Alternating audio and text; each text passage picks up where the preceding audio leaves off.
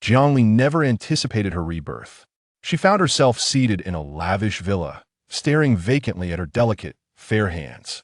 Even after the true daughter of the Jiang family was found, the family did not treat her, the false daughter, harshly. They provided her with ample food and drink. Yet, her 5-year marriage to Yi Yuqing had left her battered and broken, her hands marred with scars. Her life post-marriage could aptly be described as beautiful on the outside, but rotten within. Before outsiders, Yi Yuqing displayed concern for her, refusing to let her touch even a glass of iced drink in summer for fear of chilling her hands.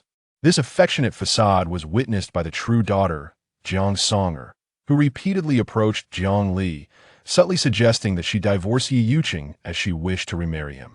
Jiang Li could not fathom Jiang Songer's reasoning. Yuan Hezhi was far superior in every aspect. Whether it's social gatherings in business or politics, people treated Jiang Songer with utmost respect. Wealthy, of high status, and with a husband who rarely came home, what discontent could she possibly harbor? Why was she enamored with Yi Yuqing? Mother, I refuse to marry Yuan Hezhi. I want to marry Yi Yuqing. Jiang Songer clung to Mrs. Jiang, seeking to reject this arranged marriage. Jiang Li abruptly lifted her gaze towards Jiang Songer. Could it be that the true daughter had also been reborn? Ridiculous. How can Yi Yuqing compare to Yuan Hezhi? Mrs. Jiang gently reprimanded, then added earnestly, are you unaware of the Yuan family's standing? Marrying into them would allow you to navigate Hong Kong with ease, always in the limelight alongside those socialites and celebrities. Just 2 years ago, our family nearly went bankrupt, and your father and I were at our wits' end. It was Yuan Hezhi's words that salvaged us. Most importantly, marrying into the Yuan family would ensure your well-being, even if your father and I were no longer around. Every word Mrs. Jiang spoke would later prove true. Aside from Yuan Hezhi's busy work schedule preventing him from often being with Jiang Songer, she could indeed be considered the happiest woman in the world. Jiang Li felt envy, but not jealousy. Once Jiang Songer became the lady of the Yuan household, her greatest vexation was deciding which designer handbag to purchase, which haute couture to wear, and devising ways to consummate her marriage with Yuan Hezhi. When she confided in Jiang Li her affection for Yi Yuqing, Jiang Li thought her mad. Deliberately, she remarked, I have known Yi Yuqing since he worked for my father. He is not as perfect as you imagine. Jiang Songer shot Jiang Li a disdainful glance. In this lifetime, Jiang Li had yet to marry her brother Yi and was oblivious to the fact that he was a devoted husband, destined for great achievements that would rival Yuan Hezhi, a man both strong and gentle, devoid of flaws. Jiang Songer continued to pester Mrs. Jiang, exclaiming, Mother, if you prevent me from marrying Yi Yuqing, I shall mar my own face and become a nun. Mrs. Jiang remained silent, aware that Jiang Songer's adoptive parents were unreliable. Having allowed her to indulge in drinking, fighting, and smoking, she had returned to the Jiang family at 15 as a rebellious youth.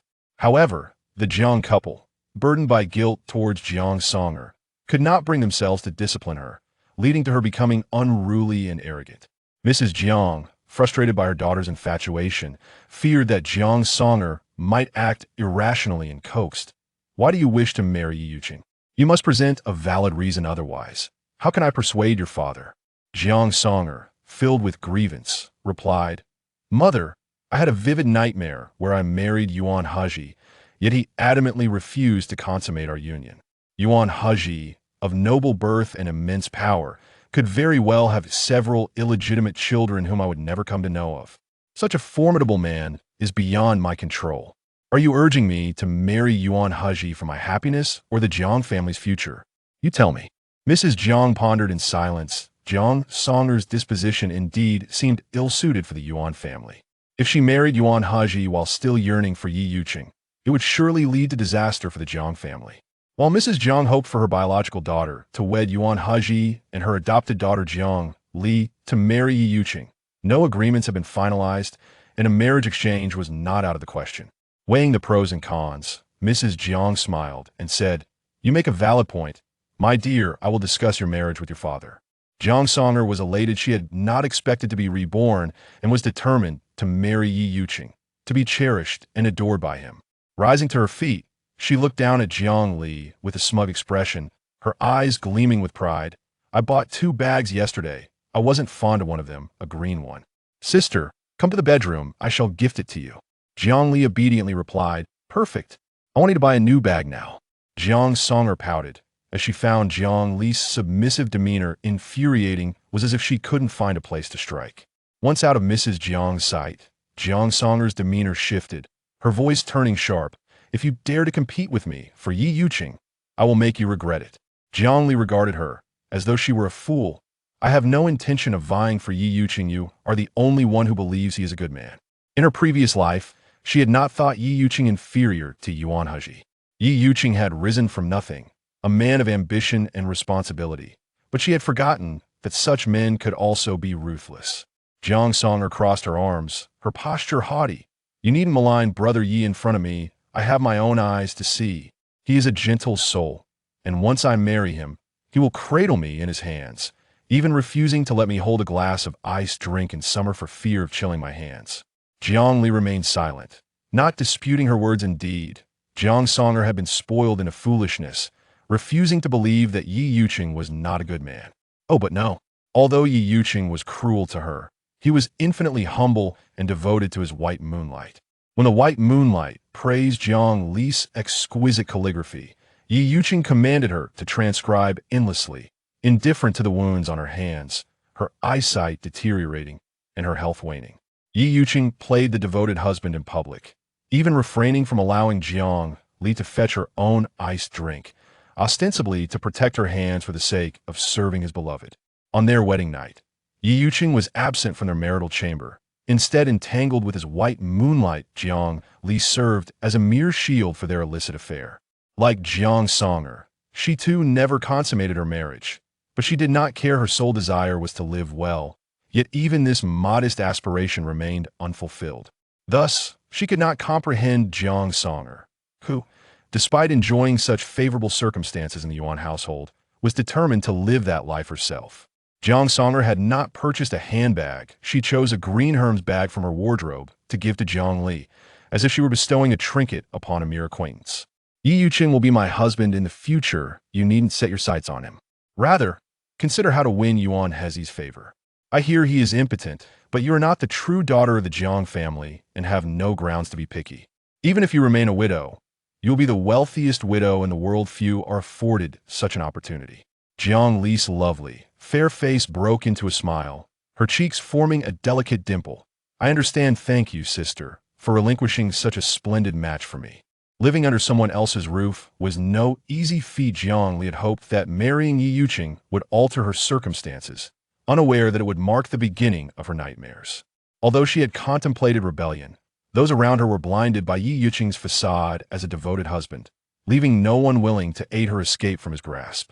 In her past life, Jiang Li had been drained of all hope. Yi Yuqing both neglected her health and continued to maintain his false persona of a loving husband, utterly hypocritical. The Jiang couple, visiting her during her illness, likely recognized Yi Yuqing's pretense, yet they chose to stand by idly. After her death, Yi Yuqing's white moonlight would naturally ascend to her place. However, if Jiang Songer marries Yi Yuqing and discovers the existence of Bai Yueguang, will she be able to endure it? Can the Jiang family tolerate such a situation? While they may not be overly concerned about the life of their adopted daughter, they would certainly not stand idly by as their biological daughter suffers. Witnessing others endure misfortune does not enhance one's own well-being. Jiang Li is plotting revenge, yet she is reluctant to remain ensnared in hatred. She seeks to move forward, striking at her enemies while savoring the joys of life. Her first course of action is to win over the formidable Yuan Hezhi. In her eyes, marriage is no different from a job. One's success is solely dependent on oneself. The engagement belongs to the true daughter of the Jiang family. While Jiang Li is merely an adopted daughter, she harbors no illusions about marrying Yuan Hezhi, and thus, during their rare encounters, she can only observe him from afar. Moreover, Yuan Hezhi's piercing and profound gaze makes Jiang Li feel as though she might be devoured whenever he fixes his eyes upon her, instilling a sense of dread that causes her to shy away from close contact. However, if Yuan Hezhi were impotent, then Jiang Li would have no reservations. She would willingly embrace a life devoid of constraints, where money flows endlessly and her husband remains absent. That evening, Jiang Songer violently knocked on Jiang Li's door before barging in without hesitation. Jiang Li had just finished her shower and was applying body lotion, her fair skin flawless, and appearing even more youthful after the application. A flicker of jealousy crossed Jiang Songer's eyes, inheriting her father's complexion. She was born with a wheatish skin tone and had only managed to lighten it slightly after years of cosmetic treatments. Even so, what did it matter if Jiang Li boasted remarkable skin? Her health was poor, and within a few years, her hair would turn brittle and yellow. Her skin would become coarse. After reassuring herself, Jiang Songer smiled. I have good news to share. Sister, stop keeping me in suspense. Just tell me quickly. I need to sleep in 15 minutes. Jiang Li continued to apply lotion to her legs, determined to take good care of her body throughout her life, prioritizing early nights and wholesome meals. Jiang Songer glanced at the clock on the wall. It was only 9 o'clock, and she was already ready for bed. Truly a fragile creature, with a poor constitution and a short lifespan. Mother and father have invited Yi Yuchen over tomorrow, along with your future husband, Yuan Hezhi. You must dress well to capture Yuan Hezhi's attention, otherwise, how can a girl of no background like you marry into the Yuan family? Jiang Li paused her application of lotion, her fingertips soft and rosy, but this was not a sign of good health. It was simply a result of her earlier exertion. If Yuan Hezhi likes me, does that guarantee I can marry into the Yuan family? Jiang Li's expression revealed her skepticism. The offspring of noble families often cannot dictate their own marriages. Does he possess such power? She was aware that the Yuan family held Yuan Hezhi in high regard as their heir, but she was uncertain of the extent of his influence. Jiang Songer mocked, You truly are knave. While studying abroad, Yuan Hezhi was already managing the overseas branches of the Yuan group. Now, he commands authority both in the company and at home. Even his stepmother, with whom he has a contentious relationship, dares not speak out of turn in his presence.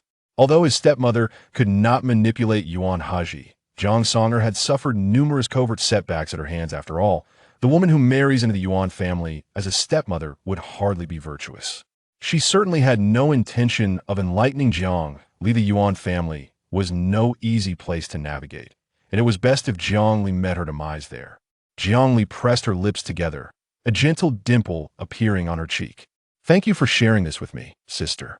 Although I have known Yi Yuchen for many years, our relationship is not particularly deep, and I have no reliable information to provide you. Jiang Songer lifted her chin, her mood buoyant.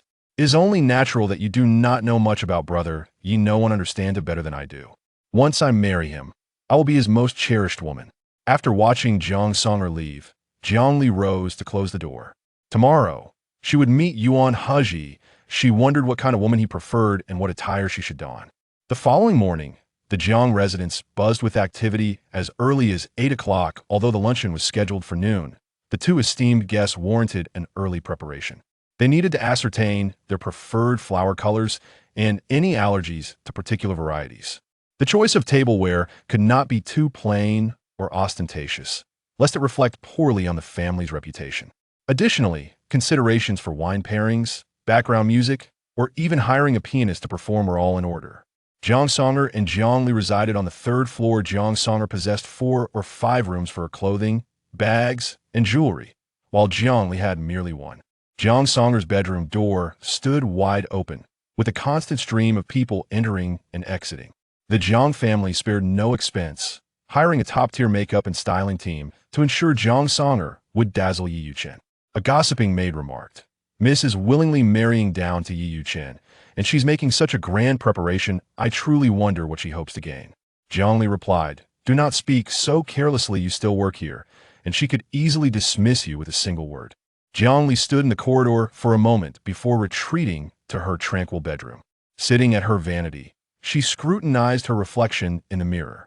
Her skin was fair, rosy, and radiant with foundation and blush deemed unnecessary. A mere swipe of lipstick sufficed. The maid muttered, The madam and sir are rather biased. Jiang Li replied, They favor their biological daughter, which is only natural. By the way, is Jiang Songer wearing pink today? The maid confirmed, Yes, she adores pink. I remember you used to like it too, but ever since she returned, you stopped wearing it. It was not that she stopped wearing it. Jiang Songer simply disliked seeing Jiang Li in pink. Naturally, Madame Jiang favored her biological daughter, forbidding Jiang Li from wearing pink and insisting that she assist in compensating for Jiang Songer. After marrying Yi Yuchen, Jiang Li purchased numerous pink garments, believing she had finally achieved freedom in her wardrobe.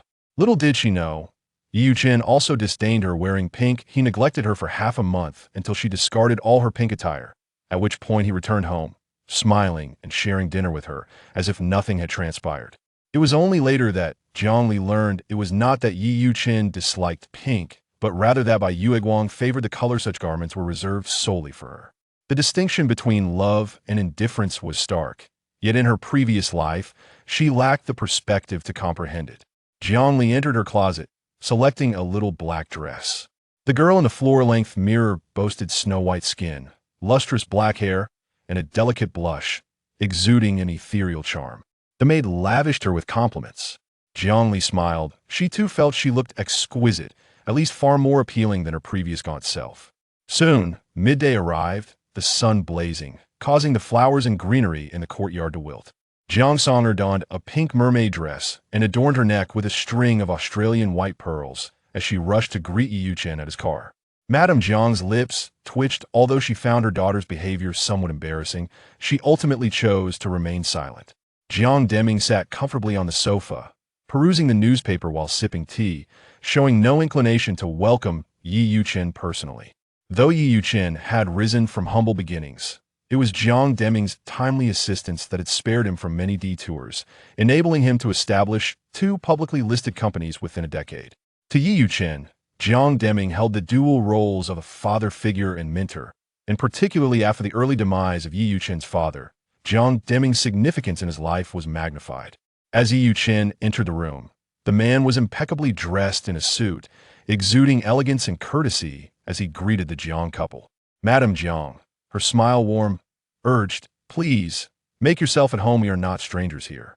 She scrutinized Yi Yuchen carefully. Young, accomplished, and strikingly handsome, he was undeniably superior to many heirs of affluent families.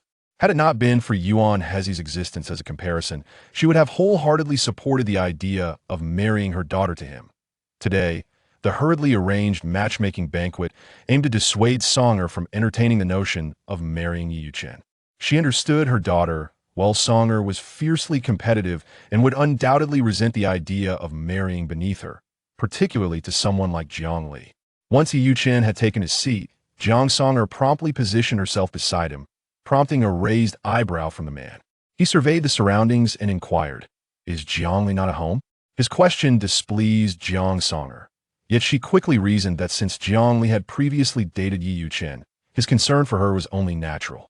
With a gaze full of admiration, Jiang Songer declared, "Brother Yi, I shall sit beside you for dinner tonight." Yi Yuchen's smile faded, perplexed by the Jiang family's intentions. Just as he was about to ask where Jiang Li was, the butler rushed in, announcing, "The car of young Master Yuan has arrived." Jiang Deming rose to greet him, accompanied by Madame Jiang, receiving a level of courtesy that starkly contrasted with that afforded to Yi Yuchen. At some point, Jiang Li had positioned herself next to Madame Jiang, who whispered, "Go and greet young Master Yuan. Take a cue from your sister." Unlike Mr. Yi, young Master Yuan comes from a distinguished lineage and adheres to strict decorum. Jiang Li approached the imposing Maybach under the weight of Yi Yuchen's brooding gaze. As she neared, the car door swung open unexpectedly. Caught off guard, she locked eyes with Yuan Hezhi, whose penetrating gaze seemed to pierce through to one's very soul, exuding a potent aura of dominance. Clad in a tailored black suit that accentuated his tall and robust figure, he radiated an air of nobility that kept others at bay. The fitted black gloves contrasted sharply with his pale wrist, embodying a blend of restraint and allure. "Have you seen enough?" Yuan Hezhi's eyes lifted, his voice a smooth and captivating timbre that lingered in the air like a subtle hook. "Yes, I have seen enough," Jiang Li stammered, feeling an urge to vanish into the ground. As she pressed her lips together, the charming dimples on her cheeks became more pronounced, drawing Yuan Hezhi's gaze deeper. He was a cunning old fox, possessing both strength and charm. It was clear that neither Jiang Songer nor Jiang Li felt capable of navigating his complexities. Though she could thrive without marriage, having been nurtured by the Jiang family for so many years, would they truly grant her the freedom she sought? Chapter 3. Yuan Hezhi, will you marry me? After a long absence, she had blossomed into a graceful young lady. Yuan Hezhi suddenly extended his hand, and Jiang Li, curious about his black gloves, instinctively reached out. Her delicate, fair hand was firmly grasped by the man. Realizing what had happened, Jiang Li struggled a few times, but the man's grip was too strong to budge. She tilted her snowy white face upwards to meet Yuan Hezhi's gaze, which was filled with an intense desire for control. Jiang Li blinked, thinking she must have misinterpreted his look. How could the aloof and noble young master Yuan exhibit such a pathological expression? Yuan Hezhi and Apos, S voice, low and refined, cut through the air. Although we are betrothed, if intimacy makes you uncomfortable, I shall choose to annul this engagement. Jiang Li and Apos, S eyes brightened. Unlike those frivolous heirs of wealthy families, Yuan Hezhi was a man of real power. Should he choose to dissolve their union, the Jiang family would have no grounds to force her into marriage, and perhaps she could attain her freedom. Noticing the glimmer of joy in her eyes, Yuan Hezhi's expression hardened. Did little Liwa not wish to marry him? His suspicious and ruthless nature led him to ponder for a moment whether someone had spoken ill of him in her presence. But then he dismissed the thought. No one would dare to do so unless they wished to face his wrath. Concealing his darker thoughts, Yuan Hezhi maintained an air of elegance as he took Jiang Li and Apos' hand to greet her parents. His demeanor made it clear to all that he was quite pleased with Jiang Li and had no intention of canceling their engagement. Madame Jiang felt a mix of emotions. After her daughter Song graduated, she believed it was time to discuss marriage, yet Yuan Hezhi seemed too preoccupied to acknowledge Song. Was it possible that Song was destined for a life devoid of wealth? In the shadow of Yuan Hezhi and Apos' brilliance, Yi Yuqing and Apos' presence diminished significantly. Jiang Song's attention was utterly captivated by the noble, perfect man who had not spared her even a glance.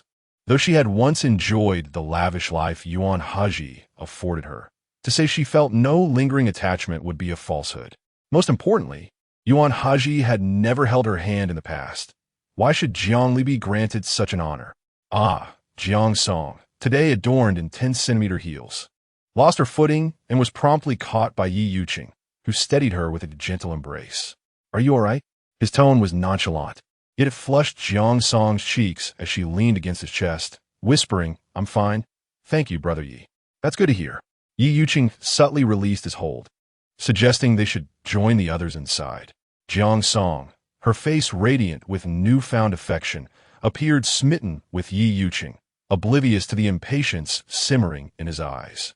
No matter how wealthy or powerful Yuan Hezhi was, she still felt devoid of happiness. Only by marrying Brother Yi could she hope for a lifetime of joy. With this realization, Jiang Song felt a sense of relief, even pitying Jiang Li, who, bound by the strict rules of the Yuan family, would have no chance of infidelity and could very well lead a life of solitude.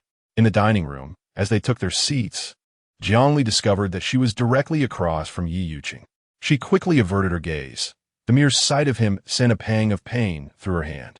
In her previous life, she had been forced to transcribe notes for Yi Yuqing's beloved, her fingers worn to the bone, and he had shown no concern.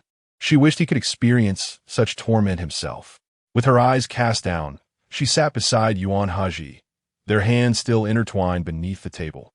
How was she to eat under these circumstances? She wiggled her fingers and gently poked the back of Yuan Hezhi and Apos' hand through his gloves, urging him to release her. Suddenly, Yuan Hezhi straightened, a tingling sensation sweeping through him from head to toe, both exhilarating and maddening. He loosened his grip, slowly turning his head to reveal a cryptic smile, akin to a devil discovering delectable prey in the depths of the abyss. Jiang Li, perplexed by his expression, could not comprehend the meaning behind it. She believed that grand individuals often thrived on mystery. Not only was his smile enigmatic, but the black gloves he wore held an air of intrigue as well. As she contemplated her future under his wing, she reciprocated with a sweet, soft smile. Serving Yuan Hezhi as a husband would be a daunting task, given her lack of experience. However, treating him as a boss was a far simpler endeavor. Having nearly finished her meal, Jiang Li dabbed her mouth with a napkin, only to find herself caught in Yi Yuqing and Apos' gaze once more. What was wrong with him? Why was he staring at her instead of eating? Jiang Song spooned a bowl of soup for Yi Yuqing, asking, "Brother Yi, you're eating so little. Are the dishes at home not to your liking?" Yi Yuqing, evidently still preoccupied with Jiang Li, stirred up feelings of resentment within Jiang Song. She wished Jiang Li would simply vanish. "The food is excellent. I just didn't oppose to eat well this morning, which has affected my appetite." He accepted the soup and placed it down, absent-mindedly adjusting his glasses. Yi Yuqing might not have realized he had performed such an action, but Jiang Li and oppose. S heart fluttered. Could it be that he too had experienced rebirth? 6 months into their marriage, Yi Yuqing had discovered his poor eyesight, and she had been the one to accompany him to select glasses. If Yi Yuqing had indeed returned, why did he not seek a way to marry his white moonlight instead of attending Zhang's matchmaking banquet?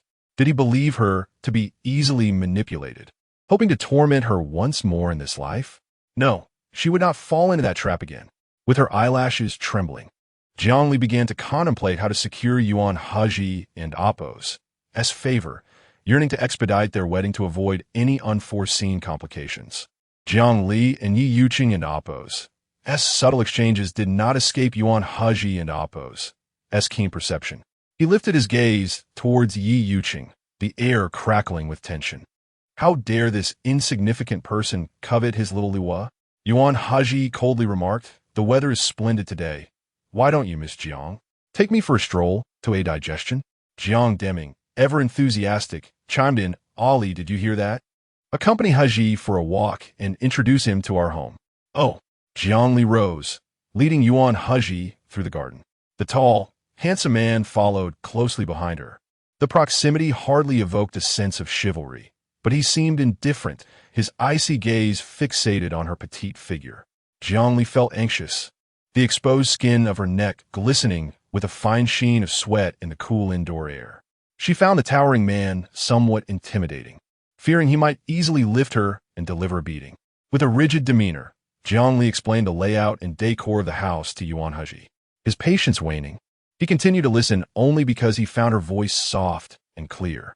The rhythmic ticking of the ornate clock in the small parlor echoed, synchronizing with the steady thump of the man's heart behind her. Suddenly, she halted, her voice timid yet earnest, declaring in the golden light, "Brother Hezhi, I like you." Realizing that Yi Yuqing had also been reborn, Jiang Li felt an overwhelming sense of fate pressing upon her, compelling her to abandon her reservations and seek sanctuary in Yuan Hezhi and Appo's embrace. Yuan Hezhi and Appo's heartbeat remained steady, his handsome face betraying no emotion, though his gaze deepened. He lazily posed a rather provocative question. "What promises do you seek to extract from me, dear fiancé E, with your sudden declaration of affection?" This was the boon and bane of power. It allowed him to attain what he desired, yet genuine affection was rare. Even those who complimented him had ulterior motives, including his own father. Jiang Li took a bold step forward, timidly wrapping her arms around his waist, her lips brushing against his chiseled jawline as she trembled and pleaded. "Yuan Hezhi, will you marry me? I can hardly wait to be your wife." Yuan Hezhi and Appo's pupils constricted. The words he had prepared to belittle her swallowed back as he gazed into her clear, untainted eyes, free of ulterior motives. Only him. Chapter 4. The protective young master Jiang Li gazed up with her delicate and anxious visage, reminiscent of a forsaken kitten in need of shelter, evoking a tender response from those who beheld her. Yuan Hezhi lowered his gaze, his voice a mere whisper as he acquiesced. "Very well, I shall comply with your wishes. I will instruct my family to expedite the 6 rituals, so we may marry sooner." "Thank you, Brother Hezhi." Jiang Li felt a weight lift from her heart, astonished at Yuan Hezhi and Appo's amiability, momentarily forgetting that she still clung to his waist. From a distance, it appeared as though a beautiful handmaiden was enticing the formidable regent, softly articulating her woes and pleading for his compassion. The regent stood with his hands at his sides, his imposing figure motionless, seemingly captivated by her delicate form. Everyone bears their own burdens in this world, yet hers was particularly sweet and alluring, awakening desires that had lain dormant for 28 years.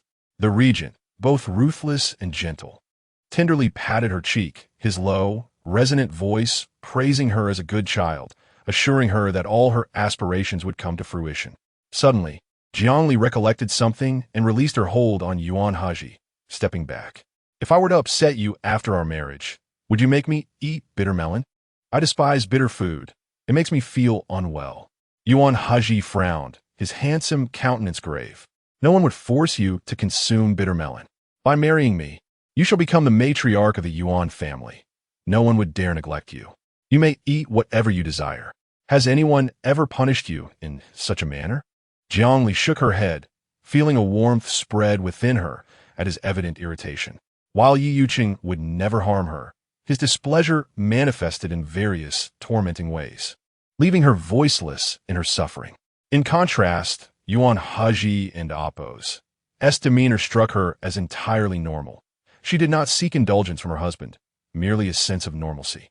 Yuan Hezhi had a meeting that afternoon and could not linger at the Jiang residence. After exchanging pleasantries with Jiang and Appo's parents, he departed. Before leaving, he sat in the Maybach, rolled down the window, and said to Jiang Li, "There is no need to see me off. Go inside. Your face is sunburned." Jiang Li stood beneath the eaves, beaming as she watched Yuan Hezhi leave, her dimples sweet and soft. Yuan Hezhi felt an irresistible urge to bite into those dimples. Had it not been for years of self-restraint, he might have leaned out of the window to gaze at her until she vanished from sight. Yuan Hezhi opened his phone and notified a WeChat group. "I am getting married." Within 3 seconds, the group erupted in excitement. "Is this for real? Today isn't April Fool's Day.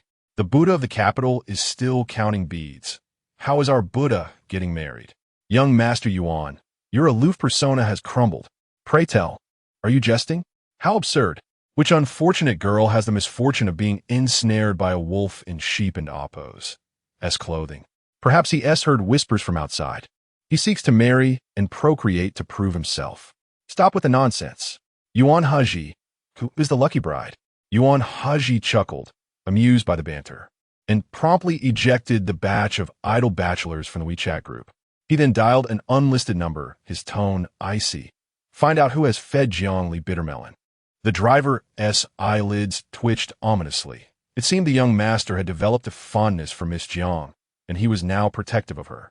It was unclear who had drawn the short straw to become the target of the young master and Appo's ire.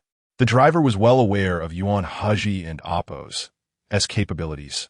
He could easily ruin a person or even obliterate a corporation without breaking sweat. One could not deny that some individuals were born to dominate this world. Yi Yuqing had intended to leave as well, but Jiang Song and Appo's, reluctant to part, insisted he stay for afternoon tea. Jiang Song and Appo's, was the biological daughter of Jiang Deming, and Yi Yuqing could not treat her as casually as he did Jiang Li. Observing Yi Yuqing and Appo's discomfort brought Jiang Li a sense of satisfaction. She turned to her parents, stating, "You both rose too early today. Please continue your conversation. I shall retire for a nap." Jiang Madam absent-mindedly replied, "Go on." Why had such a splendid marriage proposal fallen to Jiang Li? After losing her beloved daughter at the age of 5, she had adopted 4-year-old Jiang Li from an orphanage. A few months later, Jiang Madam emerged from her sorrow, dedicating herself wholly to the jewelry company she had founded. She never returned Jiang Li to the orphanage.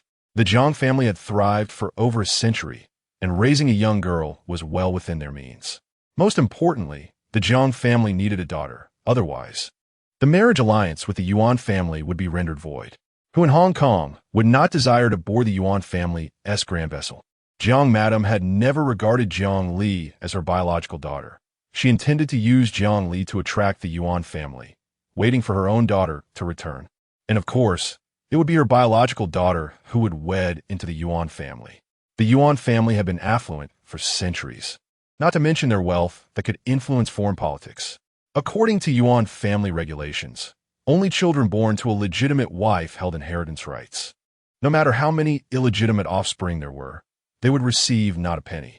Jiang Madam even pondered that if Song and Appo's lacked the ability to manage the Yuan household, it would not be an issue. There were plenty of capable women in the Yuan family, and Song and Appo's could simply enjoy a leisurely life as a wealthy matron. This seemingly perfect marriage proposal had never been intended for Jiang Li. As for guilt, Jiang Madam felt none. Which mother does not favor her biological daughter? She merely acted as any mother would. As Jiang Li approached her door, she was halted by Jiang Song and Appos. Don and Appos, T rushed back to your room. Brother Yi has something to say to you. Jiang Li was puzzled. What is it? Yi you can glanzt at Jiang Song or Appos. Jiang Song and Appos. Replied, you two can speak privately. I shall excuse myself. Jiang Li was even more bewildered. Jiang Song and Appos. Was so possessive of Yi Yuqing. Yet she was willing to allow him to converse with another woman alone. However, Jiang Li was unwilling. We have no secrets, Mr. Yi. There is no need for a private discussion. We can speak in front of my sister. This response earned her a look of appreciation from Jiang Songer. Yi Yuqing and Appos. Eyes were complex, his demeanor heavy with an unhealthy gloom. Ali, why have you suddenly taken a liking to Yuan Hezhi? The jealousy was palpable. Jiang Li contemplated that Yi Yuqing could not possibly be jealous of her. It must be his competitive nature at play. In their past life, Yi Yuqing had always sought to compete with Yuan Hezhi, but he was merely a shadow in the face of Yuan Hezhi and Appos' talent. Yuan Hezhi is taller, handsomer, wealthier, and treats me with respect. It would be strange if I didn't and Appos' like him. Yi Yuqing stepped closer. So, Yuan Hezhi and Appos' wealth has swayed your affections?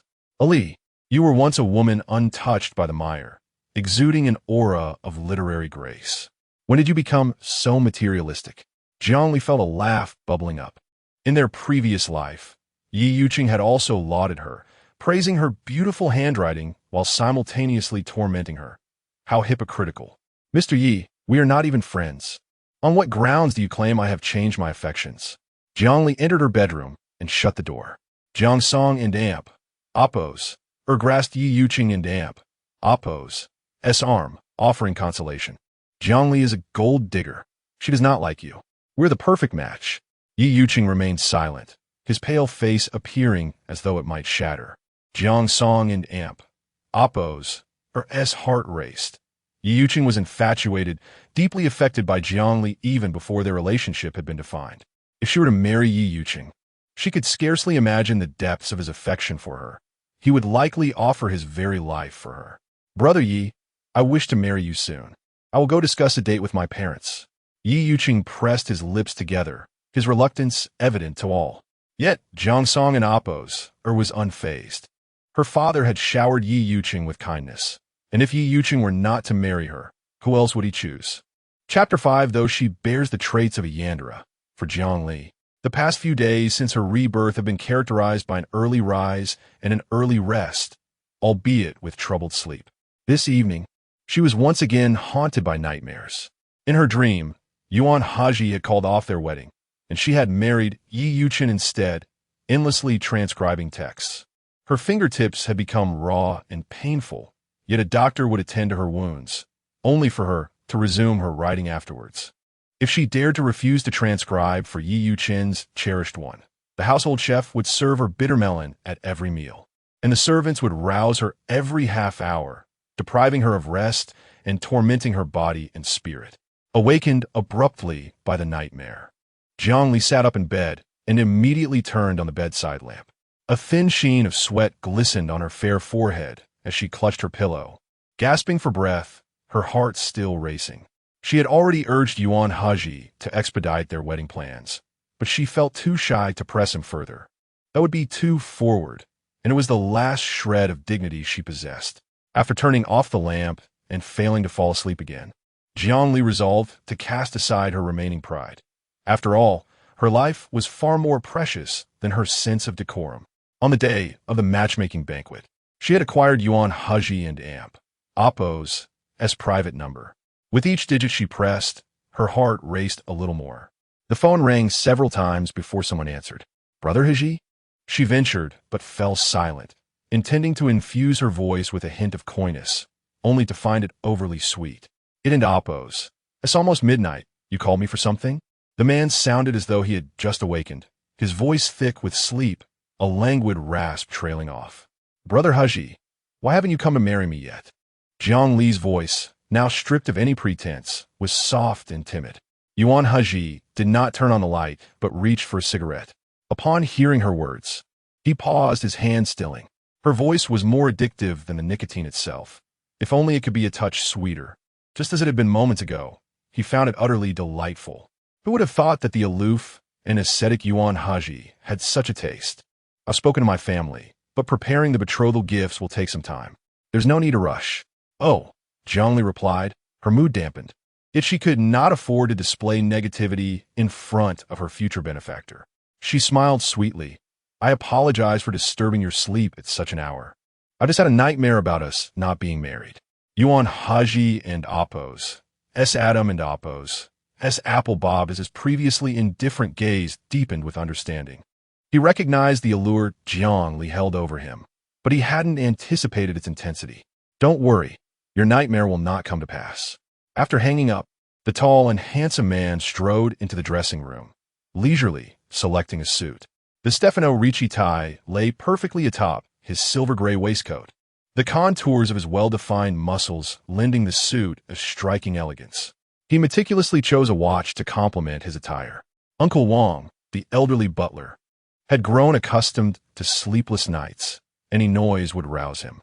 Seeing the young master dressed flamboyantly as he drove off in a gaudy sports car, Uncle Wang sighed. Spring has truly arrived. Even the peacocks had begun to display. Just as Jiang Li was on the verge of slumber, her phone's ringtone jolted her awake. Glancing at the screen, she saw Yuan Hezhi's private number and hurriedly answered. Hello, Brother Hezhi. Are you asleep? Almost. Jiang Li's voice was soft and endearing, a hint of childishness slipping through. Yuan Hezhi hesitated for a moment before saying, I and Oppos am outside your house. What? Jiang Li snapatawaka. Yesterday, Madame Jiang and Jiang Songer had flown to Paris to custom-design wedding dresses. Madame Jiang had insisted on bringing Jiang Li along. After all, Jiang Li was marrying Yuan Hezhi, and if her gown were too shabby, it would reflect poorly on the Jiang family. Jiang Li had declined, believing domestic brands were sufficient, not wishing to incur the expense and hassle of international travel. Madame Jiang had not pressed her. Thus, with Madame Jiang and Jiang Song and Oppos are absent tonight, and Jiang Deming struggling with insomnia in his old age, relying on sleep aids and melatonin to rest, Jiang Li stood before the full-length mirror, donning a scanty nightgown. She draped a robe over herself before meeting Yuan Hezhi. In her previous life, Jiang Songer had often invited Jiang Li to the Yuan residence for companionship when she felt bored, and Jiang Li willingly accepted, as it spared her from the tedium of transcription. Having visited the Yuan home numerous times without once encountering Yuan Hezhi, she had heard Jiang Song and Oppos complain that he was a workaholic, requiring appointments to be seen by family, never wasting a moment on trivial matters. Yuan Hezhi and Oppos' late-night visit must be of great importance. Jiang Li hurried to the villa and Oppos' entrance, panting as she stood before him, tilting her head to reveal her delicate, flushed ears, eager to listen. Do dress appropriately, Yuan Hezhi said, lowering his gaze to adjust her loosely tied nightgown. His actions were so natural, akin to a caring father, that the subtle intimacy felt almost secondary. Jiang Li's cheeks flushed as she softly apologized. I was too hasty and didn't tie my nightgown properly. Yuan Hezhi's fingers tightened momentarily, as if battling an impulse. He was charmed not only by her voice, but also by her gentle nature. He too felt the urgency to hasten the wedding preparations. I did not mean to reproach you, he said, his tone warm. I came to inform you that my family will be bringing the betrothal gifts the day after tomorrow. So soon? Jiang Li and Oppos' eyes widened. Is that too fast? No. I and Oppos am simply surprised. I will obediently wait at home for you. Each word struck a chord within Yuan Hezhi, who narrowed his eyes and admonished her gently. Do not behave like this in front of others. Like what? In disarray? Jiang Li felt he was overthinking it and reassured him. I only act like this in front of Brother Hezhi. I want an Oppos' in front of others. Yuan Hezhi could not help but stroke her little head. You have leaves in your hair. Jiang Li touched her hair, defenselessly replying, Thank you. Do you think I am overly intrusive? Yuan Hezhi pondered, reflecting on how even her speech seemed to require his oversight. His therapist had pointed out his obsessive need for control. In modern society, no one could tolerate such a possessive nature, not even a partner perfectly aligned with him. Jiang Li shook her head, her clear eyes blinking as she countered, I'm not adept at socializing. Would you force me to attend banquets and drink? A cold glint flashed in Yuan Hezhi and Appo's eyes. Whoever dares to press you to drink, I shall make them drink for 3 days and nights. Should they dare to vomit, they will drink double. His words were harsh and extreme. Yet for Jiang Li, who struggled with feelings of insecurity, they felt just right. Before our wedding, I have 3 points to clarify with you. Jiang Li listened attentively, unafraid of her leader and Appo's demands, eager to understand. First, under no circumstances should you lie to me. I despise traitors above all else. Second, I do not differentiate between major and minor matters. I will intervene in everything concerning you and may even make decisions on your behalf. Third, although our union is arranged, I do not wish for a mere formal marriage. I only accept a genuine marriage. Jiang Li and Appo's fair face appeared bewildered. The last point eluded her comprehension. Did genuine marriage imply sharing a bed? But wasn't it Appo's impotent? Chapter 6. Sharing a bed after marriage. Jiang Li. I have no objections to the first and second points. You have received a distinguished elite education, are well informed, and readily offer your advice when faced with challenges. I'm truly grateful. However, regarding the third point, must we share a bed after marriage? Sharing a bed, sharing a pillow. Jiang Li and Appo's words were soft, spoken slowly, with a sweet melody devoid of force. Even her breath carried a fragrant allure. How could she manage to entice him, even while speaking?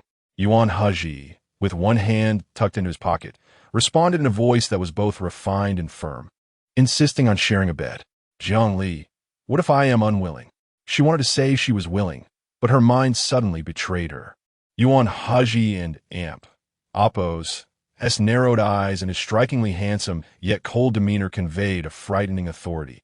He said nothing, but his expression was one of suppressed anger. Jiang Li's heart raced. He held power, exuding an intimidating presence that urged her to avoid provoking him. Thus she tiptoed and kissed his chin, her dimpled cheeks sweet as honey, conveying that her earlier jest was merely playful. Yuan Hezhi and Appo's expression softened. He disliked jokes from others, yet, as his wife, she was an exception, and he could indulge her whims occasionally. Let us head back, he stated. All right. Jiang Li scratched her arm and turned to leave. Unexpectedly, Yuan Hezhi grasped her arm, his black-gloved hand enveloping her delicate skin, a scene both enchanting and commanding. Jiang Li looked at him, puzzled. Yuan Hezhi, your skin is too delicate. Refrain from scratching so vigorously.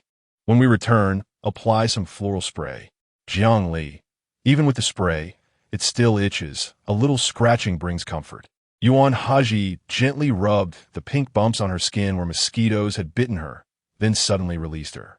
His fluctuating demeanor left Jiang Li too intimidated to speak. Yuan Hezhi, tomorrow I will send someone to deliver an effective ointment. It will alleviate the itching.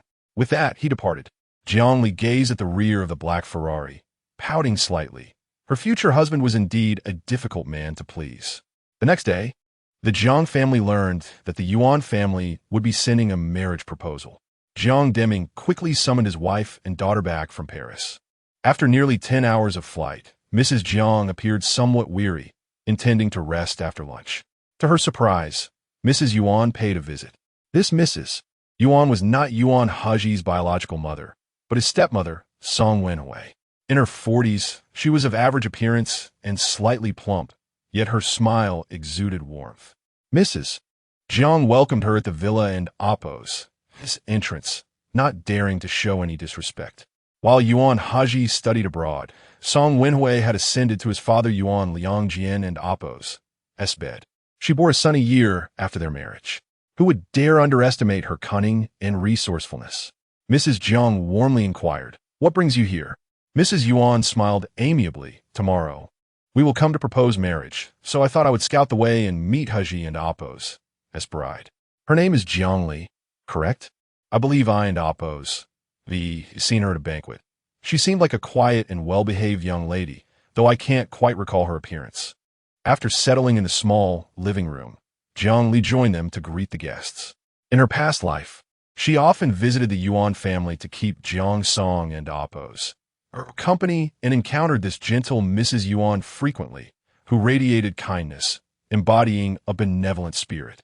While Jiang Song and Apos appeared respectful towards Mrs. Yuan, she would roll her eyes behind her back, indicating a strained mother-in-law and daughter-in-law relationship. Mrs. Jiang gestured for Jiang Li to sit on the single sofa closest to Mrs. Yuan. As Jiang Li took her seat, Mrs. Yuan scrutinized her from head to toe, praising, "You are truly exquisite. I hear you possess remarkable calligraphy skills?" Jiang Li replied, "Yes, my best friend is the daughter of Mr. Liu. I have benefited from her influence, practicing calligraphy with Mr. Liu since childhood. He excelled in regular and cursive scripts. He passed away 2 years ago, and his works now fetch millions. If I were to debut as his disciple, my calligraphy would be worth a small fortune." Mrs. Yuan and Apos' eyes sparkled with appreciation, seemingly pleased with Jiang Li, and said warmly, "Our matriarch, Hezhi and Apos' grandmother, is a devout Buddhist who enjoys reading and copying scriptures. You might consider spending time with her." Upon hearing this, Mrs. Jiang quickly suggested, "Since the matriarch enjoys copying scriptures, how about Jiang Li writes a few books as a gesture of filial piety?" Mrs. Yuan smiled enigmatically, her expression ambiguous. Whether in agreement or indifference remained unclear. Jiang Li mirrored Mrs. Yuan's smile. Mrs. Yuan inquired, "What has you smiling, Miss Jiang?" Jiang Li, "I am delighted and grateful for your guidance. I shall present this gift to the matriarch." Mrs. Yuan, "Hezhi knew I was coming today and entrusted me with a gift for you. I have never seen him show such care for any girl, which indicates his genuine affection." She subtly glanced at Mrs. Jiang and Jiang Song and Apos, as she handed a beautifully wrapped bag to Jiang Li, sitting across from her. Jiang Song frowned, unable to contain her impatience as she craned her neck. After marrying Yuan Hezhi, she received an unlimited black card from Butler Wang. Yet despite 5 years of marriage, Yuan Hezhi had never bestowed a gift upon her.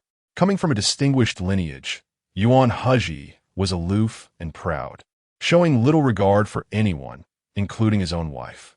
Why would he give Jiang Li? Jiang Songer's manicured nails dug into the sofa. Mrs. Jiang cast a glance.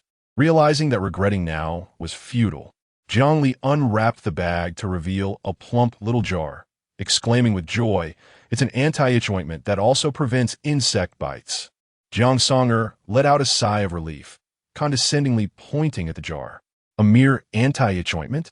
You're overly excited for such a trivial gift." She had anticipated something worth millions in jewelry, only to discover that Yuan Hezhi did not hold Jiang Li in high regard either. Mrs. Jiang slapped her daughter and Apos' hand in reprimand, scolding, "How can you speak like that? You have no sense of decorum."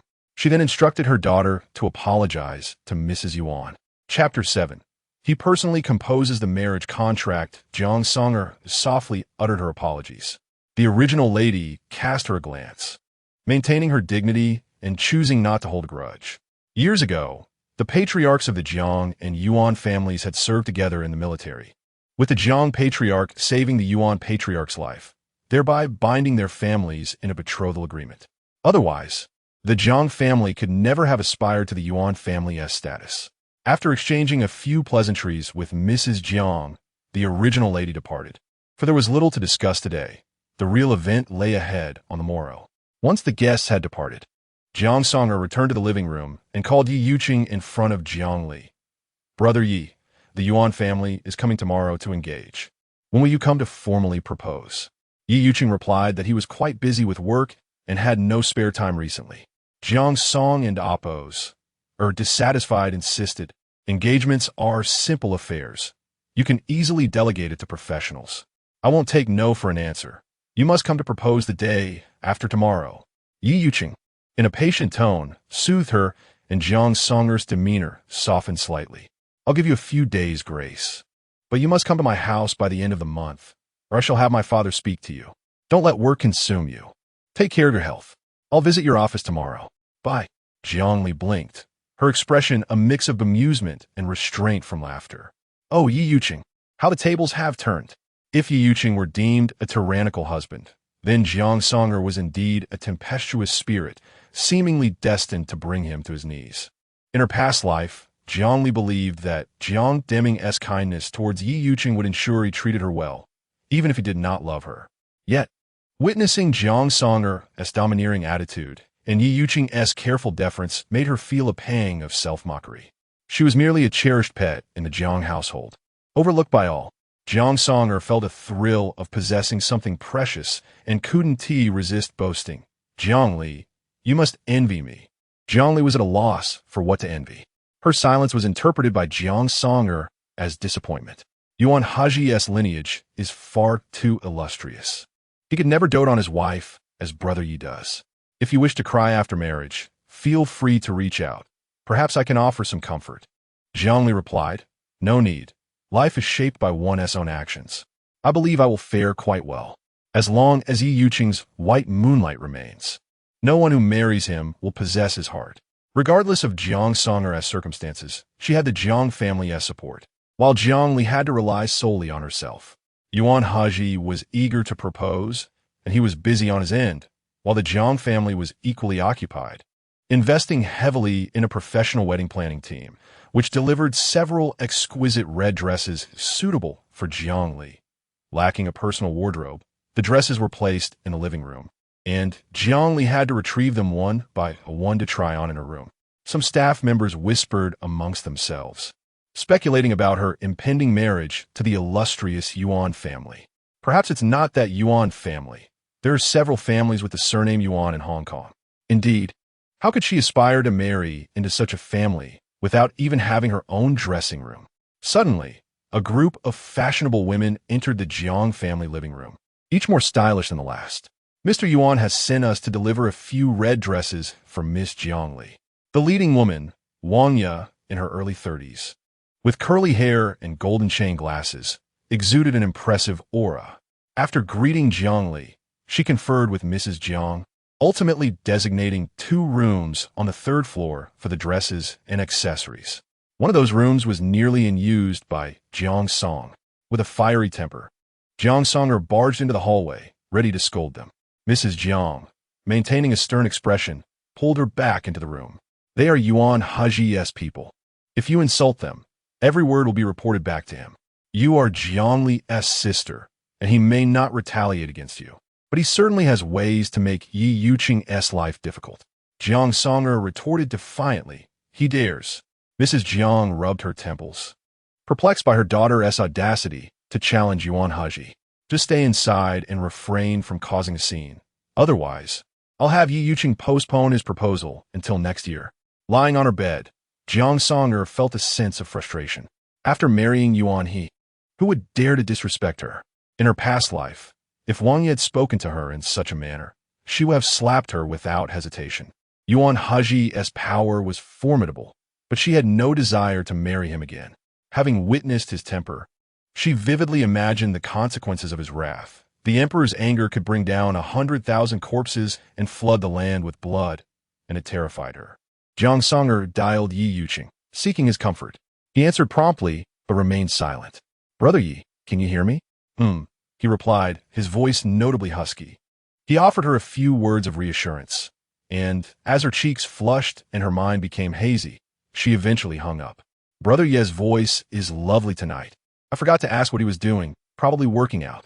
I even heard his short breaths.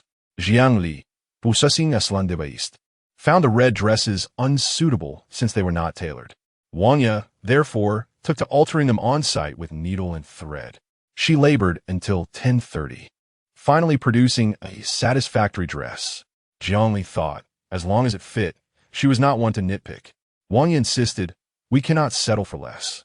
Although these are brand new dresses, they are still not custom-made, which is already a slight against you. Your fair and tender skin complements red beautifully, like a delectable red velvet cake. If Mr. Yuan were to see you, he would be utterly entranced. Jiang Li felt her face heat up. He wouldn't be so captivated.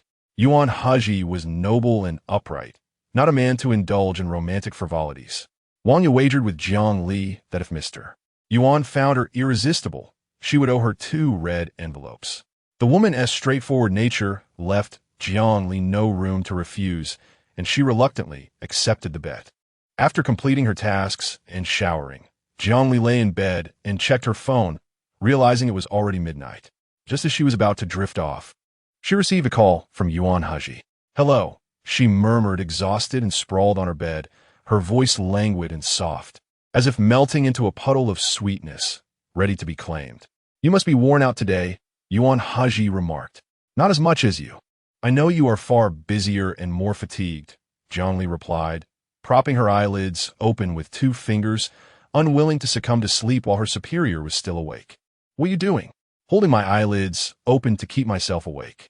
Yuan Hezhi chuckled, his magnetic laughter fleeting, yet leaving Jiang Li's ears tingling. She countered, inquiring about his own activities. "I am composing the marriage contract." "You're writing it yourself?" "Who else would?" He raised an eyebrow. Jiang Li fell silent, recalling how, in her past life, when the Yuan family came to propose, Mrs. Jiang had urged her to learn, for Yi Yuqing's family consisted solely of his elderly mother, requiring her and Yi Yuqing to discuss the engagement together. She had seen the handwritten marriage contract Yuan Hezhi had given Jiang Song to him. She and Jiang Song and Oppose were indistinguishable. It seemed she would lose the bet with Wang Ye. However, it mattered not. She would still give Wang Ye 2 envelopes, since it was customary to offer double on proposal day. "Anti-itch ointment," she mumbled drowsily, drifting off mid-conversation, leaving the man on the other end hanging. Chapter 8. His little wife is a sycophant in Hong Kong. The customs surrounding marriage are quite intricate, with more rules adhered to by prosperous families. At 5 in the morning, Wang Ye knocked on the door, urging Jiang Li to rise and don the red gown that had been altered the previous night. The exquisite fabric elegantly draped her slender figure, revealing her pristine shoulders and collarbone, resembling a glistening strawberry sundae, sweet yet graceful. As Jiang Li sat before the vanity, drowsy and in a daze, her thoughts drifted to the scene from her past life when Yi Yuqing proposed. With only an elderly mother to rely on and no relatives to assist with the wedding arrangements, Yi Yuqing's family had been at a loss. Jiang Li, recalling how her original family had conducted the betrothal, hastily crafted a PowerPoint presentation and sent it to him. Jiang Deming, valuing Yi Yuqing, hired a professional wedding team, which should have ensured everything went smoothly. However, on the day of the betrothal, Yi Yuqing called to inform her that he had been involved in a car accident with a girl and had to take her to the hospital before coming to Jiang's family to propose. By the time he arrived, it was already past noon. At that moment, Jiang Li did not ponder much, merely inquiring about the girl's injuries and whether he would face any legal repercussions. Yi Yuqing offered little detail, assuring her that he had handled everything. A self-made man, he found it easy to manage such incidents, and Jiang Li refrained from further questioning. In retrospect, it seemed that the accident was a mere pretext, while the reality was that he was entangled with someone else. Arriving afternoon to propose was a profound disrespect to the bride's family. Yet Yi Yuqing was unwilling to choose another date. His insincerity was not deeply concealed. Jiang Li had simply regarded him too favorably, overlooking these details. Fortunately, in this lifetime, she was free from such torment and would not have to marry him again. Wang Ye exclaimed, "What is this foundation? It pales in comparison to Miss Jiang's naturally fair skin. She shouldn't need foundation. A touch of eye makeup and lipstick will suffice." A cadre of top-tier makeup artists surrounded Jiang Li, enhancing her features. Her eyes appeared innocent and pure, her lips sweet and alluring, capable of captivating any onlooker with her smile. After sitting for a while, Jiang Li felt a slight numbness in her legs. She lifted her gown and walked to the window, finding the outside still and quiet. Wang Ye laughed heartily. "Miss Jiang is thinking of President Yuan.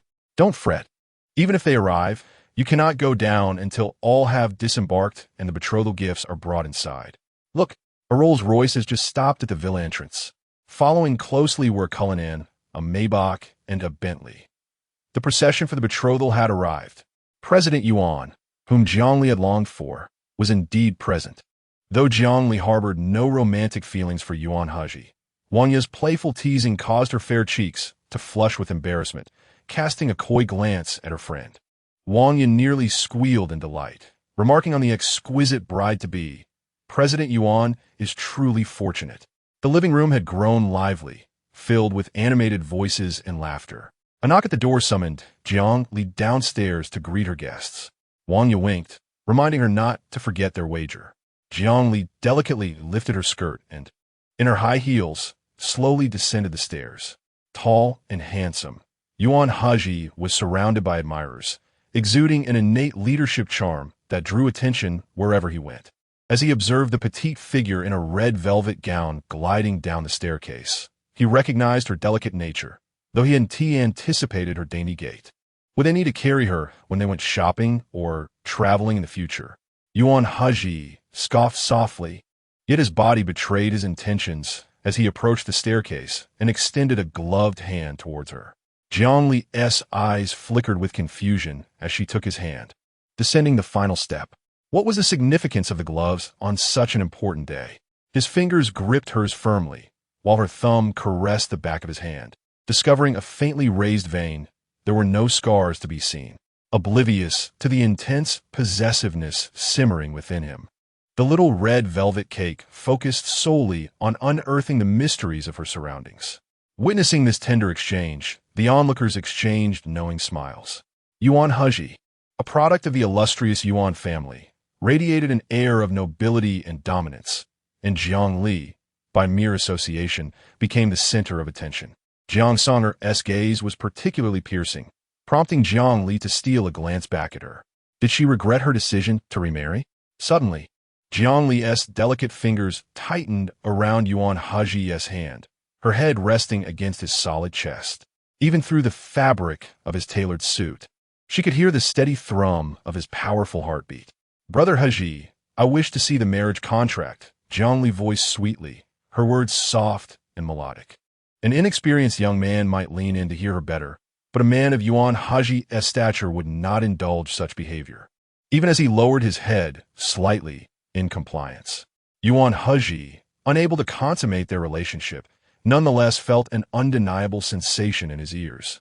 Jiang Li was determined to charm him, resolutely seeking the life of a leisurely wealthy wife. The betrothal gifts, gold jewelry, ceremonial tea, fine wines, and sweets filled half the living room, with the marriage contract taking center stage, visible to all who passed by. Upon catching sight of the contract, Jiang Li was momentarily taken aback. Why was it written in the slender gold script? In her past life, the marriage contract penned by Yuan Hezhi had been in an upright and bold style, a testament to years of practice. Yuan Hezhi remarked, I have only practiced the slender gold script. Is my handwriting truly unsightly? Jiang Li's eyes widened in genuine surprise as she responded, How could it be? It is magnificent. My master, the esteemed Mr. Liu, has a friend who has practiced this script for over 40 years. If you continue to hone your skills, by the age of 60, your work will surely surpass his, fetching at least 6 million at auction. While the marriage contract given to Jiang Songer in her past life may not have been penned by Yuan Hezhi himself, Jiang Li chose not to dwell on that detail. She did not yearn for his affection, only his respect.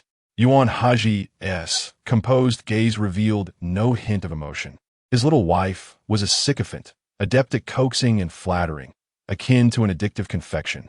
Although he was not fond of sweets, this particular red velvet cake seemed unique, a bespoke delicacy crafted just for him. Yuan Hezhi asserted, I shall not stoop to selling my art to support you. Brother Hezhi, who would have thought you would feel obliged to support me, even in your impoverished state? Jiang Li teased, her cheeks displaying a charming dimple as she poured sweet compliments upon him. I can scarcely imagine the happiness of being your wife. A man who dotes on his wife embodies the utmost gentlemanly grace. All men should aspire to emulate you. If there were an Oscar for Best Husband, I would undoubtedly campaign fervently for you. Miss Jiang, do rein it in. Yuan Hezhi and Appo's lips remained set, but his hand honestly encircled her delicate waist. Ow! Jiang Li realized too late that she had been captivated by Yuan Hezhi for quite some time, with no intention of granting her freedom, even as she mistakenly believed him to be the epitome of stoic restraint. Chapter 9. Does this count as an indirect kiss? The proposal team from the Yuan family arrived early, engaging in light-hearted banter, and it was only 7:30. The Jiang family prepared several pots of sweet dumplings for breakfast, symbolizing completeness for the newlyweds. Jiang Li felt a pang of hunger and requested a bowl of taro-filled dumplings. She had a fondness for sweetness and a particular liking for taro, making this dumpling quite to her taste. Yuan Hezhi approached Jiang Li from behind. His tall stature and broad shoulders enveloped her delicate frame entirely. Jiang Li took a bite of the taro dumpling, her cheeks slightly puffed, casting a questioning glance at him, wondering if he would not partake in breakfast. Yuan Hezhi, possessing a cleanliness obsession, had never indulged in communal dining throughout his 28 years. He adamantly refused to partake in such meals. Seeing the reluctance etched across his refined visage, Jiang Li thought that skipping breakfast would only leave him hungry. Urging him to have a few bites, she lifted her spoon slightly, the small white ceramic spoon cradling half a dumpling, silently conveying to Yuan Hezhi that the dumplings were delightful. However, to Yuan Hezhi, it appeared as if his capricious and willful wife insisted on feeding him dumplings. Would indulging her before marriage spoil her? Lowering his head, he took the spoon in his mouth, swallowing half the taro dumpling without savoring it, fearing he might regurgitate it. His deep and languid voice broke the silence, instructing her to finish the remainder. Jiang Li and Appo's beautiful peach blossom eyes widened in disbelief. She had no intention of feeding Yuan Hezhi. Her suggestion for him to eat stemmed from mere courtesy. If he did not wish to eat, why should he consume hers? With her gaze lowered upon the small white ceramic spoon, she pondered whether this could be considered an indirect kiss. She contemplated switching spoons, but hesitated to openly express her disdain for his habits. Who would understand? She too had her own cleanliness standards. This scene did not go unnoticed by Jiang Song, who abruptly slammed her dumpling bowl onto the table, the sharp sound capturing several gazes. Mrs. Jiang hurriedly intervened, asking if her daughter had burned her mouth. Jiang Song responded with a subdued believing her daughter truly had burned herself. Mrs. Jiang quickly fetched ice for her to suck on, advising her to avoid the dumplings to prevent further burns. She then instructed the kitchen to prepare a portion of Jiang Songer's favorite cream toast and ham sandwiches. Though Jiang Songer had only been brought back to the family at the age of 15, Mrs. Jiang showered her with affection. Whenever Jiang Songer threw a tantrum and refused to eat, Mrs. Jiang would almost personally feed her. Gripping her mother's hand tightly, Jiang Songer felt a whirlwind of emotions. Mother, do you think I made the wrong choice? The Yuan Hezhi in my dreams is aloof and indifferent. He is unwilling to give me anything beyond money, not even a wedding night. If he truly is as he appears in my dreams, I would rather die than marry him. But if he is not as I imagined, then I would be at a great loss. Yigu is wonderful, but Tinyi families cannot compare to the Yuan family. I despise parting with Yigu. Yet, I fear Yuan Hezhi may differ from my dreams. She knew that revealing her thoughts would earn her mother and Appo's reprimand for being greedy, yet surprisingly, Mrs. Jiang refrained from scolding her.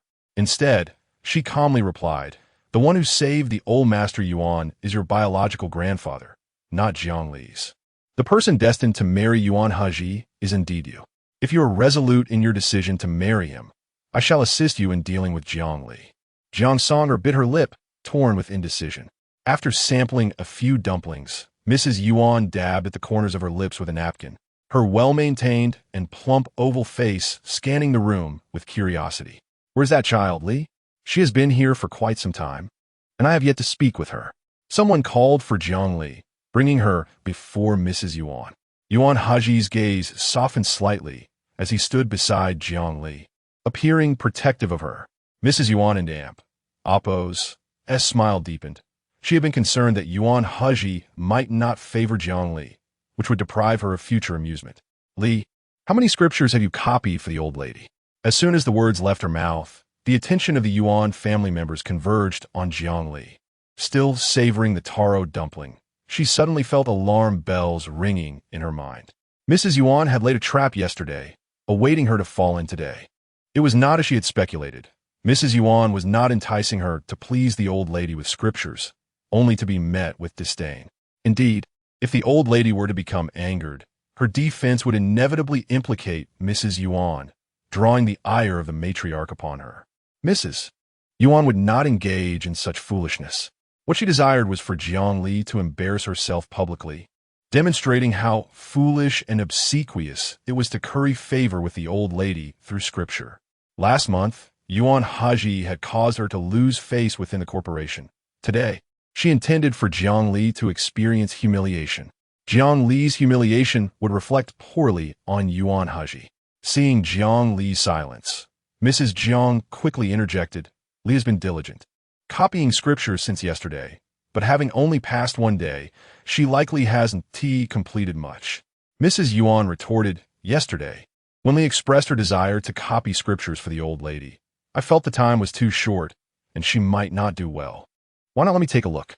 If her work is mediocre, it won't catch the old lady's eye." Thus, it transformed into her initiative to offer the scriptures, while Jiang Li found herself unable to refute the claim. At that moment, Mrs. Jiang sensed something amiss. Today was the day for proposals. Why the focus on scriptures? Jiang Li, though slight and seemingly fragile, remained unfazed internally, analyzing the situation. Mrs. Jiang was intelligent, but intelligence did not mean she would oppose Mrs. Yuan for her sake. Jiang Li raised her gaze to Yuan Hezhi, her sparkling peach blossom eyes resembling a pitiful creature seeking his protection. Indeed, she seemed like a small creature, a cunning little fox, curious about how she would navigate the situation next. Yuan Hezhi stood with his hands in his pockets, his indifferent demeanor suggesting he had not received her silent plea for help. With a resigned sigh, Jiang Li concluded that men were utterly unreliable. Fortunately, she had no intention of relying on anyone after her rebirth. "Since Mrs. Yuan wishes to see, I shall fetch it," she declared. Jiang Song and Appos, who had been watching from the side, nearly choked. Did Yuan Hezhi not perceive that Mrs. Yuan was putting Jiang Li in a difficult position? He was astute enough to recognize it, but chose to remain an observer. Whoever stirred the trouble should resolve it. In her past life, Yuan Hezhi had adopted this very attitude towards her. Yuan Hezhi remained unchanged, emotionally distant and ungrateful, not an iota different from before. Jiang Li's life in the Yuan family would surely be arduous, and Jiang Song secretly reveled in her fortune in marrying Yi Gu in this life. At this moment, Jiang Li returned, presenting a red box to Yuan Hezhi with a soft voice that trembled slightly. "I do not know if the old lady will like it. You may all have a look." Mrs. Yuan scrutinized the red box, its size perfectly accommodating scriptures. "Hezhi, what are you hesitating for? Open it and see.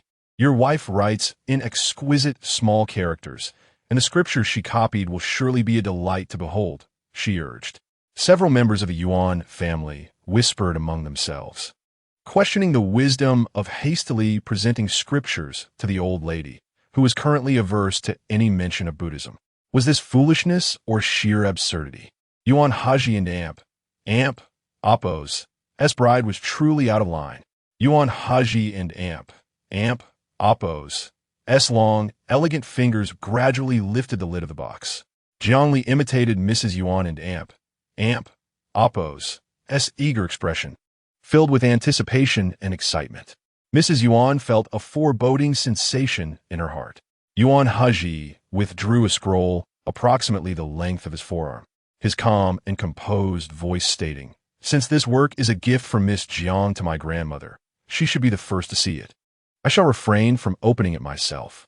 To her astonishment, it was not scriptures. Mrs. Yuan's face drained of color as she realized she had been outmaneuvered by Yuan Hezhi once more. After lunch at the Jiang residence, the Yuan family's proposal entourage finally returned. Yuan Hezhi sat in the Maybach, legs crossed, his poised and noble form exuding elegance even in relaxation. A redwood box rested on his lap, a faint smile playing at the corners of his lips, revealing that he had underestimated her. Chapter 10. Acting cute and asking for a favor upon returning home. Yuan Hezhi handed the red box to his grandmother. The elderly lady did not hasten to open the box, but inquired, "What kind of person do you think Jiang Li is?" Yuan Hezhi replied, "She resembles a red velvet cake, occasionally transforming into a little fox." The old lady could not suppress her laughter. Her grandson, who usually spoke with either profound logic or mature composure, often left others feeling intellectually overshadowed. It was hard to imagine him uttering such down-to-earth words. At that moment, The secretary approached and whispered a few words in Yuan Hezhi's ear. He stood up, saying, "Grandma, I have some business at the company." The old lady responded, "Today is the day you propose. Aren't you supposed to be on leave? Why are you going to the office?" Yuan Hezhi replied, "Just handling a small matter. I will return home for dinner this evening." With that, he departed. The old lady felt an immense pride for her remarkable grandson, yet her heart ached for him. She believed he was exhausted, never having truly relaxed or experienced genuine joy. Yuan Hezhi was the epitome of elite education, cold, formidable, and perpetually rational. The old lady realized that Yuan Hezhi needed a taste of ordinary happiness. Yet it was already too late. If it weren't for Yuan Liangjin's incompetence, the burden of upholding the family would not have fallen on Yuan Hezhi's shoulders.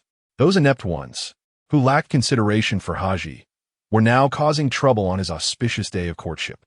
Fuming, the old lady commanded, "Uncle Wang, summon Song Wenwei.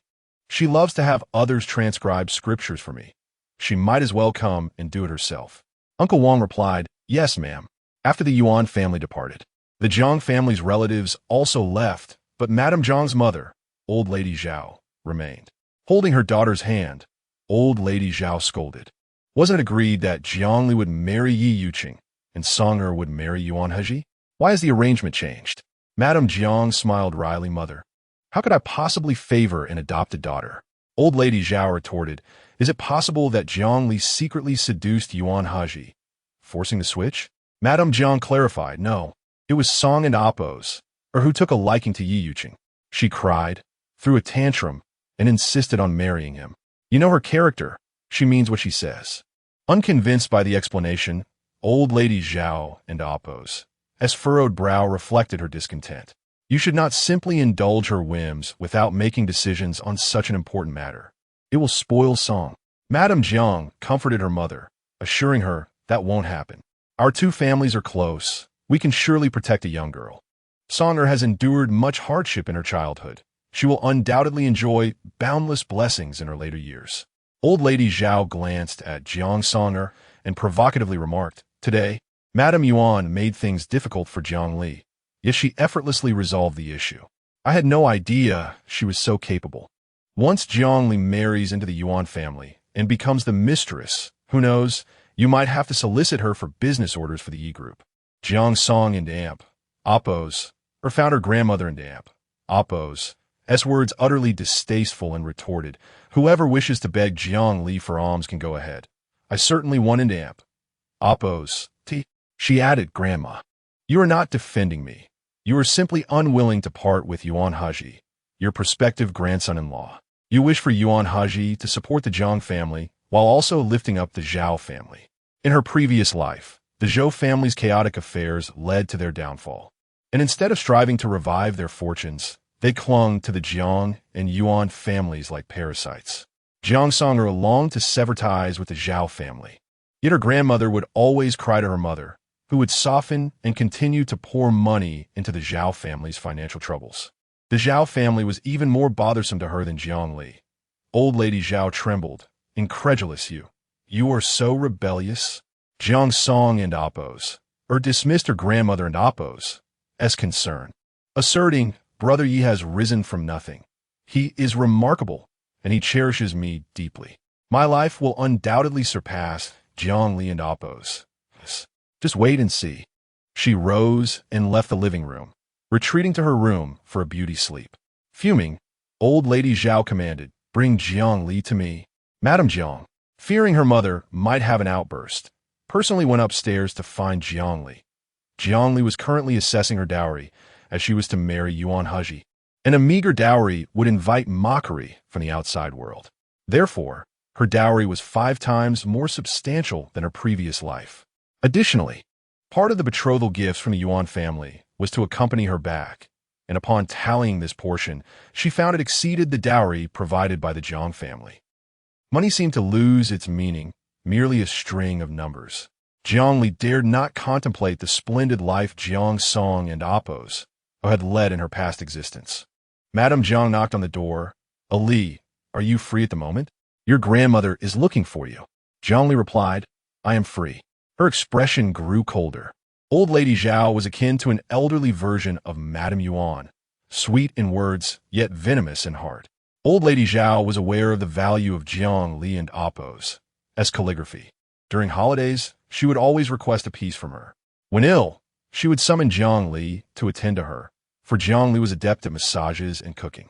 Lacking a true grandmother, Jiang Li treated Old Lady Zhao as her own, never feeling burdened by the task. Occasionally, when Old Lady Zhao displayed impatience, Jiang Li would reflect on her own efforts, questioning if she fell short. In her past life, when Old Lady Zhao was diagnosed with diabetes, Jiang Li seized the opportunity to seek her help in escaping Yi Yuqing. Old Lady Zhao had readily agreed in person, but then promptly informed Yi Yuqing of Jiang Li's intentions, urging him to keep a close watch on her. In the living room, upon seeing Jiang Li, Old Lady Zhao immediately exclaimed, "My dear." Almost moved to tears, she lamented her granddaughter's impending marriage. Jiang Li ignored Old Lady Zhao's outstretched hand, sitting on a single sofa, and inquired, "Grandma, how have you been lately? Is your headache still troubling you?" Old Lady Zhao replied, "My headaches are severe. I'm unable to sleep or eat well. I'm getting older, and it feels lonely. I wish to have you come stay with me for a while." She did not regard Jiang Li as her granddaughter. In her eyes, Jiang Li was merely a free and obedient caretaker. Jiang Li responded, "Grandma, I will be obtaining my marriage certificate with Yuan Hezhi in 3 days. I fear I won't be able to accompany you for entertainment. What about my sister? I wonder if she has time." Old Lady Zhao's expression soured, insisting that Songer accompany her, fearing that she might not live for long. Jiang Li hesitated, proposing, "How about this? I will visit the Zhao family tomorrow and prepare a feast for you, along with a piece of calligraphy. I have no way to repay your kindness, so this is all I can do before my marriage." It must be said, Jiang Li was indeed more filial to her grandmother than Songer.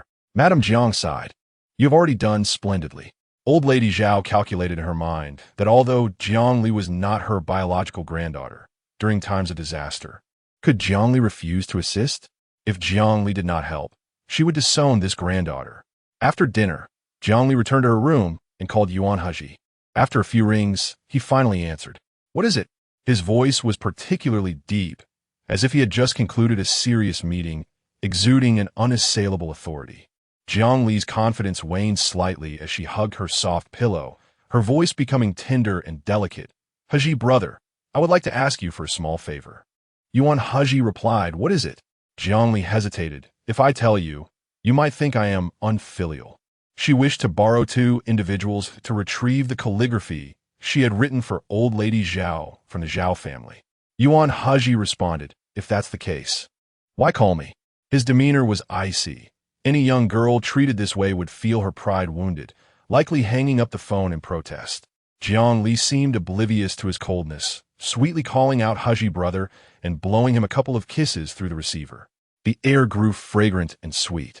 In the solemn conference room, the elite members, silent as mice, observed as Yuan Hezhi lightly touched his ear, seemingly in a markedly improved mood. Oh my, whose phone call could possibly bring such joy to the tyrant? They too wished to learn this trick, to save their lives when scolded by the former leader, casting doubt upon their very existence. After hanging up the call, Yuan Hezhi coldly declared, "Let the meeting proceed."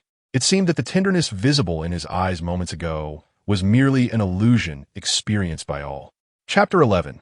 What to do when your wife is a crybaby. Just spoil her. Yuan Hezhi and Apos. As fondness for women who act coy was a secret that Jiang Li discovered in her previous life. She often visited the Yuan household to keep Jiang Song and Apos her company, and on one occasion, she encountered Yuan Hezhi as he was about to leave. Terrified of the towering man, a psychological shadow left by Yi Yuqing loomed over her. Out of courtesy, Jiang Li greeted Yuan Hezhi in a timid voice, her body frozen in place. "Good afternoon, Brother Hezhi." What she intended to say was "Good afternoon, Mr. Yuan," but Jiang Song and Apos had been incessantly whispering phrases like "Brother Yi" and "divorce" in her ear, subtly influencing her. Yuan Hezhi paused, approaching Jiang Li, his imposing figure completely overshadowing her. At that moment, Jiang Li, having been emotionally manipulated by Yi Yuqing, felt utterly insecure and fragile. as if even an ant could crush her. She feared that Yuan Hezhi would strike her, lowering her head, her frail shoulders trembling. After what felt like an eternity, the man's cool, deep voice broke the silence. "What did you just call me?" "Repeat it." Jiang Li looked up and met Yuan Hezhi and Appo's gaze, which was filled with possessiveness. A man and Appo's possessiveness toward the woman. Panic-stricken, she thought it impossible to repeat her words, and fled at once. In hindsight, she narcissistically mused that had she mustered the courage to propose a marriage exchange, there might have been a slim chance, one, that Yuan Hezhi would agree. However, she was acutely aware that Yi Yuchen would never consent, and she could not bear the repercussions of failure. Thus, she let go of the last lifeline that Yuan Hezhi represented.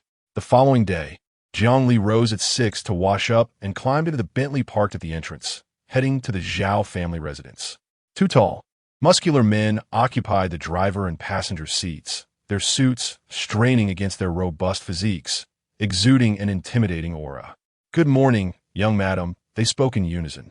"Hello," Jiang Li replied, wishing for two ordinary individuals instead of the intimidating bodyguards Yuan Hezhi had sent, hoping they wouldn't attract the attention of a Zhao family, as it could complicate matters. At a red light, the two men scrutinized Jiang Li through the rearview mirror, resembling oversized, curious children. "It seems you have something to say to me," Jiang Li noted. The driver, Yuan San, inquired, "Young madam, are you willingly marrying the young master?" "Yes," Jiang Li affirmed.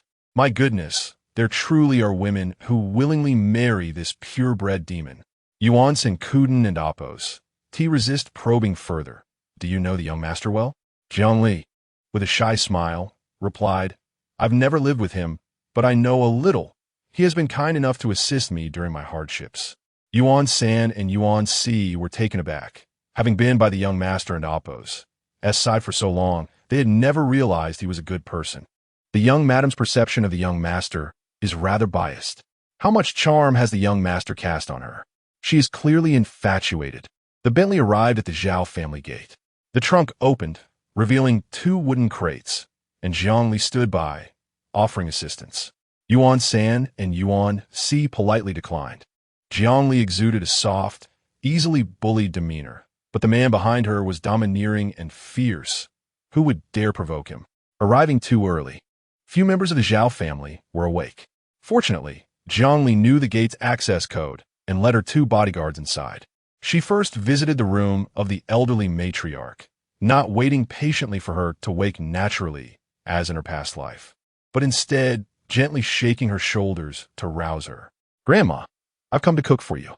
The matriarch, disoriented for a few moments, finally recognized Jiang Li and irritably replied, "It's barely dawn. You come too early. Come back after 10. "Grandma, I'm here to prepare soup for you ahead of time. If I come back at 10, you won't be able to eat until afternoon. You sleep now. I'll busy myself in the kitchen," Jiang Li explained. The matriarch ignored her and buried her head back into her pillow. Jiang Li proceeded to the kitchen, handing her prepared menu to the chef. "After my marriage, I won't be able to come often to cook for Grandma, so you all need to learn these dishes." "No problem," the chef responded. Jiang Li sat nearby, offering occasional cooking tips while the chef worked. Half an hour later, Jiang Li rose and returned to the matriarch's room, again pushing her awake. Before the matriarch could express her irritation, Jiang Li softly said, "Grandma, the soup is simmering. I need it right now. Could you please unlock the door for me?" Every time she visited, she would write in a small study, the key to which was held by the matriarch. The study housed two calligraphic pieces by the esteemed Mr. Liu. If left unlocked, the matriarch's spoiled grandson would likely sell them to squander the proceeds. Having realized Jiang Li's current standing, the matriarch fought back a torrent of scolding words. "I'll give you the key. Just lock the study after you finish and return it to me." "All right, Grandma. Please continue to rest. I won't disturb you." Jiang Li took the key and, accompanied by her two bodyguards, headed to the small study, packing all the calligraphy into boxes. Soon, the two bodyguards carried the crates out the front door, and Jiang Li returned the key to the matriarch before departing from the Zhao family. In her past life, the matriarch and Madame Jiang had hosted an exhibition featuring Jiang Songer's calligraphy, leading those who had mocked her for marrying Yuan Hezhi to praise her for her cultured demeanor. Shifting public opinion to suggest that Jiang Songer and Yuan Hezhi were equally matched. Jiang Li attended the exhibition and recognized her own handwriting. The gallery was filled with her works, and she was furious, publicly accusing Jiang Song and Oppos of theft, her anger nearly causing her to faint. Some called her a madwoman. Insecurity soon ushered her out of the gallery. Jiang Li clenched her fists, oblivious to the pain as her fingertips dug into her flesh. "Young madam, your phone has been ringing for quite some time. Aren't and Oppos, do you going to answer?" Yuan C prompted. Jiang Li snapped back to reality and hurriedly answered the call. "Hello," she said, her voice tinged with a deep sense of grievance, her eyes glistening with unshed tears, as if she wished to find refuge in someone and Oppos' embrace. Yuan Hezhi furrowed his brow and asked, "Who has wronged you?" Jiang Li sniffled. "No one has wronged me. It's just my weak temperament that can't bear even the slightest grievance. You don't need to comfort me, otherwise I'll undoubtedly cry. Having lived a life devoid of desire for 28 years, where power and wealth consumed his very essence, Yuan Hezhi found his world invigorated upon encountering Jiang Li, a delightful anomaly who defied convention. You are the future matriarch of the Yuan family. Even if you cannot stand on your own, you must not be a crybaby." Jiang Li sniffed again, but my tears have already fallen. Rather than reprimanding her for being spoiled, Yuan Hezhi glanced at the tissues nearby, his thoughts turning to how he could comfort her without the means to wipe her tears. Chapter 12. She aims to adorn herself beautifully for the marriage certificate. Yuan Hezhi subtly inquired a few questions from Jiang Li, who firmly insisted that she had not been bullied. The man's deep, magnetic voice replied, "Very well, pass the phone to the one in the passenger seat." Jiang Li handed the phone to Yuan C, who straightened his posture as he received it, his expression grave. "Yes, young master, no." "Understood." Jiang Li and damp. Oppos' eyes glistened like two dewy lychees, her curiosity evident as she tilted her head to observe Yuan C. Her beautifully sculpted nose had turned a rosy hue, and even her inquisitive demeanor exuded an innocent charm. Yuan C found himself questioning whether they were indeed blind to the fact that the young mistress had been wronged. "Young master," Yuan C began, "upon reflection, I assure you that the young mistress has not been mistreated. I guarantee this with my hands and feet." Yuan San, displeased, a robust man with an imposing presence, scoffed. "Why are you involving me in your guarantees to the young master? Why not use your own little brother for that?" Hearing this, Yuan Hezhi's clear, jade-like voice commanded that he return and transcribe the three-character classic 100 times. Yuan C suppressed a laugh, patting Yuan San on the shoulder, advising him to diligently transcribe the classic. "Human nature is inherently good. Ha ha ha." Yuan Hezhi interjected, "Why have you stopped reciting? You should do it together with him." Yuan C fell silent. Yuan San raised an eyebrow, his brow marred by a 5-centimeter scar, which only added to his fierce appearance when he smiled. Eventually, the phone returned to Jiang Li's hands. The man spoke in an elegant and noble tone, explaining, "They are rough men. Their physical prowess is matched only by their lack of education. One graduated from middle school, the other dropped out of high school. They have been less busy these past 2 years, and I am currently urging them to prepare for adult education. After our marriage, you will frequently interact with them and can encourage their studies. If they act unruly in your presence, you can punish them with study. At present, their greatest fear is learning." Jiang Li felt a warmth in her heart. Chuckling softly, her voice delicate like a gentle caress, "I find their conversations quite amusing. I do not feel offended by them." Amusing conversations from two rough men? Yuan Hezhi scoffed, doubling the amount of work for Yuan San and Yuan C, determined not to disappoint the expectations of their future mistress. 2 boxes containing paintings and calligraphy accompanied them back to the Yuan residence. Jiang Li deemed it unsafe to keep them at her own home and found it troublesome to move again after obtaining the certificate. Tomorrow was the day they would acquire their marriage certificate. Jiang Li busied herself packing her belongings when she suddenly heard laughter from downstairs, loud and jarring. It sounded like the laughter of Yi Yuchen and Oppos' mother, Wu Xiuzhen, who had a penchant for such laughter. Jiang Li leaned against the railing as she descended the stairs. Spotting Wu Xiuzhen holding Jiang Song and Oppos' hand, her face aglow with satisfaction regarding her new daughter-in-law. Song and amp, oppose. Marry my son means endless blessings for you.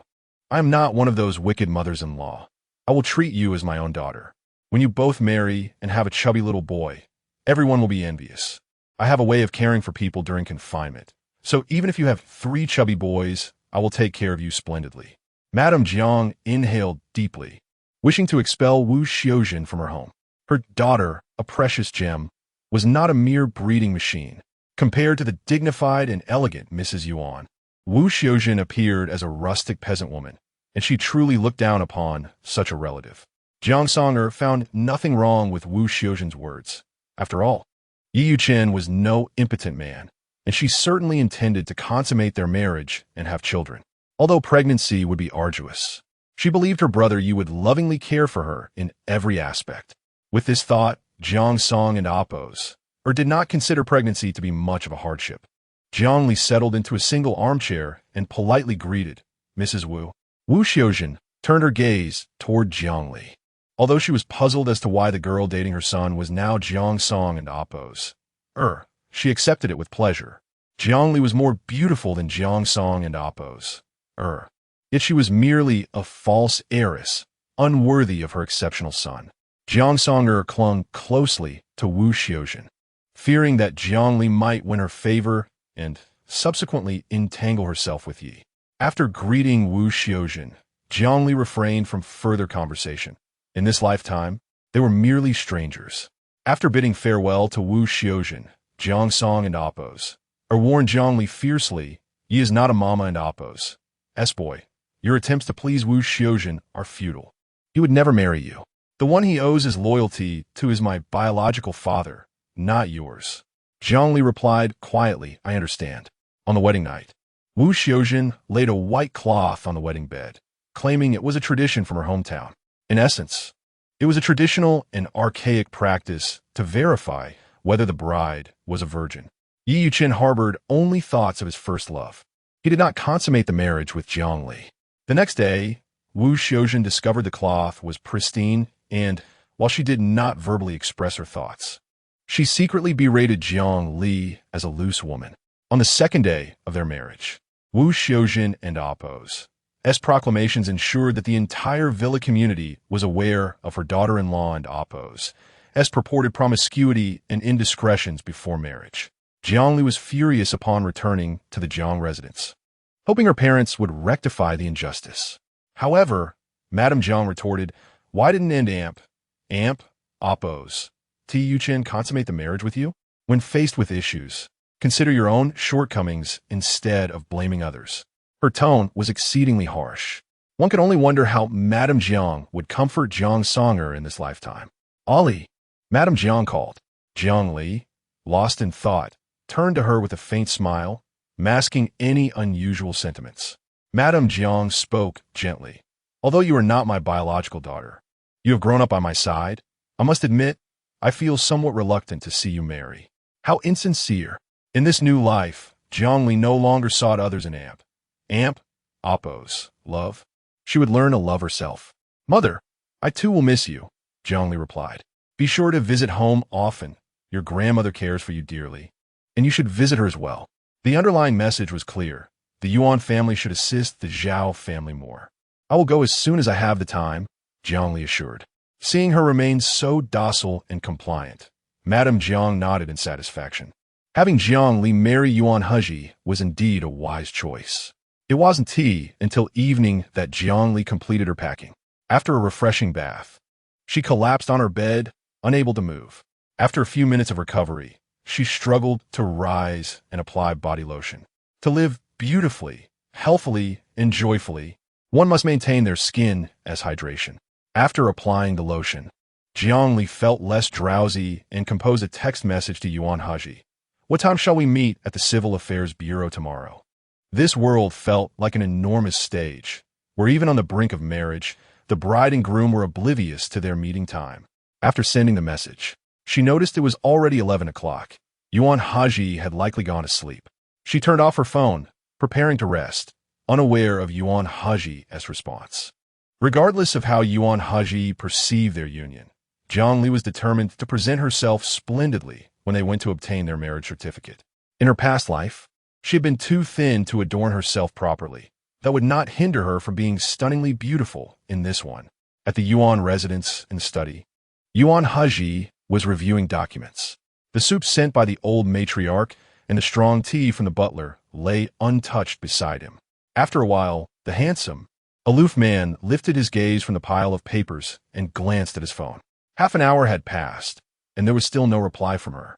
Yuan Hezhi pondered for a moment before dialing her number, realizing that the call was unnecessary since they would meet tomorrow regardless. After several rings, there was no answer. She must have fallen asleep, just as she had the last time, drifting off while speaking to him. Only she would dare to be so indifferent, not tethered to her phone, awaiting his response. Chapter 13. When possessiveness strikes, take medication. The Civil Affairs Bureau opens at 8:30. And Jiang Li set her alarm for 7:00 and oppos clock to prepare herself. She gazed into the mirror, adjusting the voluminous, white bow that adorned her attire. Descending the stairs, she found Jiang Songer indulging in a hearty breakfast of sausages, bacon, baked beans, and black pudding. Having returned from studying abroad in Y country, Jiang Song and Amp, oppos, had grown accustomed to these morning delights. Today marked the day Jiang Li would obtain her marriage certificate. Yet she could not fathom why she had risen so early. Perhaps a hint of reluctance lingered within her. Although Yi Yuchen was more affectionate than Yuan Hezhi, who was a workaholic, the Yi family could never rival the Yuan family. Once seated, Jiang Li sipped the purple sweet potato and yam porridge specially prepared for her. She adored taro and purple sweet potato, relishing in the sweetness of such comforting foods. Jiang Songer glanced up at Jiang Li, a mischievous smile playing on her lips. 3 days from now, the Yi family will come to formally propose, coinciding with your return visit. It will surely be a lively gathering. Jiang Li replied, Indeed, I shall miss my parents. 3 days feel like an eternity to me. The genuine affection of a foster daughter stirred a flicker of paternal love within Jiang Deming. Ollie longs for home. You may return at any time. Jiang Li smiled brightly, thanking her father. Engaging in the insincerity of these gatherings had become tiresome. She consumed merely half a bowl of porridge and dabbed her mouth with a tissue before reapplying her lipstick. You all enjoy your meal. I am off to the Civil Affairs Bureau. I'll see you off, Jiang Songer offered. As they reached the door, Jiang Songer abruptly seized Jiang Li's arm. 3 days from now, you will return with Yuan Hezhi. One and Amp, oppos, to you? Jiang Li lowered her gaze, responding, if Yuan Hezhi desires it. She understood Jiang Song and Amp, oppos, S intentions, which were merely to mock her regarding Yuan Hezhi's shortcomings. 3 days from now, who will be laughing at whom remains to be seen. Jiang Li freed herself from Jiang Song's grasp and approached the entrance of the villa, where a sleek black Maybach awaited. Yuan Hezhi rolled down the window, his deep, tranquil eyes assessing her. The playful bow on her head was charming, yet the white V-neck shirt seemed overly revealing. Get in the car. Oh. Jiang Li obediently opened the door. Were you very tired yesterday? He inquired. Jiang Li glanced at Yuan Hezhi, who held a Mont-Blanc pen, astonished that a successful man was attending to business matters on the very day they were to obtain their marriage certificate. Not just tired. I had countless little things to sort out until 10:00 and oppos clock last night. Jiang Li felt her response was too mundane, lacking charm, so she softened her tone, playfully articulating her words as she pouted. This morning, I saw your text and missed call. I am sorry, Hezhi Gege. I actually dreamed of you after falling asleep, but regrettably, I didn't and Amp, oppos, dream of you calling me. Had I would have immediately opened my eyes and chatted with you. I've never had a late-night chat with a boy before. Perhaps heaven knew I would meet you, Hezhi Gege, and wanted me to save all my beautiful first experiences for you. Yuan Hezhi suddenly tightened his grip on the Mont-Blanc pen, his gaze returning to her, as if anticipating something. Jiang Li blinked, puzzled by his expectations. While she knew he appreciated femininity and charm, she still hesitated to tease him without restraint. Yuan Hezhi held a position of power, and his depth of character was intimidating. In her previous life, Yi Yuchen, when intoxicated, often lamented, "Why must Yuan Hezhi live when I cannot gain the upper hand against him?" Jiang Li did not consider herself more cunning than Yi Yuchen. Yuan Hezhi withdrew his gaze, no longer observing her, his long fingers closing the pen as he began to rest his eyes. She appeared delicate, as though made of air, yet maintained a distance from him, enough space for two people to fit between them. There was no kiss exchanged. Young master, young madam, we have arrived at the Civil Affairs Bureau. There is some congestion ahead, so I can only stop here. The rest of the journey you may need to walk. Yuan Hezhi and Jiang Li exited the car, with Yuan Si trailing behind to provide protection. Suddenly, Yuan Hezhi halted, his deep, clear voice serious. Your shirt is a bit wrinkled. Allow me to adjust it. Jiang Li obediently stood before him. Yuan Hezhi lowered his gaze, adjusting the neckline of his petite wife's shirt, ensuring it revealed only her collarbone. Jiang Li felt no discomfort, smiling sweetly as she inquired, Is it all right now? Yes, he replied, observing the scene. Yuan Si thought to himself, Is young madam's shirt wrinkled? Even if it were, what use is adjusting the collar? Yuan Hezhi did not perceive his possessiveness as problematic. Otherwise, he would have insisted Jiang Li change her shirt. In truth, he wished to do so but feared frightening her. They took their wedding photos at the Civil Affairs Bureau, which took longer than expected. It was not until 2 hours later that they received their marriage certificate. Exiting the bureau, Jiang Li stood in the sunlight, gazing at her marriage certificate alongside Yuan Hezhi. She felt as if something had been released from within her, rendering her body considerably lighter. Finally, the dust had settled. At last, she had freed herself from the fate of her past life. Jiang Li closed the certificate, her rosy lips curving into a smile. Hezhi Gij, I am so happy. You cannot imagine how delighted I am. Your joy is evident, yet your address is incorrect, he remarked, his voice cool and elegant, exuding an air of impartiality akin to Damocles' sword. Husband, she added, bestowing upon him a light kiss, only to realize she had forgotten to account for her lipstick. Upon returning to the car, Yuan San and Yuan Si stared intently at the lipstick mark on their young master's cheek. Although they knew it was a kiss from the young madam, it evoked a sense of intimacy that was unexpected, likely due to the young master's usual stoic demeanor, which made it difficult for anyone to associate him with romantic entanglements. It could be cleaned off, Jiang Li said apologetically, offering a wet wipe to clean his face. Inching closer to him, her delicate fragrance enveloping Yuan Hezhi. He felt a warmth igniting within him. Yuan Hezhi crossed his legs, his gaze sharp, discreetly draping a blanket over his lap. I have a golden retriever. Are you afraid of dogs? I will prepare a separate space for it and take full responsibility, so you need not interact with it. Jiang Li initially thought it a trivial matter, merely a dog, not a mistress. I have never owned a dog, but golden retrievers are friendly. I can attempt to bond with it. If it proves too challenging, I will arrange for its accommodation elsewhere. During peaceful times, Yuan Hezhi was willing to accommodate her. However, should conflicts arise, would he perceive her as being difficult and unjust to the golden retriever? This feeling of being cared for by a powerful figure left her exhilarated. Yet Jiang Li had died once. She did not wish to gamble with the nature of humanity. Let us return home. Grandma wishes to see our marriage certificate. He extended his hand toward Jiang Li, who attempted to place the stained wet wipe in his palm. But Yuan Hezhi promptly discarded it into the trash. How strange. Wasn and amp. Oppos. He supposed to be averse to germs? Chapter 14. The unexpected kiss as the Maybach rolled into the Yu family's ancestral residence. It came to a gentle halt. Yuan Hezhi was the first to disembark, exhibiting an admirable chivalry as he opened the door for Jiang Li. Be careful, he said. Thank you, she replied. A few passing servants moved slowly, their eyes filled with curiosity as they regarded Jiang Li. The young mistress caught their gaze. How adorable she seemed. They had always believed that a sultry femme fatale or a decisive career woman would be a fitting match for the young master. They thought that the soft-spoken mistress might struggle to handle his temperament. One stern glance from him, and she might well be reduced to tears. Jiang Li serviet Herr Surundings, feigning the demeanor of a first-time visitor to the Yu residence. Your family home is quite grand. I had expected something more traditional, but was pleasantly surprised by this impressive blend of Eastern and Western architecture, rich in history and artistic flair. I wonder how enchanting it becomes when illuminated at night.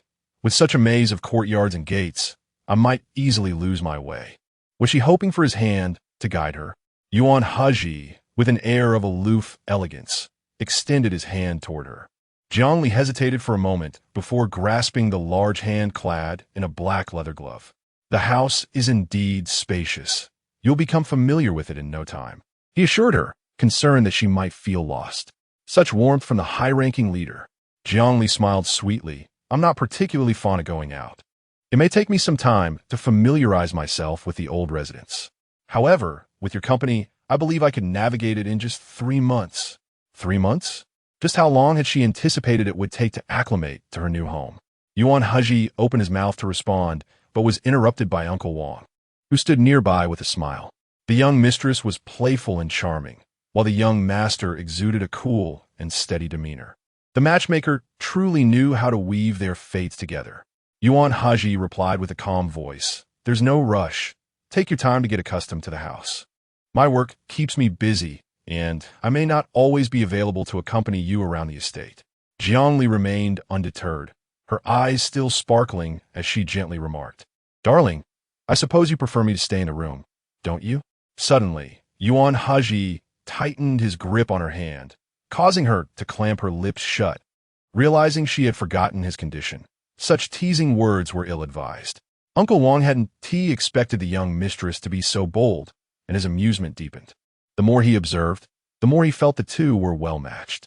The young master was ruthless in business, yet reserved at home, rarely smiling. Those who stand so high often feel the chill of solitude.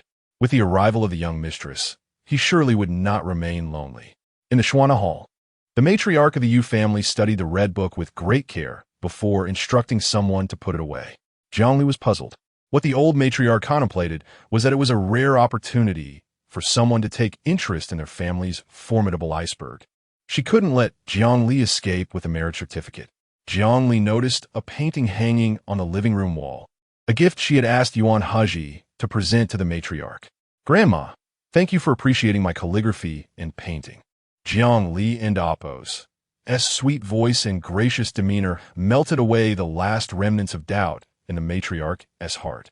The two of them, one elderly and the other youthful, transitioned from discussing art to culinary delights. Yuan Hezhi remained silent, seemingly treating this gathering as an official meeting, his dignified presence imposing a sense of pressure.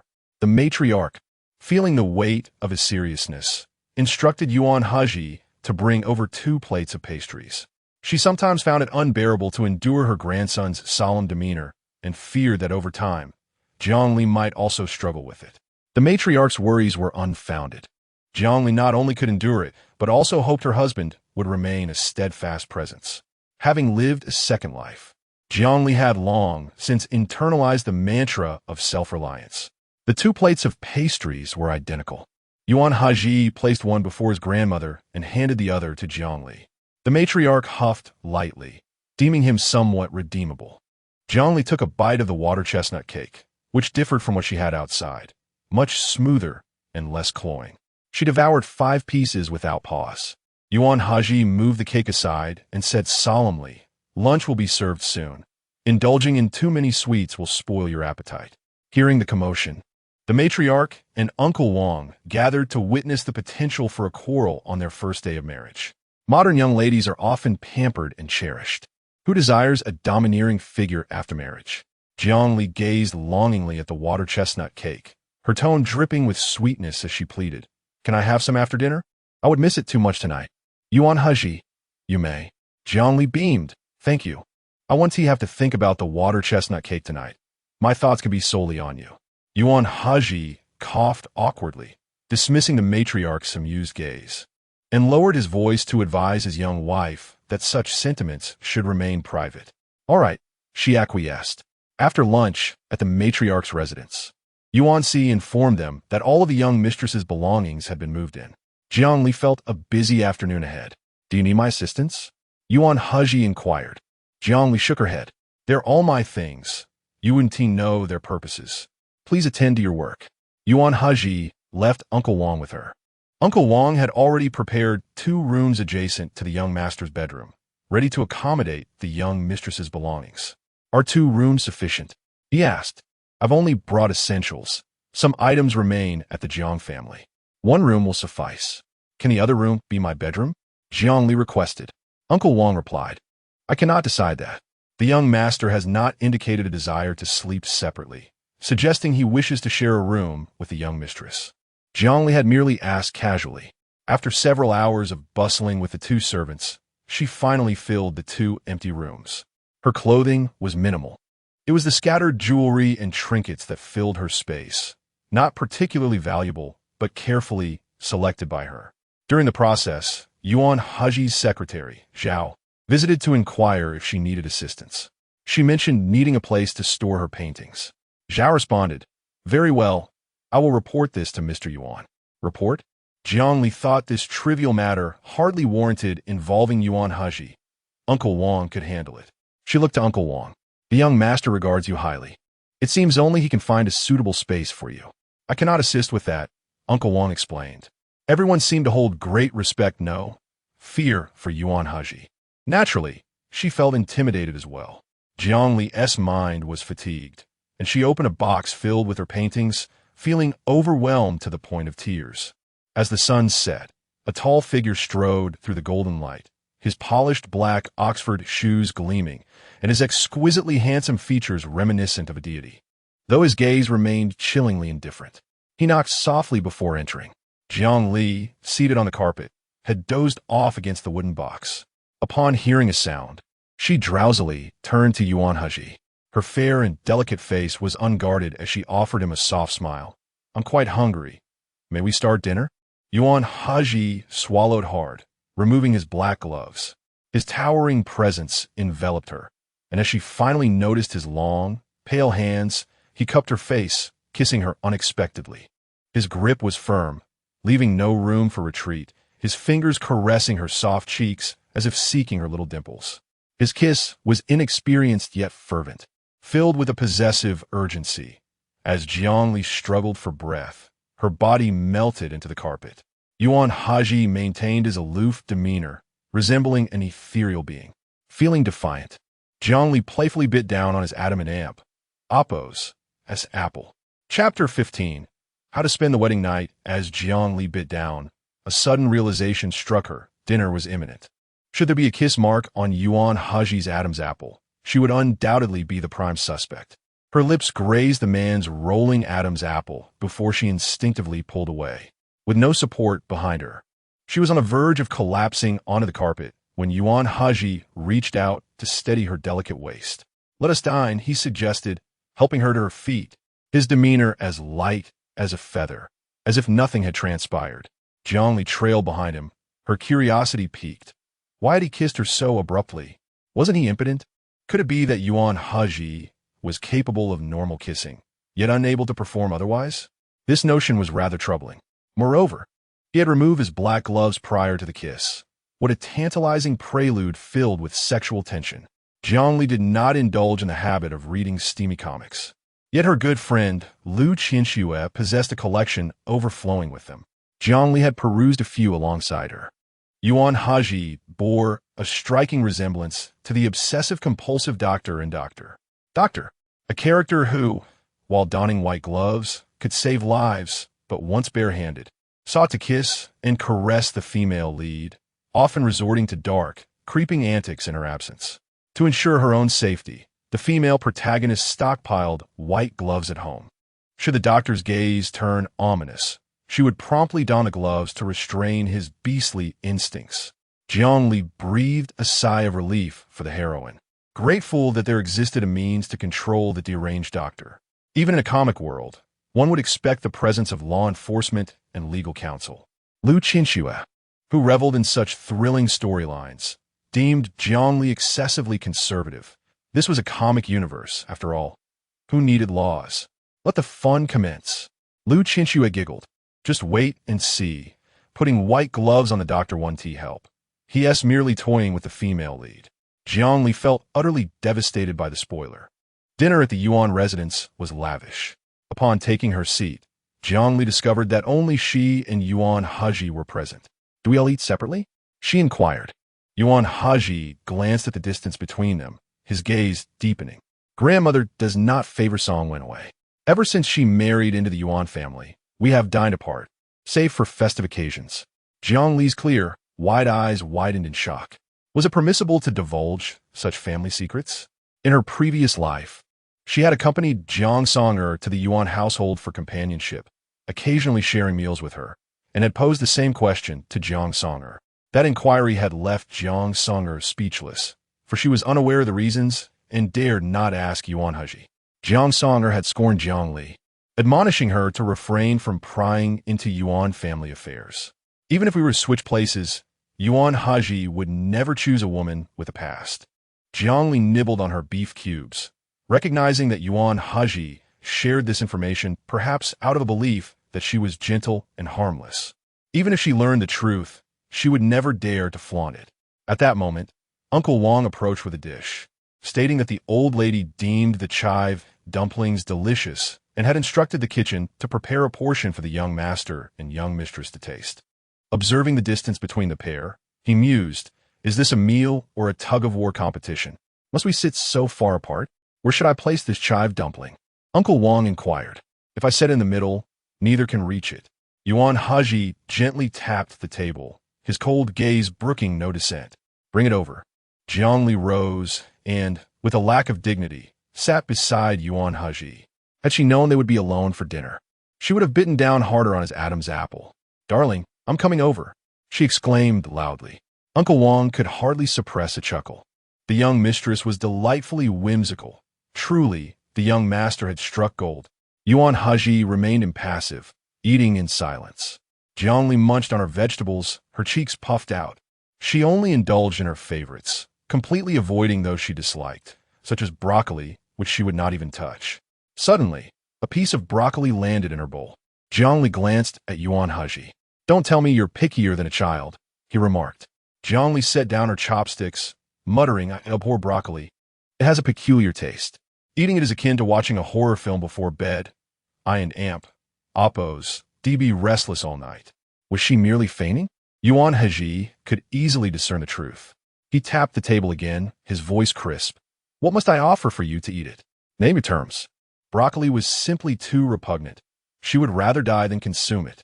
Yuan Hezhi might possess wealth, but he could not compel her to partake in something she loathed. She vowed to remain independent and unyielding, never compromising for any man. Jiang Li was oblivious to the fierce expression on her fair, delicate face. "If I had 10 Hermes bags." "Very well, eat the broccoli," Yuan Hezhi interjected, barely allowing her to finish. Perhaps that amount of money meant little to him. Jiang Li clenched her mouth shut, infuriated. "How dare you?" Yuan Hezhi raised an eyebrow, calmly stating, "Uncle Wang is still present.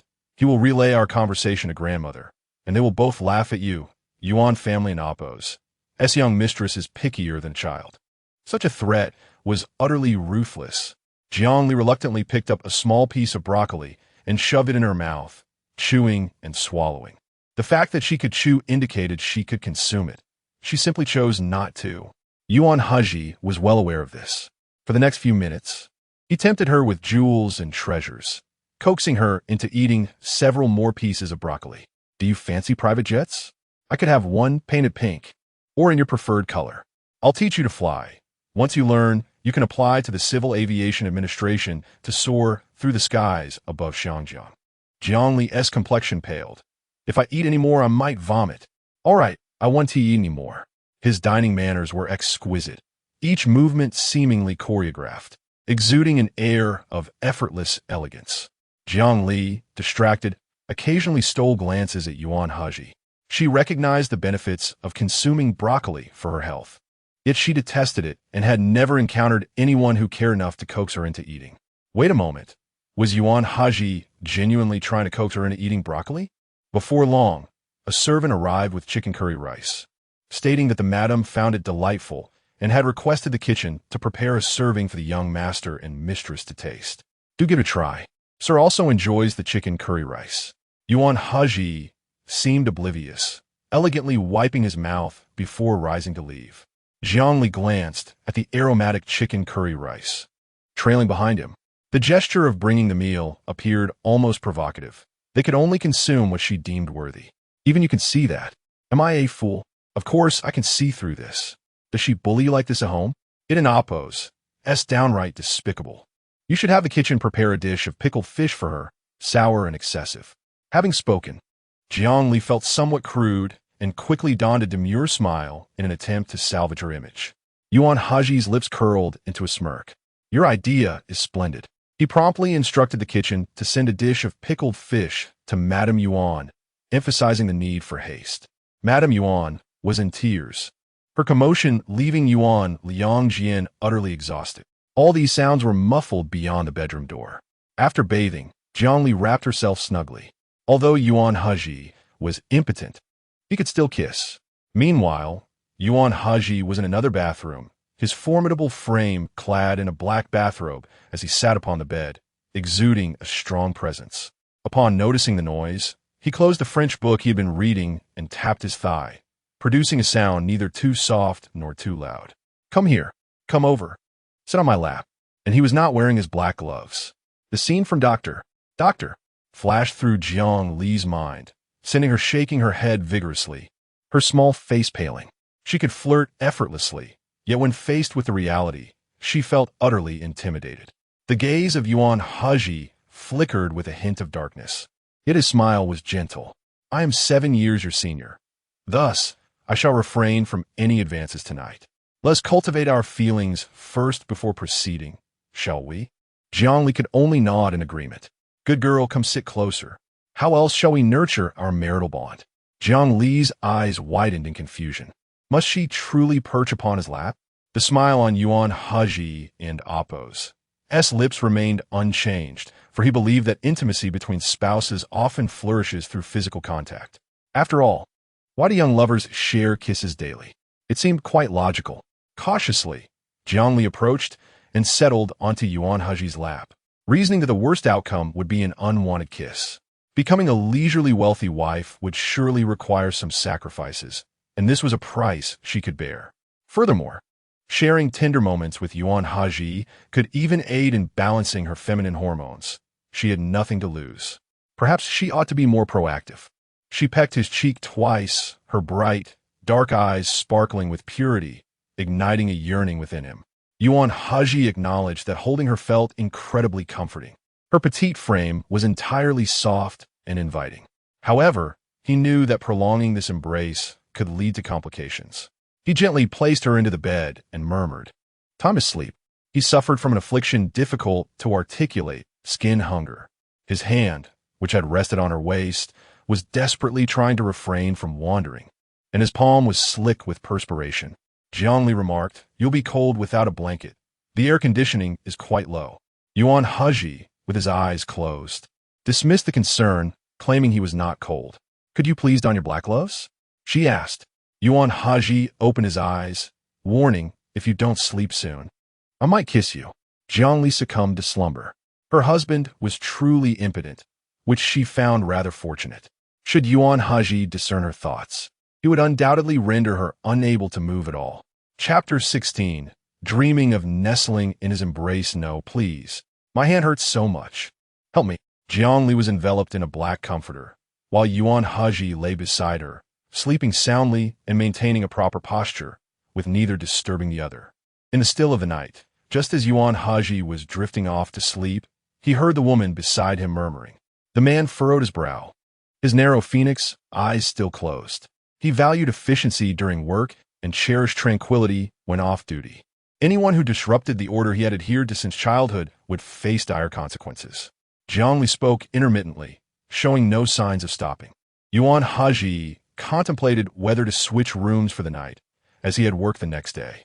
He opened his drowsy eyes slightly and glanced at her, noticing Jiang Li trapped in the comforter, struggling to free herself. Her strength was remarkably feeble.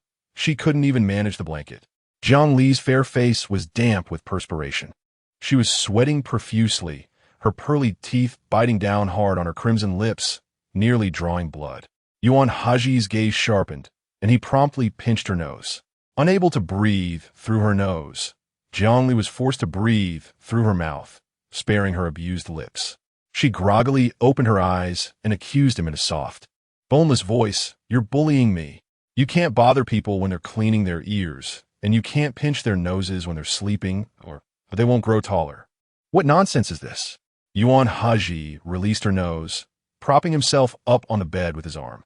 His firm, slender frame loomed over her. "How long has this been going on? Have you seen a doctor?" Jiang Li was somewhat bewildered. Yuan Hezhi had woken her up by pinching her nose and then suspected her of being ill. Her frustration reached its peak. "I don't want to talk to you." She turned her back to him in a huff, as if refusing to speak to or look at him was her ultimate act of rebellion. Yuan Hezhi's refined countenance remained unusually silent. A formidable individual never fears an opponent. He respects them and will also dismantle them to ensure his own invincibility. However, he had never encountered an opponent like Jiang Li. Every inch of her skin was soft, and even her bones seemed delicate. Her obedient, fair face was endearing, an opponent who needed him to coax her. Jiang Li was aware that she had been having a nightmare. She hoped she hadn't said anything out of line. It would be much better to sleep in separate rooms. She didn't want her secret of being reborn to be exposed. Yuan Hezhi would send her for dissection. How terrifying. The man in Oppo's, calm, collected voice resonated. "I will arrange for a doctor to examine you. If you don an Oppo's, do you want to gnaw your lips raw? Follow my instructions. It's for your own good." Jiang Li was reluctant to obey, but the prenuptial agreement had her tightly bound. Her affairs were his affairs. If he wanted to manage them, she could only comply. In her dream, she was wielding a trident, hunting down Yuan Hezhi, the notorious merman. He wreaked havoc in her territory. Yuan Hezhi didn't sleep well the entire night. In the latter half of the night, Jiang Li would occasionally emit a soft giggle and kick off the comforter, nestling into his embrace. If it weren't for him, she would have certainly fallen off the bed. Suffering from skin hunger, Yuan Hezhi gladly accepted her sacrificial gesture. The mature male's firm, slender frame restrained her, his chiseled abdominal muscles slightly tensed, beads of restrained sweat trickling down as he drifted off to sleep. The next morning, Yuan Hezhi was awakened by his punctual biological clock. He only slept for a few hours each day, but even a restless sleep would give him a headache. Yuan Hezhi and Oppo's brows furrowed, and his eyes held a hint of ferocity. He rubbed his chin against Jiang Li and Oppo's, and said a few times, realizing that he was holding a soft, fragrant woman in his arms. The displeased man seemed to be soothed, and his mood gradually improved. Afflicted with dermatophagia, Yuan Hezhi was reluctant to let go of Jiang Li, but he only lingered in bed for a few minutes before getting up to shower. The man was mature, composed, and possessed strong self-control. The sense of responsibility on his shoulders had cultivated in him the habit of delayed gratification, which allowed him to handle any person or matter with composure and ease. Uncle Wang and Secretary Zhao were already waiting for him outside the door. Yuan Hezhi strode forward with long strides, walking with a gust of wind. The few minutes he had lingered in the bedroom would shorten his breakfast time by a few minutes. Unlike the pleasure-seeking young masters, his daily schedule was packed. "I'll have a cup of Blue Mountain coffee." Uncle Wang responded, "Right away, sir." The young master had a robust physique and abundant energy, so he didn't need to drink coffee every day to perk himself up. He must have been exhausted yesterday. The old madam was still trying to inquire whether the young couple had consummated their marriage. It seemed like they had. Yuan Hezhi took a sip of his Blue Mountain coffee, seemingly reminded of something. "Secretary Zhao, adjust today's schedule. Arrange all the work to be completed before the end of the day." Secretary Zhao acknowledged. Jiang Li didn't wake up until 10 in the morning, and no one had called her. The comforter on her body wasn't in Oppo's, tea pink but black. The floor wasn't in Oppo's, tea warm teak but cold marble. She was married and sleeping in Yuan Hezhi and Oppo's bedroom. Fortunately, he wasn't in Oppo's tea there, otherwise it would have been awkward. Jiang Li got up to wash up in the bathroom. The oversized vanity, measuring 2 meters in length, was covered with her bottles and jars on one side, too many to count on fingers and toes. On the other side were Yuan Hezhi's toothbrush and razor, pitifully few items. They had obtained their marriage certificate but hadn't held a wedding, so their daily necessities weren't in pairs. However, Jiang Li favored pink and white, while Yuan Hezhi preferred black and blue. The wash cups and towels, one pink and one blue, unexpectedly became a couple set. Jiang Li stood in front of the vanity, using a beauty device to reduce the puffiness of her face. She opened her phone, intending to play for a while, and saw a WeChat message sent by Yuan Hezhi at 9 o'clock. I won't be home for lunch. If you're bored, you can go to Grandma's for a meal. Jiang Li wanted to reply with a simple okay, but that would be too blunt. If she wanted to thrive in the Yuan family, she would have to rely on Yuan Hezhi. Madame Yuan didn't dare to cause trouble in front of Yuan Hezhi after seeing that fish with pickled cabbage, which showed Yuan Hezhi's prestige in the family. Jiang Li sent a voice message to Yuan Hezhi. Her charming voice like honey. I and Oppos. I'll have lunch with Grandma. You must eat on time too. I'll be thinking of you while I eat. If I miss you to the point of obsession, I might mistake broccoli for sweet and sour pork ribs and eat it. What should I do? I'm starting to miss you now. My husband is the best in the world. Yuan Corporation. Yuan Hezhi caressed the pen in his hand. His eyes gloomy, his patience wearing thin. Standing across the desk from him was a branch office president, his expression deranged, madly berating Yuan Hezhi. I've been with the company for over 20 years, longer than you've been alive. Why should I be laid off with just one word from you? I embezzled public funds. I and Oppos. Am not clean, but how clean are you, Yuan Hezhi? I and Oppos.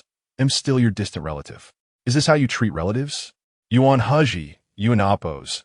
Unfilial and heartless. You'll be punished by heaven. I curse you. Your wife won't love you. Your children won't be filial, and you'll live a lonely life. Yuan Hezhi's gaze was indifferent. He didn't Oppos. Speak, merely raised a finger slightly. Yuan San effortlessly lifted the man and walked him out. The man continued to curse. Yuan San slapped him into silence and whispered into his ear, it's fine to kill you. If you disrespect us again, I'll cut out your tongue. Yuan C. Young master. Don and Oppos. Take his words to heart. Yuan Hezhi, get out. Yuan C. Yes, sir. He didn't Oppos. Dared to linger for a second, fearing being implicated. Yuan Hezhi rubbed his temples, his eyes catching sight of his phone. He clicked on the voice message sent by Jiang Li. After listening to it 3 times, his thin lips curled into a slight smile. He casually sent a text message to Uncle Wang. Prepare a dish of stir-fried broccoli with shrimp and a dish of sweet and sour pork ribs for the young mistress at noon. Chapter 17. When she whines, he must spend. Yuan Hezhi completed all his tasks by 5:30 in the afternoon, marking the earliest he had finished work in the last 2 months. Secretary Zhao reviewed the day's itinerary and informed him, President Yuan. President Liu called to ask if you were free tonight. They would like to gather with you. Don't bother. I will handle it. Yuan Hezhi replied as he settled into the car and opened a WeChat group chat. Liu Yuanxiu was already tagging him in the conversation. I heard you got your marriage certificate. Why no news? Are you hiding your wedding from us brothers? With someone leading the charge, the group chat buzzed with excitement. The speed from engagement to marriage is astonishing. Even the formidable Yuan Ge has succumbed. Should I also heed my family's matchmaking? Wake up. You are not like Yuan Hezhi. He is a workaholic. Whether he is married or not makes no difference. Yuan Hezhi typed, I see you all have grown tired of life. Ah, that's the vibe, the aura of the great commander, please. Spare me your pity. Can running an entertainment company still allow for a transformation? Liu Yuanxiu, are you losing your mind? You might as well save the money for a trip to tea country. Haha, don't digress. I want to hear Yuan Gu's insights on married life. Is it more enjoyable than being single? Yuan Hezhi sneered, responding to the lively crowd with indifference. You are all correct. I told you being single is more enjoyable. He was a virgin before marriage too. What is so enjoyable about that? Do you understand the joy of being single? Having a wife at home is just an added constraint. In Zuanhetang, someone roused Jiang Li, announcing that Yuan Hezhi had returned to take her shopping. Upon hearing his name, Jiang Li immediately opened her eyes and rushed out to greet him. The elder lady and Uncle Wang exchanged knowing smiles. The young couple's relationship was indeed delightful. It seemed that the wedding night had truly intensified their feelings for each other.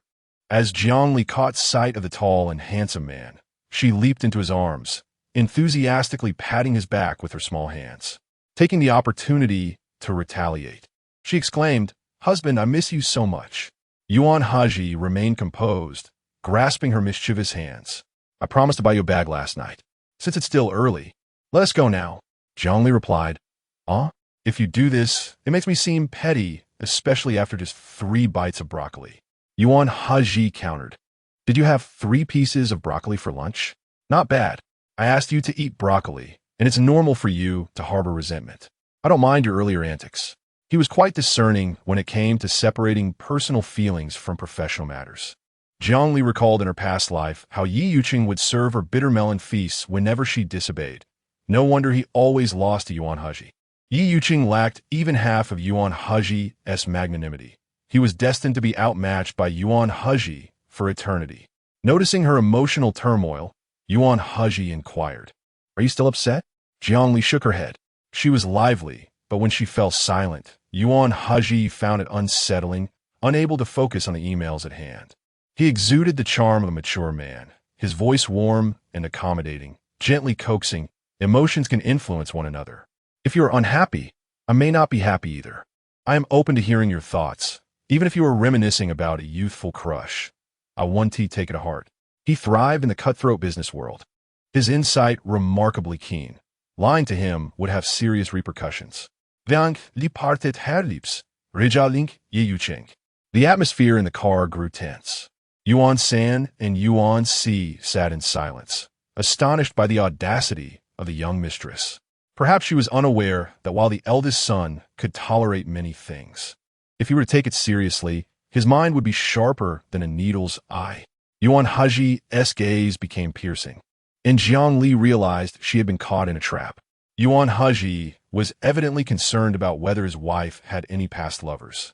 How could this be amusing? Was feigning nonchalance entertaining? She swallowed hard and continued, I wouldn't dare keep anything from you. However, you should know that the Jiang family intends for me to marry Yi Yuqing, so they arranged for us to dine together a few times, giving me a slight understanding of him. Yi Yuqing is determined to surpass you. I'm not sure how you view him. Would you like to accompany me when I return home the day after tomorrow? It just so happens to be the day Yi Yuqing goes to the Jiang family for the engagement. Yuan Hezhi asked, were you thinking about this just now? Jiang Li replied, what else could it be? Yuan Hezhi responded, I will make time the day after tomorrow. Jiang Li insisted, if you're busy, it's fine. After all, we aren't the main characters that day. Work is important. Yuan Hezhi said, I will message Secretary Zhao to clear my schedule. Jiang Li fell silent, realizing that the current Yuan Hezhi was quite stubborn. The more she tried to deter him, the more determined he became. However, she truly did not mind. In her past life, Yuan Hezhi had not accompanied Jiang Songer back home. Yet, Jiang Songer still thrived in the Yuan family without any repercussions. Jiang Li lowered her head, revealing a delicate neck, her fingers nervously brushing the hem of her dress. She had wanted to say, Yuan Hezhi's character was 1,000 times better than Yi Yuqing's. His worth as a husband surpassed Yi Yuqing by an immeasurable margin. His excellence stemmed not from a privileged background, but from his integrity. Yet, the more sincere the words, the harder they were to express. It was easier to flatter him than to speak the truth. Yuan San interjected, we have arrived at Jiatai Plaza. The eldest son and young mistress can disembark now. Jiang Li lingered a step behind, reverently admiring Yuan Hezhi's elegant and powerful demeanor. Yuan Si whispered, the eldest son is so pitiful. Jiang Li responded, huh? Yuan Si continued to muse aloud, bearing the weight of the family's rise and fall. Surrounded by jealousy due to his excellence, having been single for 28 years without a confidant, his greatest hobby is quietly reading. What hardships and sorrows he must endure, only to silently digest them. The eldest son hasn't smiled since he was 3. Jiang Li. The group had a clear destination, entering the Hermes store, which reeked of wealth. The manager's eyes lit up, quickly offering them exclusive after-hour service. The manager presented the most luxurious bags in the store for Jiang Li to choose from. Jiang Li declared, perfect, I'll take all 10. The manager grinned broadly, promptly bringing out 2 pastel mini Kelly bags. Madam, these 2 styles are exceptional. They are sold out nationwide. This is the last pair available in all of Hong Kong's Hermes boutiques. Purchasing 2 will exceed the limit. Meanwhile, Yuan Hezhi sat in the VIP room, leafing through a magazine, exuding a noble aura with perfect bone structure. He was undoubtedly the most valuable presence there. Jiang Li, clutching the 2 bags, settled beside him, her soft voice chiming, "Husband, I genuinely adore this bag. It matches my clothes perfectly, both in delightful pastel shades. If you don't buy it for me, will you wear pink underwear tonight to make up for it with a pink oversized bag?" The manager and several employees were taken aback, astonished at how extravagant the wealthy could be. Yuan Hezhi felt an urge to cover her mouth. Even the usually composed President Yuan showed a hint of awkwardness. "Enough. I'll buy it for you." Chapter 18. The goodnight kiss. This lady possesses an extraordinary talent for charming others, to the extent that even her avarice comes off as endearing. It is no wonder that her husband is willing to accompany her personally on her shopping excursion for a handbag. Just moments ago, Jiang Li playfully flirted with Yuan Hezhi, yet she harbored concerns that the aloof and dignified Yuan would not be receptive to her advances. The reality, however, proved her wrong. He was quite taken with her antics. The pink bag was already secured, but there remained a delightful, creamy white handbag. Jiang Li continued to lean against Yuan Hezhi, softening her tone as she implored, "Darling, I must have the white one as well. My wardrobe lacks white handbags, and if I cannot bring it home, I shall secretly weep into your chiseled abs tonight. Not even a Gucci can console me then." Onlookers gasped in surprise. It turns out this gentleman possesses an enviable set of abs. That indeed seems a fitting place for a sorrowful head to rest. Yuan Hezhi quickly covered Jiang Li's incessantly chattering lips, his gaze filled with a weary resignation. "Enough of your antics. Whatever you desire, I shall procure for you." Jiang Li did not brush his hand away, her eyes sparkling with mischief as she smiled sweetly at him. Yuan San and Yuan Si carried Hermes' bags in hand as the group departed from the boutique. As they walked, Jiang Li lagged behind, pausing at the entrance of a fried chicken shop, resembling a little greedy kitten. Yuan Hezhi turned to look for her, mistakenly assuming she had taken a fancy to some jewelry and would want him to purchase it. However, the greasy fried chicken.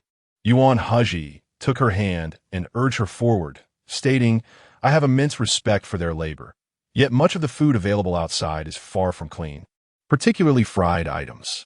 You cannot ascertain how often the oil is replaced. If you wish to indulge, our family chef can prepare it, and I believe once a month is frequent enough."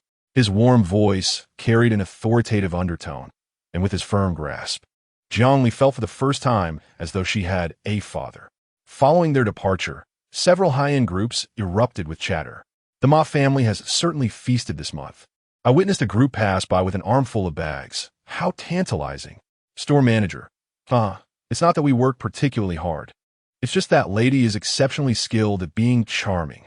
That gentleman dotes on her despite his typically composed demeanor. He patiently listens to her sweet nothings before settling the bill. Such indulgence. It seems there are indeed individuals in this world who are living lavishly on our behalf. Oh, how enviously I weep. Upon returning to the old residence, dinner was served, consisting solely of Yuan Hezhi and Jiang Li. The unsatisfied Madame Yuan dispatched someone to deliver Japanese beef rice. Jiang Li paused, pondering how the formidable Madame Yuan could resort to the same tactic twice, especially after the first attempt had failed. Yuan Hezhi's expression grew noticeably cooler, exuding an unspoken authority as he ordered it to be sent back. The servant holding the dish trembled, hastily retreating. In this battle of wits, the commoners bore the brunt. Surely, if the madam had the capability to personally deliver meals to the eldest son, why put the servants in such a predicament? Jiang Li observed Yuan Hezhi's countenance with caution. He was a person of poise and grace, unlikely to lose his temper over his stepmother's petty actions. It was evident he was displeased. Madame Yuan and Apo's antics were exhausting. As Yuan Hezhi was Jiang Li and Apo's superior, his discontent could render her own environment quite intolerable. With a glint of determination in her eyes, Jiang Li mused, if the elder is considerate towards the younger, then the younger ought to reciprocate with filial piety. Yuan Hezhi narrowed his eyes slightly, his lips twitching. "What do you propose?"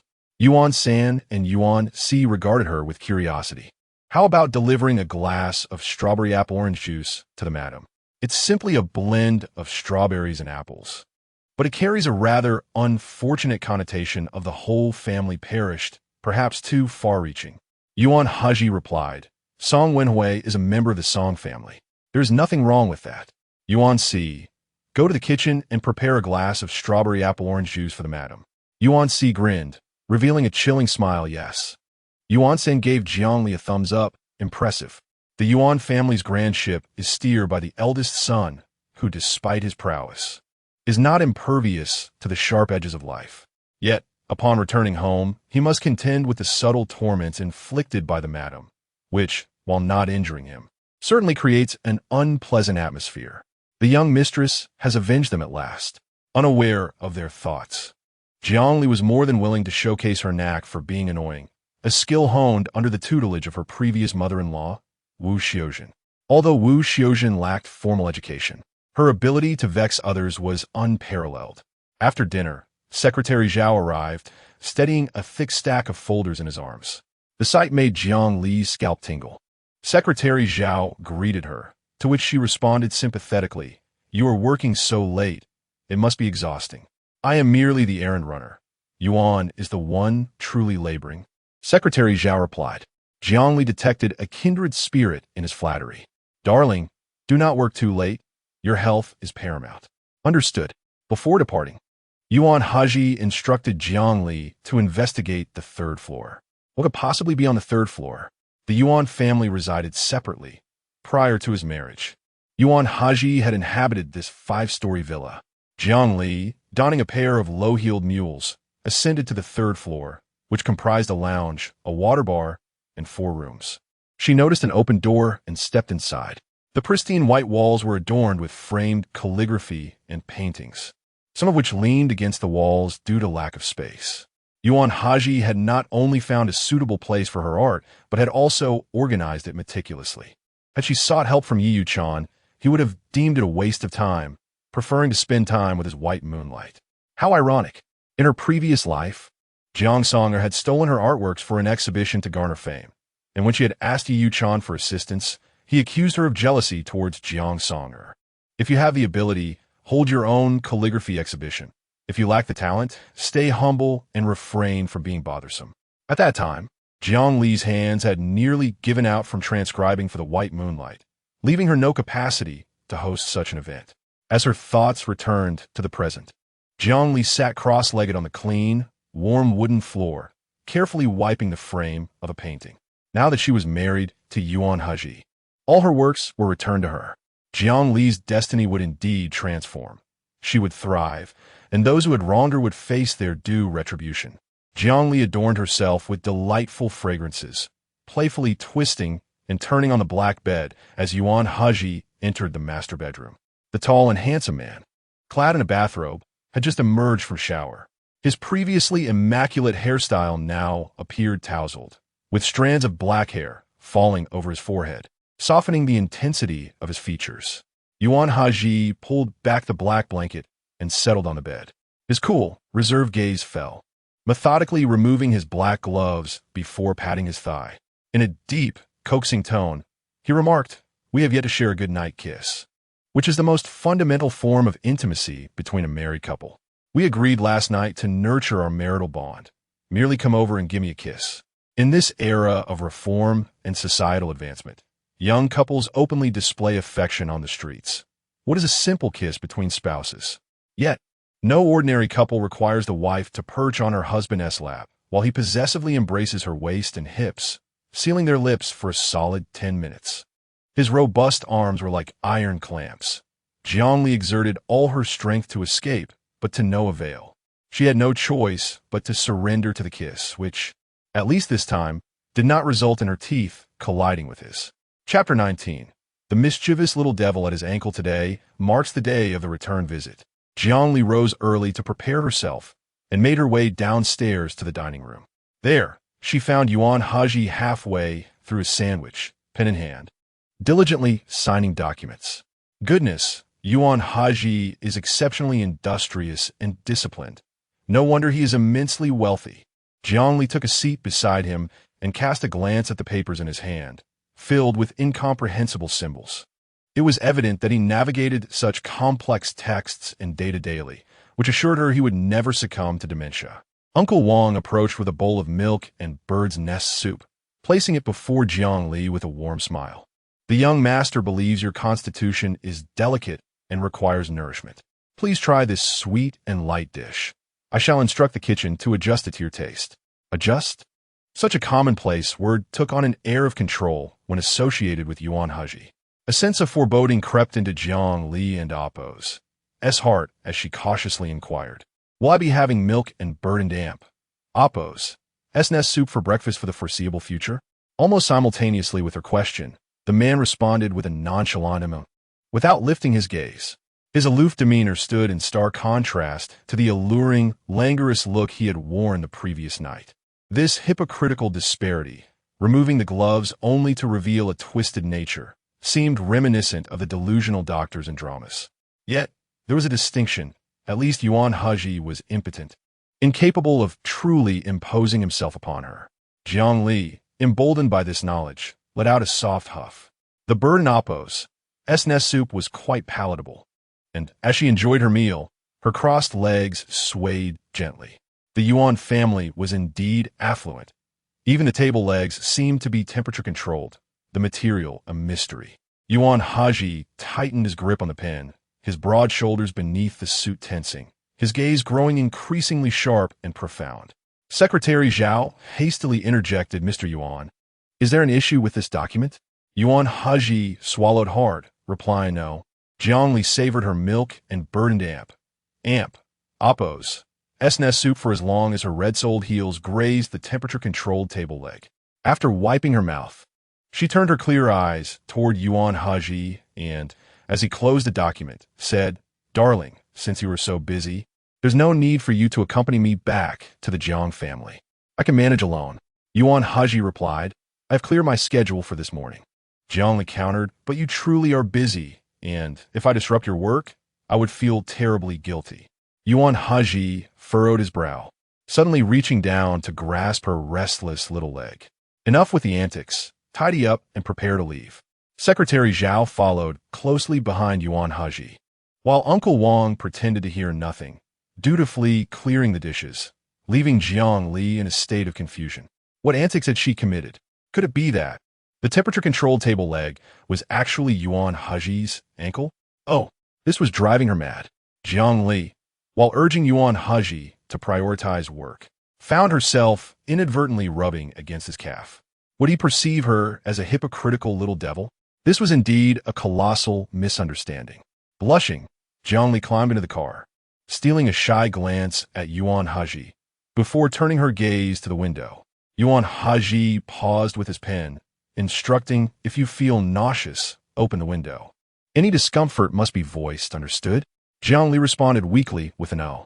Yuan Hezhi observed her fuzzy crown for a few moments before returning to his work on the laptop. Whether in her role as a mischievous little devil or a touchy-feely girl, Yuan Hezhi showed no signs of holding her actions against her.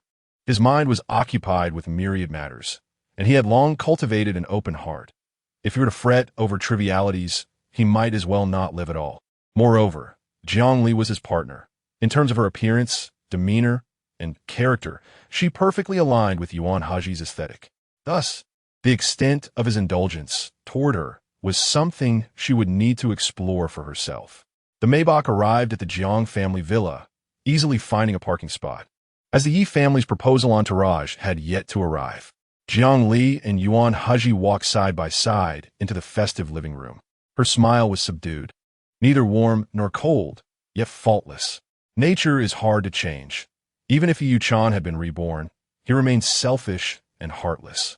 In 2 lifetimes, he had shown his wife the bare minimum of respect. Jiang Tsunger awaited in her expensive red dress within her bedroom. The female side could only meet the male side after all the male family members had entered, a rule not to be broken. As Jiang Tsunger watched the clock strike 8, discomfort gnawed at her, but the fantasized bliss of her married life with Yi Yuchan quickly brightened her expression. Yi Yuchan was the ideal husband. Her father had mentioned he could cook. She wondered if he would take to the kitchen after their marriage. Surely, if she expressed a craving, Yi Yuchan would feel obliged to oblige. Yuan Hezhi was a workaholic, either working late or on business trips. She had been urged by the Yuan family elders and had mustered the courage to call Yuan Hezhi, asking him to come home for their wedding night, only to have his secretary answer and deny her request, leaving her embarrassed. If it were Yi Yu-chan, he would never allow his secretary to brush her off. There were numerous videos on Douyin of CEOs answering their wives' calls during meetings. They could manage it, and Yi Yu-chan would surely pamper her even more. Perhaps, if she called out hungry or hurt, he would abandon his meeting to care for her. Jiang Li chuckled softly, but upon glancing at the clock, which was nearing 9, her expression soured. Ignoring the elder's objections, she lifted her skirt and descended the stairs. In a more private sitting room, Jiang Deming and Yuan Hezhi were engaged in conversation over tea. In their exchange, Jiang Deming not only expressed satisfaction with his son-in-law, but also a trace of reverence he was unaware of. Yuan Hezhi's casual remarks elicited polished responses from Jiang Deming, who, when speaking of Jiang Li, heaped praise upon her. The accolades Jiang Deming had bestowed upon her over 21 years paled in comparison to those of today. Jiang Li strode into the small sitting room in her high heels, exasperatedly pouting in a voice that was more of a shout. "Father, how can you still be seated? It's already 9 o'clock, and the Yi family's proposal entourage has yet to arrive. Which family proposes after 7:30? The Yuan family arrived before 6 that day. The Yi family, with their humble origins, how can they be so presumptuous?" Jiang Deming shot an apologetic smile at Yuan Hezhi and then sternly reprimanded Jiang Li. "On this joyous occasion, why are you behaving like this? Return upstairs. Who permitted you to come down?" Madame Jiang rose, pulling Jiang Li away. "Are you that eager to marry?" Jiang Li protested. "Mota." Madame Jiang replied, "Yu-chan called us. He was in an accident, but it's not serious. He'll be here as soon as he resolves everything." Jiang Li was left wide-eyed in panic. "How long will that take?" Madame Jiang responded, "What good does it do to rush me? To my mind, this is not a good omen. You should reflect on it." Jiang Li composed herself. "Mother, Yuan Hezhi and Jiang Li are already married. I cannot marry Yuan Hezhi. Don't think that Yuan Hezhi marrying Jiang Li means he has affection for her. His standards are too high. No one meets his criteria. In this lifetime, I want only Yi Yu-chan. He alone can grant me the happiness I desire." Chapter 20. Bending down to help her into high heels, Yuan Hezhi had been seated in the small living room for half an hour when he glanced at his phone. In a low, magnetic tone, he spoke. "Wife, I might need to hold an online meeting. Could you assist me in finding a slightly quieter place?" This seemed to be the first time he referred to her as wife. Jiang Li was momentarily taken aback, her fair and delicate face appearing dazed, as if marked by a demon. His voice was imbued with an undeniable authority, suggesting an eternal bond as husband and wife. Rising, Jiang Li led Yuan Hezhi upstairs. "I don't have a study at home. How about my room?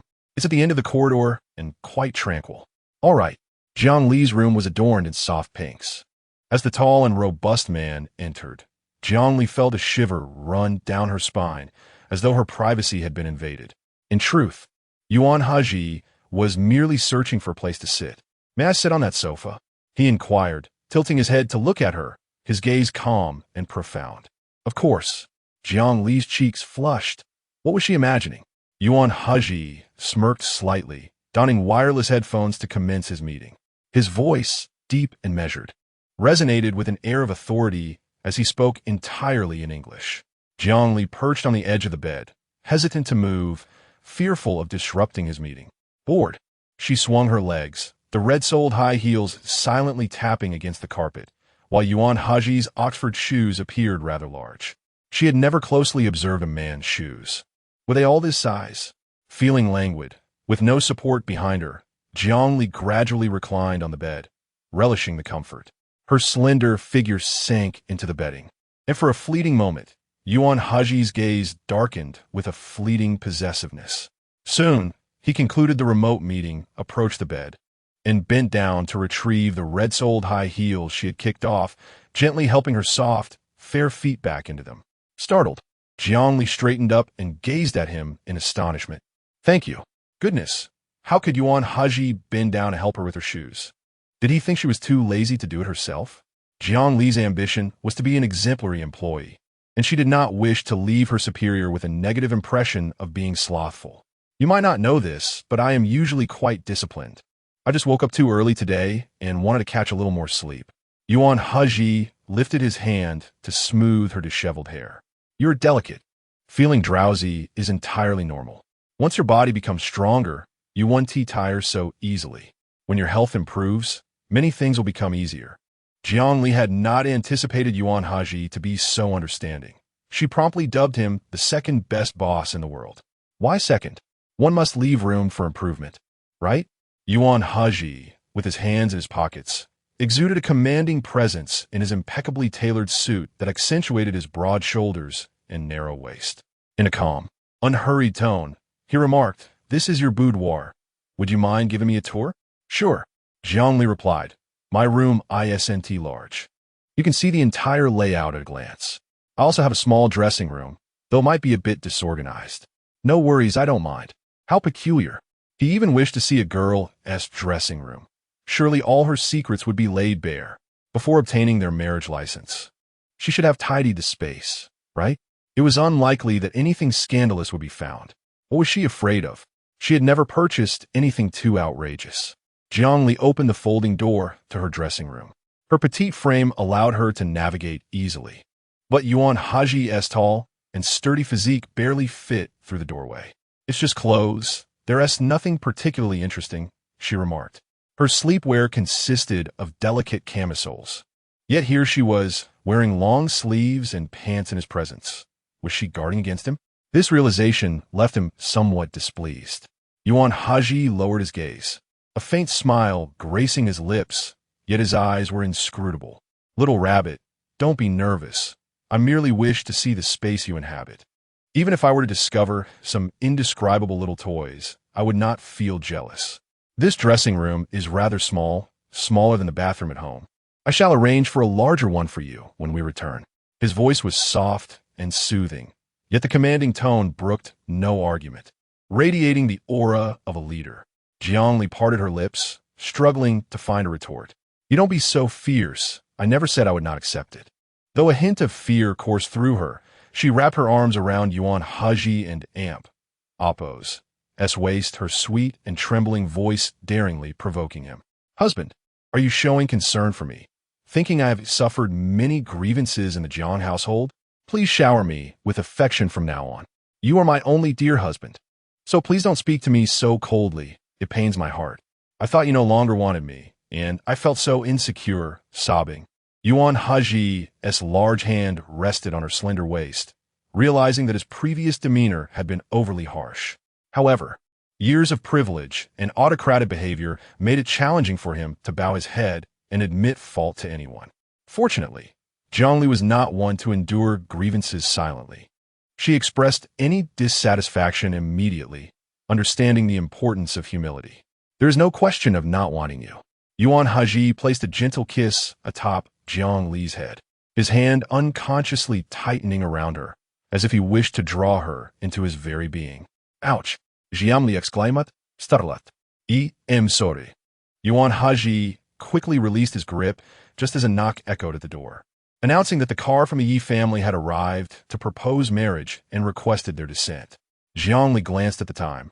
It was precisely 11 o'clock. Yi Yuchen stepped into the Jiang family villa, wearing an expression of guilt.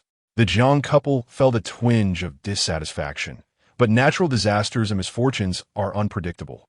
Thus, they could hardly blame Yi Yuchen. "Are you injured?" Jiang Deming inquired.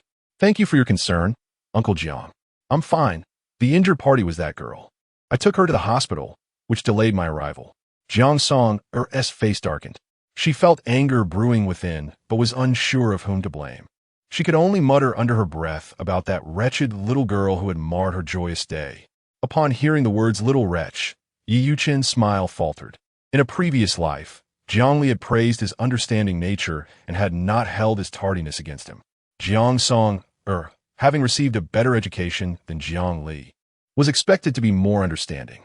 It's nearly noon. Who proposes marriage at noon? There's no decorum whatsoever. Today's proposal doesn't count. Yi Gij, please return tomorrow morning to propose, and remember, do not arrive later than 7:30. Who lacks decorum?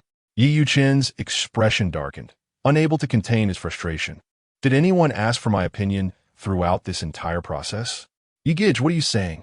Do you not wish to marry me? Jiang Song, feeling dejected, leaned against Mrs. Jiang's shoulder, wailing without restraint. If you do not wish to marry me, why pretend to agree to the proposal? If you have agreed, why can't you fulfill it? Mother and father, look at what you've raised. A heartless wolf. Quickly rein him in. He thinks he can dismiss me today and treat father similarly tomorrow. Chapter 21. Yuan Hezhi is 1,000 times more exceptional than Yi Yuchan. Jiang Li stood at a distance, observing the unfolding drama with a calm demeanor. In her past life, when Yi Yuchan arrived late to propose, the Jiang couple expressed no displeasure. Their focus was solely on Yi Yuchan. Viewing Jiang Li merely as a tool for marriage, her emotions deemed inconsequential. Yuan Hezhi tightened his grip on her shoulder, remarking on her apparent unhappiness. Leaning against his sturdy chest, her delicate features betrayed her worry. The one betrothed to you is my sister. If she cannot marry Yi Yuchan, what if she tries to reclaim you? Darling, your eyes should hold only me and not gaze upon other women, lest my tears flood this entire house. Such sentiments were trivial. Men revel in sweet nothings. Should one day you cease to utter them, they might interpret it as a lack of love or care. The notion of a lifetime partnership exists solely within the realm of literary works. Whether Yuan Hezhi loved her or not was of little concern to Jiang Li. Her priority was to secure her place in his heart for a more agreeable existence. Yuan Hezhi never distinguished individuals by gender, but rather by their worth. To him, both men and women were equal. Having chosen to marry Jiang Li, she was the sole woman in his eyes. Human energy is finite. You have already occupied enough of my thoughts, and I have no interest in the dietary habits of other women, repetitive and meaningless. Jiang Li's heart raced unexpectedly. It was peculiar that Yuan Hezhi had not uttered any sweet words, yet her pulse quickened. Oh, Jiang Li, how dismal it is that you take a mere utterance from a traditional patriarch as a declaration of love. You are far too desperate. Never allow this to happen again. Jiang Song'er continued her antics, unrestrained in her own home, surrounded by indulgent parents. Jiang Deming initially intended to reprimand her, but recognized the validity in her words. Yi Yuchan had indeed grown bolder. Stop your nonsense. You dare to criticize Yuchan for lacking decorum when you were the most indiscreet here. Jiang Song'er wished to retort, but silenced herself upon encountering her father's fierce gaze. Why had Yi Yuchan, a supposed devoted husband, been late to propose? In her previous life, Jiang Song'er had married first, and on the day Yi Yuchan came to pay his respects, she was absent. She had little connection with him, regarding him as a commoner and even belittling him before Jiang Li, using Yuan Hezhi as a contrast. Indeed, she knew nothing of Yi Yuchan. Had she made the wrong choice by reincarnating and switching fates? Jiang Madam, feeling sorrow for her daughter, wiped away her tears, suggesting they return to the room to touch up her makeup. After causing such a scene, you still wish to retouch? Catching sight of Jiang Li, Jiang Song and Amp, Oppos, seized her and dragged her back to the room, eager for her sister and Amp, Oppos, superior makeup skills. Yuan Hezhi and Amp, Oppos, gaze followed Jiang Li and Amp, Oppos, retreating figure, his expression growing colder. Observing this, Jiang Madam hurriedly defended her daughter, asserting their close sisterly bond. After 3 days apart, they certainly had much to discuss. In the room, Jiang Song and Amp, Oppos, crossed her arms, sizing up Jiang Li. Noticing her fair neck and collarbone, her mood unexpectedly lifted.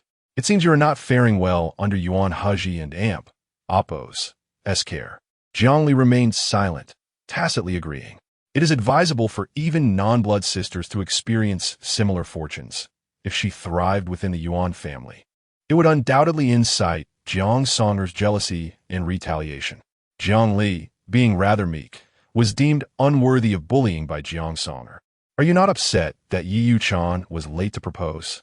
Jiang Li, bewildered, replied, Why should I be angry? Jiang Song and Amp, Oppos, momentarily forgetting Jiang Li and Amp, Oppos' lack of reincarnation, pressed on, I meant, if Yi Yuchan were to propose to you today and arrive late, would you feel angered?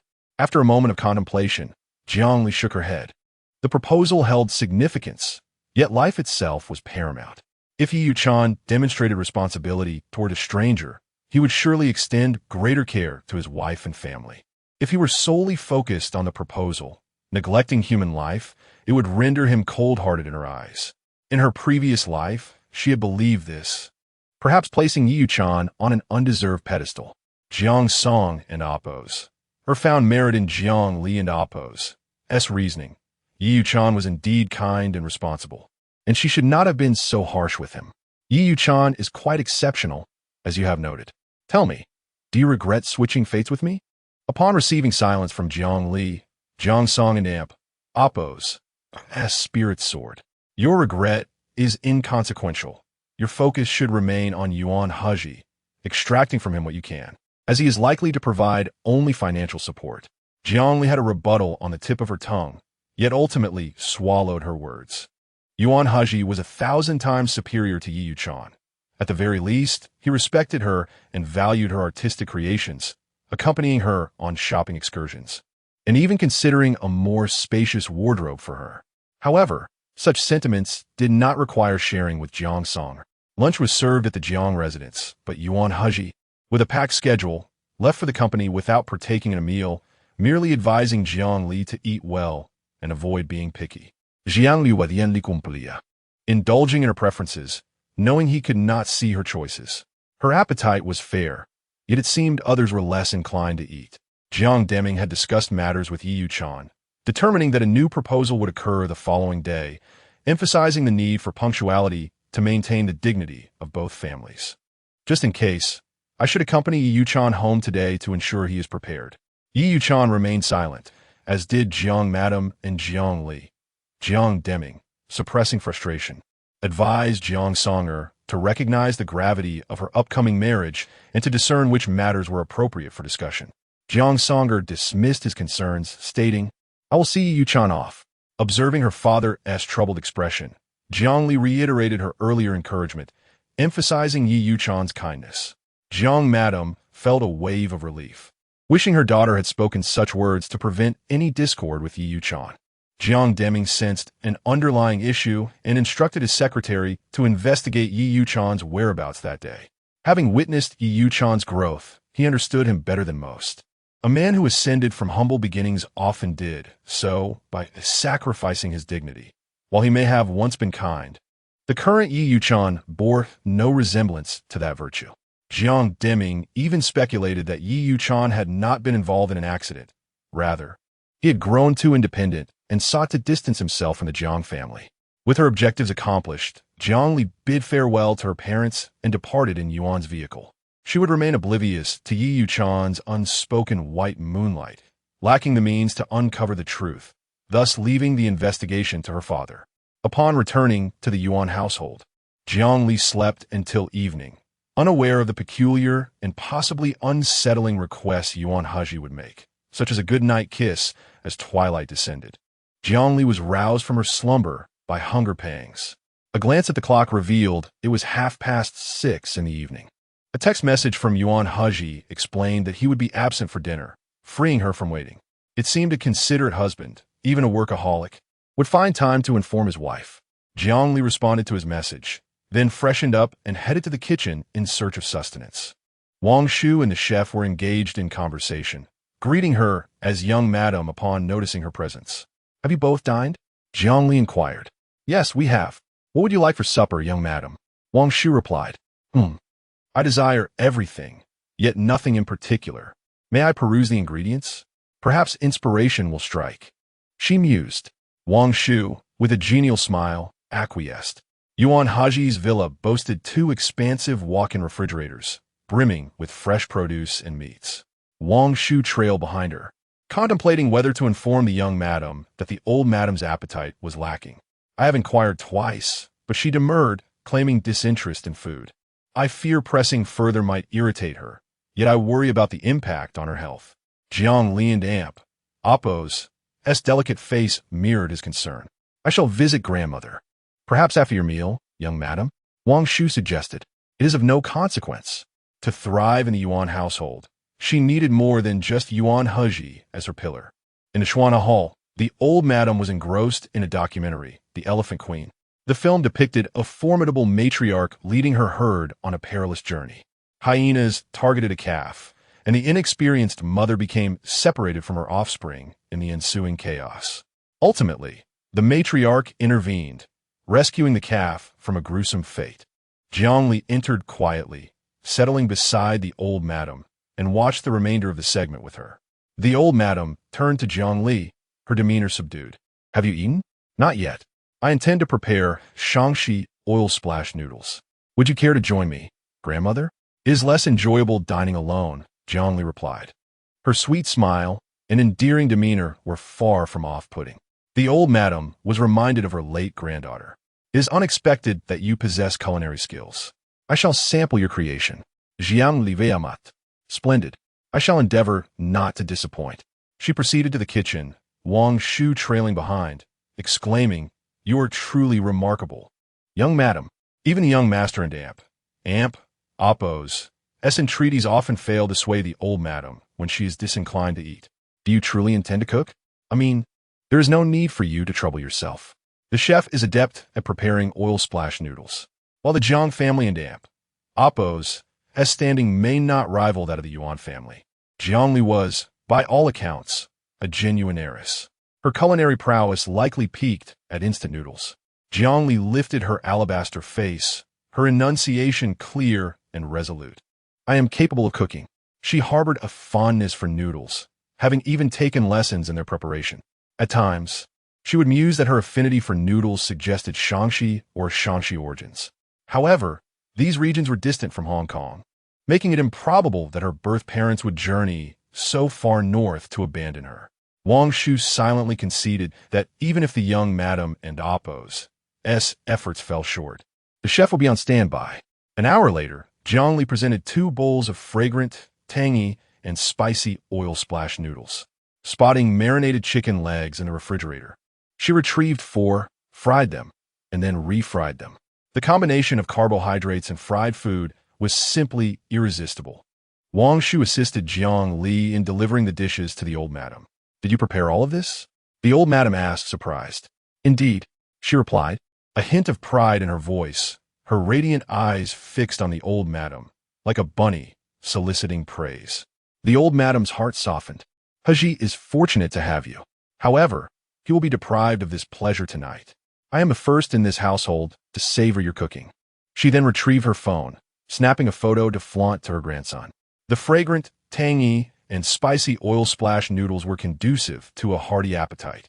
The old madam requested half a bowl of rice to accompany her meal, prompting Jiang Li to proclaim her grandmother a connoisseur. The old madam enjoyed a satisfying dinner.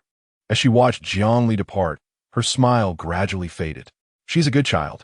Hezhi was correct in marrying her. Even I was amused by her antics." "How does Hezhi manage to suppress his laughter?" Wang Shu remarked. The young master must project an intimidating presence to deter those malevolent forces. Laughter would undermine his authority. In the bathroom, overwhelmed by the lingering scent of mixed perfumes, Jiang Li unwrapped a set of rose bath salts and rose bath milk from a niche French brand. Soon, the entire room was suffused with a creamy rose fragrance. Jiang Li stood before the vanity, attending to her skincare regimen. Her skin was pristine and fair, its texture visibly akin to cream. A pink bath towel, draped around her body, barely concealed her thighs, exuding a sweet charm that permeated the room. She opened a jar of La Prairie face cream and had just dabbed some on her nose when she heard approaching footsteps. A knock followed. "Wife, are you occupying the bathroom?" It was Yuan Hezhi's voice. Jiang Li quickly applied the cream, casting a glance at her reflection. Her hair was wrapped in a towel, yet she remained captivating, perfectly presentable. She grasped the doorknob, opening a sliver to reveal half her face and a sliver of her shoulder, striking a deliberate pose. "Husband," she cooed, her voice, perhaps due to the bath, as soft as water. Even Jiang Li found her own tone saccharine. She wondered if Yuan Hezhi, bombarded with her sugar-coated advances, would eventually tire of them. The man and oppos' gaze was profound, his voice a deep rumble. "I brought you a gift. Remember to unwrap it." He turned and proceeded to another bathroom to freshen up. Jiang Li, while drying her hair, pondered. Men with physical impairments like Yuan Hezhi were more prone to infidelity than their able-bodied counterparts. Impotence often bred a desire to prove one and oppose as virility. She, Jiang Li, the rightful wife, possessed the beauty of a favored concubine and the magnanimity of a mistress. To secure a life of leisure as a wealthy socialite, she would exert every effort to capture Yuan Hezhi and Oppo's heart, maximizing her own interests. Clad in long sleeves and trousers, Jiang Li discovered Yuan Hezhi and Oppo's gift on the carpet, encased in a pink box. Its contents were unknown. She tore it open with a few swift movements. Upon discerning the nature of the gift, her alabaster toes curled into the black carpet, her cheeks and ears burning.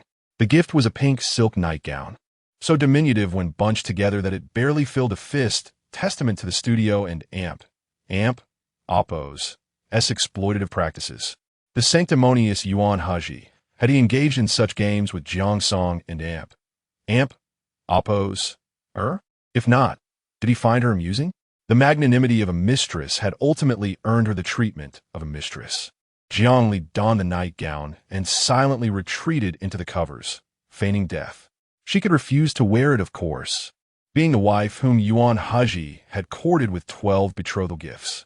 However, this was Yuan Hezhi and Oppo's first unsolicited gift, and rejection would be detrimental to fostering marital harmony. What if he never offered another gift? Jiang Li gnawed on her fingertip, lamenting the loss of her dignity. One day, she would reclaim the garments she had shed and force Yuan Hezhi to disrobe. Chapter 23. A delicate wife at home after finishing his shower. Yuan Hezhi emerged from the adjoining room, wrapped in a black bathrobe, its belt loosely tied, revealing a hint of his robust chest. His damp black hair was swept back, and a shadow of restlessness and yearning lingered in his dark eyes. Suddenly, Secretary Zhao appeared, holding a stack of documents. President Yuan, there is an urgent meeting that requires your presence. Yuan Hezhi's gaze was cold and indifferent, his noble demeanor reflecting a certain degree of resistance. Secretary Zhao swore he detected defiance in Yuan's eyes. Could it be that President Yuan was resisting work? This seemed implausible. It must be an illusion. Graduating from a prestigious university with a degree in finance, Secretary Zhao had started as a mere assistant in the secretary department of the Yuan Group. Through relentless effort, he managed to displace Secretary Zhou and ascend to the position of Yuan Hezhi's chief secretary. His ability to keep pace with Yuan's relentless work ethic earned him this promotion. Anyone doubting Yuan's commitment to his work would find Zhao as the first to disagree. Yuan Hezhi pinched the bridge of his prominent nose, stepping into his study to review documents before commencing a remote meeting. An hour and a half later, Secretary Zhao tidied up the desk and prepared to leave. Secretary Zhao, Yuan called. Zhao paused. What can I do for you? Yuan instructed, from now on, unless it is an emergency, all matters can be postponed until the next workday. Zhao and Oppo's eyes widened in shock, struggling to comprehend. It was as if Yuan had been possessed by an alien. Understood, President Yuan. I apologize for disturbing you this evening. You have worked hard. In the car, Zhao pondered the situation, increasingly bewildered, and shared Yuan and Oppo's directive in the Oppo's overtime madness and Oppo's secretary group chat.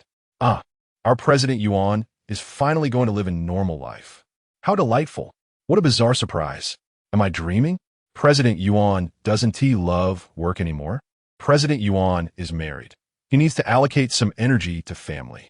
What normal man prioritizes work over beauty? It makes sense. Zhao suddenly realized that Yuan's newfound disinterest in work stemmed from his marriage. Do you dare suggest that President Yuan is truly a normal person? He previously shunned numerous beautiful bosses and celebrities, often retorting, "Don't smile, your makeup is fading." Truly a man worthy of his surname.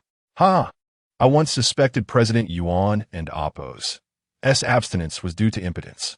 Yuan Hezhi entered the master bedroom, where Jiang Li had waited long enough for the flowers to wilt. Upon seeing him sit on the bed, she adopted a decisive approach, settling onto his lap and kissing him firmly. "Good night, kiss. Good night. I'm going to sleep now." After speaking, she attempted to crawl away. She had forgotten she was wearing a pink nightgown, and any vigorous movement would transform it into something akin to a bikini. Before she could escape, Yuan exerted a gentle force, grasping her delicate ankle and pulling her back into his embrace. Jiang Li blinked, suddenly wide awake. If you want a hug or a kiss, just say it. Why tug on my ankle? Do you know how suggestive that is? Her cheeks flushed with a flurry of thoughts as she cast a hasty glance at Yuan, her eyes shimmering with shyness. Yuan and Appo's hands, unloved, lingered intimately on her skin, revealing not just a strong desire for control, but also a severe case of tactile craving, which had intensified since their marriage. Are you upset? She wondered. He should have informed her before retreating to his study. It was inconsiderate. She, a sensitive little honey badger, would throw a tantrum, yet he would surely be understanding. I'm not angry, just a bit bored, Jiang Li replied. Yuan's gaze was as sharp as a blade, scrutinizing her, specifically the pink nightgown she wore. His lofty demeanor made her feel like a commodity on display, or perhaps a lamb beneath the paw of a lion. Unable to decipher his thoughts, she could only cautiously appease him. Oh, Yuan Hezhi, you heartless man, you have bested me. You send me this embarrassing nightgown, neglect me for an hour and a half, and now show no interest, leaving me anxious to interpret your thoughts. If this is a test of obedience, then Yuan has succeeded. Any future gifts of scanty nightwear will render me utterly compliant. Yuan and Appo's eyes deepened, his fingers tracing the little dimple on her cheek, realizing she might genuinely be upset. Her soft, sweet lips had ceased their usual chatter. Express your discontent. I relish hearing your voice, he urged. I truly am not unhappy. Cold-hearted man. I have seen through your fickle, capricious nature. She retorted. Sleep now, he commanded. Jiang Li nestled under the covers. In truth, this nightgown was rather comfortable, akin to the sensation of sleeping in the nude. She carefully shifted her limbs, akin to a mermaid frolicking on the bed. Her calf brushed against Yuan, eliciting a muffled groan from him. Jiang Li froze. I'm sorry, husband, it was unintentional. This nightgown is delightful. Will I receive more gifts like this tomorrow? Yuan's calm gaze displayed rare confusion. What ritual had transformed his wife into one who suddenly appreciated this nightgown? Yes, you may receive more. Sleep now. Thank you, husband. I shall venture into dreams to accept your gifts. Very well. Yuan Hezhi lay awake in bed, troubled by thoughts. After Jiang Li fell asleep, he retreated to the bathroom for a cold shower. His wife was still quite young, 7 years his junior, and fragile in health. They could not rush intimacy. Yet it needed to be addressed soon, lest he suffocate from pent-up desire. Jiang Li slept soundly until 9:00 and Appo's clock. Today marked the day Yi Yuqing would formally propose again. Yet she intentionally refrained from setting an alarm. Jiang Song and Appo's had not attended her previous proposal banquet, and she saw no reason to make a fuss on this occasion. Gradually regaining her strength, she checked her phone and found several messages and missed calls. Mrs. Jiang had texted, advising her not to return home today, as Yi Yuqing and Jiang Song's engagement ceremony had been canceled. Given Jiang Song's tenacity, it was plausible she might forego the proposal entirely and simply register their marriage with Yi Yuqing. Jiang Li opened Jiang Song and Appo's message filled with exclamation marks, questioning if she had meddled. She rolled her eyes, choosing to ignore her sister. It seemed that Jiang Deming had uncovered some information, leading him to prevent Yi Yuqing from proposing, concerned for his daughter and Appo's well-being. In her past life, Yi Yuqing had harbored ambitions to swallow the Jiang group and was on the verge of success, merely a step away. Now that relations between the Jiang and Yi families had soured, what would Yi Yuqing do? One could be assured he would not relent easily. In a few days, Jiang Li learned of Yi Yuqing and Appo's actions. Jiang Song and Appo's sent her several photos via WeChat, showing Yi Yuqing inviting her for a day at sea. Yi Yuqing's white moonlight was possessively jealous whenever he took Jiang Li to the hospital or accompanied her to family gatherings. The white moonlight would concoct various excuses to whisk him away. Jiang Li replied, Sister, why are you the only one in the photos? With your figure, did Yi Yuqing kiss you? I've heard that a man's physical attraction to a woman indicates true affection, one that lasts a lifetime. Speaking of physical attraction, Yuan Hezhi and Appo's warm hands always pressed against her skin when unloved, a strong presence that made her heart race. What if Yuan Hezhi Iasin and oppos? It's similar to the perverse doctor in who suffers from a condition of skin hunger.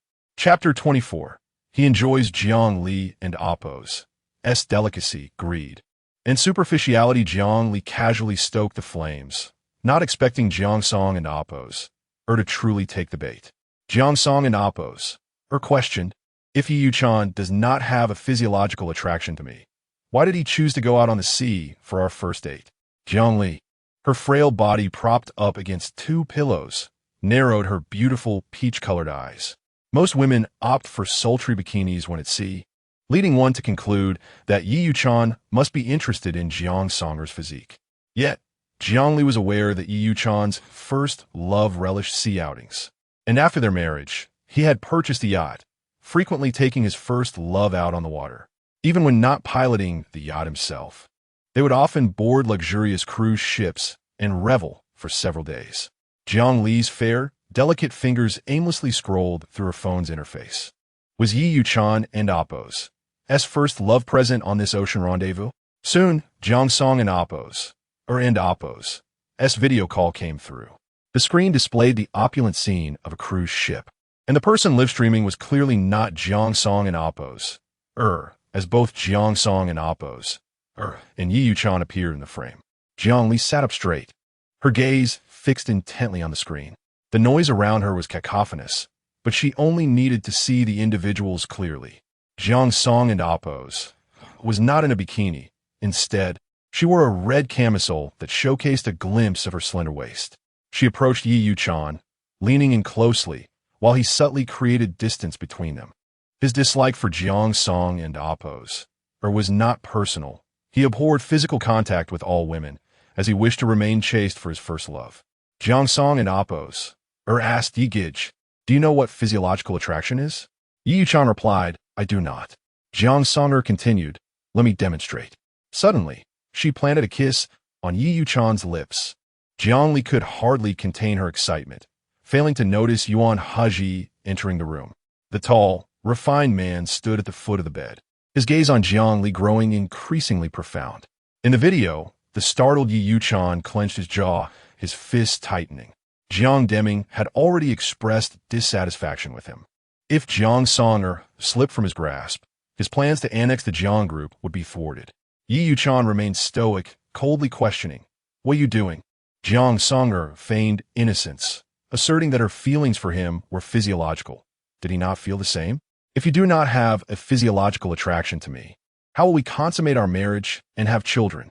Yi Gij, your silence suggests you do not like me. Jiang Li struggled to decipher their words, only able to perceive their stalemate and contest. Ultimately, Yi Yuchan leaned in to kiss Jiang Songer's cheek. Nearby stood a woman in a pink bikini, her untouched glass of wine suddenly tumbling into the sea. Jiang Li and oppos' intuition hinted that this woman was likely Yi Yuchan and oppos' first love. However, the lack of clarity in the video, compounded by the first love's position away from the camera, left Jiang Li unable to discern her true identity. Jiang Song and oppos' nestled against Yi Yuchan, while his first love was surrounded by admirers as she departed. The spectacle concluded. Jiang Li ended the video call, stretched her neck, and noticed her impeccably dressed husband. Aren't you working today? It's Saturday, I'm off. Oh, have you had breakfast? No, I just finished some business and was waiting for you to join me. I overslept. Glancing at the time on her phone, Jiang Li noted it was 9 o'clock. Not too late. She slipped on her shoes and headed to the bathroom to freshen up, also changing clothes. She had a habit of not changing in front of others, even if that person was her nominal husband. Yuan Hezhi's hand bore prominent veins, his downcast eyes heavy with shadows. He disapproved of Jiang Li and oppos' careless indifference. It seemed her thoughts were not entirely devoted to him. This notion felt somewhat possessive, and Yuan Hezhi understood that each person's thoughts were independent, with no one being another and oppos' subordinate. Yet, he could not help but desire that Jiang Li belonged solely to him. Her obedient demeanor nurtured his warped sense of possessiveness, and she was accountable for that. Breakfast consisted of milk and bird's nest soup. After a dinner of oily noodles and fried chicken, This morning's fare felt overly bland, leaving Jiang Li with no taste in her mouth. Having lived a stifled life in her previous existence, she yearned for freedom in this one. She was determined to fight for the right to eat as she pleased. Suddenly, Jiang Li sprang up, startling Uncle Wang. Yuan Hezhi rested one hand on the table, his veins winding down his pale, robust wrist, exuding an air of calm authority.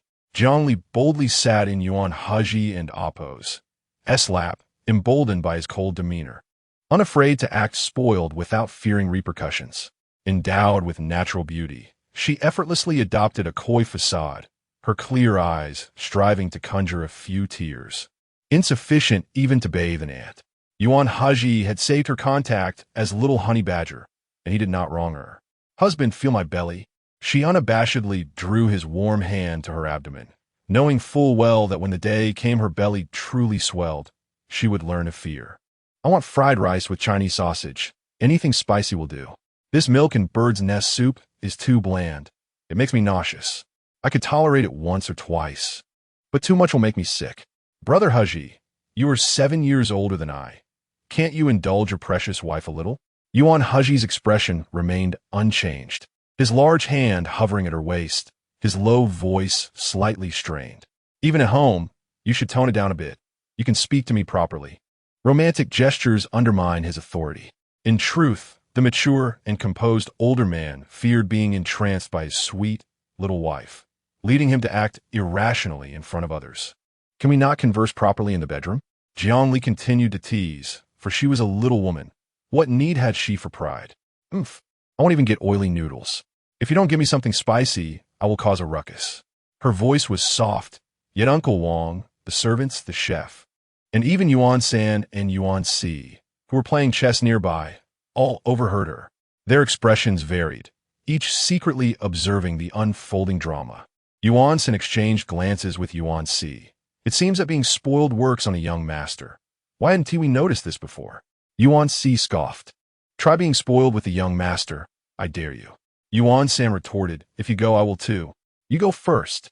In the end, Jiang Li finished her milk and burdened Appo's nest soup because Yuan Hezhi had promised her that she could have it every other day, granting her a portion of the ordering rights.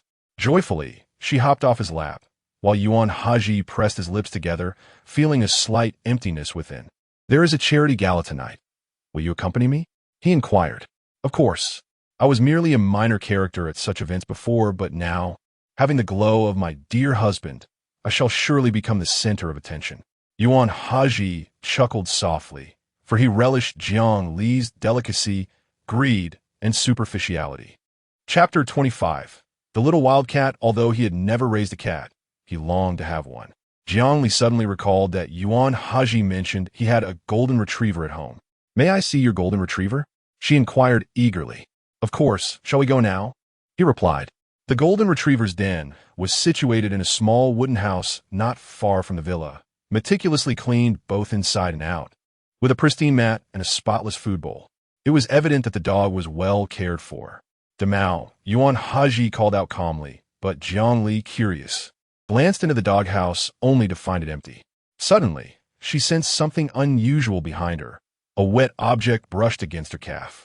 She turned slowly to discover a small, exuberant puppy. "Ah!" Jiang Li screamed, leaping onto Yuan Hezhi, her legs tightly wrapped around his waist, a fine sheen of sweat forming on her delicate neck as she pressed her face close to his lips, her innocent eyes filled with distress. She resembled a lamb offering itself to a malevolent deity, her fear inadvertently attracting a more terrifying presence. Oblivious to the gravity of her situation, she hummed nervously beside his ear, exhaling a sweet fragrance as she exclaimed, "The golden retriever is so formidable, a general among dogs, truly a testament to your nurturing." Even at this moment, she did not forget to flatter him. Yuan Hezhi and Appo's Adam and Appo's Apple Bob, his eyes shadowed with an inscrutable smile, his deep voice reassuring her. "Do not fear. Without my command, Demao would not harm you. It was merely greeting you." His arms securely encircled her waist, effortlessly holding her, while his other hand gently patted her back in a soothing manner. The taut muscles beneath his suit, glistening with sweat, emanated a potent aura of masculinity that rendered him irresistibly alluring. Yuan Hezhi released her, guiding her to interact with Demao. Jiang Li tenderly patted the dog into Appo's head, though her mind felt somewhat adrift. Was it merely an illusion? She found Yuan Hezhi and Appo's scent intoxicating, not the sterile aroma of a corporate leader, but a tangible, sensual fragrance that made her wish to bite him. Demao, intrigued by Jiang Li, showed her affection for a few moments before redirecting its attention back to Yuan Hezhi, cautiously gnawing at his black gloves. Yuan Hezhi patiently played with the dog, gently swatting its head when it nearly succeeded in tearing off the glove. Demao whimpered, seemingly oblivious, as it continued its playful assault. Jiang Li swallowed hard, contemplating the idea of removing Yuan Hezhi and Appo's gloves, curious if he suffered from skin affliction. Yet now hesitated. She feared a slap to her head might result in a concussion. In the afternoon, Jiang Li found herself overwhelmed with tasks. Though she had attended charity galas before, this occasion was different. It marked her first public appearance as Yuan Hezhi's wife, where every gesture would be scrutinized. As the makeup artist pampered her skin, Uncle Wang entered, presenting her with a document. "Madam, this is the guest list for the charity gala organized by the matriarch. It includes photographs and names. Remember as many as you can." Jiang Li expressed her gratitude. "Please thank my grandmother for me." "You are too kind," Uncle Wang replied. Having been admitted to the Hong Kong Academy of Arts as a calligraphy major, Jiang Li was far from lacking in academic achievement, consistently ranking among the top 20 in her class. Many teachers used her success to inspire their students, emphasizing that if a student with a specialty could excel, so too could those focused solely on academics. Jiang Li excelled in both calligraphy and academics, possessing a commendable memory. With several hours remaining until the charity gala, she felt confident about recalling the necessary details. "Madam, your makeup is complete. You may try on your evening gown now." "Thank you," Jiang Li replied. The gown was a pink satin mermaid dress. While most would appear darker in pink, Jiang Li and Appo's naturally fair complexion made her glow. The gown fit her beautifully, its elegant cut accentuating her curves. As she touched her bare neck while gazing in the mirror, she asked, what jewelry would complement this outfit? "Pink diamonds would match perfectly," suggested one. "Seashell pearls would be lovely too," chimed another. Suddenly, they fell silent as a distinguished, commanding man entered.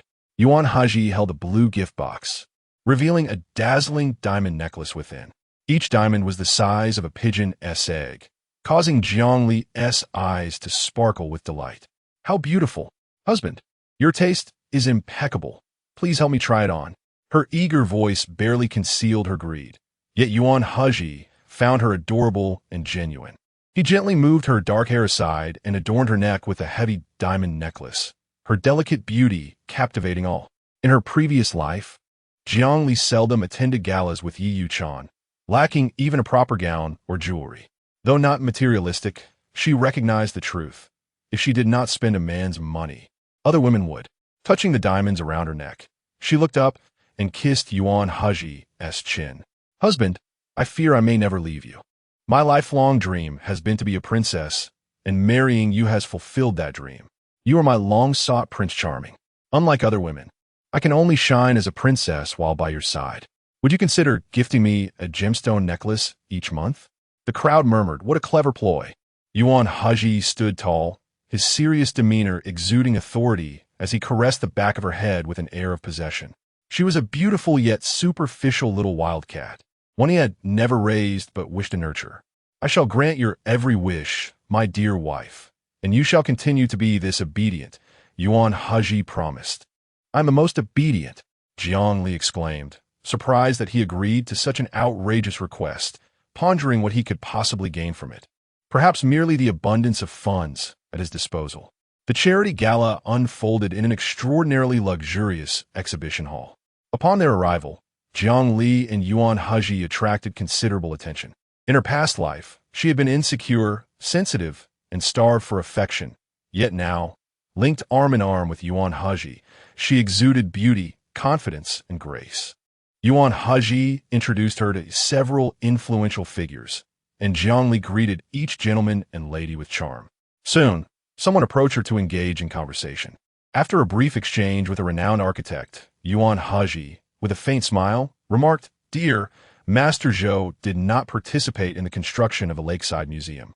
You seem to have mixed up your facts." Jiang Li and Oppo's lovely, fair face remained unperturbed as she smiled sweetly. "Oh, but he was so accommodating, going along with my words. Being your husband is delightful. Even if I mistakenly call a mouse a cat, no one dares to refute me. May I ask how you maintain such humility and modesty despite wielding significant power? I fear my tale would rise to the heavens." Chapter 26. Cherished and hidden away by him, a masculine voice resonated from behind, prompting Jiang Li to turn and behold a strikingly cheerful and robustly handsome man. Infected by his exuberance, Jiang Li responded with a smile. A chilling glint flashed in Hezhi and Oppo's eyes as he tightened his grip around her shoulder, causing Jiang Li to wince in pain, feeling as though her scapula were about to shatter. Lu Yuanxiu overheard Hezhi speaking ill of him as he approached. He retorted, questioning the harm in allowing the young women to touch his abs, arguing that such an experience would prevent them from being deceived by inferior men.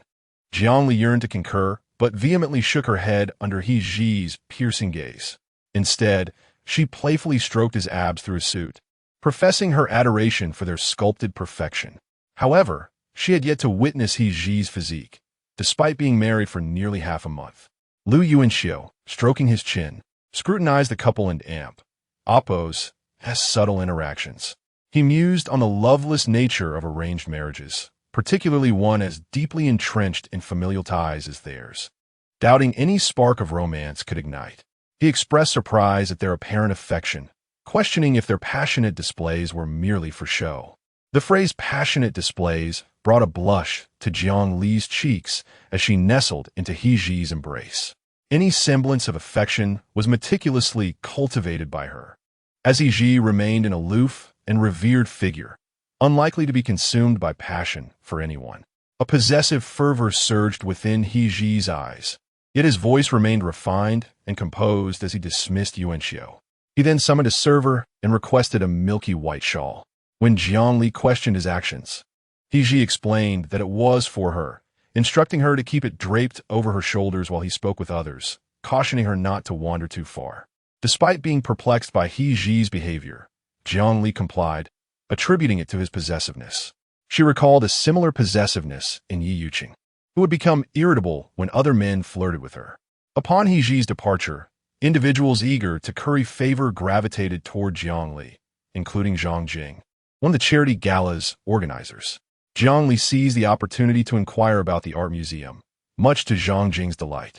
Zhang Jing extolled the museum's star-studded ceiling, which created an enchanting atmosphere during exhibitions. However, she explained that it remained closed for the gala, as the event's theme, Gilded Age, demanded a bright and opulent ambience. She further mentioned that renowned artists, such as Lu Ruxiao and Peter, a Turner Prize laureate, had held exhibitions there. The mention of Lu Ruxiao's name caused Jiang Li's expression to darken. She inquired about the requirements for hosting a solo exhibition, her thoughts turning to her calligraphy teacher, whom she affectionately called Grandpa Lu. In her past life, Grandpa Lu had encouraged her to showcase her work, but she had hesitated, fearing accusations of nepotism. Had she heeded his advice and gained recognition in the art world, Yi Yuqing might not have dared to mistreat her so brazenly.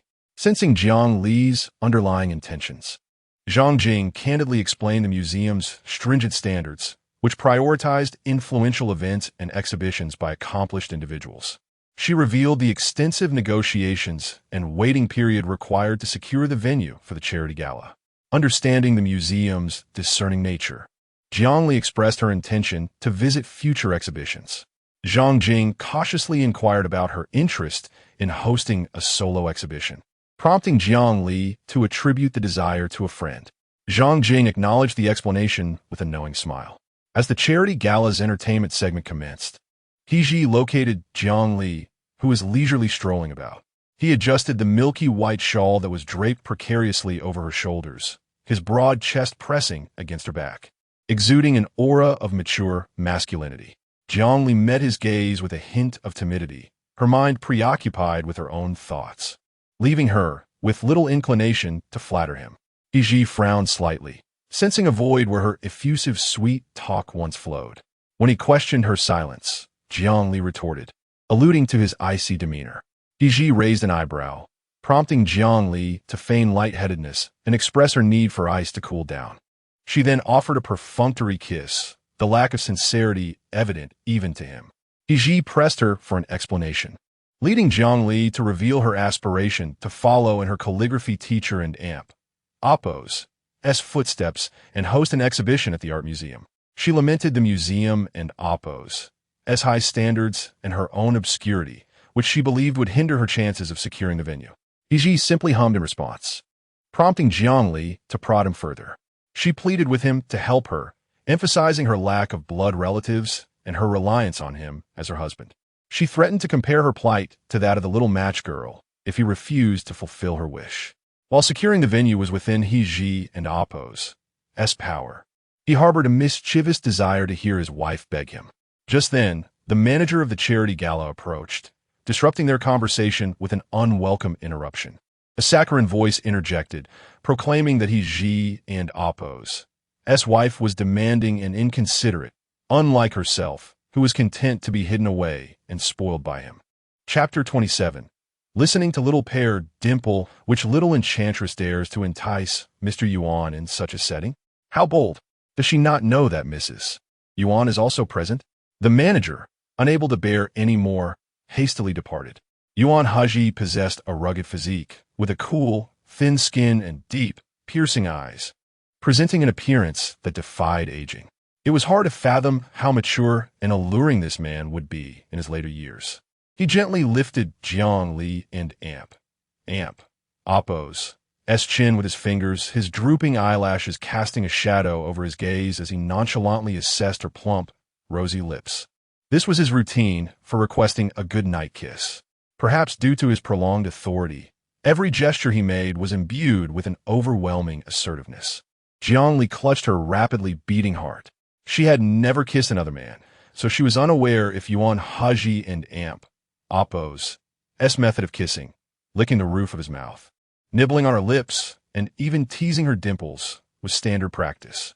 Yuan Hezhi remarked, "Your self-recommendation was rather impressive. Indeed, you are more well-behaved than my wife. What is your name?" How infuriating, thought Jiang Li, a scoundrel of a man, playing his part so well. Embarrassed and shy, her voice was sweet and syrupy. "I am Jiang Li. Brother Hezhi, if you have me outside, your wife will surely be angry. Why not fulfill her wishes? So she has no time to concern herself with us?" Yuan Hezhi and Appo's voice was deep and husky, enticing as he listened to her. Jiang Li internally scoffed. A wife is inferior to a concubine, and a concubine is inferior to a secret affair. Indeed, the higher the position and the more austere the demeanor, the more of a refined rogue one becomes. Fortunately, Yuan Hezhi was impotent. If he were capable, who knows how extravagantly he would indulge. Upon returning to the auction venue, the ceremony had already commenced, yet none dared comment on Yuan Hezhi and Appo's tardiness. He sat in the center, saying, "This is my friend, Lu Yuanxiu, whom you just met. He is well versed in the entertainment industry." Lu Yuanxiu wore a bright and open smile. "If you are Hezhi's wife, then you are my friend too. Please do not hesitate to ask for my assistance if needed." Jiang Li's eyes sparkled.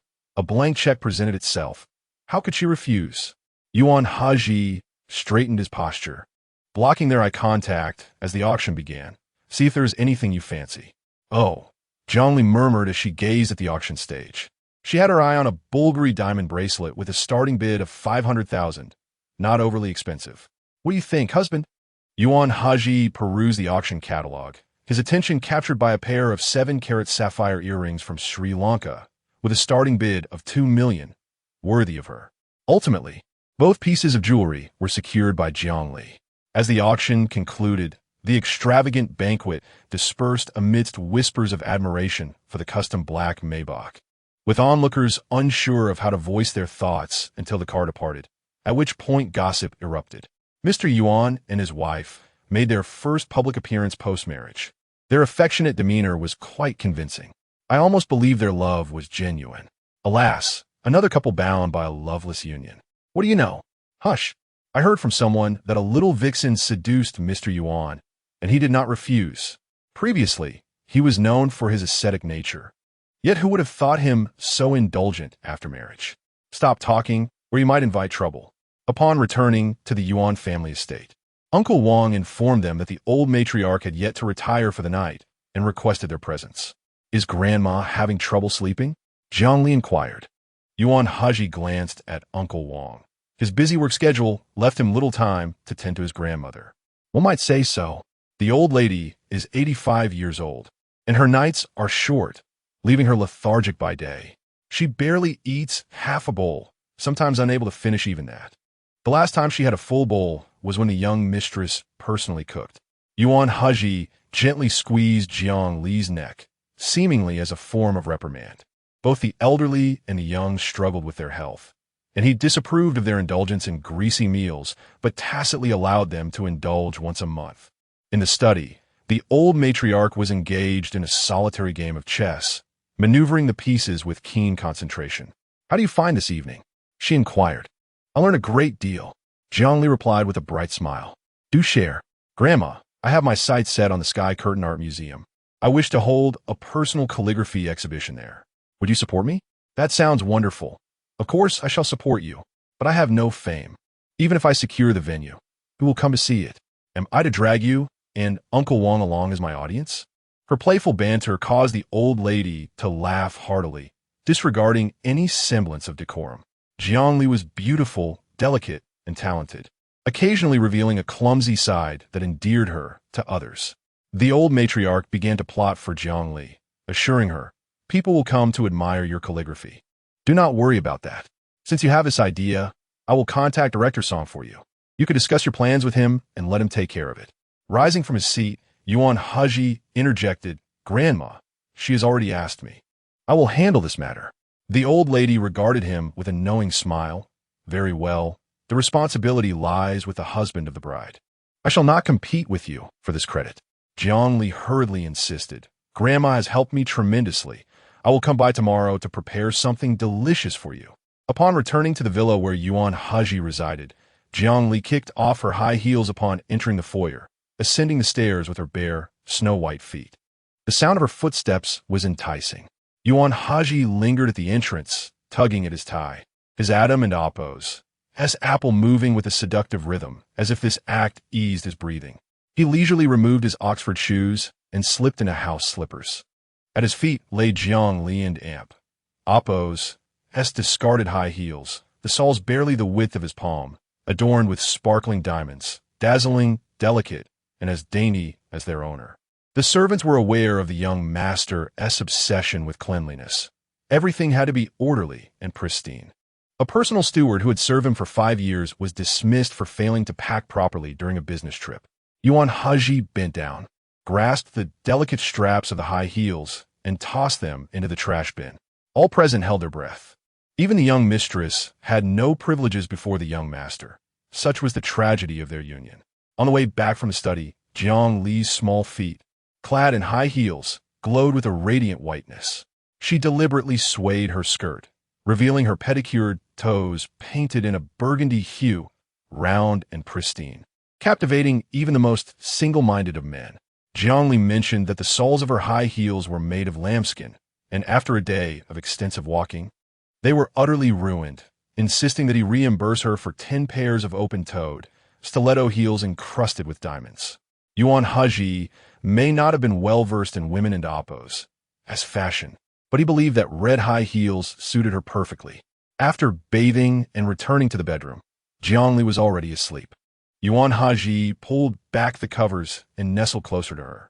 Having removed his black gloves, his hand now rested upon her shoulder, applying a gentle pressure that left imprints on her fair skin. He buried his face in the crook of her neck, inhaling deeply, beads of sweat forming on his forehead, his eyes ablaze with desire, an image starkly contrasting with his earlier self-restraint.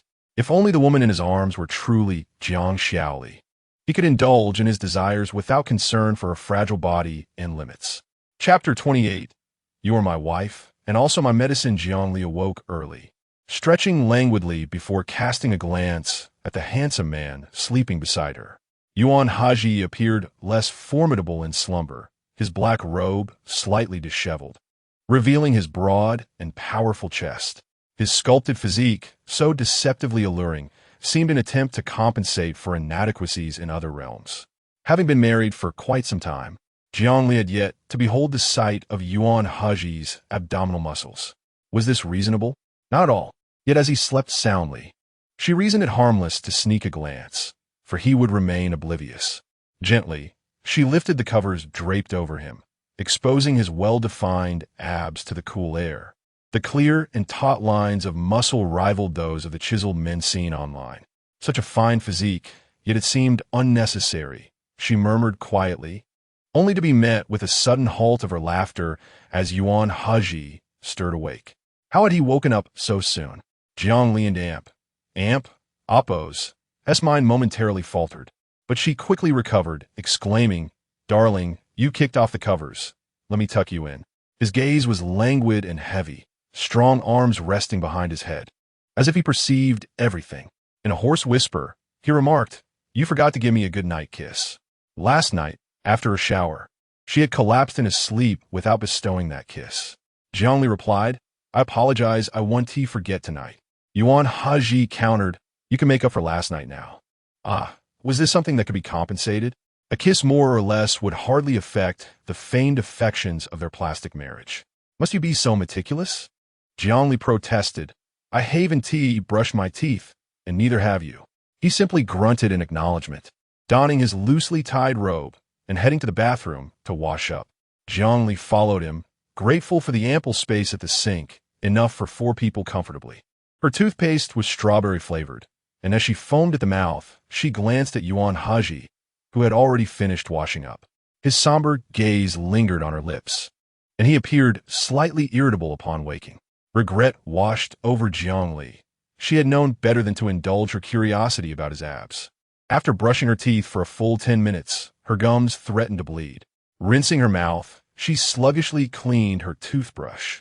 Yuan Hezhi's patience waned, and he approached her from behind, his pale fingers lifting her chin before his lips pressed against hers. His kissing technique, honed from innocence to expertise, had been cultivated with her. Although the clashing of teeth was no longer a concern, his kisses were fervent, leaving no part of her lips unclaimed. If he pressed any harder, she feared her lips would bear the marks of a bruise. "Darling, do other couples kiss with such intensity?" she inquired. "The deeper the affection, the more intense the kiss," Yuan Hezhi replied, effortlessly coaxing his little wife. "You continue your business in the bathroom. I shall retire to the opposite side." After he departed the master bedroom, he cast his gaze downward. What was the purpose of being so spirited if it could not be savored? After breakfast, Jiang Li ventured to Shuana Hall to consult with Uncle Wang about the elderly lady and Oppos, as culinary preferences and aversions, ensuring a well-planned menu for lunch. Uncle Wang informed her, "Ever since the old lady tasted the oil-splashed noodles, she has developed a fondness for sour and spicy dishes, though not excessively hot. Just a hint of spice will suffice. She is allergic to mangoes and spinach, but otherwise, she has no dietary restrictions." Nodding as she jotted down notes, Jiang Li approached the elderly lady, suggesting, "Grandma, how about we have stir-fried beef, yellow fish soup, and pan-fried mushrooms for lunch?" The elderly lady smiled warmly. "That sounds delightful. Do not overexert yourself. Let the chef assist you. Only 3 dishes. It won't tire me," Jiang Li assured her before heading to the kitchen. Yuan Hezhi watched her leave, holding a white chess piece, placing it without hesitation. Did she truly possess culinary skills? The elderly lady defended her. "What sort of question is that? One must not judge by appearances.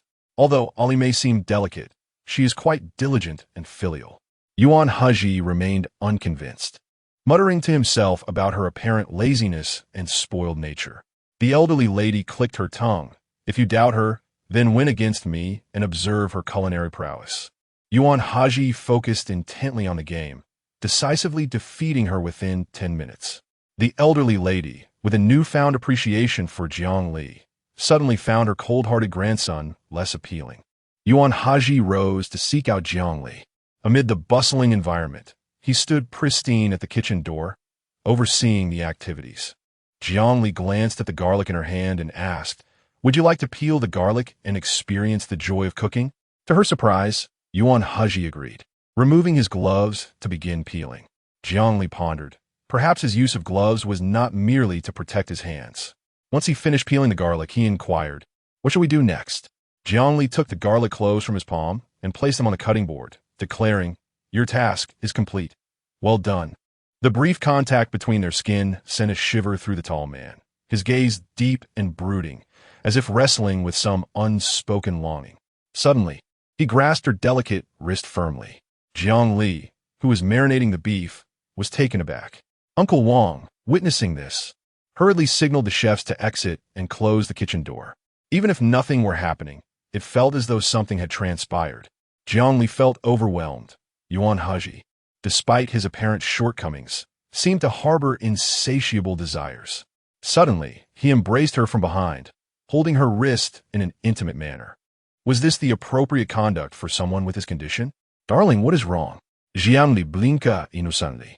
As she washed her hands, Yuan Hezhi mirrored her actions, seemingly content with simply holding her wrist without intent to restrain her. Resting his chin on her shoulder, he murmured softly, "Wife, I neglected to inform you before our marriage that I suffer from a condition known as skin hunger. While my body remains fine, my hands yearn for skin contact. If anyone touches my hands, I cannot help but crave their skin against mine." Jiang Li and Oppose, as pupils dilated in shock. His affliction bore a striking resemblance to that of a deviant. "Is there a cure for this condition?" she asked, bewildered. "Currently, there is no remedy, and I have no desire for medication." Jiang Li was dumbfounded. He had a condition, yet refused treatment.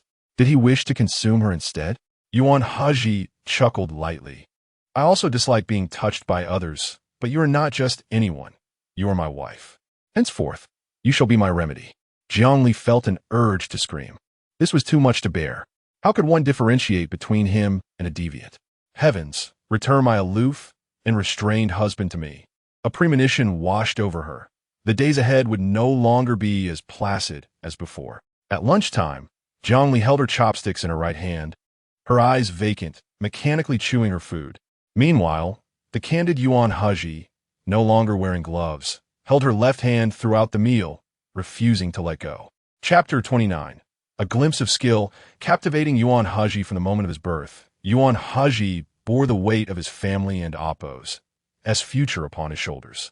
The pinnacle of elite education endowed him with the effortless ability to seize power and wealth. Coupled with his rich and mature experiences, his threshold for joy was exceedingly high. There was scarcely anything that could elate him. To expect that such joy could be sustained was a fanciful notion. It was utterly implausible to win his favor.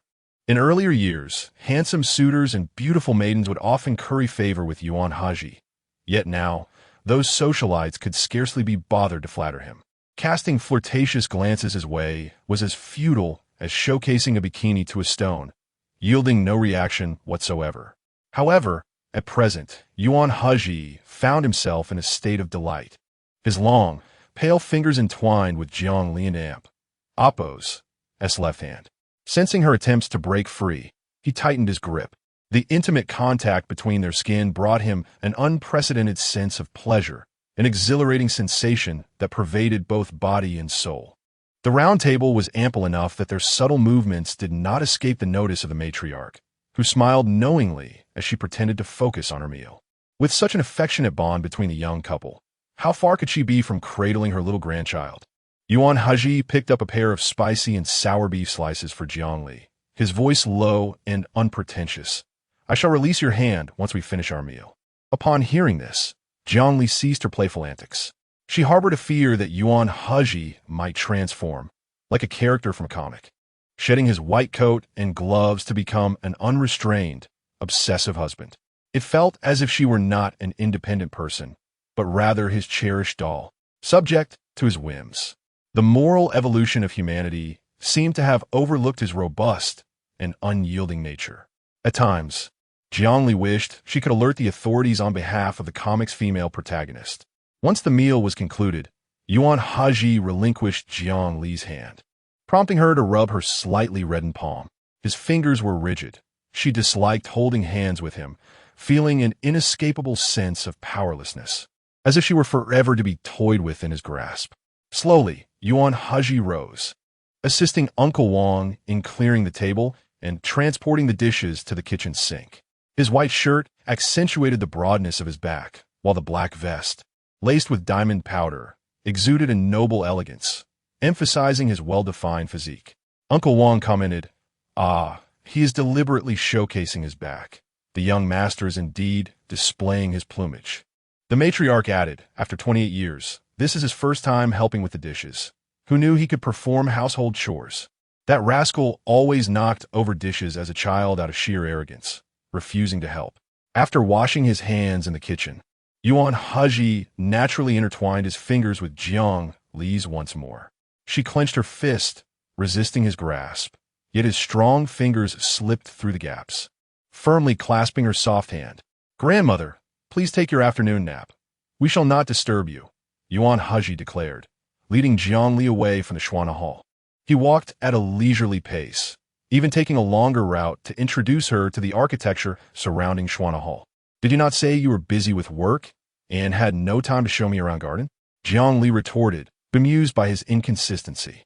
Nonetheless, the courtyard they had just visited was delightful, featuring a pond suitable for boating, where the lotus flowers were in full bloom this September, a perfect opportunity for sketching. Upon entering the standalone villa, Secretary Zhao had been waiting for some time. "Mr. Yuan, there are several documents requiring your signature, and an online meeting you must preside over. It is quite urgent, so I dared not delay. Follow me to the study," Yuan Hezhi instructed, leading Jiang Li upstairs by the hand. She murmured softly, "Darling, you have work to do. Holding hands might hinder your productivity. If your employees see us, they might say you are too sentimental, which could tarnish your formidable image." Upon hearing this, Secretary Zhao averted his gaze. He would not speak of the CEO's affectionate demeanor toward his wife. "They dare not gossip unless they wish to face the consequences," Yuan Hezhi replied, guiding her into the study. The room was adorned with sound-absorbing carpets, one wall brimming with books, thousands perhaps.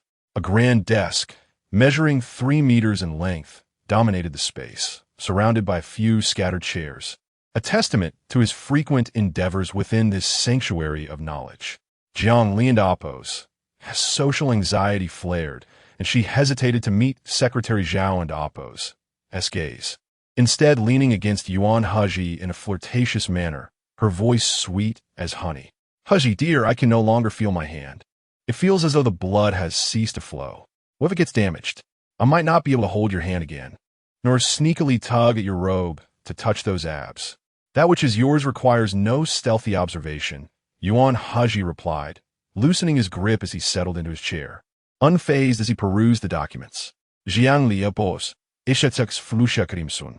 Secretary Zhao, observing with an impassive demeanor, noted how Yuan Hezhi had shattered the stereotype of being cold and unfeeling since their marriage, even displaying tendencies resembling those of a lovesick fool.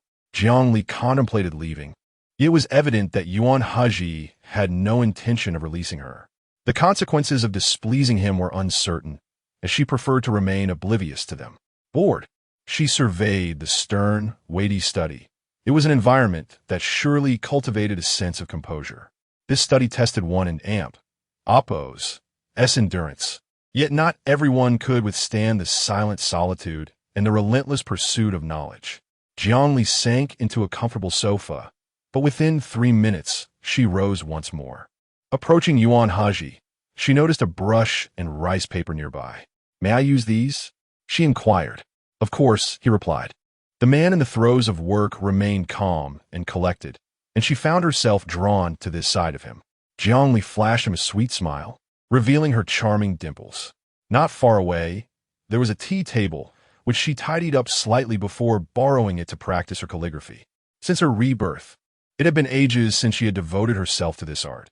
If Grandpa Lu were still alive, he would undoubtedly scold her. In her previous life, Jiang Li had practiced calligraphy daily, suffering greatly as her fingers became deformed yet she had not emerged empty-handed. As she inscribed a line of delicate script upon the pristine rice paper, she sensed her improvement, admiring her work. Though her strokes were not exceedingly forceful, they possessed a fluid elegance reminiscent of the small script of the Song dynasty. After concluding a meeting, Yuan Hezhi noticed Jiang Li and Appo's earnest concentration and approached her with long strides, Secretary Zhao trailing behind. "Are you transcribing the three-character classic?" Yuan Hezhi inquired. Jiang Li looked up, her smile radiant. "I was unsure of what to write. So I recall what you said to Yuan San and Yuan Si about having them copy the three-character classic. Their education is lacking, and they might not write well. If their handwriting is subpar, they could emulate mine. I cannot claim my small script is the best, but it surpasses most calligraphy books available." Yuan Hezhi's eyes deepened with intrigue. She had taken his words to heart, as well as his affairs, and this unpretentious form of flattery stirred something within him. Secretary Zhao, a well-educated man who had gained much insight by being at Yuan Hezhi's side, exclaimed, "Madam, your calligraphy is worthy of being framed as a collectible. Offering it as a model for others is quite extravagant. I do not flatter you. Your small script truly possesses remarkable artistic value.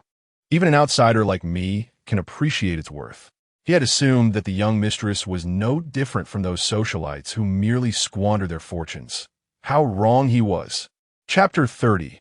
A spoiled wife compromises his authority originally. Hezhi scoffed. Those two oafs, Yuan San and Yuan Si, dared to imitate his wife's delicate calligraphy? Could they even grasp its essence? His study felt somewhat bare. It needed some calligraphy and paintings to enhance its scholarly atmosphere. Yuan Hezhi and Secretary Zhao stood aside, watching Jiang Li transcribe the three-character classic. The ever-diligent secretary, Zhao, didn't even remind his boss to review documents. Jiang Li felt a bit pressured. She had studied calligraphy with Grandpa Lu since she was 6, initially practicing strokes with a suspended wrist. If she wrote poorly, she would be scolded. When Grandpa Lu rested, her elder siblings would supervise her. After transcribing over 100 characters, Jiang Li paused. "You're watching me, and I'm getting nervous. I apologize. It's my fault. When I was little, I was scolded if I didn't practice well, so I don't like having people around when I practice calligraphy." Secretary Zhao departed, pausing as if he wanted to say something before leaving. He desired a few characters, even a single line, but he knew President Yuan wouldn't allow it. The possessiveness in that man's eyes was almost tangible. Yuan Hezhi didn't leave. He even stepped forward, gently caressing Jiang Li's fingers. The warmth made her scalp tingle. In that fleeting moment of eye contact, Jiang Li glimpsed a terrifying possessiveness in his eyes. But when she blinked and looked again, Yuan Hezhi's eyes were clear and indifferent. It must have been her imagination. Jiang Li struggled slightly, though she couldn't break free. At least she could express her protest. "Darling, if you keep rubbing my wrist, the skin will turn red. I forgot to tell you before we got married. I have sensitive skin." "I understand." Yuan Hezhi softened the strength of his cold, hard fingers.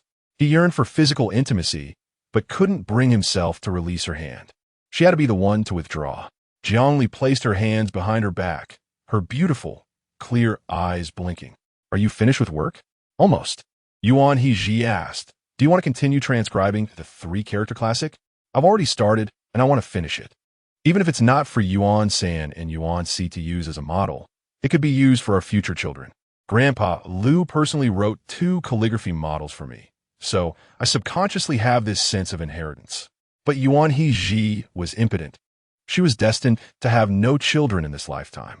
Yuan Hezhi and Appo's lips curved upward, clearly understanding what Jiang Li wanted to say. "Continue writing. I wanted Appo's to disturb you." His wife was exceptional. Even if he didn't use his connections, the doors of the Timu Art Museum would be open to her. He wanted the world to see her brilliance. Yet he also wanted to secretly tuck her away in his pocket, taking her out for kisses whenever he had a moment. A base, sordid possessiveness assailed Yuan Hezhi and Appo's rationality. Monday, having slept soundly, Jiang Li recklessly rolled over, instantly waking up when she was about to fall off the bed and scrambling back. Her sleeping posture was terrible. Falling off the bed was a common occurrence. It would be strange if she didn't. But since marrying Yuan Hezhi, She didn't seem to have fallen off the bed. Could it be that Yuan Hezhi had been stopping her? She shuddered to imagine how disgusted Yuan Hezhi must look when she would flail all over him in her sleep. The ringing of her phone interrupted Jiang Li and Oppos, as thoughts. She answered it. Liu Xianxua. Li. I and Oppos. Am back in the country. Jiang Li was surprised. When did you arrive? Liu Xianxua. Just today. I and Oppos. Li. Already gotten off the plane. Let into Oppos. Meet at the Snowdrift CAF. Jiang Li. Wait, this is too sudden. Are you back on a business trip? Liu Xianxua. I resigned. I and Oppos. Am planning to develop my career back home. The food abroad is too awful. I couldn't and Oppos. Take it anymore. Okay. Let in Oppos. Talk when we meet. I have a lot to complain about. Jiang Li laughed. Me too. All right, I got married. Liu Xianxua. Jiang Li didn't wait for her to ask and hung up the phone, walking into the dressing room to choose clothes. Uncle Wang, upon learning that she was going out to meet her best friend, immediately arranged for a driver and bodyguards. Jiang Li. Uncle Wang, I'm not going anywhere dangerous. I don't need bodyguards. Uncle Wang immediately dialed Yuan Hezhi's phone. Yuan Hezhi was in the middle of reprimanding someone in his office. He answered the call, listened to Uncle Wang's explanation, and said, give her the phone. Jiang Li, hello? Yuan Hezhi's voice was noticeably low and suppressed. The bodyguard are going with you to give me peace of mind. If you're not comfortable with it, then have the driver pick them up and bring them to the house to catch up. Which do you choose? Jiang Li could tell he was angry, though the anger wasn't directed at her, but she was clearly affected. I choose the bodyguards. Yuan Hezhi, are you eating out for lunch? Jiang Li obediently hummed in agreement, her sweet, soft voice like honey, not daring to disobey him. Yuan Hezhi was not one to be pushed around. His voice softened considerably.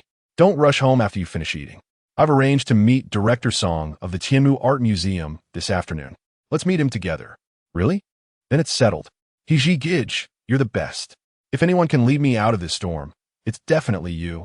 You're not an umbrella or anything else. You're my own unique sunshine and sun. I have a feeling that I will become even more dazzling because of you. Others say that a quality love will make both parties more excellent. It seems that it is indeed the case. Hezhi Gij, I never thought that we were a marriage of convenience. We are clearly in an incredibly grand and sweet honeymoon after marriage. Jiang Li chattered endlessly, her mouth almost running dry, in exchange for Yuan Hezhi's restrained and solemn exhortation. Wife, I'm reprimanding someone. He was about to cry, but now he and Oppos, as holding back laughter hearing your voice, almost choking. Jiang Li immediately hung up the phone, her pretty little face a bit dejected. You young masters think I'm a chatterbox. Uncle Wang immediately retorted. The young master is a very decisive person. No one can force him to do anything. If he didn't want to listen, he would have hung up the phone the moment you opened your mouth. Oh no, he would directly have the secretary deal with you. In her previous life, Jiang Songer complained that Yuan Hezhi always had a secretary answer the phone and handle matters. She might as well have married the secretary. Jiang Li's cheeks dimpled with a small smile. The smile in her eyes was not genuine. She didn't care whether Yuan Hezhi answered the phone or the secretary answered the phone. The worst-case scenario would be to live like Jiang Songer. That would be fine too. Snowdrift CAF. Liu Xianxua wore a black hat, a pair of black sunglasses on her nose, and clothes from Chanel's latest collection, like a female celebrity going out on the street. Long legs, red high heels, she was the epitome of a sophisticated woman. The waiter stared at her for more than 10 minutes, but didn't recognize which female celebrity she was. Liu Xianxua saw Jiang Li's figure, her body twisting in a charming and abstract way, going crazy while shaking Jiang Li's shoulders.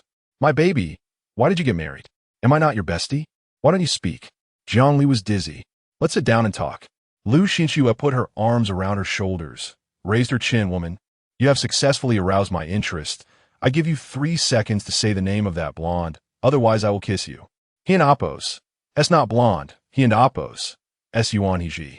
After a long silence, Liu Xianxua made the sound of a kettle boiling. Yuan Hezhi is more terrible than a blonde. A blonde only wants her beauty. But Yuan Hezhi is a man of power. Serving a king is like serving a tiger. I don't think people like him who have been immersed in power for many years will respect and care for their wives. These people have no heart. Family interests and self-interests override everything. Only people who are useful to him will be promoted, and useless pawns will be discarded. Do you believe that even if he loses his memory, his ambition in his bones will drive him to quickly climb to a high position? Fighting for power is as important to him as breathing. Jiang Li nodded repeatedly. She had never been able to accurately describe her feelings about Yuan Hezhi, but now Xinxue gave her a perfect answer. Xinxue, your insights are very deep, as if you have experienced it personally. Did you have this kind of boyfriend abroad and didn't it amp? Oppose. Tell me? Chapter 31. As long as he is well cared for. My husband will forever be 18. Lu Xinxue's eyes flickered, and her full, rosy lips curled up in a rather impudent manner as she remarked, actually, such men possess a certain allure. If you can conquer him, how gratifying that would be. However, I lack that ability and prefer to keep my distance from such men. A lively and cheerful little puppy suits me far better. Lu Xinxue often quipped, as long as he is well cared for, my husband will forever be 18. Jiang Li also believed that Lu Xinxue favored younger men and could never be attracted to mature men. The waitress brought over a cup of Snowtop coffee. This establishment had not always been called the Snowtop Coffee House. It had adopted the name after Snowtop Coffee became an online sensation. The two had been frequent patrons since their middle school days. Thank you, Jiang Li said. You and Amp, Oppose, re-welcome, the waitress replied. At last, she got a clear look at the face of the sunglasses-clad woman, who was strikingly beautiful, though she did not appear to be a celebrity. Jiang Li took a small bite of the cream and softly said, having been married for over half a month, my impression is that Yuan Hezhi respects me in certain matters. He does not indulge in the cruel habit of mistreating his wife. Even if he does not cherish me, at most, he simply prefers to keep his distance. I cannot demand that others love me excessively. I can only love myself well. Lu Xinxue gazed at Jiang Li, as though looking through her to someone else. During this trip back home, she had noticed that the sensitive, love-starved Jiang Li had vanished, replaced by a more mature and composed version. The change was profound. Yet, who among them had not changed? Lu Xinxue once prided herself on being clear-headed, never believing in the so-called love, and yet ended up suffering greatly. People are complex and multifaceted. How could I, an ordinary person, possibly comment on someone as significant as Yuan Hezhi? My opinions are merely my own. Do not take them to heart. Since you have married Yuan Hezhi, I naturally hope for your happiness, for only then will life be truly enjoyable. Jiang Li smiled gently. Xinxue, we will both find happiness. In her previous life, Jiang Li had been too preoccupied with her own troubles and, due to Yi Yuchen's interference, had lost contact with Xinxue. Upon hearing that Lu Xinxue was pregnant, she learned that the wife of the business magnate Yi Tianyao had caused her to miscarry. It was said that Lu Xinxue had destroyed her own family, and the matter had blown up into a scandal, trending on social media late at night, only to vanish moments later. Jiang Li learned of this through Yi Yuchen, and upon hearing him insult Lu Xinxue, she slapped him, only to be starved by him for 3 days. Lu Xinxue despised mistresses. How could she ever be one to Yi Tianyao? Lu Xinxue's mother, whom Jiang Li called Aunt Lu, had a profound bond with Uncle Lu, having grown up together. Jiang Li had even heard some of their romantic tales. When Aunt Lu had broken her leg during her studies, Uncle Lu had carried her to the cafeteria and to the playground for physical education classes. He even carried her to the small shop, caring for her as if she were a perfectly healthy person, sparing her any chance of succumbing to depression. Such youthful days seemed to be crafted from honey. Later, when a mistress intruded upon their marriage, Aunt Lu fell into despair, ultimately taking her life on a silent night on the rooftop. Whoever played the role of the mistress, Lu Xinxue could never be one. She must have been framed. Jiang Li resolved to take Xinxue to a temple to pray and consult a fortune-teller, claiming that men with the surname Yi brought her misfortune. Didn't Yuan Hezhi buy you a large diamond ring? Lu Xinxue inquired, noticing Jiang Li's bare fingers adorned with no gems. Just as she was about to respond, a man and woman approached. Coincidentally, it was Jiang Songer and Yi Yuchen. Jiang Songer looked down at Jiang Li, seemingly assessing how miserable her married life was. On the day Yuan Hezhi proposed, There was a wedding ring among the betrothal gifts. I saw you wearing it when you returned home. How could the young mistress of a Yuan family lack a ring? I understand now. You must be upset and thus have chosen not to wear your wedding ring. Let me offer you some advice. Such things happen once, they'll happen again.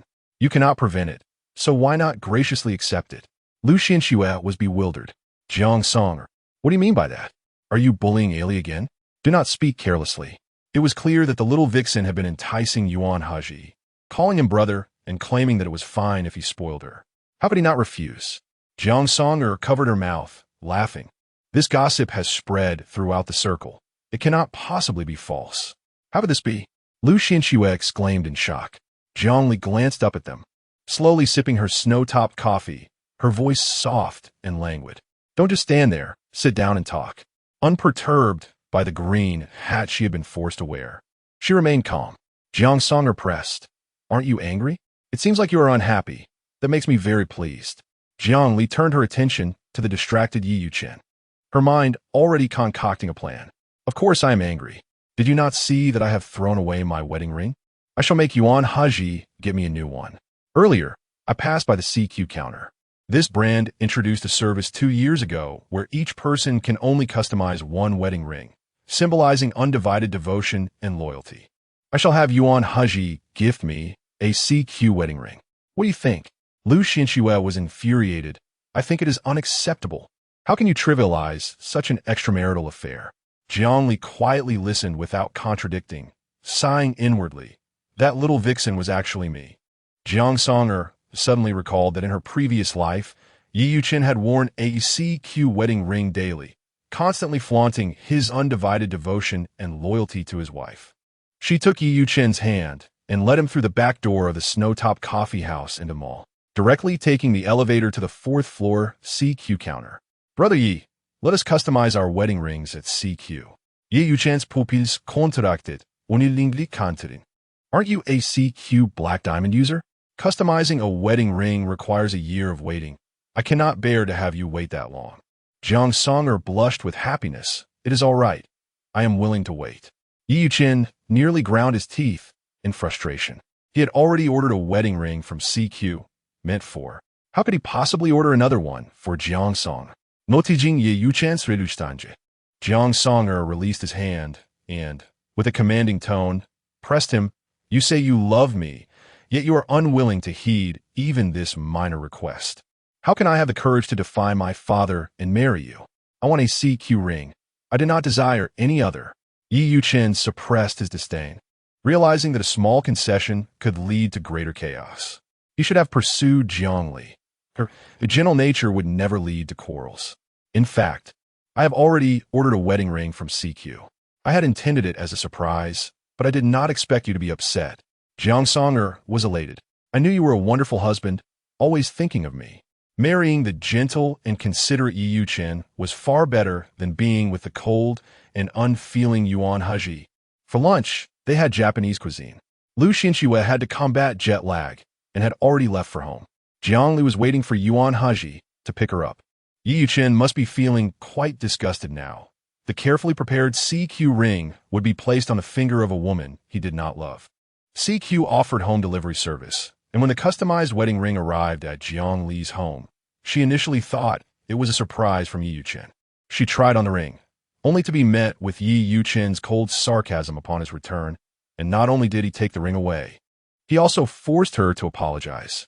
Chapter 32. The dual roles of Yuan Hezhi as husband and father of the Japanese restaurant was positioned along the street, where Jiang Li sat by the window. Yuan Hezhi's vehicle was parked curbside, yet Jiang Li was nowhere to be seen. As Yuan Hezhi paused in his paperwork, he capped his pen and lowered the car window, just in time to catch a glimpse of Jiang Li collapsing slowly. What trouble was she causing this time? Though he pondered this internally, his actions were resolute as he strode into the restaurant. His long legs clad in tailored black trousers swiftly finding the slumped figure of Jiang Li. His polished black Oxford shoes pressed against the chair as he stood with one hand in his pocket, his sharp features shadowed, and his voice coolly impatient. Get up. My time is precious. Yuan San and Yuan Si desperately wished to hint to the young mistress that the eldest master was in a foul mood today. having reprimanded several executives at the company to tears. She should not provoke him. Jiang Li slowly raised her head, her playful eyes misty with tears, her sweet voice hesitant to indulge in any affection. Her once bright demeanor now appeared dimmed. The first to succumb to this melancholic atmosphere was Yuan Hezhi. The tall and imposing man slightly bent forward, his hawkish gaze betraying a hint of concern. You were chatty this morning, and now you've turned mute? Who bullied you? Your eyes are as red as a rabbit's. Suddenly, Jiang Li realized that if Yuan Hezhi were to become truly malicious, even Yi Yuchen would pale in comparison. She absolutely refused to relive the tragedies of her past life. Seizing a moment of vulnerability, she removed one of his black gloves and intertwined her fingers with his strong ones. The air thickened with silence. Yuan Hezhi gradually straightened, his piercing gaze enveloping her, and he instinctively tightened his grip. Little pear dimple, my mood is quite poor today. Using this method to win my affection is cheating. I am not trying to win your affection. I am comforting myself. I just encountered something distressing. My stomach and mind are in turmoil. The future seems bleak. But with you here, I fear nothing. If the sky were to fall, you would hold it up for me. You are so formidable. I am sure you wouldn't mind if your little sweetheart draws warmth and courage from you. You are all I have. My joys and grievances can only be shared with you. Her posture was submissive, her emotions entirely at his mercy, and Yuan Hezhi, a man with an overwhelming desire for control, found himself perfectly captivated by her words. His expression softened, the edge of his demeanor dulled. It was evident he enjoyed his wife's affections, though he would never admit it. Yuan San gave a thumbs up, acknowledging the unconventional charm of the young mistress. Yuan Hezhi took Jiang Li's hand and led her into the car, his languid gaze narrowing slightly. Am I merely a toy to amuse you? Jiang Li faina tinusansa. You said in the kitchen that you only wish to be my toy. Hey, there are outsiders present. Could you two behave a little? Yuan San interjected, raising the partition in the car. Yuan Hezhi caressed her delicate hand with his thumb, his voice low and nonchalant. You need not take every word I say to heart. Her sweet, honeyed voice delighted him, and if their banter continued, his renowned self-control might shatter, leading to disastrous consequences. Jiang Li pouted, finding him overwhelmingly domineering. After holding a position of power for so long, he could not even take a joke, such a stickler. The Maybach came to a halt at the entrance of the Xiangjiang Grand Hotel. Young master, young mistress, we have arrived, Yuan San announced loudly. Director Song of the Tianmu Art Museum had been waiting in the private room for quite some time. Upon seeing Yuan Hezhi, he greeted him with a beaming smile. Good afternoon, Mr. Yuan. Good afternoon, Mrs. Yuan. Please take your seats. I apologize for making you wait. No, it was I who arrived early. Director Song stood beside Yuan Hezhi, preparing to pour him a drink. Today, I shall not partake in alcohol, Yuan Hezhi replied. Very well, shall we have tea instead? Let's discuss business. Director Song maintained his smile. As you wish, Mr. Yuan. These affluent individuals were quite difficult to please. They were far less manageable than those who simply enjoyed beautiful women and fine wines. However, even if Yuan Hezhi favored beauty and drink, he could not simply coast by. His status demanded respect. Jiang Li yearned to connect with Director Song, yet with Yuan Hezhi positioned centrally, even glancing at him felt laborious. Wasn't she the main character today? Why was Yuan Hezhi monopolizing the conversation, relegating her to a mere observer? Yuan Hezhi declared, my wife wishes to hold a calligraphy exhibition at the Tianmu Art Museum. Director Song, please provide a budget. He intended to pave the way with monetary incentives, granting Director Song the opportunity to ask for an extravagant sum. If he were astute, he would know to keep his mouth shut, and a property in Xiangjiang would be secured. However, Director Song possessed a certain scholarly integrity. Though his partners had instructed him to avoid offending Yuan Hezhi and to fulfill all his requests, the Tianmu Art Museum was the culmination of his life's work. He could not allow it to become a mere stepping stone for the wealthy in their pursuit of fame and profit. Jiang Li sensed Director Song and Appo's as reluctance. In her past life, she had been oppressed, and now she found herself in a position of power over others. She tugged at Yuan Hezhi's sleeve and whispered, what if we let it go? There are plenty of exhibition halls. If the Tianmu Art Museum doesn't want me, I certainly don't want it either. Yuan Hezhi frowned. Was she really backing out at this juncture, wasting his time? I do not care if this is your true sentiment. If you abandon the Tianmu Art Museum, the next time we negotiate, my secretary will accompany you. I will no longer involve myself in this matter. He resembled a stern father, attempting to intimidate his youngest child. Jiang Li's delicate fingers clenched tightly, unable to meet his fierce gaze. Suddenly she stood, her voice weak yet resolute. Let it be this way. I shall go to the restroom. He could take charge or leave it be. Yuan Hezhi pinched the bridge of his nose, his composed facade concealing a brewing storm, ready to erupt with the slightest provocation. Director Song wiped the sweat from his brow, striving to diminish his presence, fearful that Yuan Hezhi and Appo's wrath might be directed at him. Yuan Hezhi sighed softly, wondering how to handle her. She was excessively sensitive and dared to publicly defy him. He called Yuan San, instructing him to bring something. Yes, Yuan San replied. Director Song perked up, curious about what would be brought forth. Was it a box of money or perhaps a crate of gold? Regardless, he would not relent. His integrity as a scholar could not be compromised, for wealth was but a material possession. Yuan San knocked and entered, carrying a long box. Oh, where's the young mistress? Yuan Hezhi opened the box, carefully unfolding the rice paper within. Director Song, take a look. Director Song donned his glasses, scrutinizing the contents for several minutes before exclaiming in disbelief. This was penned by Mrs. Yuan? I witnessed her writing it myself, Yuan Hezhi affirmed. Director Song instantly donned a sycophantic demeanor. It appears I lack discernment. Madam has the prowess to hold a calligraphy exhibition at the Tianmu Art Museum. It is an honor for us. With this piece in hand, why resort to monetary offers? This alone suffices. It qualifies for any exhibition hall. Yuan San puffed out his chest with pride. Standing at the door of the private room, Jiang Li was utterly bewildered. What had they done to Director Song while she was away? Chapter 33. Unfettered flirtation with my husband. Such excitement, Director Song approached Jiang Li, eager to establish a rapport. Her exquisite calligraphy indicated that her master was undoubtedly a person of repute, and he was certain to recognize the name when spoken. Jiang Li, my master is Lu Ruxiao. Director Song was taken aback. No wonder your calligraphy is so exceptional. You are indeed a disciple of the esteemed Lu. Mrs. Jiang, it is our honor to host your calligraphy exhibition at the Tianmu Art Museum. Here is my business card. Feel free to reach out with any inquiries. All right, Jiang Li responded, taking note of a shift in his address from Mrs. Yuan to Mrs. Jiang. It was a recognition of her capabilities, a reminder that true respect is born from one's own merit. It was unfortunate that in her previous life she had been so stubborn. Had she realized this sooner, her suffering might have been alleviated. Once Director Song departed, Jiang Li cautiously moved closer, a playful dimple gracing her cheek as she shyly displayed it to the man.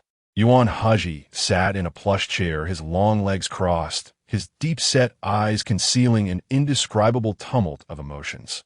His outwardly composed demeanor, laced with suppressed anger, was enough to render one weak at the knees. The knife of his wrath, hovering ominously over her, sent tremors through her heart, fearing she might be cast into the depths of the ocean to feed the fish. The thought of Yi Yuqing's ruthless rise to power made her shudder at the prospect of Yuan Hezhi's methods of torment. With his current authority, making someone vanish from the world was likely a trivial matter. Jiang Li pinched her thigh, then softly nestled into Yuan Hezhi's lap, her delicate arms encircling his neck. Husband, you are incredible. You've even won over Director Song. He must have been captivated by your charisma, for he is clearly not swayed by wealth. I take great pride in you. With matters resolved, Yuan San discreetly exited the private room, recognizing that with the young mistress seated upon the young master's lap, there was no further business to attend to. Yuan Hezhi pressed his fingertip against her dimple with fervor, eliciting a soft ouch from Jiang Li. Her doe-like eyes glistened with a mix of grievance and accusation, as if to protest his roughness. Ikanasistio with an predicamen. But you must not shy away from facing it yourself. Do you understand? His voice was calm, yet the firmness of his touch reddened her cheek. I understand, she replied, a slight panic stirring within her. Leaning in, her soft, sweet lips brushed against the corner of his mouth, playfully protesting that her dimple was tender and requesting he be gentler in the future, while also inviting him for a tender kiss.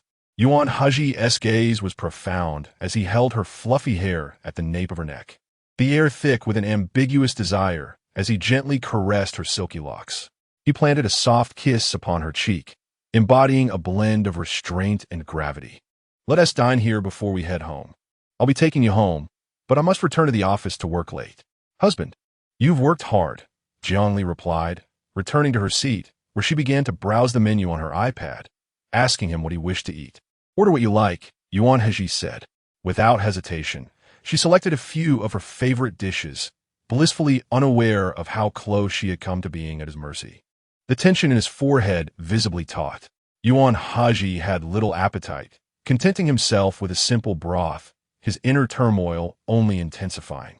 Glancing into the clay pot, he noted the lamb simmering within. After leaving the Grand Hotel, the sky had darkened considerably. Jiang Li settled into the black Bentley, lowering the window to gaze at Yuan Hezhi. "Husband, I will miss you." His expression remained impassive. "Your concern feels overly deliberate. I shall return home in 2 hours." Unfazed by his cold demeanor, she pressed her delicate fingers against her lips and blew him several kisses. As the window rose, it gradually obscured her sparkling eyes. Only after the Bentley vanished from sight did Yuan Hezhi quietly retract his gaze and approach his own vehicle. "Am I indulging her too much?" Yuan San and Yuan Si exchanged glances. They were not fond of weakness, yet the young mistress's innate delicacy seemed to warrant a touch of indulgence. After over 3 hours of work, Yuan Hezhi returned home at 10:30, finding Jiang Li nestled in the blankets, deep in sweet slumber. In the dimly lit bed, her soft, fair form stood out, her skin like cream, resembling a little sprite. The notion that someone awaited him at home felt rather pleasant. Yet, fatigue clouded his brow as he stepped into the bathroom for a cold shower. The washroom had been commandeered by Jiang Li's array of bottles and jars, a stark reminder that his solitary life had come to an end. Unable to locate his own toiletries, he had to resort to using hers, a novel experience that made him feel unusually fragrant. The robust man stood before the floor-to-ceiling mirror, his sharp, dark eyes downcast. Even a cold shower failed to revive him. He hastily towel-dried his damp hair and returned to the master bedroom. Jiang Li shifted her sleeping position, seemingly sensing his presence. With sleepy eyes, she gazed at him, her voice barely a whisper. "Good night, kiss. I kissed you good night." Yuan Hezhi glanced at her with mild indifference. Retrieving the pillow she had pushed aside and tidying the magazine she had perused before bed, smoothing the corner of the sheets. Perhaps due to his age, he approached household chores with a calm steadiness that made those around him feel restrained. "Ensure you tidy your belongings before bed. I dislike a messy bedroom," he instructed. Jiang Li, her hands peeking out from under the covers, wore a low-cut nightgown that revealed ample skin, sleeping soundly and entirely oblivious to his words. Yuan Hezhi's gaze deepened as he propped himself on the bed, leaning down to claim a good-night kiss.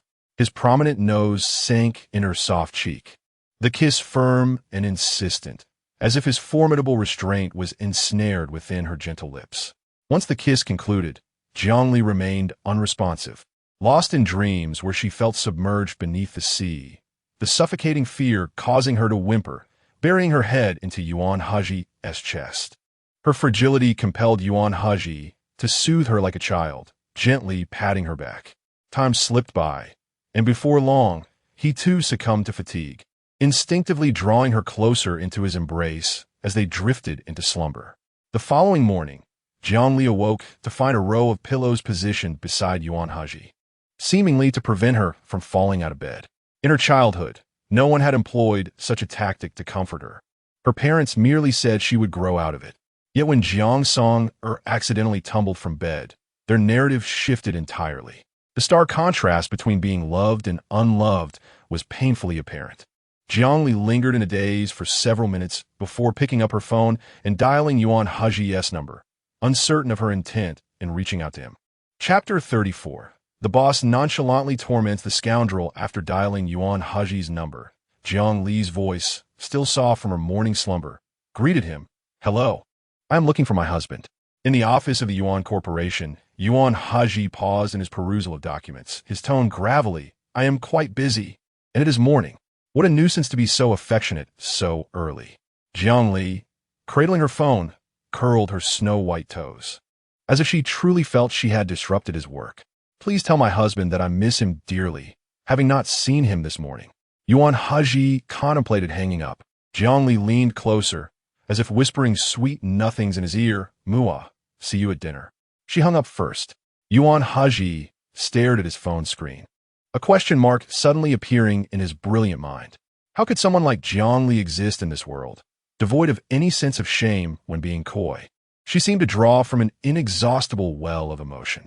Secretary Zhao, who had been a silent observer, noted that while Yuan Hezhi was usually intensely focused on his work, he appeared momentarily distracted now.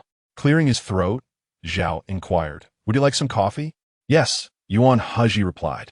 Zhao brought forth the prepared Blue Mountain coffee and casually asked, has Director Song relented? Yuan Hezhi sipped his coffee, his attention returning to the documents. Upon seeing Mrs. Jiang and Appo's work, he felt compelled to comply with her wishes. Ensure the media and exhibition planners are trustworthy. Keep a close watch on them. Understood, Zhao affirmed. As the clock approached 11, Yuan Hezhi closed his eyes for a moment, inexplicably recalling his weeping wife from the previous night and the sight of her slumped in a chair at the Japanese restaurant. Who had bullied her? This realization left him feeling profoundly uneasy. He promptly dialed Yuan San and Appo's number, issuing a few instructions. Within an hour, Yuan San returned the call. Yesterday, aside from Lu Xianxue, Mrs. Jiang also encountered Jiang Song and Appo's and Yi Yuchen. I reviewed the surveillance at the Snowtop CF. Jiang Song and Appo's and Yi Yuchen were quite arrogant in front of Mrs. Jiang, treating her like a chick. Stop giving her nicknames, Yuan Hezhi retorted sharply. Yuan San and Appo's voice faltered. Yes, I apologize. After hanging up, Yuan Hezhi was not enlightened by the unfolding events. Rather, he felt more perturbed. He summoned Secretary Zhao again. What is the status of the Yi Corporation and Appo's financing? Zhao replied, since your last directive, I have been monitoring the Yi Corporation. Following their IPO, they sought to expand through financing. Yi Yuchen has approached Hongshan Capital, though I am unsure who facilitated that connection. It appears negotiations are nearing completion, with only the contract left to sign. Hongshan Capital is quite influential both domestically and internationally. While I cannot glean internal information, invoking your name will surely yield immediate insights. Yuan Hezhi tapped his pen against the desk, his gaze cold and indifferent. Hongshan Capital ought to direct their attention toward potential unicorn enterprises. Your judgment has never been wrong. They should heed your advice, Zhao acknowledged. Should Hongshan Capital abruptly terminate their cooperation after such a lengthy engagement, it would only raise suspicions about the Yi Corporation and Appo's integrity. Such a seed of doubt could hinder any future financing endeavors. Before you entered, I had already sent them a message, Yuan Hezhi stated. Zhao was taken aback, swallowing hard, frightened by the casualness with which a man in Appo's whim could dictate the fate of a company. The power was terrifying. A man who wielded it was even more so. Jiang Li indulged in junk food for breakfast, something Yuan Hezhi deemed unworthy, yet she relished. After devouring donuts and fries, she requested a drawing board from Uncle Wang, deciding to sketch lotus flowers by the pond to pass the time. It took her a moment to enter the creative zone when she regained focus. Several lines resembling a man appeared on the blank page. Did she truly think of Yuan Hezhi in such a manner? It startled her to have drawn him while daydreaming. She swiftly covered the image with a fresh sheet of paper. The lotus flowers in September were not as abundant, yet those tended by the Yuan family bloomed gracefully. However, the sun was relentless. Unable to bear the heat, Jiang Li sought refuge in a nearby room, still able to glimpse the lotus flowers from the door. She sat at the entrance, continuing her drawing.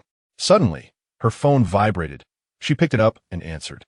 Jiang Song and Appo's sharp inquiry, laden with anger and profanity, prompted Jiang Li to hold the phone slightly away from her ear. You and Appo's Re-speaking too quickly. I couldn't and oppose. T catch that. Jiang Li, resembling damn cotton, nearly rendered Jiang Song and oppose. Faint. Jiang Li, don't play dumb. Did you instigate Yuan Hezhi to go after Yi Ji's company? Jiang Li's eyes brightened. What do you mean? Clarify. She was elated at the prospect of Yi Yuqin facing misfortune. Yuan Hezhi was a man of thunderous resolve.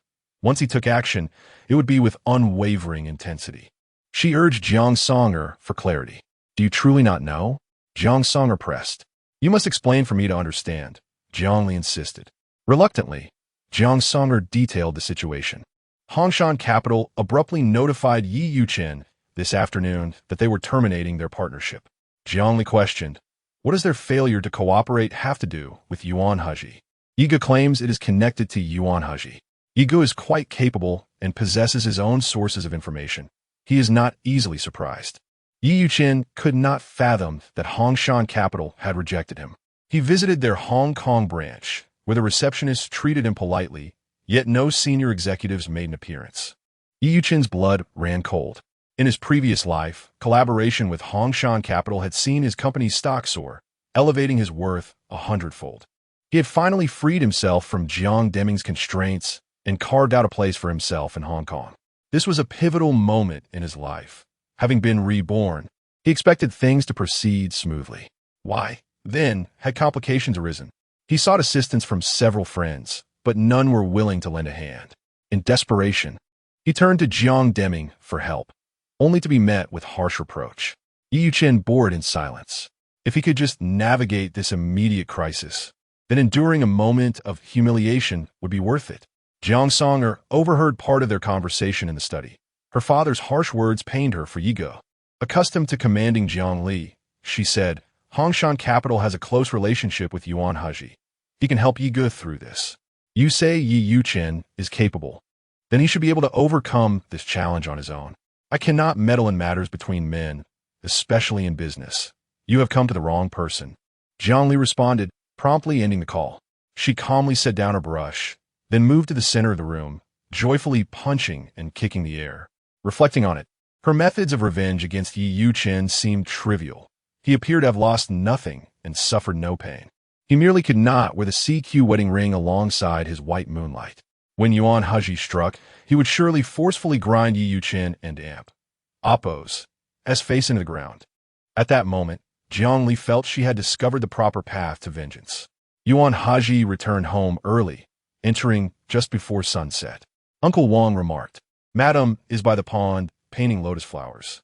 Yuan Hezhi responded nonchalantly, loosening his tie, then retreated to the washroom to cleanse his hands and wrists. His tall figure exuding an air of calm authority, devoid of affection. Uncle Wang added, It is time to call Madam for dinner. Yuan Hezhi replied, I have yet to see her go hungry. Having spoken, he departed from the villa and, after a brief stroll, arrived at the pond. As the night enveloped the surroundings in darkness, he discovered Jiang Li, who was dozing. From his elevated position, without the black leather gloves, he effortlessly lifted her artwork from the day. The painting of the lotus was imbued with a vibrant spirit. There was also a sketch hidden at the back, rendered with just a few strokes, capturing his likeness with remarkable precision. Chapter 35. As night falls, carry me only a few lines were sketched, devoid of facial features, resembling an unintended creation that lay hidden until the end.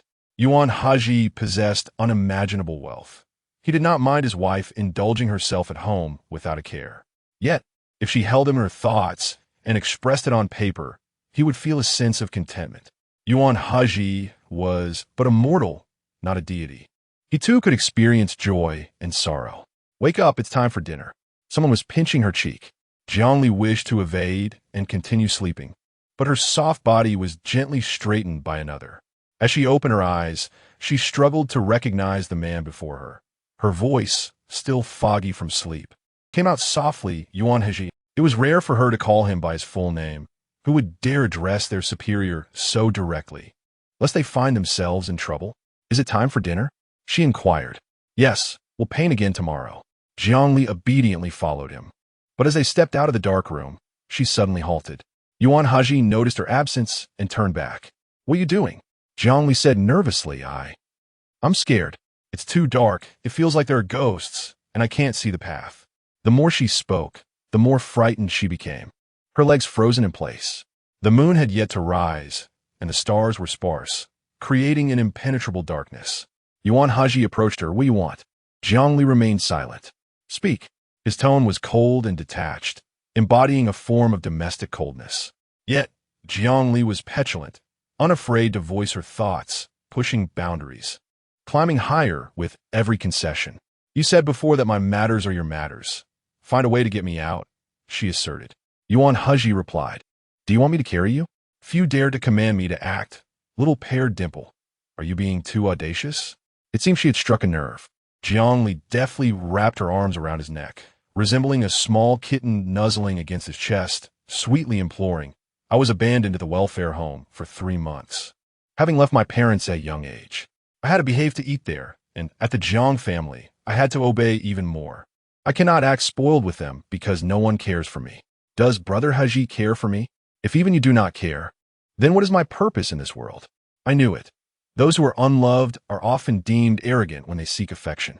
Yuan Hezhi carried Jiang Li out of the enveloping darkness of the courtyard. The path outside was lit, yet he did not set her down. The passing servants widened their eyes in disbelief. Surely, they were not mistaken. The illustrious young master was personally carrying his wife. Jiang Li felt fortunate to be wearing wide-legged pants today. Otherwise, her position on Yuan Hezhi's back would seem quite undignified. Her fair face nestled in the crook of his neck, her breath sweet and soft as she spoke to him in a light-hearted manner. They all saw us. Won't this undermine your authority? It's not dark here anymore. Perhaps I should walk myself, lest they think I'm lame. If this reaches the elders' ears, it won't reflect well on my image. They scold me for being spoiled, just like in the dramas. Husband, please set me down. Jiang Li clung to the man's broad back, feeling a mix of embarrassment and vulnerability. While her fear of darkness was genuine, it wasn't overwhelming. She realized she might have been a tad willful, yet she hadn't anticipated Yuan Hezhi would actually carry her. Yuan Hezhi let out a soft chuckle, not only refusing to set her down, but also deliberately slowing his pace. Aren't you afraid of the dark? Stay still. They walked all the way to the villa's entrance before he finally set her down.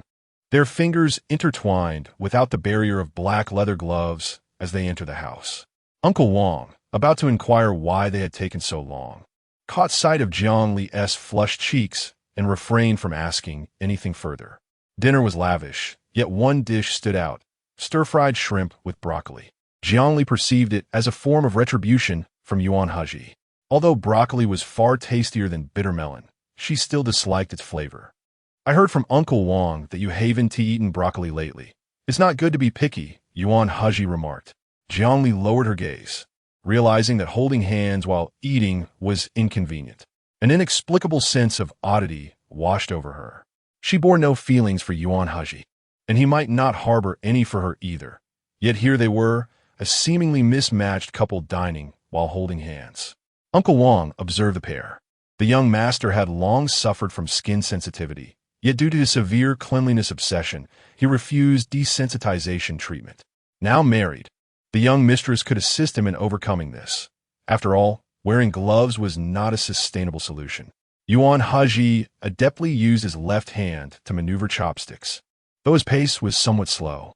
His deep, indifferent gaze seemed perpetually devoid of romantic affection. Yet he spoke with surprising tenderness. I don't find it inconvenient. Do you? With many people present, he could not allow her to sit on his lap while dining, so he suggested she endure it for now. Jiang Li felt her ears flush with embarrassment, wishing she could dig a hole to hide in. Yuan Hezhi was undoubtedly retaliating for her earlier request, revealing a surprisingly childish side to him. Jiang Li, feeling a bit petulant, huffed. I wouldn't dream of sitting on your lap while eating. How shameful. Later that evening, as Yuan Hezhi washed up in the guest room, Jiang Li sat on the bed, nonchalantly exposing her slender legs while applying body lotion. Her frail physique felt fatigued after just one round of moisturizing. She wished for someone to assist her. The black bedding beneath her felt unsightly. If only the entire set could be replaced with pink. Jiang Li and oppos, His bright face wore a hint of sadness. She could endure any grievances within the Jiang family. Yet why was she unable to do the same with Yuan Hezhi? If this continued, she feared she might become insufferable. Yuan Hezhi entered the master bedroom, towel in hand. Clad in a black bathrobe that clung to his tall, muscular frame, the neckline slightly ajar, revealing a strong chest. He exuded an overwhelming aura of masculinity, effortlessly captivating Jiang Li's gaze.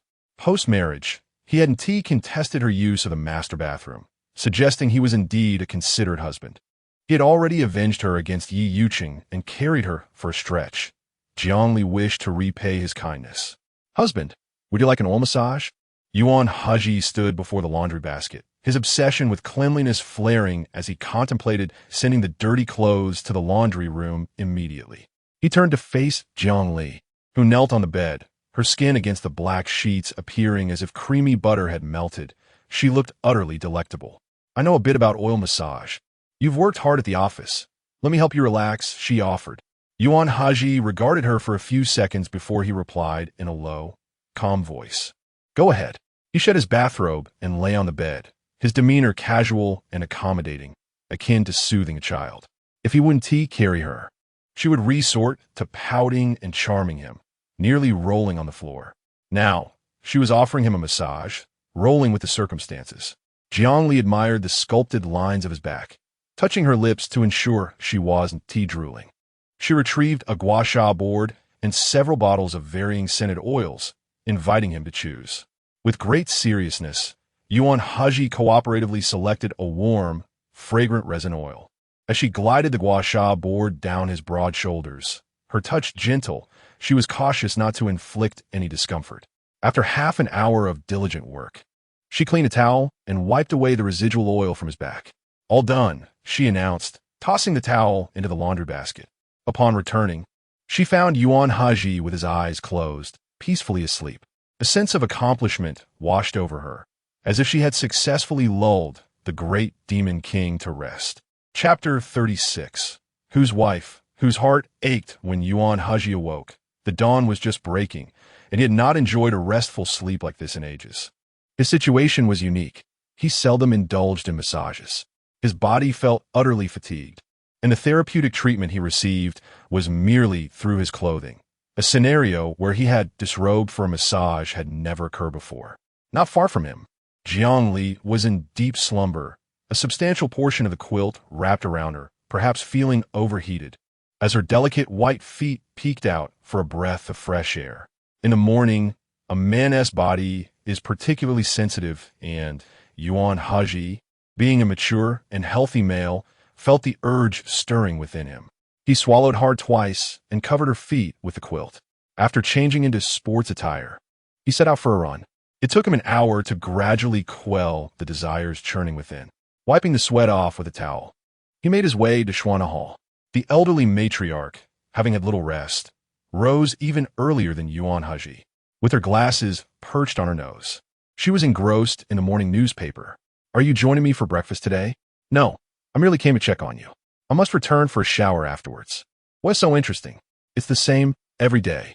The matriarch suddenly recalled something and set her newspaper aside.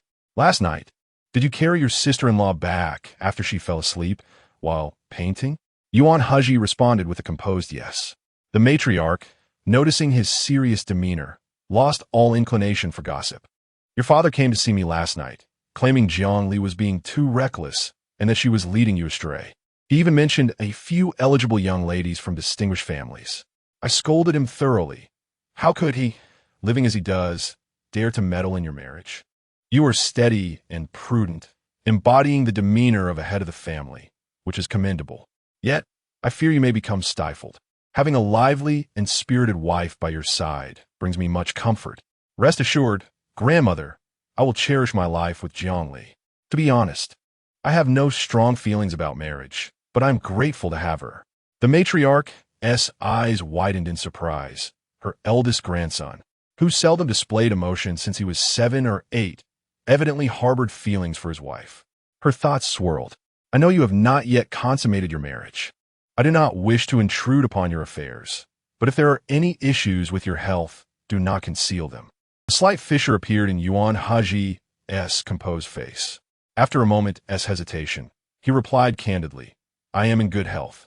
The delay in consummation is due to my own considerations. Jiang Li is still young and frail. Engaging in intimacy now would be taxing for her. I do not wish to boast of my stamina, but that is the reality. As long as you understand, that is sufficient. The matriarch refrained from probing further. Conversations with Yuan Hezhi were always measured. Those in high positions detest overreach from others. In the family and the corporation, Yuan Hezhi was the unequivocal leader.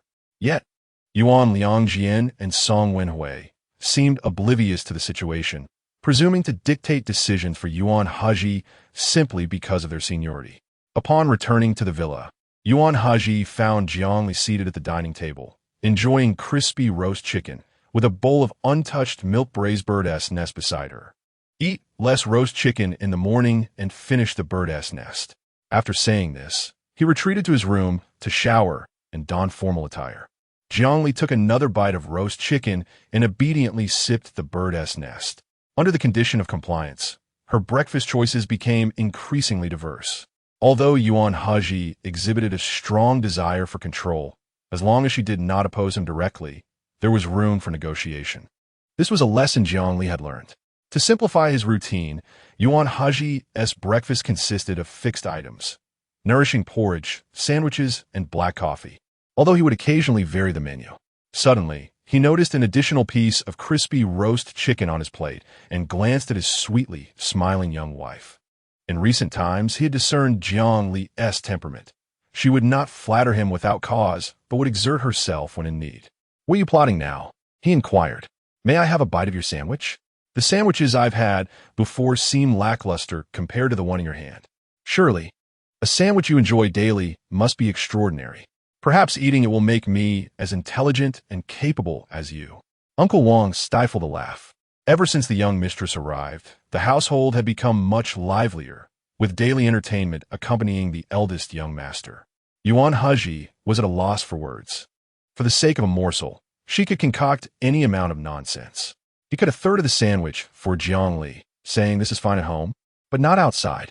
Jiang Li immediately retorted, I'm not a beggar. How could I possibly ask for food outside? Besides, only a beloved husband would share his food with me, whose wife is cared for. Uncle Wang's eyes crinkled in laughter. The young mistress is simply adorable. Yuan Hezhi cleared his throat uncomfortably. What plans do you have for today? Jiang Li replied, Director Song mentioned that my calligraphy exhibition needs early promotion. He wants to highlight that I am Master Lu's disciple, but I need to consult the Lu family's opinion first. Take the driver and bodyguard with you. Yuan Hezhi instructed. Jiang Li nodded. After breakfast, they parted ways. Upon receiving a call, Lu Qinxue began to apply her makeup and contacted her brother. Their father's health was failing, and the family affairs fell to her elder brother, Lu Yuming. Brother, if you're busy, I'll go see Li alone. It's not a major issue. I have time. Oh, let us meet at the Snowtop CAF then. After hanging up, Lu Qinxue's expression grew somewhat complex. Although her brother had never mentioned it, she vaguely sensed his affection for Li. During the time she speculated about her brother's feelings. She had looked forward to becoming sisters-in-law with Li, sharing meals and returning home together in the evening. What joy that would bring. At the Snowtop CAF, Jiang Li ordered 2 servings of tiramisu. Just as she took a bite, she spotted Lu Yuming hurriedly entering through the door. Brother Lu, over here. Lu Yuming approached. He was slender and refined, standing an estimated 6 feet tall, his blue suit accentuating his well-defined physique. He sat down opposite Jiang Li, scrutinizing her earnestly, his warm and gentle voice resounding. I was ill recently, and didn't get the chance to wish you a happy marriage. Jiang Li smilat. Your blessing now is not too late. With your good wishes, I am sure to find happiness. A flicker of bitterness crossed Lu Yuming's eyes. I wish you happiness, health, and joy for a lifetime. Thank you. Lu Yuming remarked. Look at me. I came empty-handed. My illness muddled my mind. Do you have time later? The Jiatai Mall is nearby. Let us go pick out a gift. Jiang Li's pretty face lit up with a smile. Now that she was married, she no longer felt like a little girl who would leap for joy when Lu Yuming picked up the tab. Brother Lu, It's the thought that counts. The gift isn't important. Let us discuss the matter at hand first. As a newcomer, this is my first calligraphy exhibition, and the art museum wishes to leverage Master Lu's reputation to help me gain recognition. They are likely worried about ticket sales and potential losses. To be honest, I'm a bit concerned that I might lose money and no one will attend the exhibition. Lu Yuming reassured her, there will be an audience. I will be there. You are Master Lu's most devoted disciple, and I know how hard you've worked. Among all his students, you are the most talented. Ali, do not underestimate yourself. Jiang Li buried her face in the tiramisu, finally grasping the awkwardness of being praised, realizing how much Yuan Hezhi endured daily. I'm not as remarkable as you claim. Lu Yuming's voice was warm and steadfast. In my eyes, you are indeed that remarkable. Jiang Li ishalitz fruterat. After all, she called Lu Yuming brother. His unwavering belief in her was quite reasonable. Then, you would oppose me using Master Lu's name to create some buzz? You are already his disciple. If Master Lu were still alive, he would surely support you. Jiang Li felt a warmth in her heart, taking 2 more bites of tiramisu. Softly murmuring, I miss Master Lu. Lu Yuming handed her a piece of paper and said, do not cry. You have grown up and even married. I can no longer comfort you as I once did. Jiang Li wiped her nose and retorted fiercely with her sweet voice, I am not crying. Lu Qinshued deceived me again. She said she was out when she called, yet she still hasn't arrived. Is she still in bed? Lu Yuming smirked. No need to wait for her. Attend to your own matters. In a car not far away, someone had taken several photographs. Once Jiang Li exited the snowtop, CAF. She received a call from Jiang Song and Appos. Check WeChat, was the simple message, after which the call ended. Jiang Li opened WeChat to find several photos sent by Jiang Song and Appos, with the backdrop being the snowtop CAF.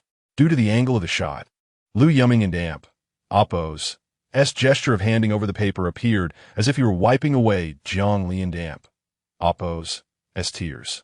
This candid act, captured in a photograph, seemed rather ambiguous. Jiang Li redialed Jiang Song and Appos, feigning anger and fear. You are following me and taking such photos. What exactly do you intend to do?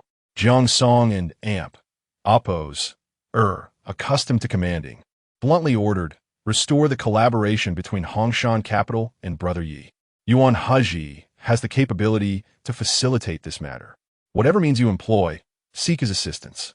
Otherwise, I will send your infidelity photos to Yuan Hezhi. He is a man who cannot tolerate sand in his eyes, and you may not be aware of how cruel Yuan Hezhi can be. You will regret ever being born into this world. Jiang Song and Appos was somewhat capable. She wished to assist Yi Yu-chan and had taken action. However, the cunning of the world is profound, and Jiang Li recorded everything. If I had been reborn only to be manipulated by you, what would be the point of my existence? Jiang Li even contemplated using this incident to garner sympathy. For instance, persuading Yuan Hezhi to agree to sleep on pink bed sheets, as his black ones were simply too ugly. Chapter 37. Holding hands and dining out upon returning to her original family. Jiang Li practiced calligraphy for a while, seeking tranquility. While tidying up her easel, she discovered that one of her sketches had gone missing, specifically the one depicting Yuan Hezhi. It was possible that it had slipped away unnoticed, lost somewhere along the route from the villa to the pond. She searched diligently, but found nothing. If someone had found it, they would likely return it to her. Could it be that Yuan Hezhi had taken it? Jiang Li shook her head, dismissing this unsettling thought. She was not a renowned artist, and the drawing held no extraordinary value. Having admired Van Gogh and Monet since childhood, she knew her casual sketches would hardly catch his eye. This was indeed a puzzling mystery. Setting aside her brush, Jiang Li made her way to Shuana Hall. She intended to prepare lunch herself and deliver it to Yuan Hezhi. The old lady was arranging flowers, and, after listening to Jiang Li's intentions, kindly remarked, "Marrying you is a blessing for Hezhi." Jiang Li quickly replied that it was her own fortune. She was well aware of how much the old lady valued Yuan Hezhi. Such a grand compliment today must signify her complete approval of Jiang Li as her granddaughter-in-law. Jiang Li picked up a delicate, dewy tulip, her smile charming and sweet. "I'll prepare a bit more for lunch. Is there anything special you'd like to eat?" The old lady replied, Just make what you enjoy. Suddenly, she pulled out her phone and snapped a picture of Jiang Li, saying, "Stay just like that. You look lovely. You outshine the flowers. I'll send this to Hezhi so he doesn't miss you." Jiang Li feigned shyness, knowing that Yuan Hezhi, a workaholic, had little time to think of her amidst his career pursuits. In her previous life, Jiang Song and Amp, Oppos, are often complained that Yuan Hezhi was either working late or on business trips. Now, having been married for nearly a month, he had yet to embark on a single trip. If only he would leave for a while. She could enjoy a few leisurely days without having to constantly please the upper echelons. At the Yuan group, Yuan Hezhi was in the reception room, hosting Wang Qinghe, the CEO of Hongshan Capital. Wang remarked, "The Dahong Pao here is still the best." Yuan Hezhi replied, "I'll send you some when you leave." Wang's eyes lit up. "Then this trip has truly been worthwhile." He chuckled, his demeanor humble. "I'm here today not just for a cup of tea, but also to discuss another matter. It's not that I'm curious. It's my superior who wishes to know what conflict exists between you and the Yi group so that we can be informed. If it's inconvenient for you to disclose, just give me a hint, and I can relay it appropriately. There are many excellent enterprises, and Hongshan Capital need not necessarily invest in the Yi group. However, they were reluctant to offend General Xie, who had been instrumental in connecting them with Yi Yuqing." Yuan Hezhi remained silent, his strikingly handsome features shrouded in an enigmatic shadow, his indifferent gaze lowered, exuding an air of authority and aloofness. Wang Qinghe sensed that Yuan Hezhi dismissed his inquiries, clearly regarding the Yi group with disdain. He sighed inwardly, recognizing the difficulty of the situation. His superior was in Hong Kong, yet chose not to come personally. If one dared not offend Yuan Hezhi, what chance did he have? As the conversation risked growing stale, Secretary Zhao, seated nearby, adjusted his glasses and began to mediate. Wang listened intently. Zhao's rhetoric was impressive. He spoke at length without providing any substantial information, yet maintained a positive demeanor. Wang Qinghe thought to himself, "Now I know how to report back." He distilled any key points, so he would have to relay Zhao's words verbatim to his superior. Yuan Hezhi's phone vibrated, and upon glancing at the screen, he saw a message from his grandmother. It was a photo of Jiang Li, not of the highest quality, yet her radiant and lively smile was infectious. His grandmother wrote, "Jiang Li will bring you lunch. Don't eat until you've tasted her cooking." Yuan Hezhi thought, "She certainly knows how to endear herself. It hasn't been long, and already my grandmother speaks on her behalf." Wang Qinghe has said, "I want to take up more of your time, Yuan Zong. Please, continue with your work." Yuan Hezhi stood to see him out. "Before you go," he stated, "let us minimize cooperation with the Yi group." Wang Qinghe was taken aback, understanding the implication. Yuan Hezhi's stance was clear. It seemed the Yi group's prospects were dimming, all due to Yi Yuqing's indiscretions. At 12:30, Yuan Hezhi reclined on the sofa, taking a brief respite, a bag of bread resting on the table beside him. Jiang Li ascended in Yuan Hezhi's private elevator, stepping directly into his office. She received a lunchbox from Yuan San, curiously entering his personal domain. The cold marble beneath her feet contrasted sharply with the dark gray tones of the furniture. The walls bore no extravagant art, nor did they house rare treasures. The stark, minimalist ambience mirrored his character. Yuan Hezhi concealed his emotions, his heart an unfathomable abyss. Elusive to appease, Jiang Li noticed the open bread bag on the table, a few slices already taken. Feeling a twinge of guilt, she exclaimed, "Darling, I got caught in traffic. You must be starving. Please try my homemade dishes." She unveiled the fragrant lotus leaf rice and pan-seared lamb chops from the lunchbox. Though only 2 dishes, they were generously portioned. Yuan Hezhi's expression remained impassive, yet he bore no resentment towards Jiang Li. It was his own choice to wait for a meal. The coldly handsome man removed his black latex glove from his right hand, and Jiang Li promptly offered him a spoon. He shifted his hand, grasping the spoon with his left while extending his right towards her. Secretary Zhao observed, puzzled. He recalled that Yuan Hezhi typically did not remove his gloves before dining. When had this ritual emerged? Yuan San and Yuan Si exchanged amused glances. Jiang Li took a deep breath, grasping Yuan Hezhi's right hand, their fingers intertwining as they began to eat slowly. Moments ago, she had praised his self-control, yet he had effortlessly turned the act of dining into a public display of affection. This was perfectly fine. Jiang Li nestled against Yuan Hezhi's arm. Clad in a pink satin mermaid dress, a pink bow tied at her waist, exuding a sweet yet elegant allure. It was a blend of casual and formal attire, and her affection for the dress compelled her to wear it. Fortunately, the solemnity of Yuan Hezhi's office complemented her look rather than making her feel out of place. "Darling," she murmured softly, leaning into his solid frame. Had this been at home, she might have already snuggled into his embrace. Yuan Hezhi's throat moved as he commanded. "You may leave now."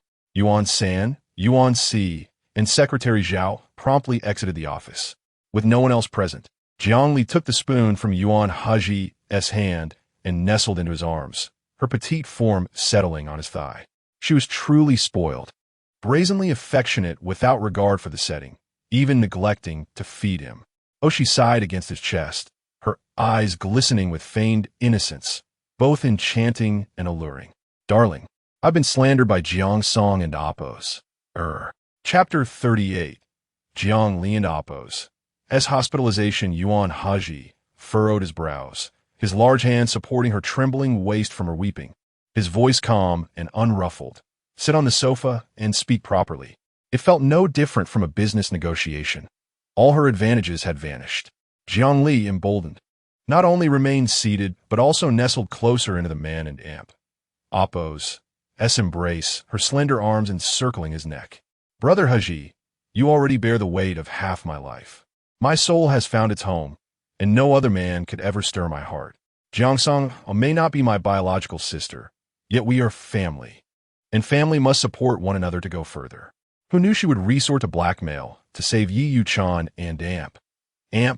Oppos, as company? If I do not seek your assistance for Yi Yu-chan, Jiang Song and Amp, Oppos, or would slander me, claiming infidelity. How could someone so twisted in love be so treacherous? No man is fond of a woman who is hysterical and venomous. Yuan Hezhi preferred a docile and charming wife. Jiang Li thought she could not play the part. Yet to her surprise, she found it effortless. Jiang Li timidly raised her gaze, meeting Yuan Hezhi and Amp, Oppos' indifferent and languid eyes. She prudently settled onto the sofa, appearing meek and fragile, as if anyone could bully her, igniting the protective instincts within the man. Yuan Hezhi took a few spoonfuls of rice, his gloomy expression lightening considerably, his stomach almost cramping from hunger. "I possess my own judgment. I do not believe everything others say. Husband, you are truly remarkable." Jiang Li opened a photo to show him, revealing Qin Shue and Oppos' elder brother, Lu Yuming. "Since childhood, I have called him brother. Today, as you know, I met with the Lu family, only to discover Jiang Song and Oppos had followed me and deliberately took such an ambiguous photo." Yuan Hezhi took the phone, scrutinizing it for several moments. Jiang Li felt a wave of anxiety. "Have you been crying?" he inquired. "I was merely reminded of grandfather Lu, and I couldn't help but shed a tear. It was Lu Ge who handed me a tissue." Yuan Hezhi responded with a non-committal returning the phone to her. Jiang Li sighed in relief. This was the advantage of a marriage without emotional ties. When issues arose, there was no need to dwell on minutiae, and discussions could proceed in a businesslike manner. Unless caught in infidelity, a man of Yuan Hezhi and Oppos' esteemed character would not waste his emotions on her. One must understand that anger stems from care. Seeing Yuan Hezhi finish his rice and lamb chops, Jiang Li handed him a wet wipe. "Do you have more to discuss?" he asked. Her eyes sparkled as she replied, "Could we change the bedding in the bedroom to pink?" Yuan Hezhi stood, his tall and imposing figure exuding an air of authority, coldly uttering two words, "No." He turned to walk away. Jiang Li secretly pouted, tidying up the food container. "You continue with your work. I shall not disturb you." With that, she turned to leave. Yuan Hezhi noticed his little wife had not followed and glanced back. Seeing Jiang Li standing in the elevator, waving and smiling cheerfully, Yuan Hezhi supported himself on the table, his black rubber gloves perfectly outlining the elegant bones of his long fingers, his sharp brow shadowed by a brooding demeanor. Secretary Zhao entered, carrying a stack of documents, and upon seeing Yuan Hezhi's expression, immediately retreated. No one knew what had angered him. After returning home, Jiang Li resumed her calligraphy practice. Director Song had created a WeChat group and added Jiang Li along with several others, including exhibition planners. Director Song inquired within the group, Ms. Jiang, "How many pieces do you have for the exhibition?" Jiang Li replied, "I haven't and amp, oppos, T decided yet." Her calligraphy had significantly improved since her rebirth. She wished to rewrite everything, not wanting to use her old works. Planner Chen commented, "Let us learn from Ms. Jiang's relaxed demeanor." Director Song persisted, "Could you provide us with an estimated number?" Jiang Li responded, "Approximately 30 to 40 pieces. Is that sufficient?" "That will do." Planner Chen affirmed. Director Song announced, "The exhibition is set for 2 months from now, meaning you must deliver your pieces for framing in a month. If you find the timeline too tight, we can postpone by 2 months. No need for delay." Jiang Li asserted, her patience and determination honed from her past life. She set down her phone, lit a fragrant incense, and immersed herself in her writing. Yi Yuchan occasionally engaged her in conversation. Her compliant demeanor earned her his insincere comfort. He told Jiang Li that his white moonlight admired her calligraphy, suggesting that being appreciated should bring her joy. Jiang Li felt a headache brewing. Her troubled emotions manifested physically, and she suddenly experienced abdominal cramps. Trembling as she dropped her brush and struggled to climb into bed. She had not eaten anything unusual today, no spicy or cold foods, so why was her stomach in such agony? It felt as if someone had poisoned her. The Yuan family was large, and Yuan Hezhi was domineering. Certainly, many would see her as a target. If they could not poison him, they might poison his wife. If she were to die, would Yuan Hezhi seek vengeance for her? What poison could cause her such pain? As if her insides were twisted, a strong hand squeezing tightly. She felt beads of sweat forming on her forehead and body, quickly soaking the sheets. Jiang Li wanted to call for help, but she lacked the strength even to sit up. Gazing at her phone nearby, she succumbed to unconsciousness, her delicate fingers gripping the black sheets tightly, her entire being curled into a ball. As dusk fell, Yuan Hezhi entered the bedroom and was taken aback by the sight before him. After a brief moment of shock, he swiftly lifted Jiang Li and rushed outside. His palm felt sticky. It was the blood seeping through her clothes, staining his pale hand crimson. Uncle Wang and Yuan San and Si, witnessing the scene, were utterly horrified. "Prepare the car. We must go to the hospital." At the central hospital of Xiangjiang City, Jiang Li regained consciousness and learned from Yuan Hezhi what had transpired during her fainting spell. Embarrassment washed over her. She buried her face in the blankets, feeling mortified at causing such a commotion over her period. Yuan Hezhi tugged at the blanket, his low voice tinged with displeasure. "Do you wish to suffocate yourself? Expose your nose and mouth to breathe." Jiang Li chuckled softly, but the movement triggered a sharp pain in her abdomen. She bit her red lip, her delicate face pale and weak, the dimples on her cheeks barely visible. Yuan Hezhi's brow furrowed, and he summoned the doctor. The doctor declared, "As long as you've awakened, you are fine. Most girls experience pain during their periods, and a small percentage may faint. Next time, if the pain is unbearable, be sure to take painkillers. Do not endure it." Jiang Li felt embarrassed, replying with a soft avoiding the doctor's teasing gaze, and instead locking eyes with Yuan Hezhi's deep and serious expression. Being scolded by him felt better than being mocked by the doctor. After the doctor left, Jiang Li easily grasped Yuan Hezhi's hand, her voice weak. "I'm sorry for causing you trouble. My periods have always been irregular, and I didn't anticipate it would come today. I will carry painkillers with me in the future to avoid being a burden." Yuan Hezhi picked up a clean towel and gently wiped the perspiration from her forehead, his touch tender. "It is not your fault. This was unpredictable, and I share the responsibility." Jiang Li responded, "Ah?" Chapter 39. The unimaginable scenario of Yuan Hezhi assisting her in the lavatory. Jiang Li had prepared a plethora of sweet nothings to coax Yuan Hezhi.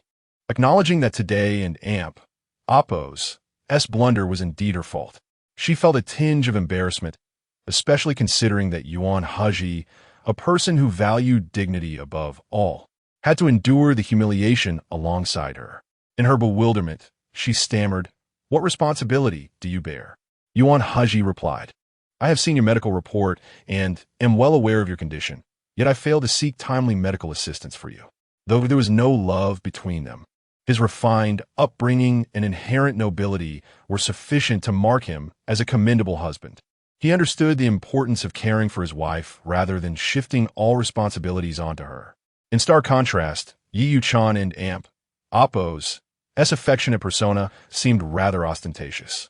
Jiang Li grasped the long fingers of the man beside her, grateful for his consideration, feeling that she had truly married the right person. Yuan Hezhi glanced at his watch, noting that Uncle Wang would soon deliver their meal. "Make sure you eat well, but do not overexert yourself," he advised. Just as he mentioned it, Uncle Wang knocked and entered, carrying 2 large food containers. "Madam has awakened. Your bloodied appearance frightened us terribly," he exclaimed. Yuan San had driven the car at racing speed, losing all points and would need to retake the exam to regain his license. Jiang Li felt a wave of embarrassment wash over her, wanting nothing more than to hide beneath the covers. Yuan Hezhi stated, "She hasn't an Oppo's fully recovered. She needs to stay in the hospital for another 2 to 3 days. Uncle Wang concurred. "Health is of utmost importance. It is wise to recover fully before leaving the hospital. The kitchen has prepared a delicious fish soup. Please enjoy it while it's hot." After placing the food containers down, he stepped onto the balcony to call the matriarch. "Rest assured, Madam has awakened," he reported. Hearing this warmed Jiang Li and Oppo's heart. These individuals, despite lacking blood ties, were genuinely concerned for her well-being. After their meal, Uncle Wang took the containers back.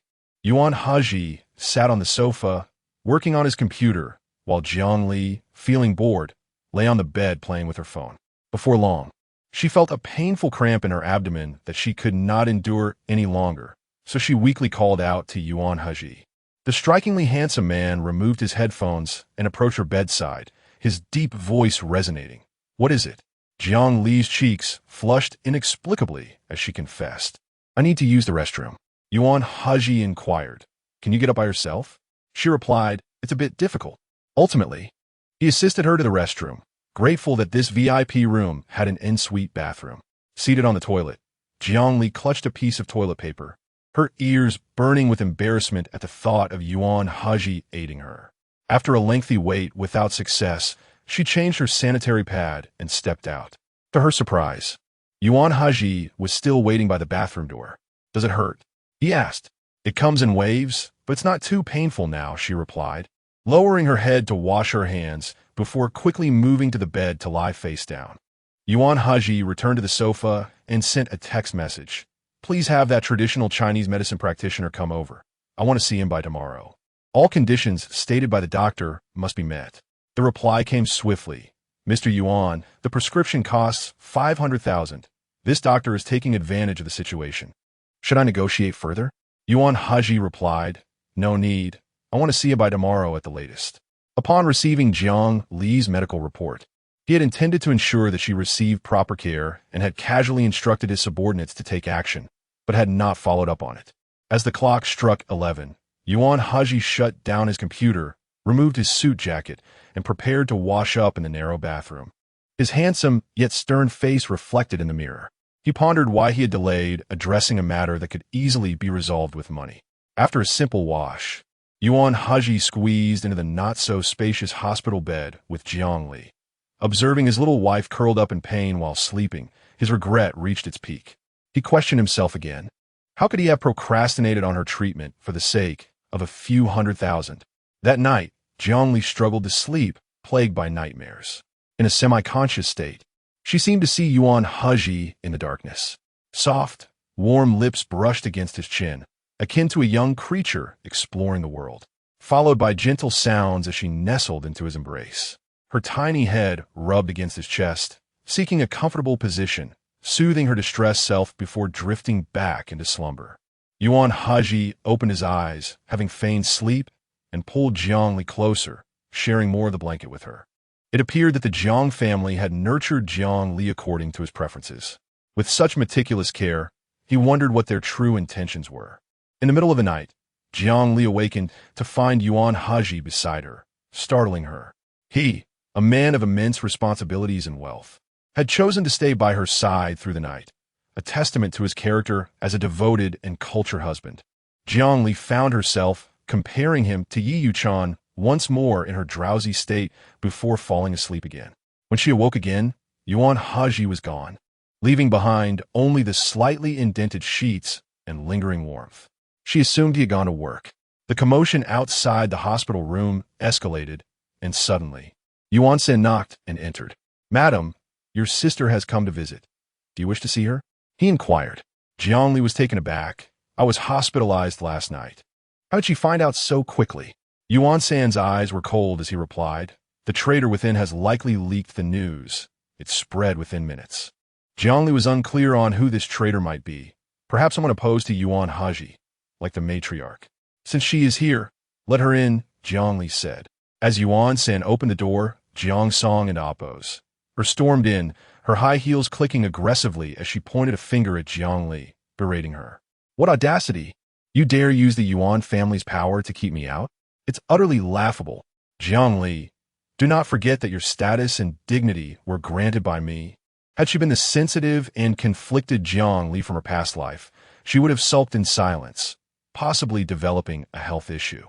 Instead, she leaned against the headboard, her delicate and pale face maintaining an air of indifference. "Would you like to trade places?"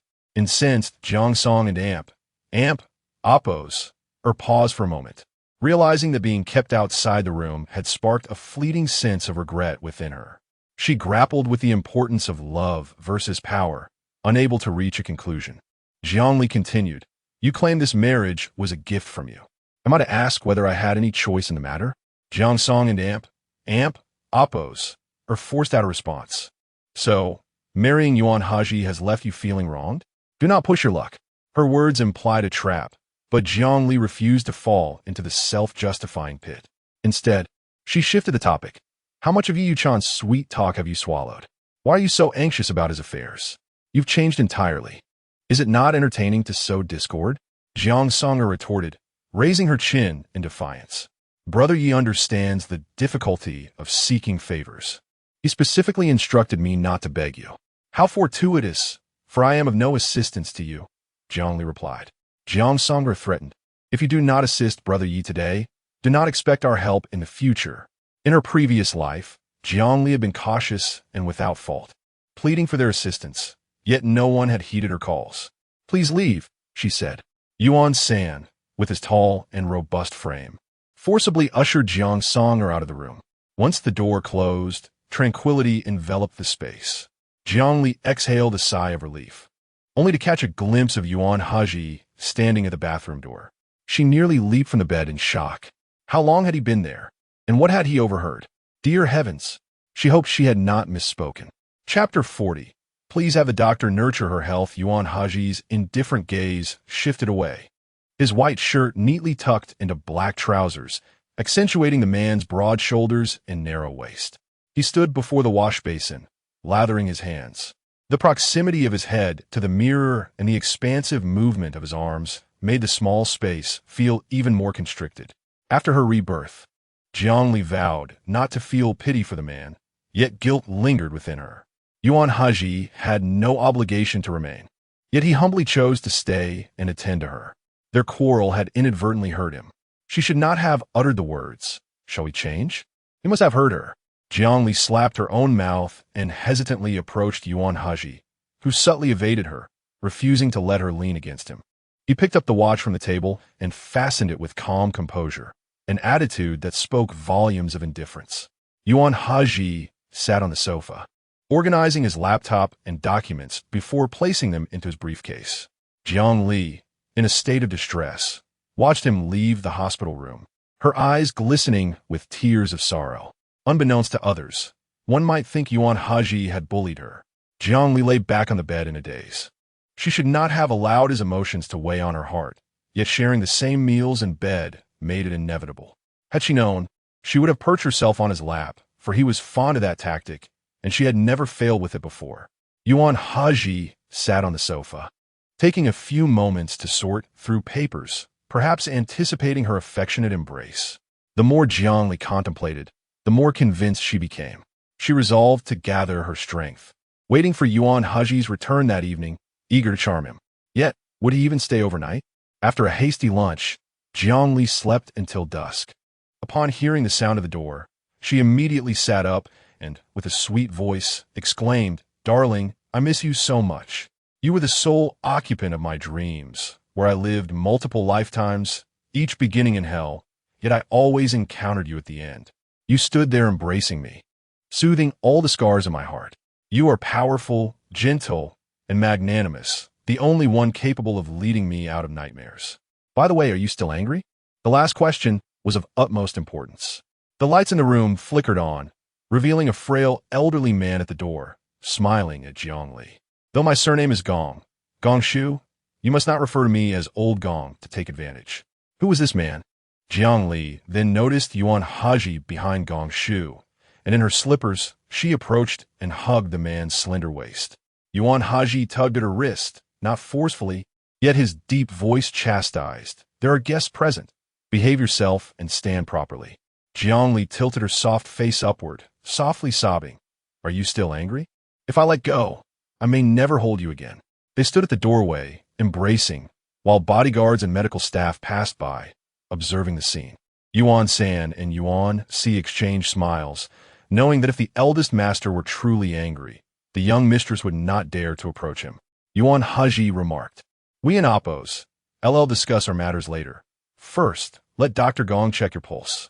Jiang Li inquired, "Check my pulse?" Yuan Hezhi and Oppos, as concern for her implied that he must have calmed down. "Dr. Gong, please proceed." Gong Shu took hold of Jiang Li and Amp, Oppos' wrist, closing his eyes in contemplation for several minutes before withdrawing his hand.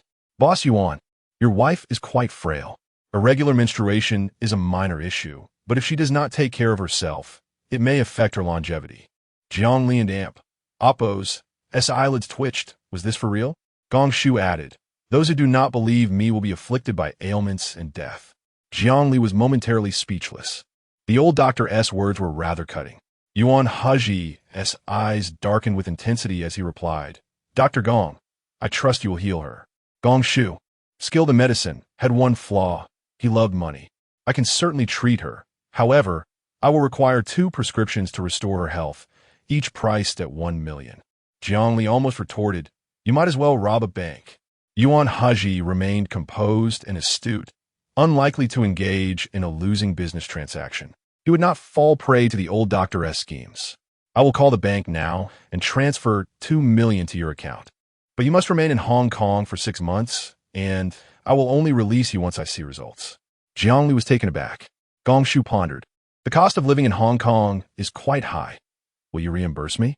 Yuan Hezhi replied, "No problem." Gong Shu began to write the prescriptions, his handwriting resembling a chaotic scrawl, utterly illegible. Jiang Li's eyes ached at the sight. "Why don't you just tell me? I can write it." Gong Shu tossed aside the brush. "Do you disdain my handwriting? Fine, you write, and I'll see if you can create something beautiful."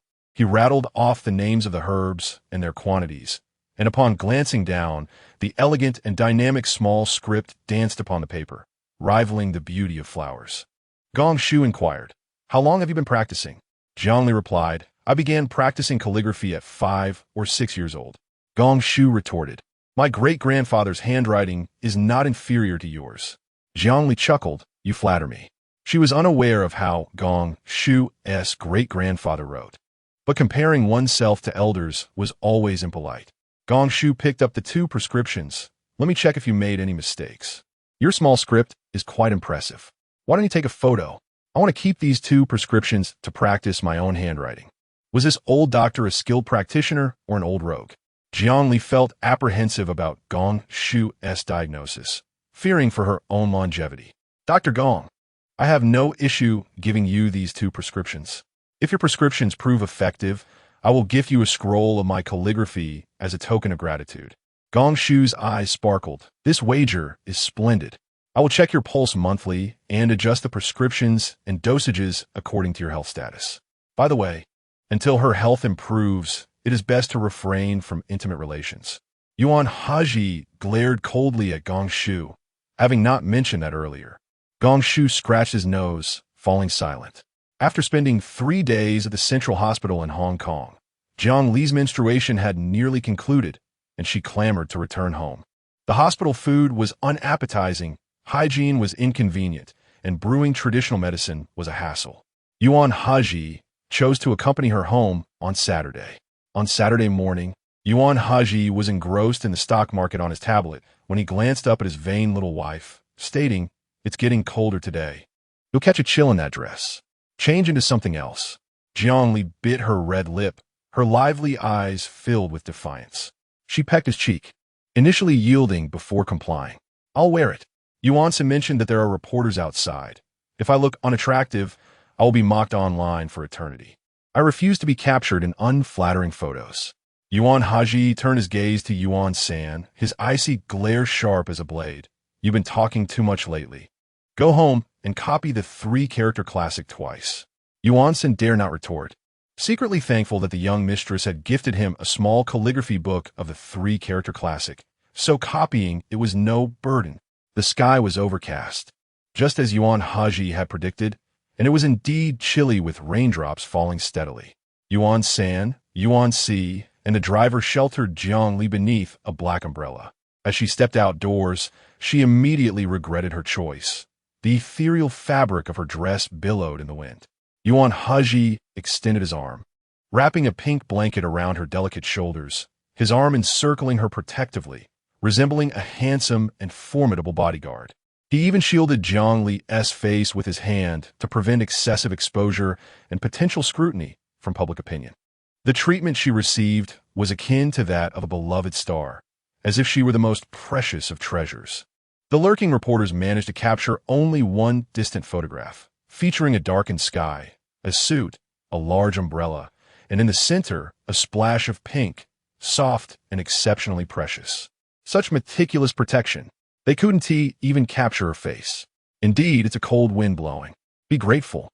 This big shot didn't send the bodyguards to chase us away. Who said they are mismatched? I find it hard to believe otherwise. Contrary to expectations, if they were to highlight their deep affection, could that not generate more attention? Chapter 41. Allowing her pocket money inside the luxurious Maybach, Jiang Li once again reiterated her desire to marry Yuan Hezhi. Even if her dreams were unattainable, she would rather perish than wed Yi Yuchan. Yuan Hezhi was engrossed in texting on his phone, yet he glanced up at Jiang Li, his sharp, profound black eyes seeming to pierce through her very essence. "Do you harbor disdain for Yi Yuchan?" he inquired. "He gives me a rather unpleasant impression," she replied, ambitiously climbing the ranks. "He is willing to trample over even his benefactors once he attains power." Jiang Li wrapped her delicate frame in a pink shawl, leaning against him with a softness that rendered her almost boneless. The proximity between them intertwined their breaths, creating an intoxicating closeness. Her slender, fair fingers stealthily slipped into the confines of his gloved hand, intertwining with his fingers in a tender embrace. The glossy black glove sculpted the intricate dance of their fingers, a closeness that was both intimate and suggestive.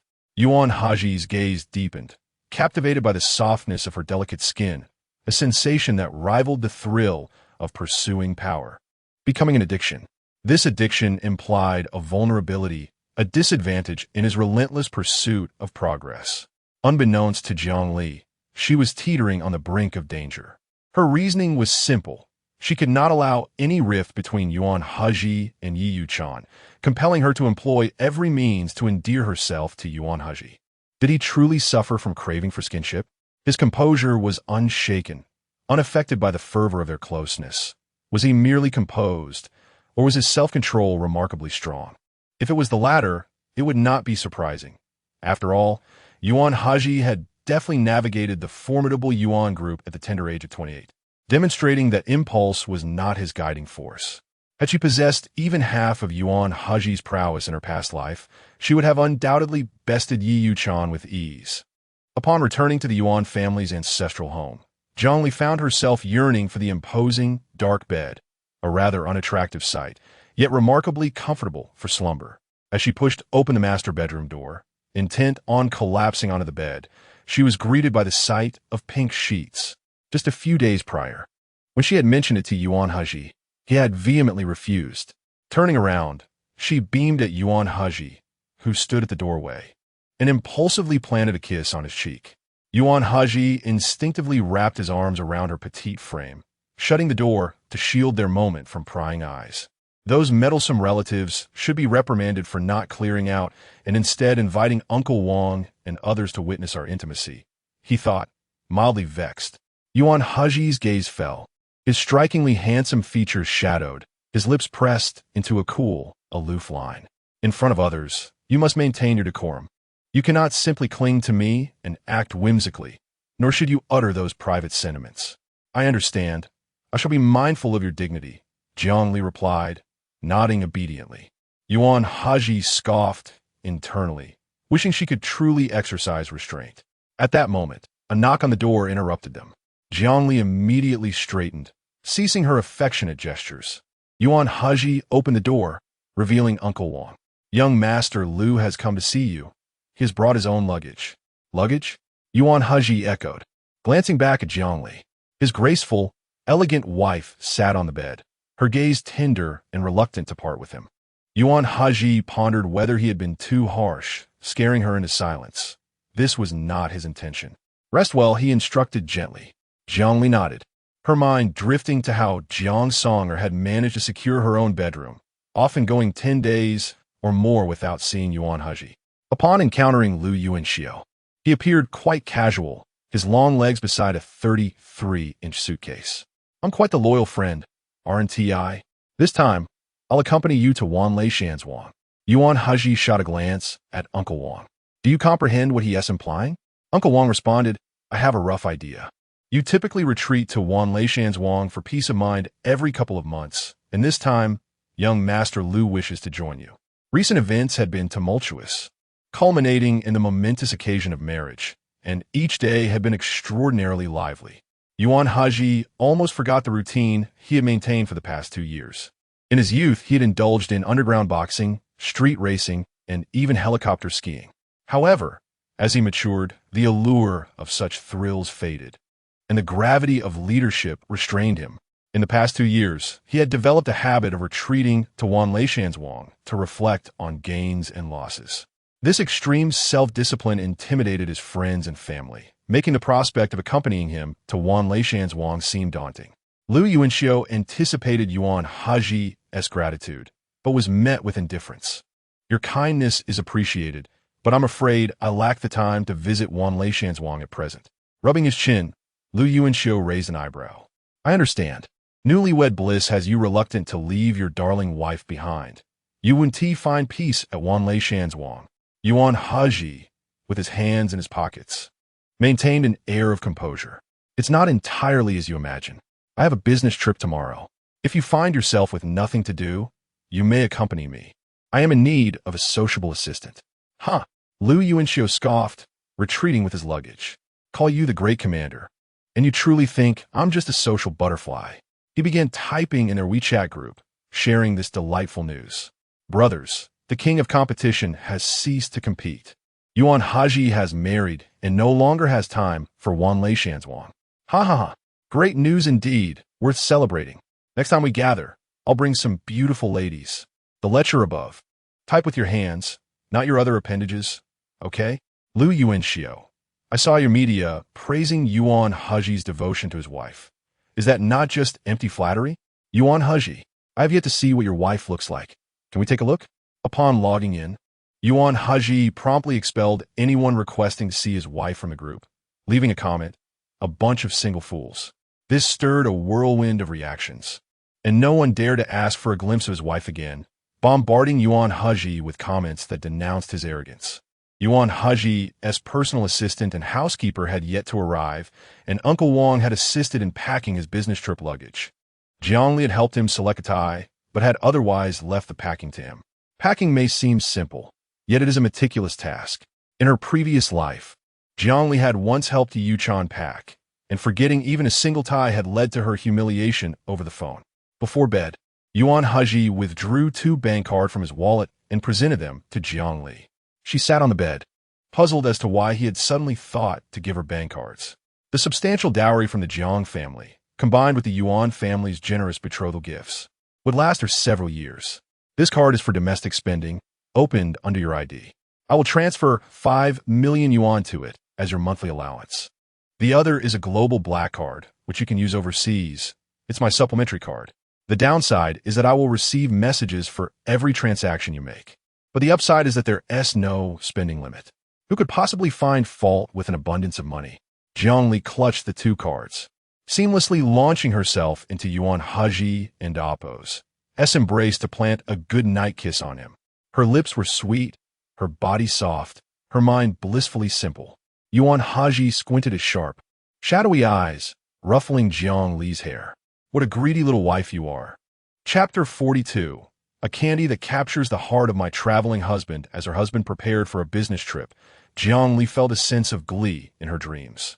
The sound of Yuan Hezhi showering in the early morning jolted her awake.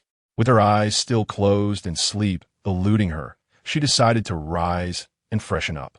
Sporting a pair of bunny ear hairbands, Jiang Li completed her morning routine, and just as she finished, Yuan Hezhi emerged from the bathroom, wrapped in a towel. His robust physique bore no excess flesh, and the defined contours of his abs peeked enticingly from beneath the towel. His striking features emanated a deep, passionate allure, a testament to the charm of a mature man. Jiang Li couldn't tear her gaze away. After her menstrual cycle, she entered her ovulation phase, during which a surge of estrogen coursed through her, igniting an overwhelming desire to leap into Yuan Hezhi and Apop's arms. It was merely the influence of hormones, she reassured herself. It had nothing to do with her yearning for his form. Yet, the sight of his sculpted abs was undeniably tempting. Why, oh why did he, a man who struggled in other aspects, maintain such an enviable physique?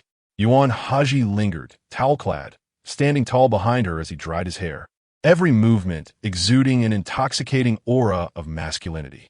Jiang Li slapped her cheeks, forcing herself to divert her eyes, only to catch sight of a matcha-flavored candy.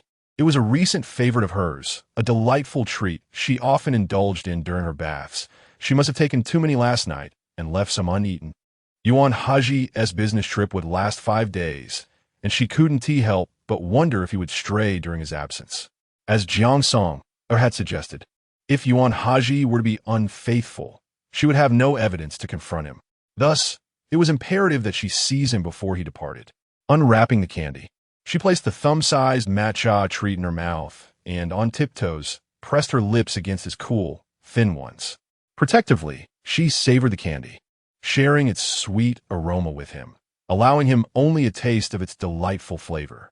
Yuan Hezhi, a man unaccustomed to passivity and a dominant presence at the apex of the food chain, felt his desire for control surge, swiftly reversing their roles. With a firm grip, he cradled Jiang Li's head, his strength almost feeling as if he might crush her skull. The candy was lost in the heat of their kiss. Her soft lips and charming dimples caught in his fervent embrace, leaving her cheeks flushed and breathless. Eventually overwhelmed, she sank to the floor, and Yuan Hezhi followed suit. Kneeling beside her, their kiss transitioning from standing to kneeling. To an outside observer, one might assume their longing was insatiable.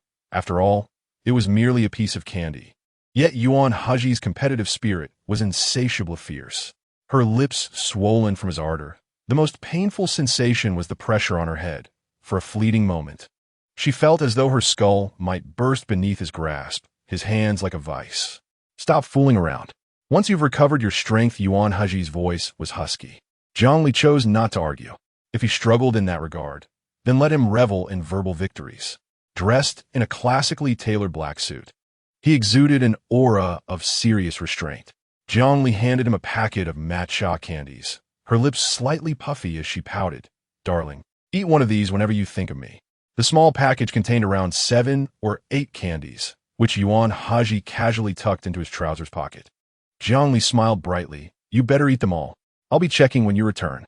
At the very least, he should indulge in 3 to maintain her pride. Yuan Hezhi raised his hand, his fingertip gently caressing her cheek, his piercing gaze darkening with an unmistakable warning. Don't overstep. Behave at home, eat properly, and finish your medicine every day.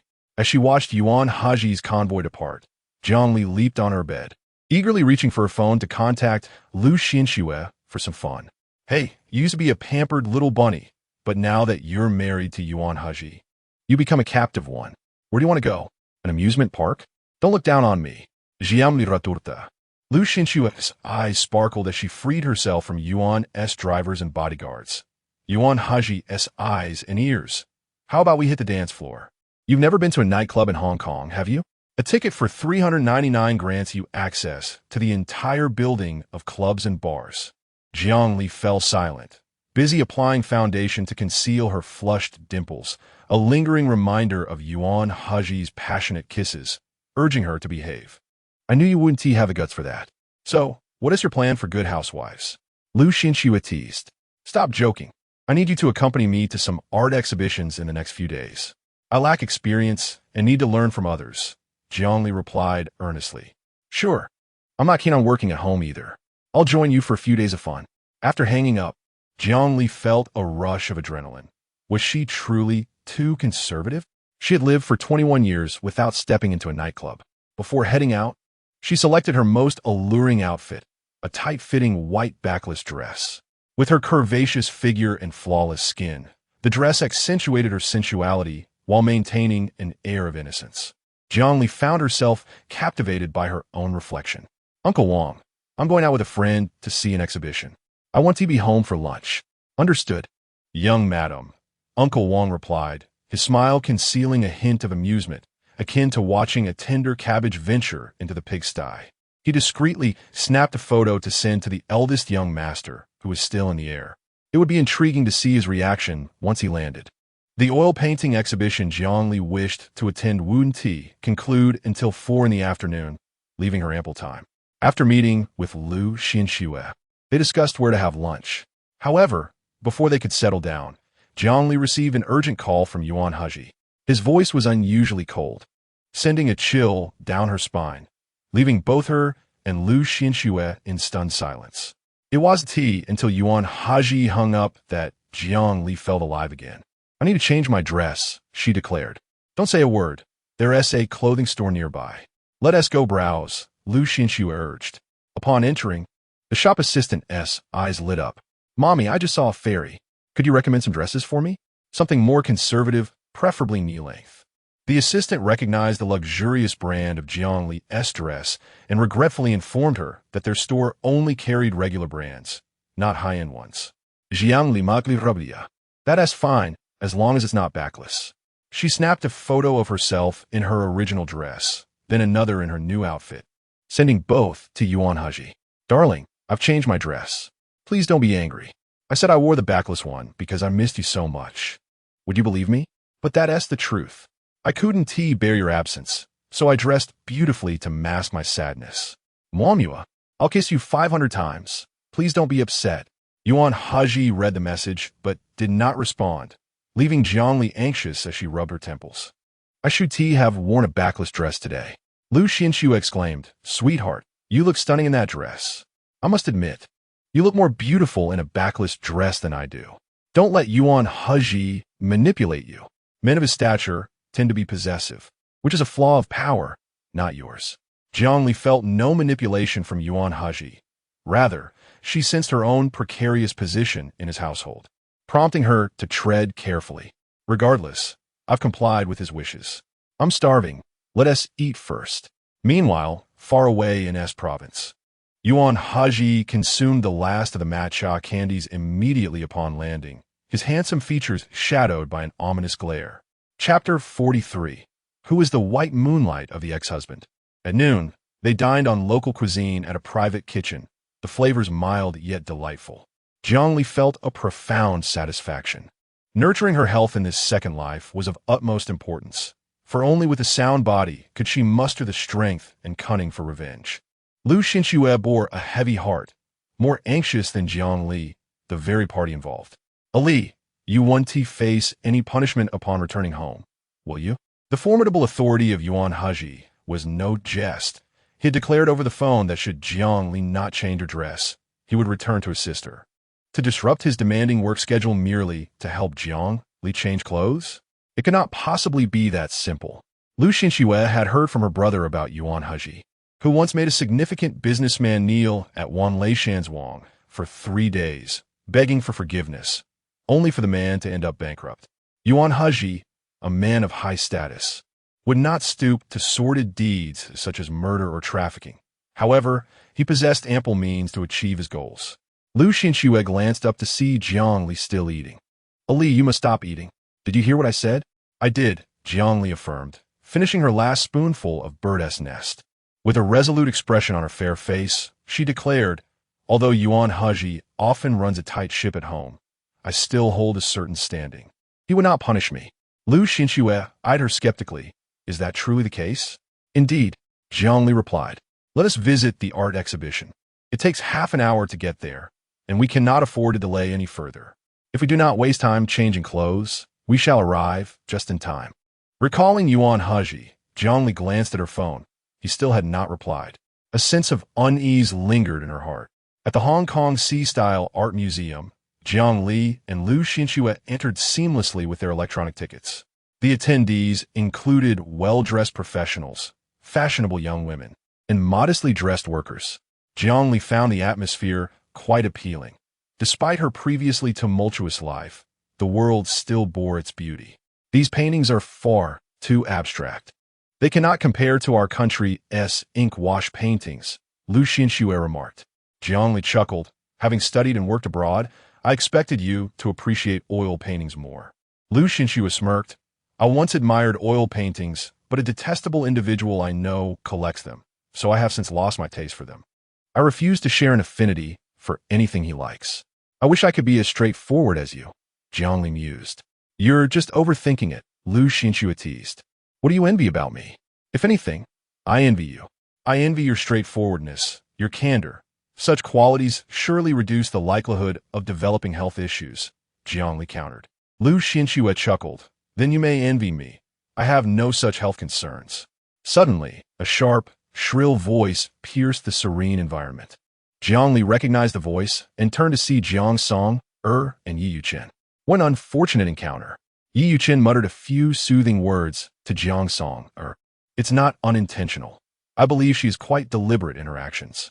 A pauper, perhaps too blind to afford treatment. Jiang Song spat. Is there truly no threshold for this exhibition? It seems anyone lacking decorum can gain entry. It's truly astounding. Yi Yuchen, feeling embarrassed, stepped forward to distance himself from Jiang Song, Though Jiang Li was timid, she would not allow him to lose face in public. She found Jiang Song's spoiled demeanor intolerable. In her second life, many things had diverged from the past. Foremost was Jiang Li's remarriage to Yuan Hezhi, followed by Hongshan Capital's breach of contract. Had he persisted in marrying Jiang Li, perhaps circumstances would not have shifted. Yi Yuchen felt a pang of regret. Jiang Song, her face aflame with anger, pursued Yi Yuchen, ready to confront him. Yet he silenced her with a gentle finger to her lips. Yi Yuchen answered an incoming call with a respectful tone. Thank you. After hanging up, he informed Jiang Song that the Xie group could assist him through this crisis. Concealed behind a pillar, Jiang Li wondered why the Xie group would aid Yi Yuchen. She had never heard of a close relationship between them in her previous life. Jiang Song echoed her curiosity. Yiga, do you know someone high up in the Xie group? Yi Yuchen, his smile warm, replied. Young Master Xie has been discreetly attending school at Funda No. 2 Middle School. I happened to sit behind her. When I later learned her true identity, I was quite taken aback. During our school years, I helped her with small favors, expecting nothing in return. Yet, the kind-hearted young Master Xie, upon learning of my struggles, decided to lend a hand. Young Master Xie Yeren, a beautiful and capable female CEO, had even graced several magazine covers. Before marrying Yuan Hezhi, many in the industry speculated about a romantic entanglement between Xie Yeren and Yuan Hezhi. Gossip columns often hinted at their potential marriage. Jiang Song's discontent was palpable as her lips curled downward. You seem quite pleased. Is your joy derived from meeting the beautiful CEO? If she can assist you, perhaps you should marry her instead and spare me this art exhibition. Yi Yuchen maintained his smile, tucking a loose strand of hair behind her ear with a nonchalant demeanor. I anticipated your jealousy, which is why I preemptively informed you. Should you feel uncomfortable with her assistance, I shall seek help elsewhere. Your happiness is paramount. As you are my fiancé, Jiang Song pressed her lips together, stifling a laugh. I trust that nothing is amiss between you two, but Xie Yeren is striking and youthful. You must maintain a safe distance. Yi Yuqin playfully teased, perhaps I want to visit after all. Should young master Xie take a liking to me, I can only imagine the uproar it would cause. Jiang Song panicked. If you fail to secure investment, the Yi Group's stocks will plummet. Should the company collapse, must I endure hardship alongside you? Young master Xie is your classmate. If she fancied you, wouldn't she have announced it by now? Yi Yuqin's smile faltered as he turned to leave.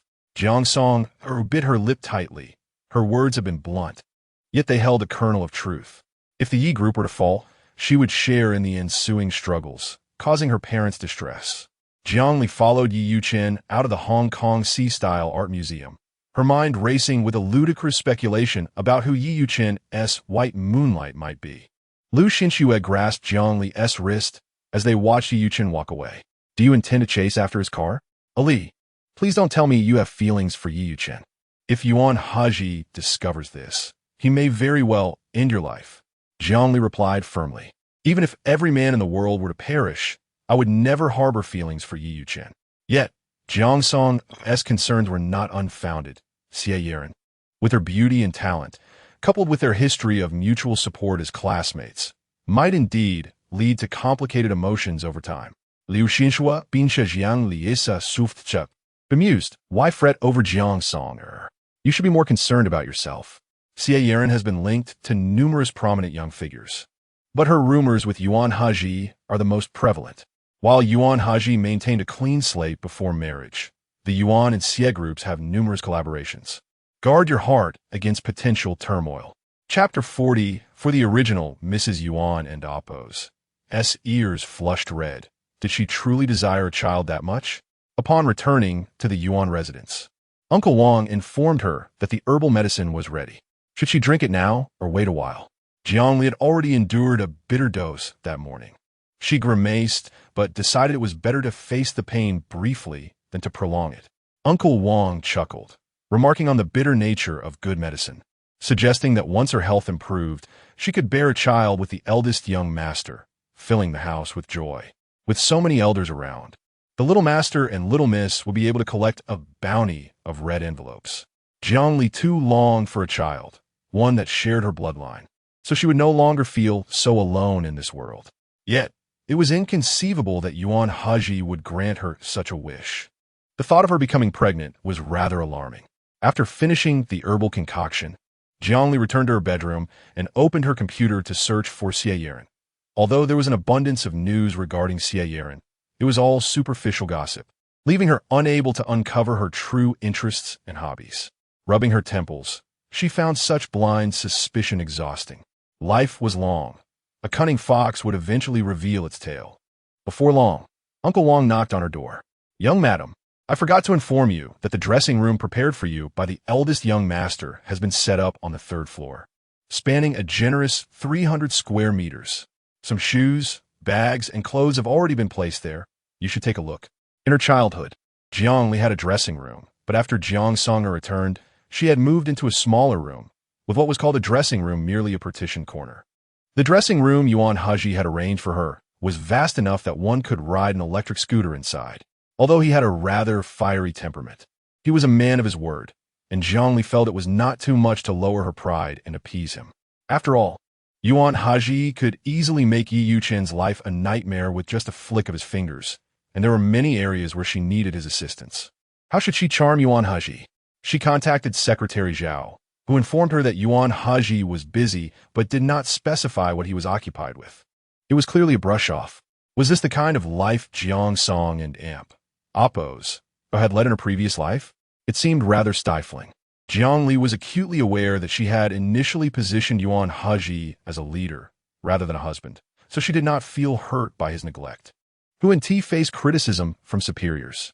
Seated on a single sofa, luxuriating in the plush embrace of a luxury couch, Jiang Li leisurely edited her messages to send to Yuan Hezhi.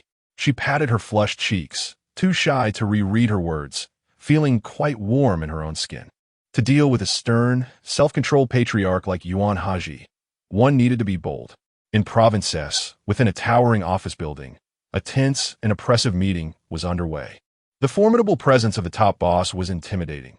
Leaders who once strutted before him were now being chastised mercilessly. Had they known better, they would not have sought the opportunity to bask in the boss's aura, feeling as if they might need a heart check after the meeting due to the strain. The PPT presentation was connected to Yuan Hezhi and Oppo's computer, and his long, slender fingers tapped a notification from WeChat. A chat window with Jiang Li popped up. Husband, your little sweet water wife is about to be heartbroken.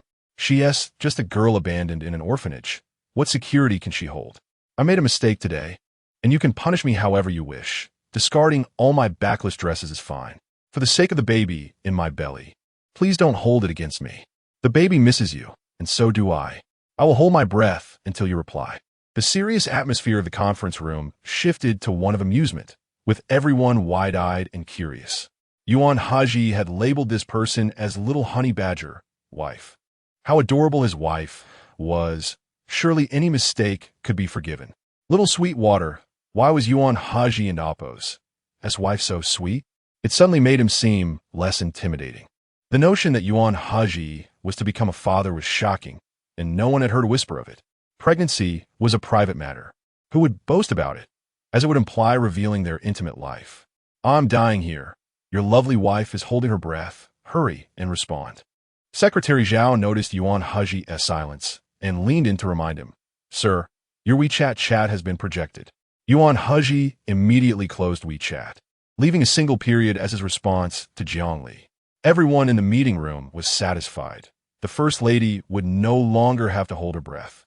This silent yet vivid interaction had been quite entertaining. Yuan Hezhi declared, meeting adjourned, and strode out of the room, his tall and imposing figure betraying a hint of unease. Upon returning to the hotel, Yuan Hezhi called Uncle Wang to request an additional dish of broccoli for dinner. Uncle Wang responded with relief. The young madam actively requested broccoli. She was murmuring about nurturing her health, though I couldn't catch it all. Yuan Hezhi's expression shifted subtly, his ears inexplicably warming. Did she truly desire a child that much? Preparing for pregnancy was not a matter of a week or month. It could require several months of quality time together. She was delicate, yet her spirit was fierce. Secretary Zhao found this curious and stole a few glances. Yuan Hezhi replied calmly, Go and check on why dinner hasn't been delivered yet. Yes, sir. Uncle Wang, give her the phone. Uncle Wang handed the phone to Jiang Li and returned to the kitchen. Mua, husband, I miss you so much. The girl cooed, her sweet voice practically dripping with honey over the line. Are you pregnant? Yuan Hezhi and Oppo's voice was low and menacing. When I think of you, I eat candy. I'm carrying matcha triplets in my belly, and you must take responsibility. Jiang Li sobbed lightly. Your temper is quite fearsome. I have done everything I can. If you're still angry, then you can just lock me up and do as you please. In the heart of power, her husband was tall and imposing, effortlessly handling everything with his muscular physique. The timid little wife, desperate to please him, was willing to utter any vulgarity without fear, relying solely on the belief that he was incapable in that regard. Yuan Hezhi's voice deepened. Fine, I won't hold it against you. But don't forget the promises you made. Jiang Li was puzzled. What had she promised Yuan Hezhi? Did he want her to discard all her backless dresses? It was no big deal. There were plenty of beautiful little dresses waiting for her in the world. Secretary Zhao wheeled the dining cart into the presidential suite. Witnessing Yuan Hezhi tenderly reminding his wife to take her medicine and rest well. The boss's anger and forgiveness had never been directed at the same person. Those who incurred Yuan Hezhi's wrath had but one option, to leave. In his eyes, no one was irreplaceable, a testament to his pride and the vast wealth he commanded. Young madam is formidable. Truly, one item can conquer another. This was Jiang Li and Oppo's third time falling off the bed. If Yuan Hezhi did not return soon, his wife might just become a fool. There was a knock at the door, urgent and rapid. Young madam, there's a woman here with 2 children looking for the eldest young master. Chapter 45. The consequences of ignoring her husband's call. Jiang Li did not dwell on it for long. She entered the bathroom to wash up with earnestness, and suddenly, a thought crossed her mind regarding her hair. She stepped into the cloakroom to select a hairband. The LV floral ribbon was overly pink, clashing with her black dress of the day. She was rather fond of the pattern on the Hermès twilly scarf, although the saturation of the colors in her hands seemed somewhat excessive, making her hair appear disproportionately heavy. Jiang Li felt a touch spoiled. In her previous life, trapped in an unhappy marriage, she would have been grateful for a new Chanel gift from Yi Yuqing. Yet now she found herself being choosy. Her bright, sparkling eyes landed on Yuan Hezhi and Appo's wardrobe. She swiftly opened it and chose a black and gray scarf with a metallic finish. After adorning her hair into a beautiful braid, a pang of concern struck her. Had she overstepped by using Yuan Hezhi and Appo's as belongings? Meanwhile, Yuan Hezhi, miles away in S province, received a text message accompanied by a short video. Dear Hezhi and Appo's, it's been a while since you went on your business trip, and I miss you dearly. How you like my hairstyle today? I'm sorry for borrowing your scarf. It matches my outfit perfectly. Your beloved wife's cloakroom feels so empty. Will there be a soft-hearted husband who brings gifts to fill it? Sending you 500 kisses today. The message included a 15-second video in which her delicate, pale fingers intertwined with the braid, her smile radiating sweetness, her plump, rosy lips pouting mischievously, leaving one to wonder if she was about to speak or kiss as the video concluded. Yuan Hezhi opened the video, his deep, dark pupils narrowing. Little enchantress. After watching the video several times, his broad back beneath the crisp, white shirt stretched powerfully, the black cufflinks binding his well-toned arms, hinting at a fierce intensity simmering beneath his composed exterior. The atmosphere around him was charged, causing weakness in the legs of those nearby. Zhao, the secretary reporting to him, adjusted his glasses, contemplating how, if not for his early marriage, he might have succumbed to Yuan and Appo's commanding presence. Mr. Yuan, you appear busy.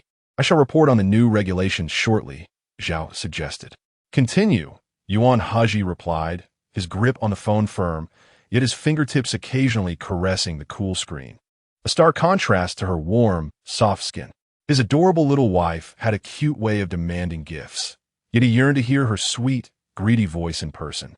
Understood, Zhao stammered, bearing the weight of Yuan's formidable presence, anxious not to utter anything inappropriate. One could hardly imagine what kind of life the young mistress led. Utterly enchanted by Mr. Yuan, Jiang Li, meanwhile, was enjoying bird's nest soup in the dining room, seemingly oblivious to something she had forgotten. Regardless, with Yuan Hezhi's support, she resolved to eat and take her medicine regularly, aiming for longevity. Should she live to a ripe old age, she aspired to be the most beautiful elderly lady. As she raised her gaze, she spotted a familiar figure and greeted her with a smile. Mother-in-law, have you had breakfast yet? Before her marriage, Yuan Hezhi had been solemn and austere. After their union, he acted with even greater decisiveness and ruthlessness, although Jiang Li was unaware of these changes. Yuan and Appo's mother was acutely aware. Not daring to confront Yuan Hezhi directly, she would instead take it out on Jiang Li. Yuan and Appo's mother, with a warm smile, gently admonished her, "Dear child, we have esteemed guests. Even if Hezhi is at home, he would attend to them immediately. You cannot linger here leisurely over breakfast. It is somewhat inappropriate." Upon hearing that Yuan Hezhi had honored guests, Jiang Li realized her negligence. "Do not worry, mother. I only have 3 more spoonfuls of bird's nest left, and I will be right there. I have a weak constitution, and skipping breakfast might make me faint." Yuan's mother was momentarily at a loss for words. She had seen individuals concerned about their health, but Jiang Li seemed overly indulgent. After finishing her bird's nest, Jiang Li followed Yuan's mother to meet the guests. As they entered the living room, Yuan and Appo's mother joyfully announced, "Qing and Appo's, and this is Hezhi and Appo's wife. You haven and Appo's. Met her yet, have you?" Jiang Li beheld a woman clad in a Chanel ensemble, adorned with a string of Australian white pearls. Though elegantly dressed and exquisitely made up, she bore a hint of weariness between her brows, her demeanor a blend of cool detachment and melancholia, a unique, captivating beauty. I am Jiang Li, Yuan Hezhi and Apos, as wife. May I ask how to address you? Su Qingyan came the reply. What a lovely name. Cool and independent, reminiscent of a lotus emerging unstained from the mud. Do you run a business yourself? Su Qingyan Apos, and shook her head. I do not. My flower shop once closed down. Everyone has their strengths. Being a full-time housewife is quite commendable, Jiang Li remarked. A faint smile graced Su Qingyan's lips. My husband was a rescue diver who perished during a mission, leaving me with 2 children. I am indeed a full-time housewife now. Jiang Li noticed twins on the sofa, around 3 or 4 years old, dressed in Bon Point children's clothing, a French brand often dubbed the Hermes of children's wear. She had owned several outfits from it in her youth. Su Qingyan's gaze swept over Jiang Li's bare neck and wrist. Then she contentedly returned her attention, her fingers brushing over the pearls at her neck, her Chanel ensemble, before gently ruffling the twins' hair. She then turned her gaze back to Jiang Li. The compensation for my husband's death was entirely spent on my medical treatment. If it weren't and Apos, T for Brother Yuan and Apos, as support, my children and I would not be here today. Brother Yuan is our benefactor, our savior. What? Jiang Li's expression shifted subtly as she sat on the sofa, her interest in deeper conversation with Su Qingyan fading. It seemed her name, so cool and independent, was merely a fade for a display of grievances. Your husband's death has nothing to do with mine. He is neither your husband's parent nor responsible for your sustenance. Su Qingyan's smile deepened. You have just married into the family and may not know Brother Yuan well yet. My husband and Brother Yuan shared a bond akin to life and death. After my husband's passing, I was engulfed in despair, and it was Brother Yuan who gave me the will to live. Jiang Li found it hard to believe that Yuan Hezhi, a man of fastidious standards, standing atop the pyramid of aristocracy, would partake in the remnants of another family's meals. Yet the authenticity of her luxurious clothing and accessories spoke volumes. Yuan Hezhi indeed took excellent care of his deceased friend's widow. Yuan's mother interjected, daughter-in-law. Now that you are married to Hezhi, you must support each other. Qingyan is a few years older than you. You may call her sister. By the way, Qingyan Apos, and visits once a month. When Hezhi is away, you should entertain her and the children well. Since you have no children of your own, why not let the twins consider you a godmother? Jiang Li's expression turned conflicted. I wouldn't dare to claim someone else's children. What if their father seeks me out at night? I am timid and afraid of ghosts. You two carry on.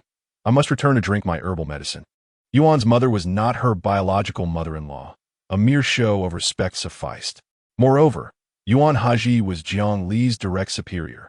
Whether or not she heeded Yuan's mother's directives did not affect her enjoyment of life. Back at the villa, Jiang Li washed her hands, lit incense, and focused on practicing her calligraphy. As time drifted away with the curling smoke, she lost track of how long she had been practicing until her wrist grew sore and she set down her brush. The small study, organized for her by Uncle Wang, was adjacent to Yuan Hezhi and Apos' grand study. Although smaller, it was particularly exquisite. After sipping half a glass of water, she picked up her phone and noticed 3 missed calls, all from Yuan Hezhi. That dog of a man. Jiang Li had no intention of returning Yuan Hezhi and Apos' call.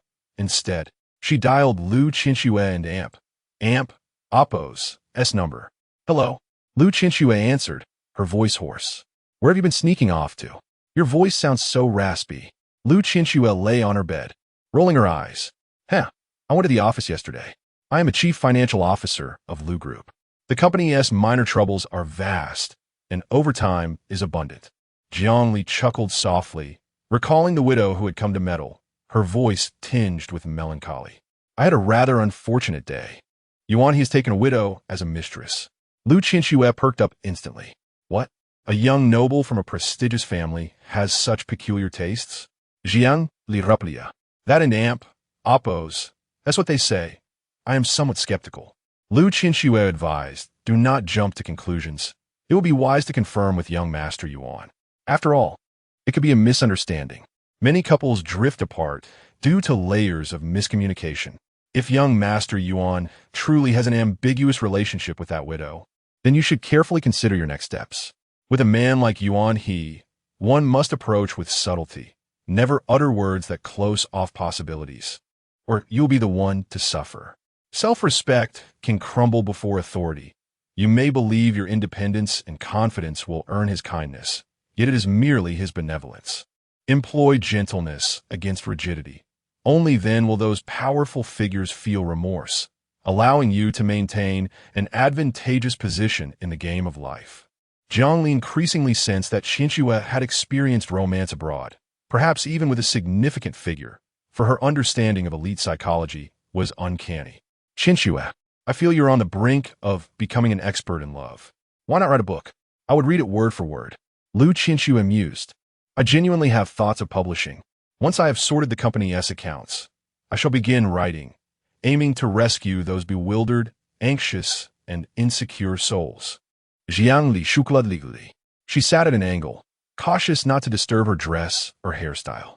Her fair, straight legs rested on a black cigar chair, her burgundy-painted toes lightly tapping the carpet, embodying a charmingly languid allure. Through the corner camera, a certain cold and calculating man observed her. After completing his work, Yuan made several calls to inquire about Jiang Li and Appos, as desired gifts, but each went unanswered. Uncle Wang seemed preoccupied and did not pick up either. It was then he remembered to check the home surveillance cameras, where he captured the image of the leisurely woman amidst the bustling scenes. She was not answering his calls, but instead was engaged in sweet, intimate conversation with someone else, laughing in a manner that was both enchanting and beguiling. Her soft form sinking into the cigar chair, exuding an air of restlessness. Yuan summoned Secretary Zhao, declaring therein Appos, no need to wait until tomorrow. I shall return to Hong Kong immediately. His polished shoes crunched against the beautifully wrapped gift boxes, his steady presence tinged with impatience, further intensified by a surge of emotion. I ought to confront my adorable yet greedy little wife and impose a fitting punishment. I must uncover the content of her conversation. Chapter 46. The first thing upon returning home from business trip, embracing my wife at noon, Jiang Li had lunch with the old lady. Both feeling a lack of appetite, Jiang Li suggested having spicy hot pot.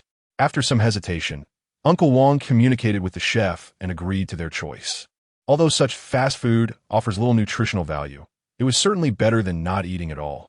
The old lady needed to maintain her health, and so did the young mistress. One could only hope that the eldest master would return home soon, as Uncle Wang was struggling to manage them alone. The head chef remarked, "We will prepare the broth and ingredients ourselves to ensure they are both healthy and delicious." Uncle Wang replied, "The primary concern is health." The eldest master had specifically instructed against allowing the young mistress to consume junk food. Last time she was hospitalized, it truly alarmed him. The old lady had become more accepting of fast food after sharing fried chicken legs with Jiang Li on a previous occasion. Uncle Wang discreetly told Jiang Li that the old lady used to scold anyone who dared to eat such fast food in her youth. Jiang Li smiled, "So, Grandma likes me the most." Indeed, the old lady cherished Jiang Li greatly, and even hoped for her first child to be a daughter. After lunch, Jiang Li felt no sleepiness and decided to paint by the pond. Whether Su Qing and Appos and had left or not was of no concern to her, as the old lady never mentioned his name, indicating he was not the honored guest she referred to. While tidying up her easel, Jiang Li spotted two adorable children, the fraternal twins from Su Qing's family. She immediately approached them, asking, "Where is your mother? It's dangerous to wander around the pond. You must find her." The two children clung to Jiang Li's legs, their sweet voices pleading, "Pretty Annie, do you know where we can find cake?" Although Su Qingyan had impure intentions, the children were innocent. Jiang Li's heart softened as she gently caressed their little faces and hands. "Did you not have lunch?" The slightly taller girl replied, "We did, but we're still hungry. We want mung bean cake." "Pretty Annie, my brother, and I want mung bean cake." Jiang Li laughed. "Ah, so you're just craving it. I also wish to have some. Let us check the kitchen." "Thank you, Pretty Annie." In the kitchen, she discovered 2 plates of mung bean cake in the refrigerator, likely fresh, as the chef would dispose of any overnight desserts. After taking them out, she cautioned the children, "They are too cold. We will eat them later." "But we want to eat them now."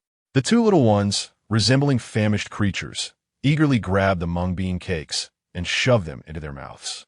Jiang Li suddenly recalled something, and her gaze shifted as she carefully selected a whole piece of mung bean cake to savor slowly. Eat slowly. Too much is not good for your health. The little girl looked astonished. You know we're allergic to mung bean cake? Jiang Li innocently blinked. I didn't know, but now I do. No wonder Jiang Songer had harshly criticized Su Qingyan and her children in her previous life. Jiang Li remained oblivious to the details, urging Jiang Songer not to scold the children. Adult grievances should not entangle innocent kids. Jiang Songer had called Jiang Li foolish. Yuan Hezhi survived 3 episodes in a palace drama. Su Qingyan's family is adept at using the weak against the strong. If they provoke me, I must retaliate. After their scheme succeeded, Su Qingyan would lower herself before Yuan Hezhi, her children clinging to his legs, crying for their father. Was that not the essence of using the weak to overpower the strong? It was merely luck that you were spared. If Yu Chun had a woman like Su Qingyan by his side, your feeble disposition would certainly lead to your demise. As her thoughts returned, Jiang Li noticed a group of people entering through the kitchen door. It was indeed a premeditated encounter. Fortunately, she had her recording pen with her. Su Qingyan opposed and rushed into the kitchen, anxiously embracing her children, seemingly believing Jiang Li to be a kidnapper. And oppose, Shan, and oppose. Liang, you're allergic to mung bean cake. Mother has taught you not to eat it. Who forced you to eat it? Holding the plate, Jiang Li remained unfazed, continuing to eat the remnants of the mung bean cake, for wasting food is a disgrace. With her cheeks slightly puffed, she observed the unfolding drama with detached amusement. The original lady was somewhat perplexed by Jiang Li. Daughter-in-law, such a significant incident has occurred. How can you still have the composure to eat mung bean cake? Should you explain? Jiang Li preferred silence, knowing that speaking too much often leads to mistakes. Uncle Wang, who had rushed over, immediately arranged for the children to be taken to the hospital. Su Qing and Amp, oppose, and, wiping her tears, seemed to feel a grave injustice. As she brushed past Jiang Li, she casually dropped a remark. I forgot to tell you, my husband saved your husband's life. Jiang Li's complexion paled, just as Uncle Wang was about to respond. He received a call from Yuan Hezhi. He recounted the events, emphasizing how Jiang Li had been so frightened that her body went rigid and her face turned pale. At the airport, private jets require prior route applications, and the procedures are complex and time-consuming. Yuan Hezhi, eager to return to Shanjiang, opted for a seat in first class on a commercial flight. After hanging up, his striking features concealed his emotions. The diving instructor had saved his life. This debt of gratitude could only be repaid through the children. They were still young and needed their mother, and Su Qingyan was not new to leveraging her connections. Secretary Zhao was aware of Su Qing and Amp, oppose, and S existence, and had even assisted her in resolving troubles on 2 occasions. Once when the twins suffered from viral pneumonia and needed to transfer hospitals, and another when Su Qingyan was deceived by a modeling agency and required a substantial settlement for a lawsuit. Regardless of how troublesome the matter, invoking Yuan Hezhi's name could ensure a satisfactory resolution. The driver asked, Mr. Yuan, shall we go to the hospital or return home? Yuan Hezhi replied, home. Secretary Zhao was surprised by his choice, implying that the young mistress held greater importance in his heart, though it could also indicate an impending confrontation with her. Tension filled the air, foretelling an imminent storm. At the Yuan family's old residence, Xianhe Tang, Jiang Li, who was described by Uncle Wang as rigid and pale, was nestled beside the old lady, sobbing softly, a single tear glistening at the corner of her eye. It was difficult to discern what grievance she bore. She appeared more like an enchanting spirit, her tender and melodious voice carried by the wind into Yuan Hezhi's ears. Grandma, I was abandoned at the Welfare Institute and Amp, oppose, doorstep when I was 3 months old. The word and Amp, oppose, bully and Amp, oppose, only came to my understanding when I was pushed into the water during winter. Yuan Hezhi furrowed his brows, his tall and imposing figure overshadowing the delicate Jiang Li. With a timid glance, she lifted her beautiful eyes, only to be swept into the air by the man.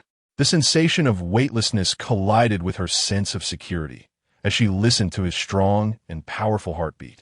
Jiang Li and Amp, oppose, emotions oscillated between fear and flirtation. Ah, he and Amp. Oppose. So tall, she gasped, instinctively wrapping her arms around his neck. Though her body tensed, her lips instinctively began to pout. Darling, you're back from your trip. I missed you so much that my heart is shattered. Next time, please take me with you. I can be quite useful. Soft and warm for the bed, and I want Teeny to be taught how to spend money on meals. Perhaps. You can let me down now? Chapter 47. He would not allow anyone to defame Jiang Li. Yuan Hezhi's arms were sturdy and powerful, while Jiang Li's body was soft and delicate, leaving no concern for his ability to hold her securely. However, having previously offended the widow of Yuan Hezhi and Amp, Oppo's late friend, she feared that should he loosen his grip, she might fall to pieces. I have not harmed your precious heart. It was Su Qing and Oppo's, and who conspired against me with the twins. Help! I and Oppo's am in danger. During her time at the Jiang family, Jiang Song and Amp, Oppo's, had intentionally hurt herself to frame Jiang Li, and the Jiang couple refused to listen to her explanations, accusing her of lacking compassion. In her past life, married to Yi Yu-chan, he had never been home, yet upon losing a contract, he chastised her for leaking company secrets. Jiang Li's heart was riddled with wounds. In the face of Yuan Hezhi's distrust, she felt sorrowful. The little one in her arms was restless. Fearing he could not hold her steady, Yuan Hezhi set her down, his muscular arm firmly encircling her slender waist. I have been away for only a few days, and you have become so unruly. Who said Su Qing'an is my precious heart? His large hand gripped the back of Jiang Li's head, his voice chillingly cruel. Whoever spreads rumors behind my back, I shall silence them. His fingertips absent-mindedly caressed her hair and scalp with a tenderness that contrasted with his dangerously fierce gaze, leaving Jiang Li terrified of what he might do next. I only heard it from others.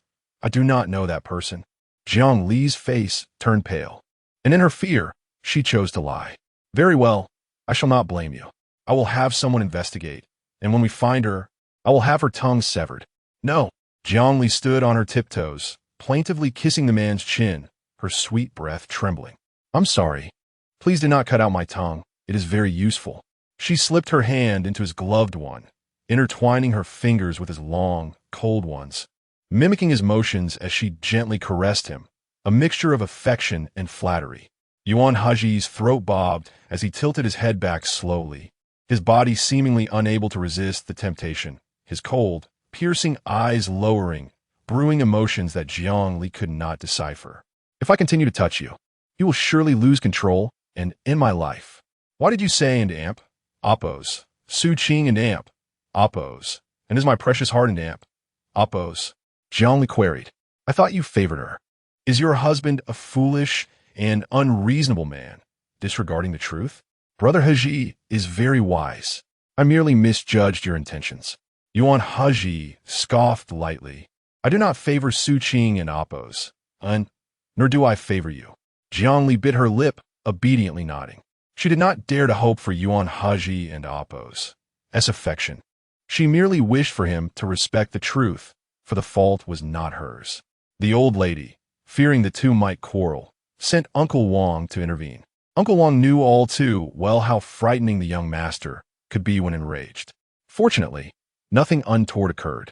He entered the villa, informing Jiang Li that it was time for her to take her herbal medicine. Jiang Li and Oppo's face scrunched up at the thought of drinking medicine again. But you Haven and Oppo's, taking your afternoon dose yet? Hurry up, Uncle Wang urged. What about the young master?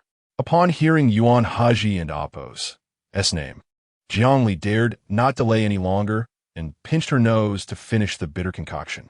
Yuan Hezhi descended the stairs slowly, adjusting the cuff of his shirt, the shimmering sapphire cufflinks complementing his suit, exuding an extraordinary charm. Jiang Li thought to herself that even if Yuan Hezhi were bankrupt, with his physique and looks, he could easily thrive in any field. Have you finished your medicine? He inquired. Jiang Li nodded, popping a matcha candy into her mouth to mask the lingering bitterness. Yuan Hezhi's gaze lingered on the candy wrapper for a moment before he spoke in a low, magnetic voice. Eating too many candies is bad for your teeth. How many have you consumed while I was away? Jiang Li extended 5 fingers, but under Yuan Hezhi's disapproving glare, retracted 3. I only had 2 bags. She opened her mouth. Let me check if you have cavities. My teeth are perfectly fine. They are as sensible as I am. Then we shall forego the checkup. Come with me to the hospital. Jiang Li understood that Yuan Hezhi intended to visit Su Qingyan, but why did he have to bring her along? At the VIP ward of Xiangjiang Central Hospital, the twins' allergies were not serious, and after receiving some 4 fluids, their symptoms had significantly improved. Mommy, when will Uncle Yuan come to see me? I'm so itchy. Can I scratch? Su Qingyan held her son's hand, forbidding him from scratching. If you ruin your face, how can you be a child model? She suddenly laughed. Good boy. Bear with it. Uncle Yuan will be here soon. I called him, and although he didn't answer, he must have seen my message. Mommy, Uncle Yuan has married a wife. Will he still care for us after he has his own children? Su Qingyan's smile faltered. With his beauty and youth, it was only a matter of time before he had his own children. Who would not dote on their own children and neglect others? In the future, if you fall ill, Uncle Yuan may not come to see you. The ward was suddenly filled with the cries of children. Su Qingyan felt a pang of guilt, but without such actions, how would Yuan Hezhi ever come to care for the 3 of them? There was a knock at the door, and it swung open. Su Qingyan immediately stood up, tears of joy in her eyes. Brother Yuan, you have finally arrived. Jiang Li felt a wave of discomfort wash over her. Su Qing and Oppos, an end Oppos. S reaction made it seem as if Yuan Hezhi were her husband, there to support her. The twins in the hospital bed cried for Uncle Yuan to hold them. They and Oppos, been fed mung bean cakes, and today they have suffered greatly. Their father is watching from above, surely heartbroken. Brother Yuan, please hold them as their father would. Since their birth, Ashen and Aliang had been without a father. It was Yuan Hezhi who had given warmth in place of their father. Without him, the twins would not have experienced happiness. Jiang Li grasped Yuan Hezhi's arm for a moment before releasing it. The twins' father was Yuan Hezhi's savior. She should not prevent him from getting close to the children. Even if she was fully aware that Su Qingyan intended to use the twins to bind Yuan Hezhi to her. This strategy of using weakness to overpower strength, as Jiang Song had said, was insidious and clever. Yuan Hezhi glanced at the sullen Jiang Li before approaching the hospital bed, where Su Qingyan wore a smug smile. Uncle wants to ask you both a question, and you must answer truthfully. Uncle despises liars. Did you approach Aunt Jiang Li for mung bean cakes? Or did Aunt Jiang Li force you to eat them? It was Aunt Jiang Li who gave us the mung bean cakes. Yuan Hezhi shot Su Qingyan a cold glare. You've corrupted these good children. From now on, unless there is an urgent matter, Ashen and Aliang need not visit the Yuan family. He took Jiang Li's hand and left the ward. Brother Yuan. Su Qingyan hurried after them, her expression rigid with panic, forgetting to feign pity to garner sympathy. What do you mean? The children have been corrupted by me. They are so small, they wouldn't lie.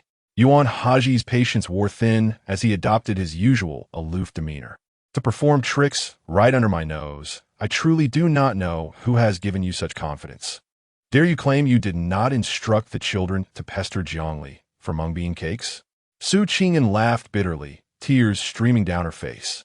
Yes, I fear you will marry and have children, and you will no longer care for Ashen and Aliang, these poor children who have grown up without a father, mocked as bastards at school. Seeing that Yuan Hezhi remained unmoved, Su Qingyan's jealousy erupted uncontrollably.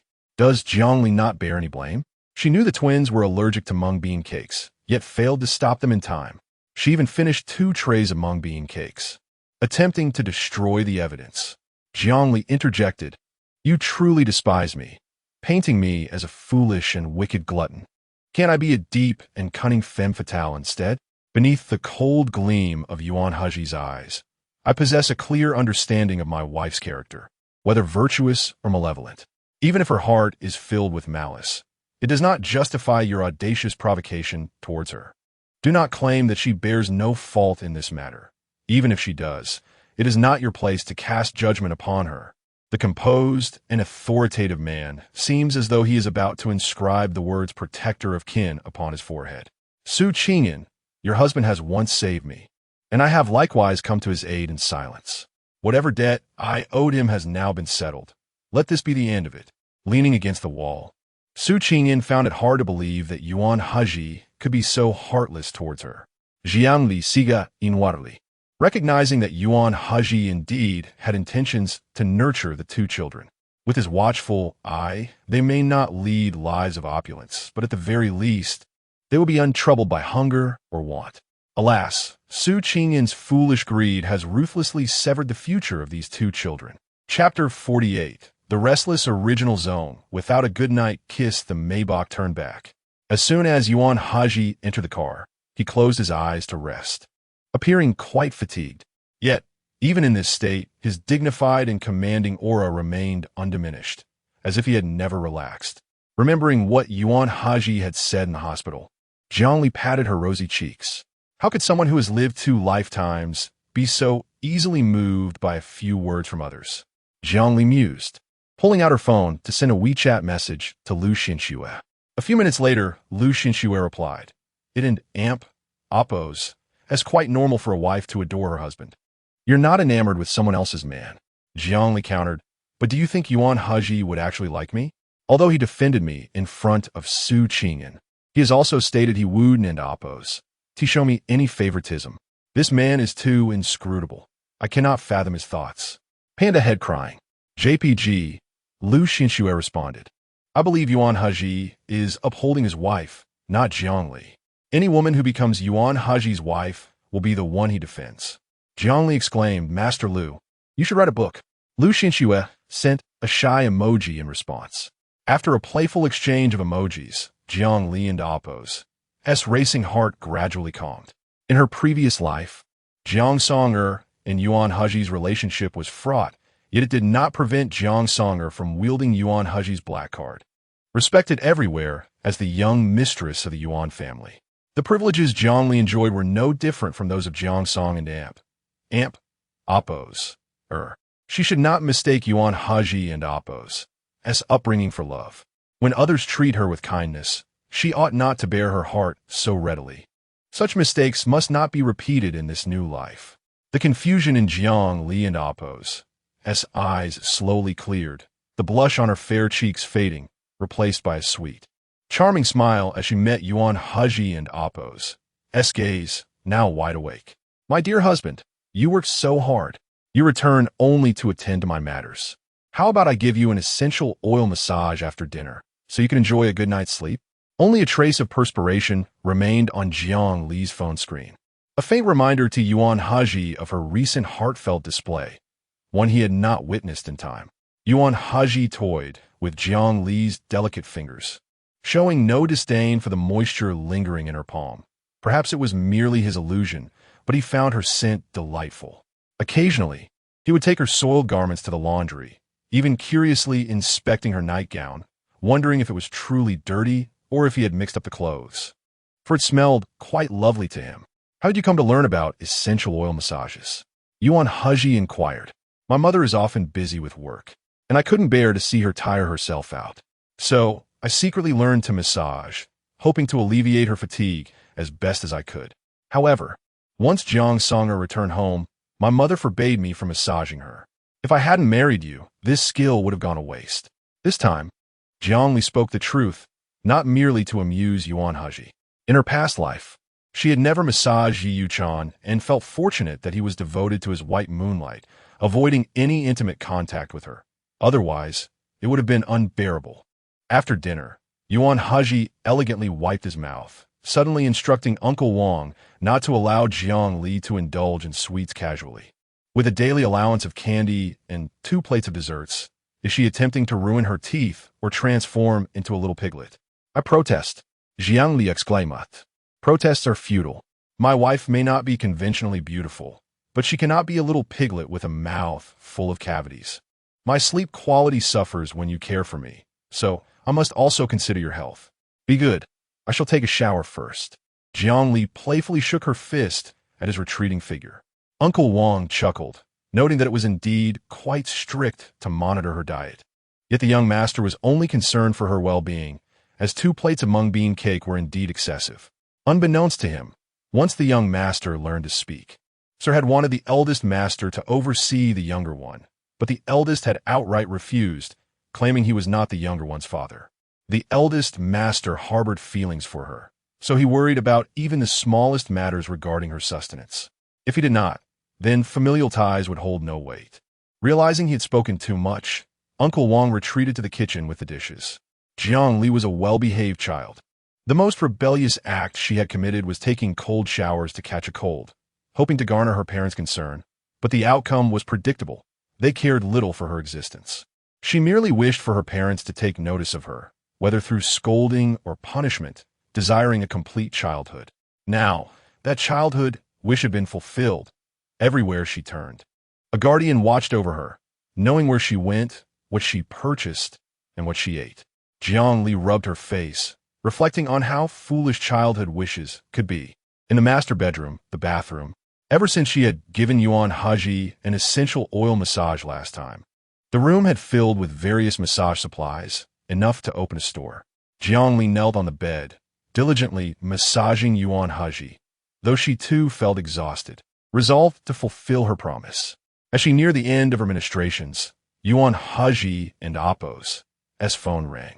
"Darling, are you asleep?" "No," he replied, finding her question absurd. For consecutive nights without a good night kiss, was she truly unaware? He lazily straightened his posture, answering the call. "Hello?" Jiang Li lowered her gaze, pretending to adjust her nightgown. Too shy to look at Yuan Hezhi, who was bare from the waist up, yet she couldn't help but glance.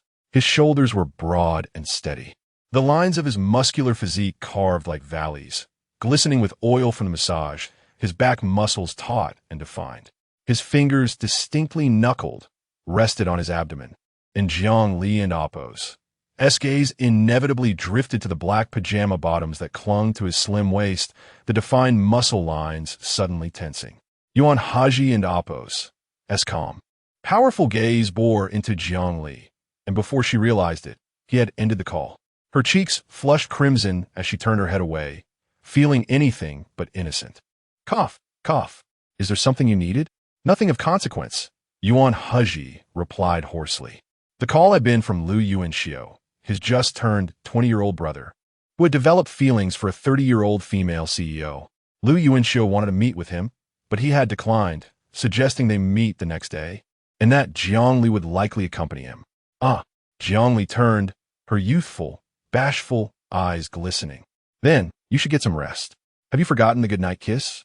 Yuan Hezhi playfully patted his thigh, his smile gentle and composed, yet his body language exuded a profound sense of control. Chapter 49. Has the young master ever written you a love letter? The goodnight kiss had become a pre-sleep ritual for Jiang Li, who had managed to overcome her embarrassment. However, after 4 or 5 days without a kiss, she had nearly forgotten the sensation of kissing Yuan Hezhi. Perched upon the man and Appo's sturdy thighs, Jiang Li supported herself on his bare chest and gently pressed her lips against his. Despite sharing every meal and night together, she had not savored anything particularly special. Yet her lips remained sweet and soft.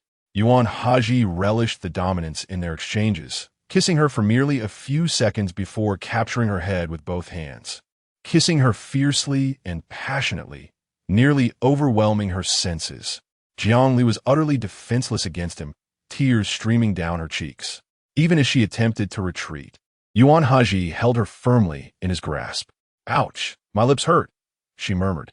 Apologetically, Yuan Hezhi released her, brushing aside the strands of hair clinging to her cheek, then offering her a tissue to wipe her tears. The ferocity of their previous kiss contrasted sharply with the tenderness he now displayed. "Is my mouth swollen? Will I be presentable tomorrow?" Jiang Li fumat, her small fists playfully pounding against Yuan Hezhi and Appo's muscular chest. His physique balanced between softness and muscle, as Lu Qianxue had once informed her. When relaxed, it felt pleasantly elastic. With Yuan Hezhi's tacit consent, Jiang Li playfully struck his chest again, discovering it was indeed soft. Feeling his indulgence, Jiang Li instantly transformed into a charmingly vulnerable figure. Tears forgotten, adopting a pitiful demeanor as she demanded compensation. Her sweet, syrupy voice concealed an insatiable greed, despite possessing an unlimited black card gifted by her husband. She still sought to extract funds from him. It seemed that to tease her mature and composed husband satisfied her quietly burgeoning vanity. Yuan Hezhi suppressed the distorted desire simmering beneath his calm exterior and spoke in a deep, melodious tone. Only an insincere young fool resorts to money to resolve issues. I bought several bags for you during my business trip, all of which are placed in the cloakroom on the 3rd floor. Would you like to take a look? The master bedroom boasted a shared cloakroom for the couple, while the 3rd floor cloakroom was exclusively designated for Jiang Li. Clad in a robe, she eagerly rushed to unwrap her gifts. Yuan Hezhi remained seated on the bed, his loose black pajama pants obscuring any signs of disturbance. He stepped into the bathroom, splashing cold water on his face, droplets glistening on his indifferent, narrow black eyes. After casually drying his damp hair, he dialed Gong Shu's number. "Gong, is that you? Mr. Yuan? My wife's health. How long until it is restored?" Gong Shu, a masterful physician familiar with various ailments, recognized the hoarse tone in Yuan Hezhi's voice and understood the urgency of the matter. "Well, I can assess her condition only after a month. If there are special circumstances, say, if you succumb to temptation, engaging in intimacy once should not pose an issue." Yuan Hezhi snorted coldly. "Dr. Gong, I have expended considerable resources to bring you to Xiangjiang and am providing for your every need, solely to ensure my wife recovers from her frail condition. Do not attempt to exploit this situation." Gong Shu hastily assured him he would never dare to do so. The following day, Jiang Li awoke unusually early, her first instinct being that she had fallen from bed. Her second realization was that her sleeping surface was both hard and soft. Upon recognizing Yuan Hezhi beside her, she forced her sluggish mind into awareness. For someone prone to falling out of bed, having a warm husband nearby was paramount.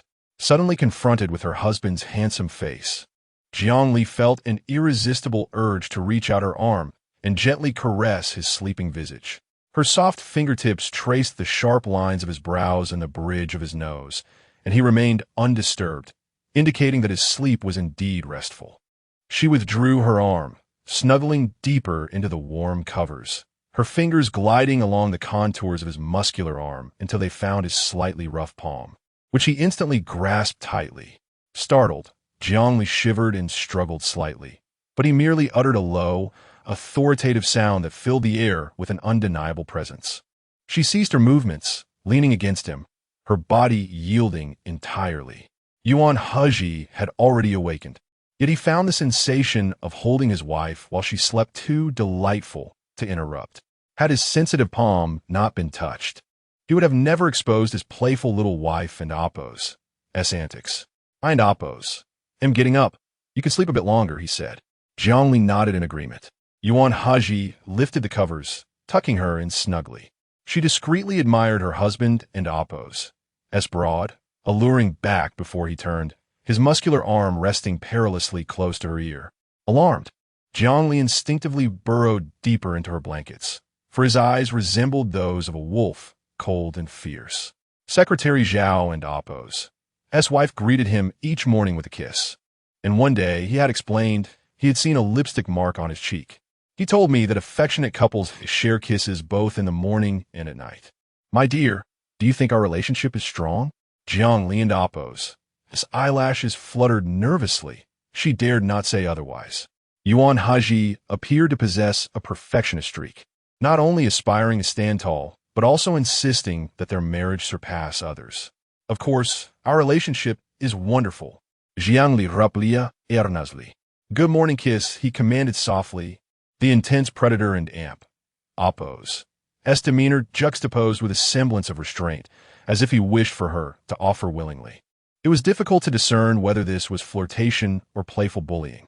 Jiang Li quietly declined, citing her lack of fresh breath. After they emerged from the bathroom, Jiang Li and Appo's lips were once again swollen. She feared her head would eventually burst from his affectionate squeezes. Grateful for Yuan Hezhi and Appo's restraint, she pondered how she might have perished if he had unleashed his full strength. "Tonight, I shall take you to the Golden Imperial Club. You may find the cuisine unfamiliar. Have a hearty dinner at home, and I and Appo's send a car to collect you. Will you be dining at the office tonight?" "Yes." Recalling the new addition of several pink Chanel and Hermes bags in the cloakroom, Jiang Li felt a flutter of emotion. She grasped his arm with both hands, tilting her delicate face upward, speaking softly, "Let me bring you dinner. It would be much more convenient. Or we could dine in your company in Oppo's cafeteria. I've heard from Yuan-san and Yuan-si that the offerings are exceptional, with thousands of unique dishes. Any subpar restaurants are promptly dismissed based on employee complaints, leaving only the truly delicious establishments. If you wish to dine at the cafeteria, try to arrive before 5:00 and Oppo's clock. My workday concludes at 5:40, and the place gets quite crowded." "All right." Yuan Hezhi gazed deeply into her eyes, pondering as he exited the villa whether other couples shared a departure kiss. Jiang Li felt invigorated that day, creating several satisfactory calligraphy pieces in her small study and updating director song on her progress in their WeChat group. Yuan-san, currently without a driver's license, remained at home transcribing the 3-character classic. Upon learning this, Jiang Li assisted him in correcting his assignments. The script was devoid of structure and clarity, leaving Jiang Li at a loss for how to critique it. Instead, she boldly wrote 6 characters in red ink on the assignment. "At the beginning of man, nature is inherently good. For the sake of my eyes, Yuan-san, could you practice these 6 characters first?" Jiang Li suggested. "Young lady, I will do my best." The nearly 6'3" giant gulped, feeling a wave of trepidation akin to facing a teacher. The tasks assigned by the young master had never been this daunting. He merely needed to write with more clarity. Mastering his handwriting would grant him an advantage when composing love letters for the girl he fancied. Jiang Li encouraged him. "Has the young master ever written you a love letter? Does a marriage contract count?" Chapter 50. Offended by Yuan Hezhi? She would not endure such injustice. A marriage contract is not quite akin to a love letter. It is a formal document, a precursor to a marriage certificate. Couples united through arranged marriages seemingly do not require love letters to convey their affections. At least, Jiang Li had never heard of any couple in such unions exchanging love letters. Yuan-san departed, leaving Jiang Li lost in thought, resting her chin on her hand. In her entire life, she had never penned a love letter to any boy she fancied, for she had never encountered one she truly liked. The term love letter evokes a sense of youthful exuberance, brimming with delightful anticipation and longing. As she pushed open the window, the dazzling golden sunlight and vibrant flowers intertwined to create a picturesque scene. Suddenly, she felt an urge to compose a love letter, not specifically for anyone, but simply for the sake of writing. At this time in her past life, Jiang Li had already married Yi Yuqing. Enduring his cold indifference and sleepless nights filled with anguish as she pondered the uncertain future ahead, the leisurely act of writing a love letter seemed a luxury she could barely fathom. Each delicate character she inscribed took nearly an hour to complete, amounting to merely 4 lines of heartfelt expression. The words felt somewhat overly sentimental, and she deemed it inappropriate to present them to Yuan Hezhi, for it seemed excessively sweet. A knock on the door interrupted her reverie. "Madam, it's time for you to head to the company." After tidying her belongings, Jiang Li contemplated for a moment before slipping the letter into her bag. At the Yuan Group, the atmosphere in the president and Oppo's office was abruptly shattered by the cries of children. This afternoon, Su Qing and Oppo's had brought her twins to the entrance of the Yuan Group. The sound of their wails, coupled with Su Qing and Oppo's, and Oppo's lamentations about her deceased husband, drew a curious crowd. The security personnel, loyal to Yuan Hezhi, ushered them into the president and Oppo's office. Su Qing and Oppo's was aware that such a scene was embarrassing for everyone involved, yet she had no choice. If she did not create a commotion, she would lose the chance to see Yuan Hezhi again.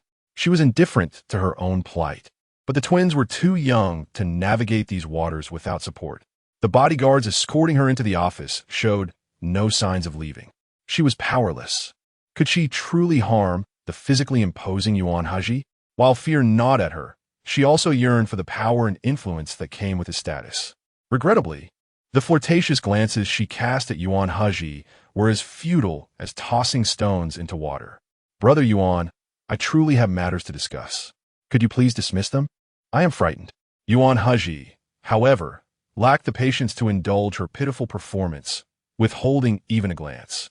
I have mentioned that the children are not in urgent need. Must you disregard my words? And no, brother Yuan, I listen to you most attentively. I would never treat your words lightly. Why is conversing with you such a cumbersome task? Yuan Hezhi closed his pen with a decisive click, tapping it lightly on the desk with a nonchalant tone, delivering a merciless remark. Have you relapsed into insanity? Su Qingyin's pupils contracted. No, I haven't lost my mind. I fear that I might one day be unable to care for the twins, which is why I wish for them to acknowledge you as their godfather. The surname is of no consequence. Yuan Hezhi harbored ulterior motives, but was reluctant to confront Su Qing and Oppos, and in front of the children. He glanced at Secretary Zhao, who understood the unspoken cue and led the twins out of the office. Suddenly encountering Jiang Li outside the door, Zhao and Oppos, his heart sank. Madam, you have arrived. Yes. Jiang Li Lord Hezhi. Are these Su Qingyin's twins in President Yuan's office? Secretary Zhao nodded, albeit with trepidation. Jiang Li scrutinized the twins, noting their worn clothing, devoid of any recognizable brand. Was this intentional? Su Qingyin's visit today was likely either an attempt to mend her relationship with Yuan Hezhi or to solicit financial assistance from him. Am I correct in my assumptions? She inquired. You are nearly spot on, Secretary Zhao confirmed. May I enter? It should be permissible. However, upon hearing this, Jiang Li hesitated. She suddenly realized that Su Qingyin's ties with Yuan Hezhi were far deeper than her own. If Yuan Hezhi sought to distance himself from Su Qingyin, what if he later softened his stance? In the past, a female accountant had seduced Yi Yuqing, prompting him to compel Jiang Li to confront her and demand her resignation. Later, when Yi Yuqing struggled to find a suitable replacement, he regretted his actions and reproached Jiang Li for not intervening during his emotional turmoil. The situation, which he had orchestrated, was unfairly blamed on her. Jiang Li believed in Yuan Hezhi and Oppos' integrity, yet her faith in human nature had grown tenuous. Sincerity is fleeting, and human nature is equally capricious. Back in the President and Oppos' office, Yuan Hezhi dialed the mental health facility where Su Qing and Oppos had previously resided. Nurse speaking. Hello. Hong Kong Mental Health Facility. Who is this? Yuan Hezhi. Su Qing and Oppos has relapsed and will be admitted today. Please prepare a bed for her. Just a moment. I found Ms. Su and Oppos' admission record. Is it acceptable for her to return to her previous room? That will suffice. Su Qing and Oppos shrieked. I am not insane. I will not be hospitalized. Yuan Hezhi, you are betraying me. My husband saved your life. You cannot treat me this way. I believed your composure and generosity could be relied upon. Yet you are ruthless and heartless. You elevate someone to great heights only to cast them down mercilessly. Your methods are impressive. You are devoid of humanity. You are a devil. If your wife, Jiang Li, were to discover your true nature, she would likely flee in terror. Su Qingyin, in a frenzy, dashed toward the door, only to be effortlessly restrained by the bodyguards and whisked away in the president's exclusive elevator. Yuan Hezhi's gaze darkened, his long, cold fingers gripping the black pen, pressing down with such intensity that it threatened to snap. He struggled to suppress the violent impulses within. Had Su Qing and Oppos not uttered those words, she might have been released after a short while. However, Yuan Hezhi had changed his mind. It was best that she remained in the mental health facility indefinitely. A knock interrupted his thoughts. Rising with a palpable tension, he opened the door, his voice laced with irritation. I am not deaf. You seem to enjoy knocking. Shall I have all the doors in the company knocked upon today? Jiang Li, bewildered by his harshness, stood there in silence. Yuan Hezhi's demeanor softened slightly as he recognized her presence.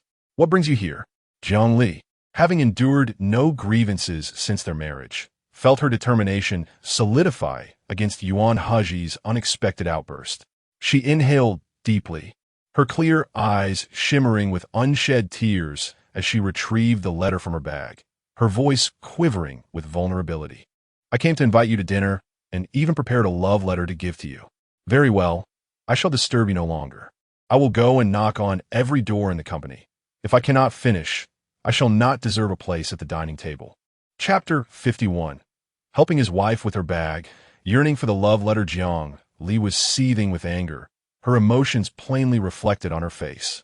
The tip of her nose and the corners of her eyes tinged with a flushed red. Her delicate teeth bit down on her crimson lips, rendering her an embodiment of a crumpled, discarded cloth. Ignoring Yuan Hezhi's deep, guilt-laden gaze, she leaned past him, her slender, fair fingers softly tapping on the door of the president's office. Her gentle voice lingered, laced with a hint of grievance. I must knock on your door, or I shall go without dinner. Is your husband always so fierce, or is it just mine? It's fine.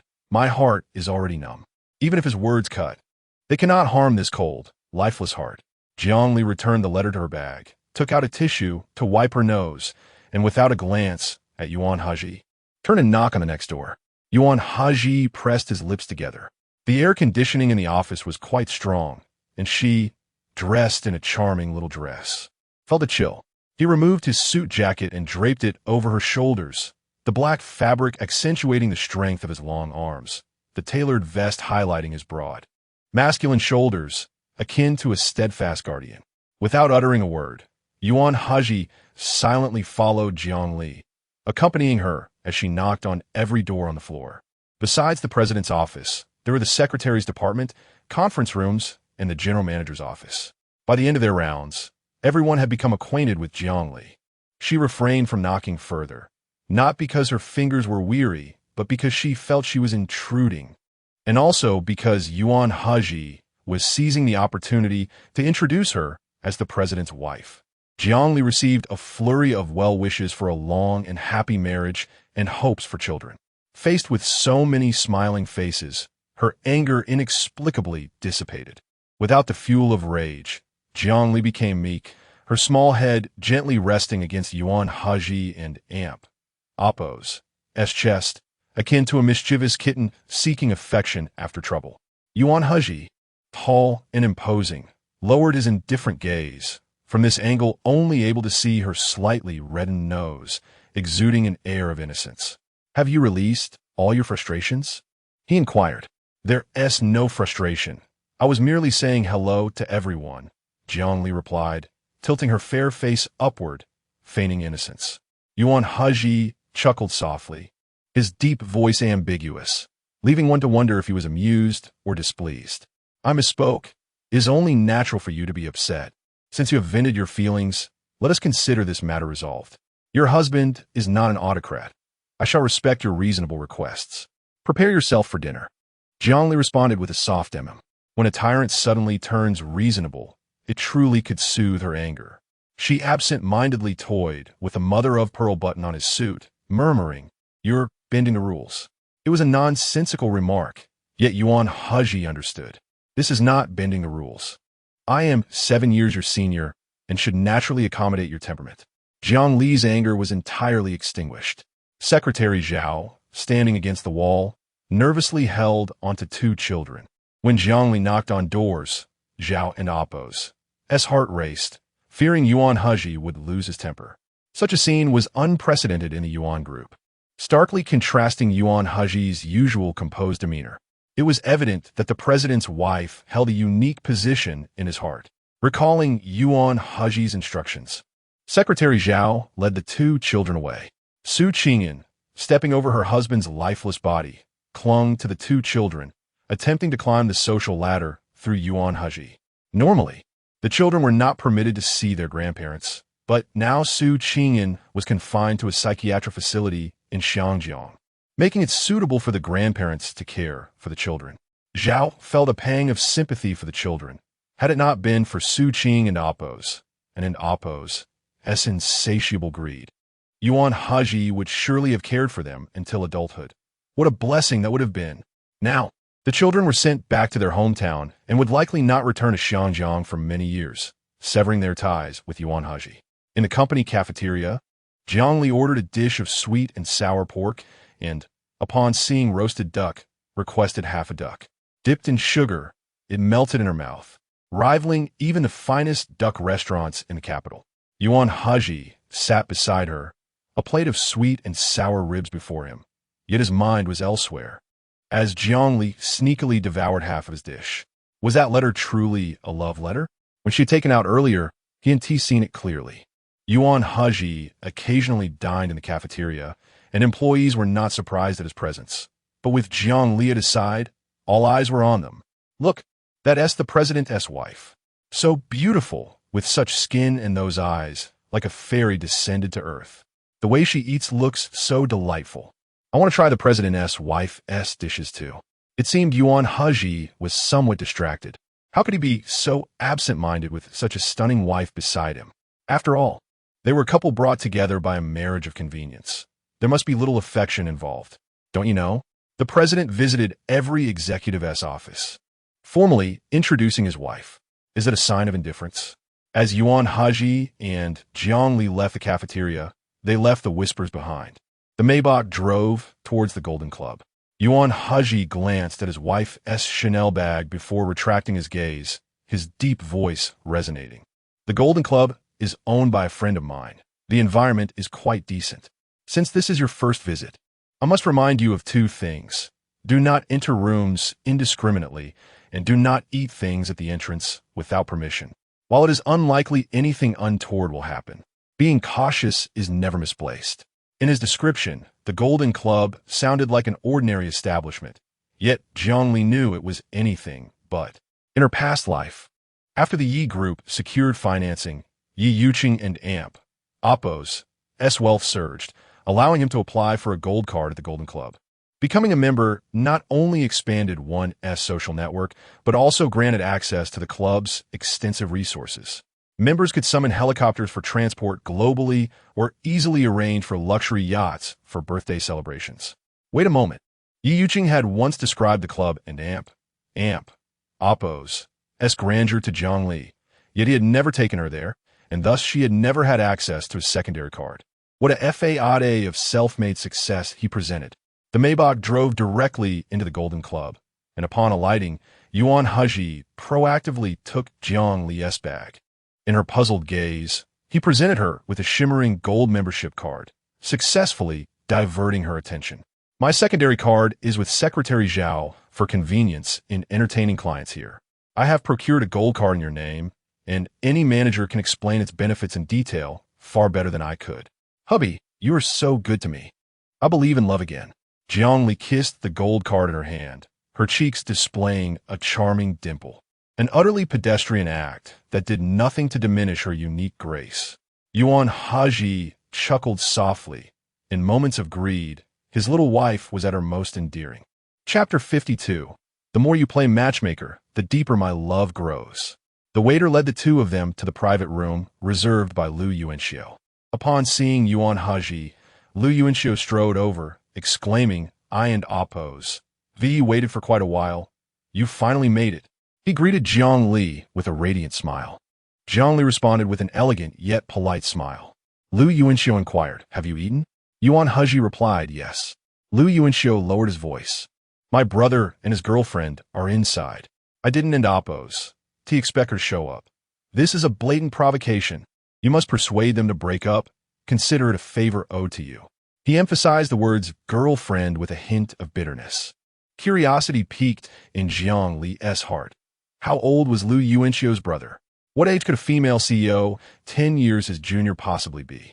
Surely, it couldn't be a relationship across generations. Yuan Hezhi's gaze remained indifferent, but Jiang Li shot Lu Yuanxiu a look of sympathy.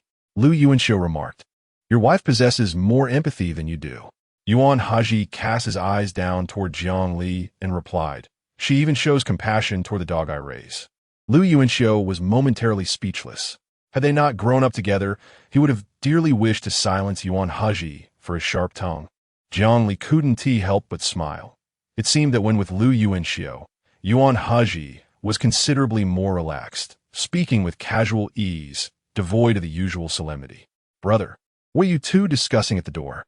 A tall, youthful figure approached, his physique well-developed yet undeniably brimming with youthful exuberance, every thought evident on his handsome, youthful face.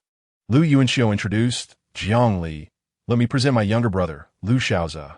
Xiaoze, this is your brother He's wife. You ought to address her as sister-in-law. Lu Xiaoze beamed brightly. Hello, sister-in-law. Jiang Li instantly felt the invigorating vitality of youth emanating from him. Even his voice was filled with energy. Hello, she replied. Lu Yuanxiu ushered everyone to sit down. Jiang Li noticed a female CEO, 10 years older than Lu Xiaoze, possessing a graceful beauty and impeccable grooming. Her face devoid of any wrinkles, appearing only a few years apart from Lu Xiaoze. She found the idea of such a May-December romance quite acceptable. Wait a moment. If the female CEO was so young, was Lu Xiaoze even of legal age? Jiang Li's eyes widened in astonishment. I am nearing 30. Older than both of you, a gentle and warm voice interjected. Jiang Li turned to find the female CEO when she, speaking. Hello, I am the president of one group. When she, nice to meet you, Jiang Li replied, instinctively extending her hand, which when she shook. When she glanced at Jiang Li's wedding ring. Your ring is exquisite. Thank you, Jiang Li responded, casting her gaze toward when she's ring finger, only to discover she too sported a wedding band. The revelation left Jiang Li somewhat disoriented. Lu Yuanxiu and Lu Xiaoze began playfully jostling each other, seemingly at odds, while Yuan Hezhi observed with a detached amusement, wishing he could place bets on the outcome. Jiang Li suggested, it's a bit chaotic here. Shall we move to the bar? Sure, when she agreed. Once seated when she smiled, not conventionally beautiful, but possessing a unique charm that captivated attention. You're curious about why I'm wearing a wedding ring while still dating Lu Xiaoze, she began. The conversation's tempo was clearly dictated by the female CEO, and Jiang Li was eager to hear more. When she continued, we were childhood sweethearts, deeply in love during our youth, but he cheated on me last year with a university student. I cannot tolerate betrayal, so we agreed to divorce. However, the paperwork remains unfiled. Xiaoze is someone I encountered later. His enthusiasm swept me off my feet. Jiang Li, understanding the complexities of relationships, refrained from judgment. Many endure failed marriages, losing the courage to love again, and she admired when she's ability to fall in love anew. Thank you, when she replied. Are you postponing the divorce paperwork to keep the news from affecting your company's stock? Jiang Li asked. That is one reason, when she admitted, though there was more unsaid. Jiang Li surmised it was likely due to lingering feelings. Once the divorce was finalized, it would truly be over. Jiang Li reflected on her past life. If given the choice, she would not hesitate to divorce. When a fruit begins to rot, it is inevitably spoiled, and merely observing it becomes nauseating. She spoke calmly. I am uncertain of my hesitation. This marriage has clearly reached its end. Though it seems I await the final straw that will break the camel in damp. Oppos, back. No woman can calmly articulate the sorrow of her marriage. She can only feel numb. Jiang Li whispered, if you were to be reborn and awakened with the memories of your past life, you would undoubtedly choose the right path, one that defies societal norms. To honor your rebirth. When she's gaze turned curious, I quite like your perspective. You are much younger than I, yet possess such profound insights into marriage. I aspire to learn from you. They exchanged contact information, delving deeper into conversation. Jiang Li mentioned, I will be holding a calligraphy exhibition in a little over a month. I'll send you tickets. I hope you can attend. Absolutely. I'll be there. When she replied enthusiastically, the three men fell silent, quietly listening to the women converse. Lu Yuanxiu shot a glare at Yuan Hezhi. Your wife has been swayed. Aren't you going to do something about it? Lu Xiaoze, brimming with joy, exerted his long limbs to pin Lu Yuanxiu down, grinning widely. Sister-in-law approves of when she. Brother, you need not worry. It's proven that when she and I are a perfect match. The more you play matchmaker, the deeper my love grows. Lu Yuanxiu felt as if he were being choked. Let go. Are you plotting to murder your older brother? Lu Xiaoze released him, but continued to hold on to him with his long legs, his athletic strength far surpassing Lu Yuanxiu's gym-trained physique. When she, witnessing the scene, approached and lightly tapped Lu Xiaoze on the head. Mind your manners. He's your brother. Instantly, Lu Xiaoze complied, behaving like an obedient large dog, even affectionately nudging her palm with his head.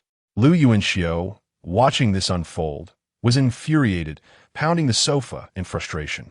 The Liu and Wen families had overlapping business interests, inevitably leading to competition. Great, Wei Yi raised a son for 19 years, only for him to become Wen Shi's loyal pet.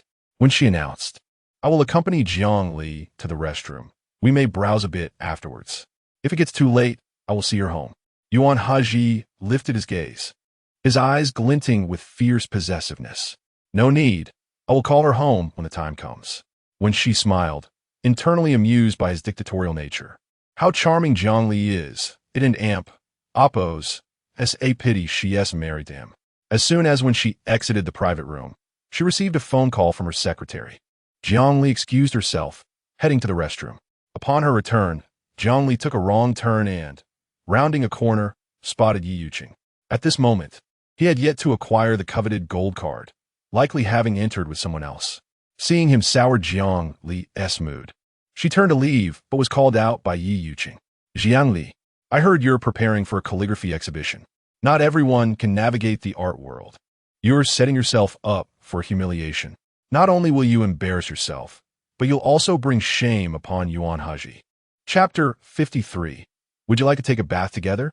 As Jiang Li heard the familiar disparaging remarks aimed at her, a surge of anger coursed from the soles of her feet to the crown of her head. Yi Yuqing approached, noticing the fury in Jiang Li's eyes. Yet he remained indifferent. No one understood Jiang Li better than him. Her gentle and compliant nature, coupled with her precarious living situation, made her hold her pride in the highest regard. In her previous life, when she sought a divorce, she discreetly solicited the help of many, a fact that Yi Yuqing was acutely aware of, but he chose to ignore it.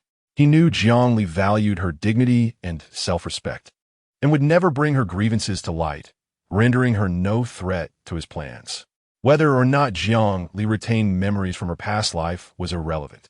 In this world, the law of the jungle prevailed, and the weak were destined to be trampled upon. With his hands casually tucked in his pockets, Yi Yuqing spoke condescendingly. "You've practiced calligraphy for a few years. It's only natural that few appreciate your work. But the calligraphy exhibition is public. Can you withstand the criticism? You used to be so modest, never once mentioning the idea of holding an exhibition, a girl with self-awareness. But look at you now, vying for fame and fortune, aspiring to be some artist. Jiang Li, you're not yourself anymore." Jiang Li's tightly clenched fists suddenly relaxed. The words she had bottled up inside remained unspoken. Instead, she scrutinized Yi Yuqing carefully. Why had she once viewed him as a self-made magnate, striving for progress and worthy of her trust? He was merely an ordinary man, confident yet acerbic. He had endured numerous hardships in society, but had failed to learn self-discipline and leniency towards others. Instead, he wielded his sharp tongue like a blade, inflicting pain on the innocent. Yi Yuqing was truly lacking, devoid of any refinement or conscience. He was far inferior to Yuan Hezhi. This afternoon, when Jiang Li had vented her frustrations at Yuan Hezhi and Appo's company, he had patiently waited for her to express her feelings before apologizing. Had it been Yi Yuqing, she feared she would have been unceremoniously cast aside. Jiang Li pressed her soft lips together, unwilling to utter another word to Yi Yuqing. Engaging in emotional turmoil would only drain her further, and even winning an argument would bring her no joy. "Mr. Yi, how imposing you are! Are you educating my wife?" A deep, anger-laden voice interjected. Jiang Li turned towards the sound and saw the grim-faced Yuan Hezhi. She hurriedly stepped forward, burying her small face into the broad, sturdy chest of the man. "Husband, oh, Yi Yuqing bullied me, and he even insulted you.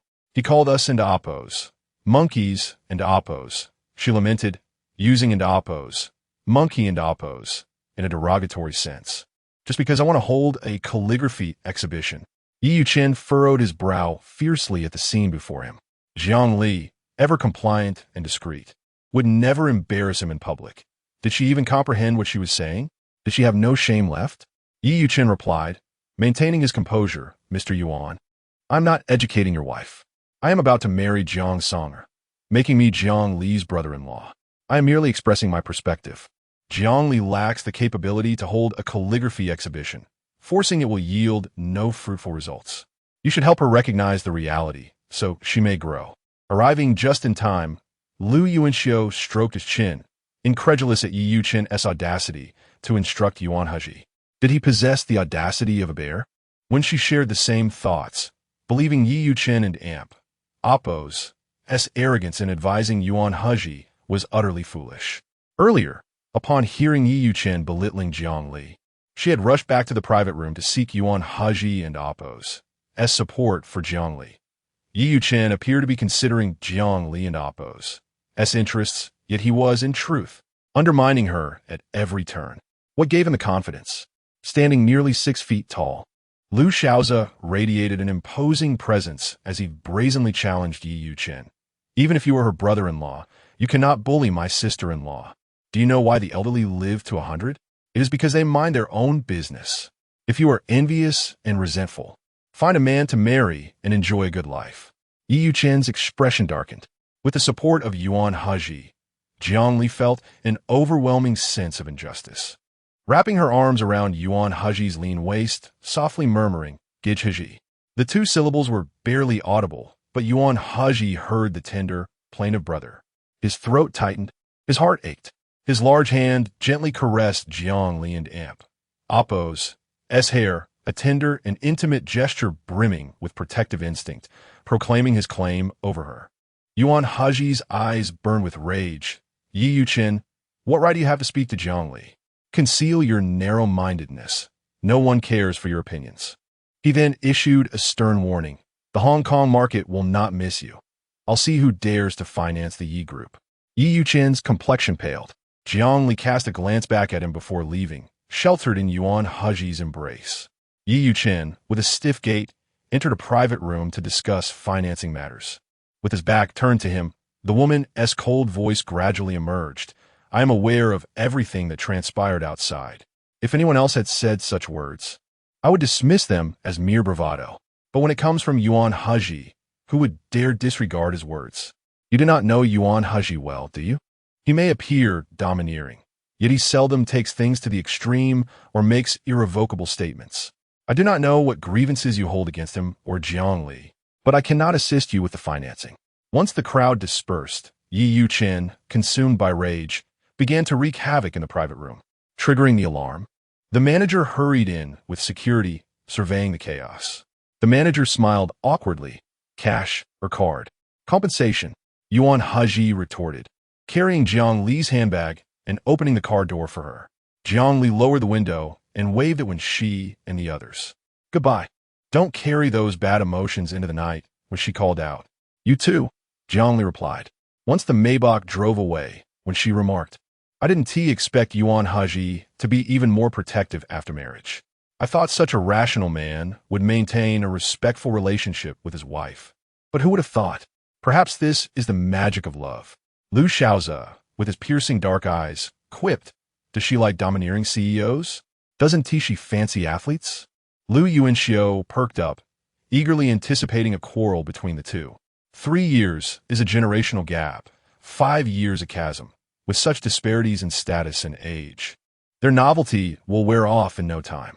Once she playfully touched Liu Shaozi and Oppo's face, her gentle voice akin to soothing a puppy. "I am my own domineering CEO. Why would I need to admire another?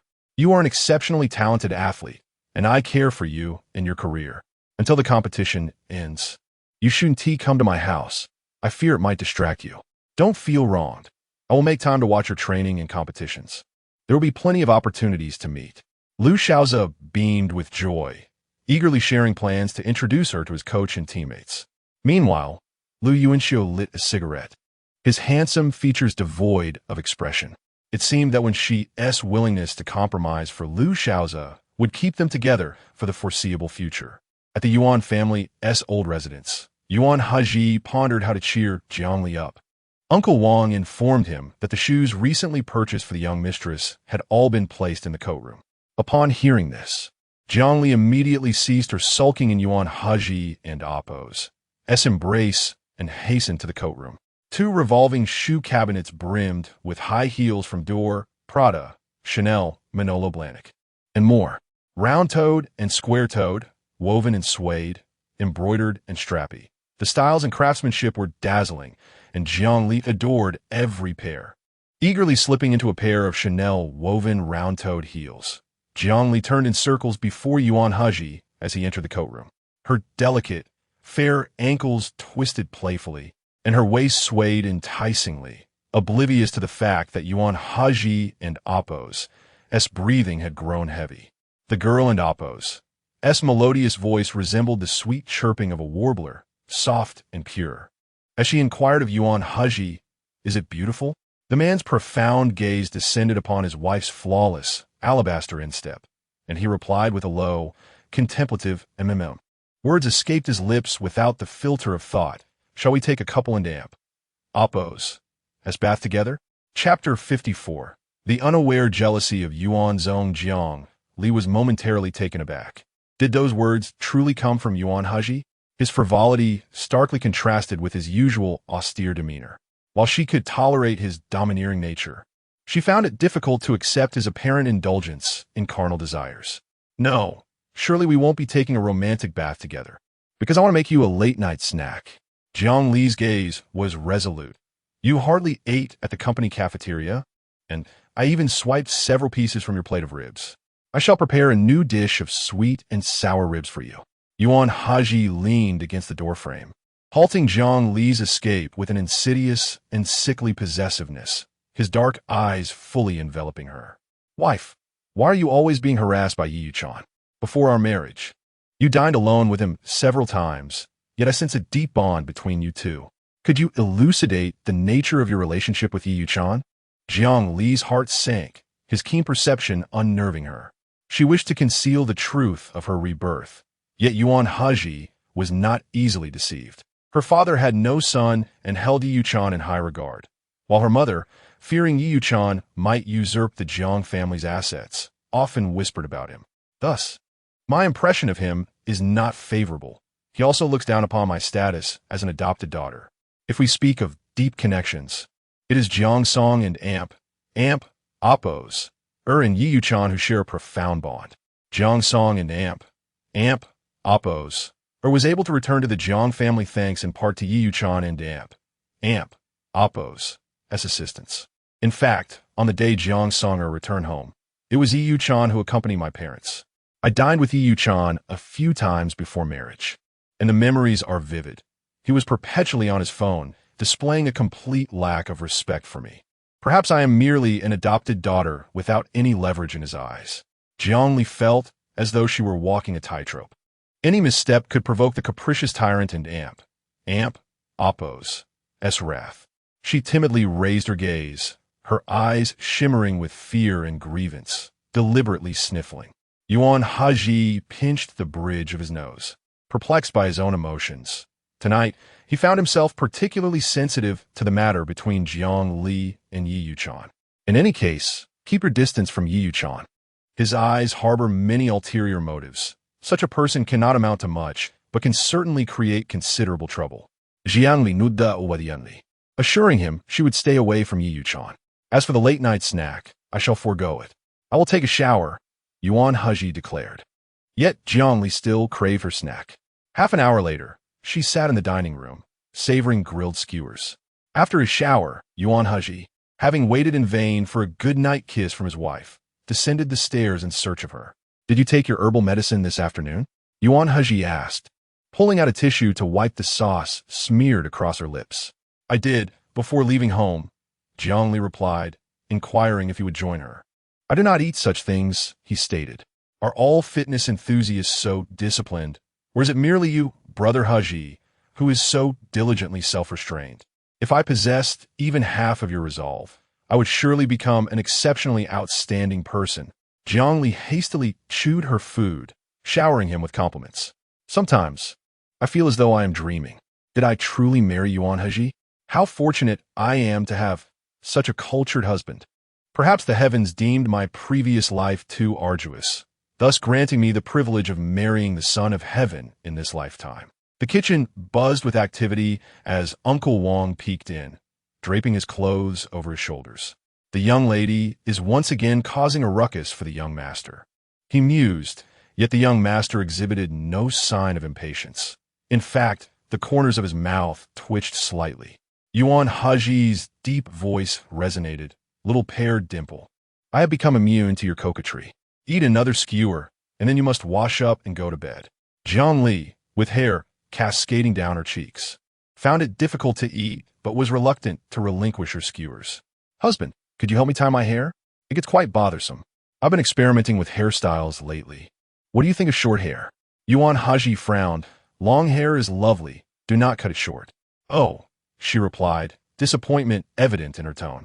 Unable to find anything suitable to tie her hair, Yuan Hezhi's gaze fell upon the sash of his robe. He folded the long black tie and, with his slender, pale fingers, gathered her dark locks, inevitably brushing against her cheek and ear. Jiang Li felt no discomfort, but Yuan Hezhi's heart raced. The intimacy of their skin-to-skin contact was akin to consuming a potent drug. Before long, a black hair tie adorned Jiang Li's head, and as Yuan Hezhi's hand lightly caressed her neck, his low voice murmured, "Little paired dimple, call me." Jiang Li, having finished her late-night snack and wiping her mouth, appeared bewildered. Husband. Incorrect, he corrected. Brother Hezhi. Good. Jiang Li's cheeks flushed crimson, her watery eyes glancing at him in embarrassment. You have become quite strange tonight. Flirtatious. Yuan Hezhi's gaze deepened. Call me again. Brother Hezhi. This form of address calms me and allows me to treat you with greater respect and care. Should Jiang Li fail to comply with his request, Yuan Hezhi would not resort to drastic measures. At most, he would embrace her and tease her in their bedroom. But he would not take it to the final step. Her frail constitution was ill-prepared for conception. In the bathroom, Jiang Li silently spiraled into madness. She felt as though the deranged doctor from Doctor had emerged and possessed Yuan Hezhi. The comic heroine, shackled, could bully the mad doctor at will. Yet she remained confined within her home, subjected to the heavy and frenzied affection of a deranged doctor. The most striking line in her memory was when the comic heroine wept profusely, no longer cursing the mad doctor, but incessantly calling out doctor. Miraculously, the mad doctor ceased his harassment, dutifully heading to the kitchen to prepare a meal. Jiang Li had once asked Lu Xianxue why the comic heroine had oppose, as calling out doctor caused the mad doctor to relent. What a peculiar trope. Lu Xianxue had merely patted Jiang Li into Oppo's head, encouraging her to maintain her innocence, without providing an explanation. Yet, as her experiences accumulated, Jiang Li began to comprehend the essence of that trope. She had nearly forgotten this peculiar notion, but tonight, Yuan Hezhi had unwittingly reminded her. Jiang Li and Oppo's entire body flushed a vibrant red, and just then, a knock sounded at the door. Yuan Hezhi urged her not to soak for too long, lest she become dehydrated. After lingering for another 10 minutes, Jiang Li emerged from the bathroom, unable to meet Yuan Hezhi's eyes. I just received a call. There has been a significant oversight at the overseas branch. I must go oversee matters and cannot ascertain when I shall return, Yuan Hezhi informed her. Husband is going on a business trip again? Hooray! Jiang Li's heart soared, her pure, fair face reluctantly nestling into Yuan Hezhi's embrace as she sweetly whined. You're always on business trips. It feels as though this time will be a lengthy one. Please take your darling wife along. Yuan Hezhi wrapped his arms around her delicate shoulders, placing a tender kiss in her hair, his magnetic voice whispering, If it were not for your need to take medicine daily, I would take you with me. Chapter 55. She must take a flight tonight to report to Yuan Hezhi. The notion of accompanying him on a business trip? How alarming that sounds. In the morning, Jiang Li fell onto the thick carpet, clutching her blanket, and sat up in a daze, suddenly feeling a pang of longing for Yuan Hezhi. When he was home, his warm and broad frame would shield her, ensuring she would never tumble from the bed, no matter how much she rolled. Yuan Hezhi was exceptionally well-mannered, genuinely respecting his wife, and had never once criticized her unrestrained sleeping posture. Yet, one morning, she abruptly woke to find him taking photos with his phone, seriously declaring he had discovered a major scoop. Her dimples had transformed into bizarre shapes. Jiang Li was infuriated, but upon viewing the pictures he captured, she fell silent. Her sleeping position was indeed peculiar.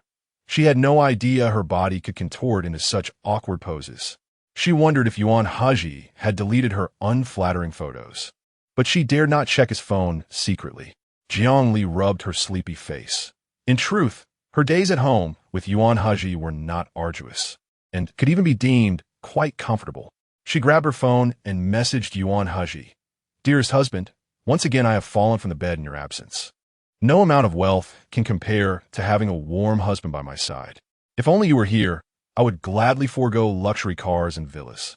After sending the message, she tossed her phone aside, not requiring a response, merely wishing he would see it. Men, especially those of high status like Yuan Hezhi, carry the weight of many matters in their hearts. So Jiang Li needed to occasionally assert her presence to maintain their fragile marital bond. She sprawled on the bed, wishing to doze off again, yet found herself entirely awake, her spirit and body brimming with vitality, unlike her previous lethargic mornings.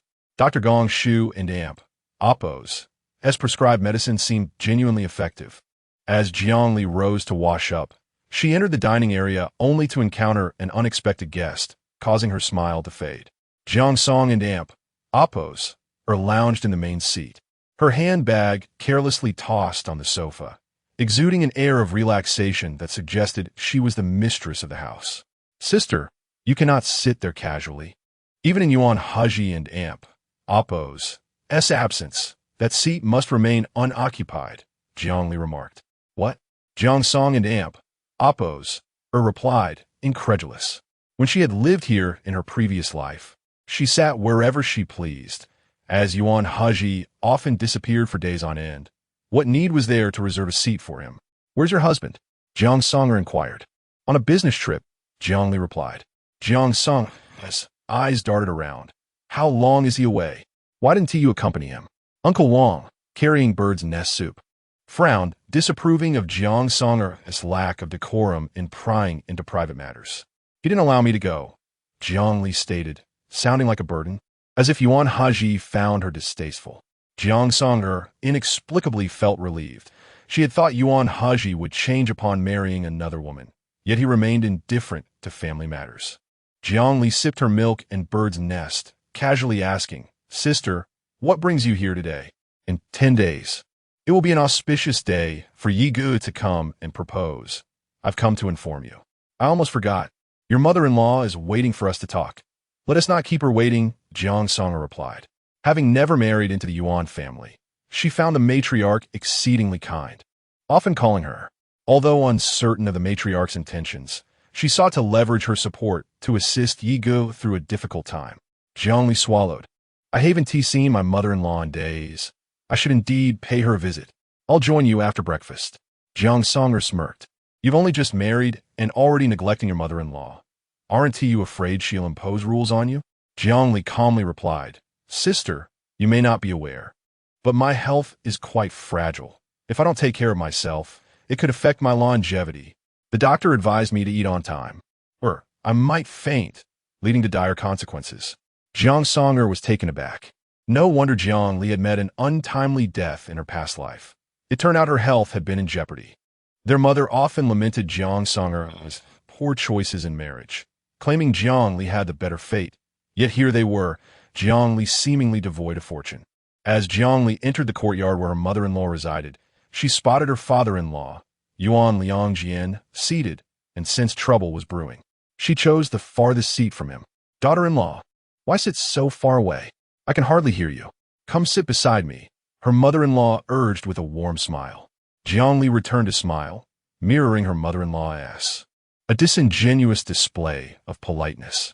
The matriarch despised those who imitated her, yet here was her daughter-in-law doing just that. The matriarch's smile faded. "In 10 days. Song and Oppos will be engaged to Mr. Yi, and our Yuan family will gain another alliance. Hezhi is a year older than Mr. Yi. Who would have thought he'd have to call him brother-in-law? How peculiar fate can be. Since we are all relatives, we ought to support one another, not bicker and quarrel, lest we become the subject of ridicule." Jiang Li understood the implications. Jiang Songer was attempting to pressure her mother-in-law to assist Yu Chan in securing funding, hoping Yuan Hezhi would go easy on him. What a fantasy! Jiang Li couldn't help but laugh in anger. Why had they chosen this moment, while Yuan Hezhi was away, to confront her? Did they assume she was weak and easily intimidated? This was all Yuan Hezhi's doing. She would heed his wishes. Yuan Liangjian slammed his hand on the table, startling both Jiang Li and Jiang Songer. Jiang Songer feared Yuan Liangjian. Once during an argument with a matriarch, he had even attempted to strike her. Though Yuan Hezhi had intervened, she was thoroughly intimidated by this formidable father-in-law and dared not argue with the matriarch again. Yuan Hezhi was not home every day. Should she find herself in a precarious situation with her domineering father-in-law, whom could she turn to for justice?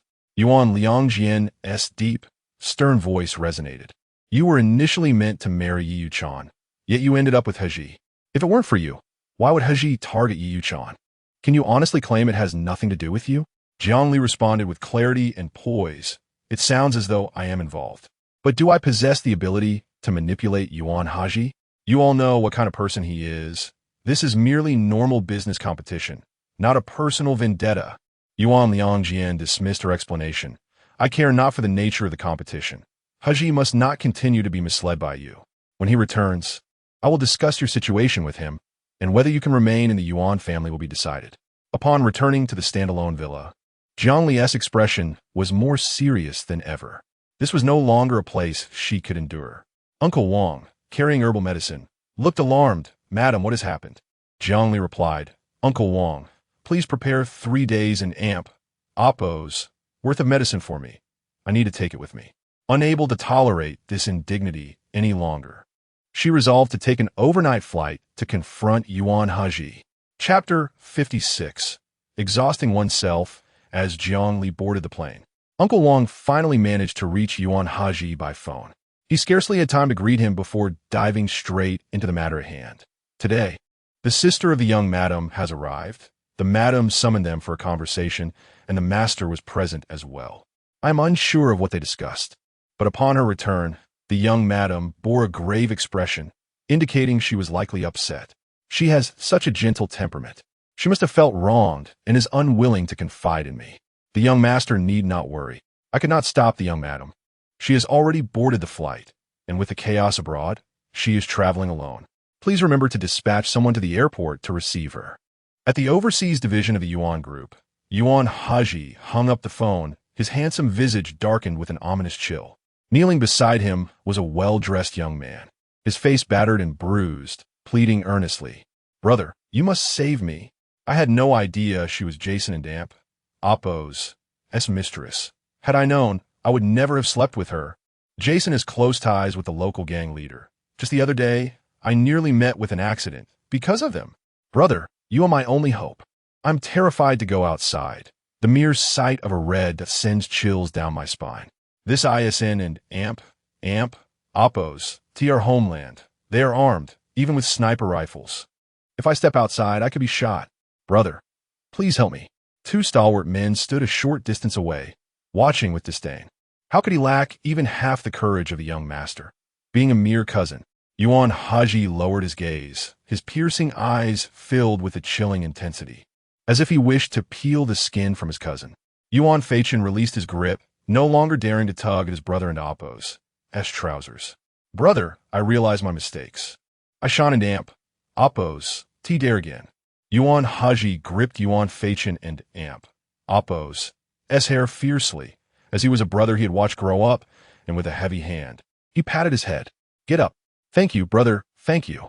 Yuan Hezhi wept with joy, while Secretary Zhao, who had been holding his breath, finally sighed in relief, and handed Yuan Hezhi a pack of tissues to wipe his tears and runny nose. Yuan Hezhi beamed. I won an Oppos. Die. My brother still cares for me. Secretary Zhao was rendered speechless. The 4th young master was undoubtedly capable, which is why he managed the overseas division. Yet his private life was a complete mess. It was puzzling. How could a wealthy young man surrounded by countless beauties end up with Jason's mistress? It must be a trap.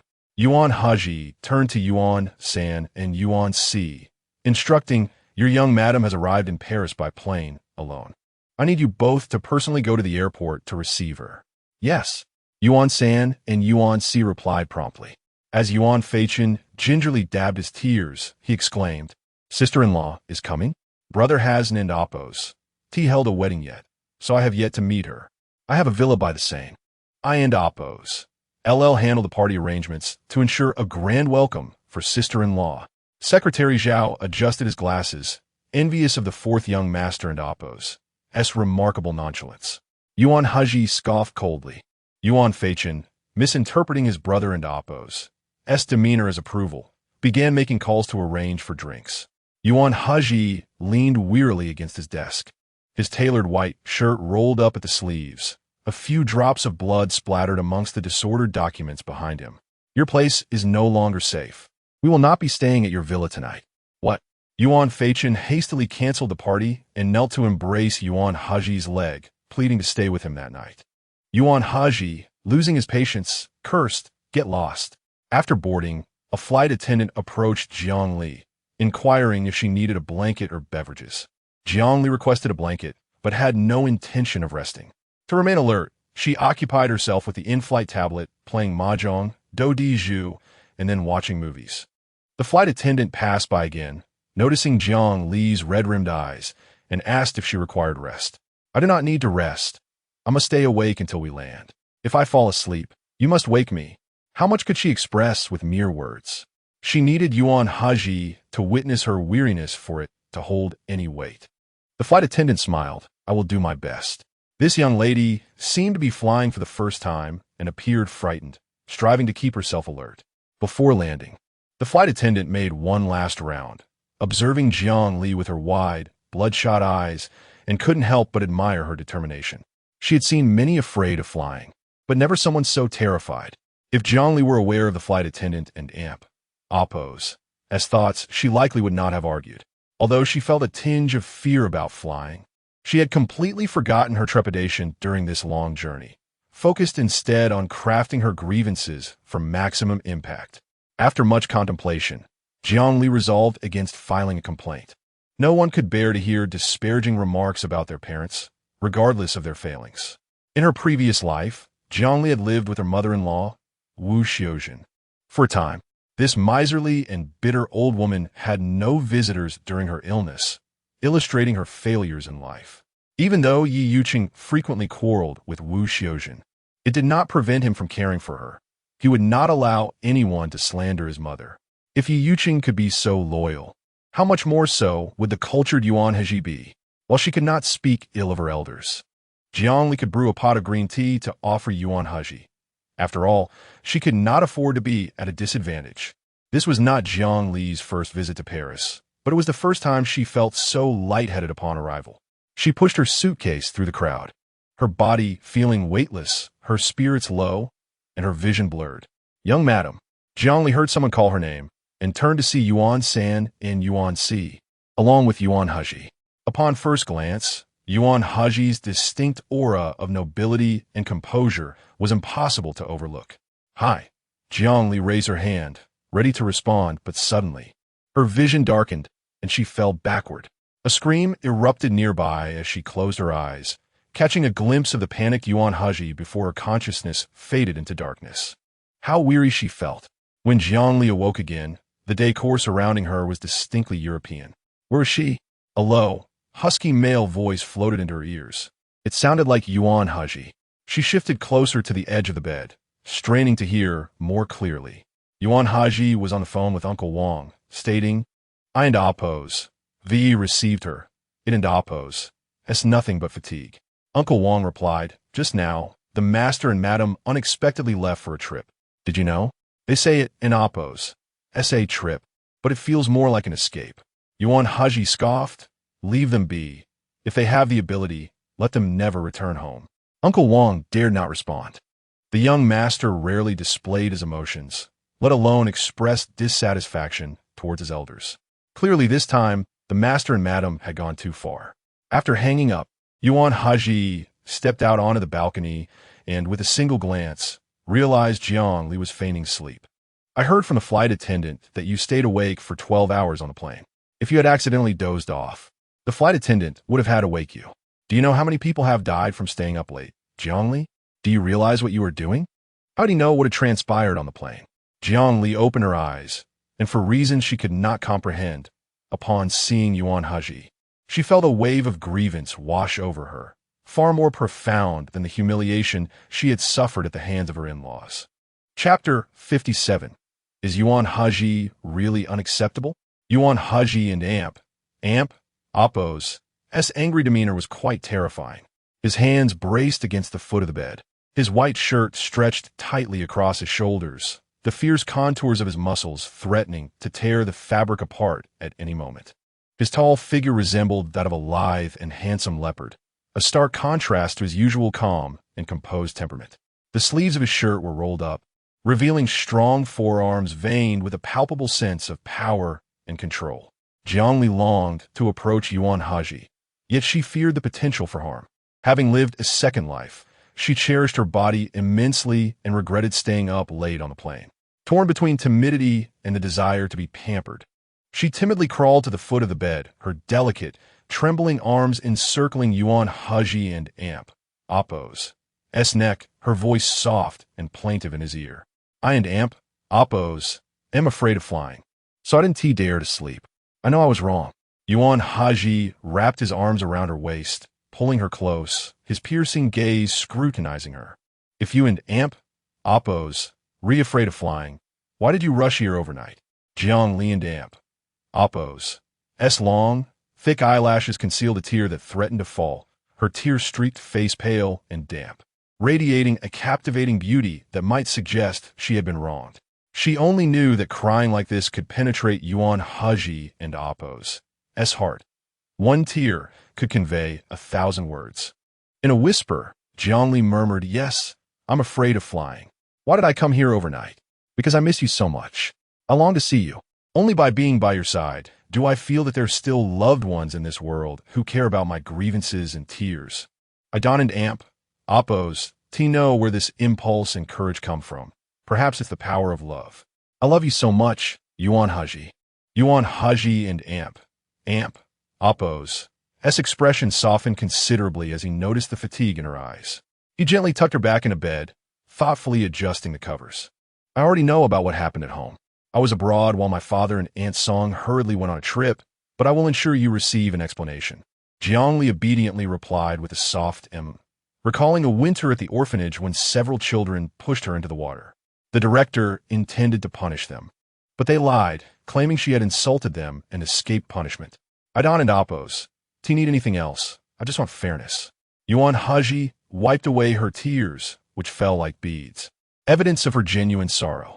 Words hovered on his lips, yet he refrained from speaking. She could have both fairness and favoritism, but he could not always favor her, and thus could not make hasty promises. Little Liwa, I will ensure you receive fairness. Your constitution is frail, perhaps a consequence of falling into the water that winter. Please share the details of your time at the orphanage with me, all right? Jiang Li strained to recall her experiences at the orphanage, but she had only been 3 when she left, an age when many children do not remember. She could only recall a few vivid events, such as the moment she realized she was an orphan. Upon understanding what it meant to be an orphan, she ran to the director, asking why other children had parents while she did not. Am I a monster? She recounted this with ease, devoid of any overt emotional manipulation. Yet Yuan Hezhi grew increasingly silent. At that moment, a knock on the door interrupted them, and Yuan San and Yuan Si entered. Upon seeing Jiang Li safe and sound, they visibly relaxed. The eldest young master had sent them to Charles de Gaulle Airport to pick up the young mistress, and he had followed them to the airport out of concern. When he witnessed her fainting, his expression had turned terrifying. Yuan San reported, We have clarified the travel itinerary of Mr. and Mrs. and canceled their pre-booked hotel. Yuan Si added, We guarantee that Mr. and Mrs. will experience the joys of being self-sufficient and well-fed on this trip. The 2 burly men grinned broadly, clearly enjoying the unfolding drama. Jiang Li, puzzled, lifted her head from Yuan Hezhi and Oppos' chest, her eyes shimmering with confusion. Yuan Hezhi, gently tucking a stray hair behind her ear, explained in a low voice. I've suspended their bank cards. Once they exhaust the cash in their wallets, they will have to earn enough money to buy their tickets home. Jiang Li's eyes widened in astonishment. She hadn't anticipated that this was Yuan Hezhi's version of fairness. Yet it was a bit too fair, considering they were his biological father and stepmother. Was it a testament to Yuan Hezhi's overwhelming power, or a reflection of Yuan Liang Jian and Oppos. S incompetence that he could be so reprimanded by his own son. Embracing Yuan Hezhi tightly, she felt fortunate to have such a steadfast ally. "Are you hungry?" he inquired. "Just a little," Jiang Li replied. "You should take your medicine now. Would you prefer to eat inside or at the restaurant?" Jiang Li remembered Yuan Hezhi's extreme cleanliness and opted against eating in the restaurant while wearing shoes. Yuan San and Yuan Si whispered among themselves. "Madam's skills are remarkable. She has never faced any displeasure in front of the eldest young master. Indeed, although Madam speaks little, she has never touched the eldest young master's sore spot. I wonder where such a skill can be learned. Do you want to learn? After learning, would you go to the eldest young master to act cute?" At that moment, both men shivered in unison. After dinner, Yuan Hezhi accompanied Jiang Li for a stroll around the estate. After digesting her meal, she consumed a packet of the bitter medicine she had brought, which left her fidgeting uncomfortably. Yuan Hezhi produced a bag of candy for her, allowing her to have just 2 pieces. As Jiang Li sucked on the candies to dispel the bitterness, she caught a glimpse of Yuan San and Yuan Si, who appeared relaxed. "Have you been practicing your calligraphy? Show me what you've written, and I shall correct it for you." Yuan San and Yuan Si exchanged hesitant glances, seeking help from the eldest young master. Yuan Hezhi, empathetic to Jiang Li's wishes, readily consented. "I know you've practiced. Go and fetch it." Jiang Li retrieved a vermilion brush from her suitcase and corrected Yuan San and Yuan Si and Oppos' work, marking the errors with bright red circles and writing the correct strokes alongside them. Yuan San chuckled. "You only have a high school education, yet you have more red circles than I do." Yuan Si gritted his teeth. "Open your eyes and look. That's because your entire character was wrong. Madam couldn't even circle your mistakes. You're such a brute." Jiang Li understood that Yuan Hezhi aimed to cultivate Yuan San and Yuan Si into elites, so she willingly assisted. Once she finished the corrections, she praised. "Both of you have made progress. Write 5 more characters each day, and you will improve even more." Their faces turned pale at the thought of having a calligraphy master as their mistress. Even butchers would need to consume gallons of ink. "This is for your benefit," Yuan Hezhi said, gently stroking Jiang Li and Oppos' hand. "I will ensure they adhere to this." From the moment Jiang Li began eating until she corrected their work, Yuan Hezhi held her hand tightly, never letting go. When his wife came to Paris to find him, how could he not be delighted? Yet, he excelled at restraining his emotions. In the late hours of the night, Yuan Hezhi supported himself on the sheets, cradling Jiang Li's small head as he kissed her, tenderly licking the corners of her lips until her little dimples flushed red. Their humid and heavy breaths intertwined, their consciousness melding together, blurring the lines between and Oppos. You and Oppos, and into Oppos, me, and Oppos. Jiang Li beneath him felt her back growing damp and uncomfortable. She arched her body, her wrists firmly grasped by him, utterly unable to break free. All she desired was a breath of fresh air, but she felt as though she was suffocating in his heated and intimate kisses. In an instant, Jiang Li sensed something unusual. As she sought to confirm her feelings, Yuan Hezhi released her hands, his voice husky and alluring. "Thank you for the good night kiss, my wife. It was very sweet." Chapter 58. A monotonous day. As Yuanjia entered the bathroom, Jiang Li rolled over twice on the bed, her cheeks aflame with embarrassment. She should have reached out to him earlier, which would have spared her the torment of yearning. Her heart raced. In the early days of their marriage, she took pride in Yuanjia and Oppos' inability to consummate their union, believing it would alleviate the agony of an unsatisfactory intimate life. However, as time passed, she became acutely aware of the allure of his sculpted physique and regretted his condition. Half an hour later, Yuanjia emerged from the bathroom, his voice steady and devoid of the earlier disarray, informing Jiang Li that she could now bathe. As she entered the bathroom, clutching her nightgown, she was struck by a chill from the water. Had he just taken a cold shower? If he was incapable, why had he subjected himself to such discomfort? After a swift wash, she donned her alluring nightgown and nestled beside him.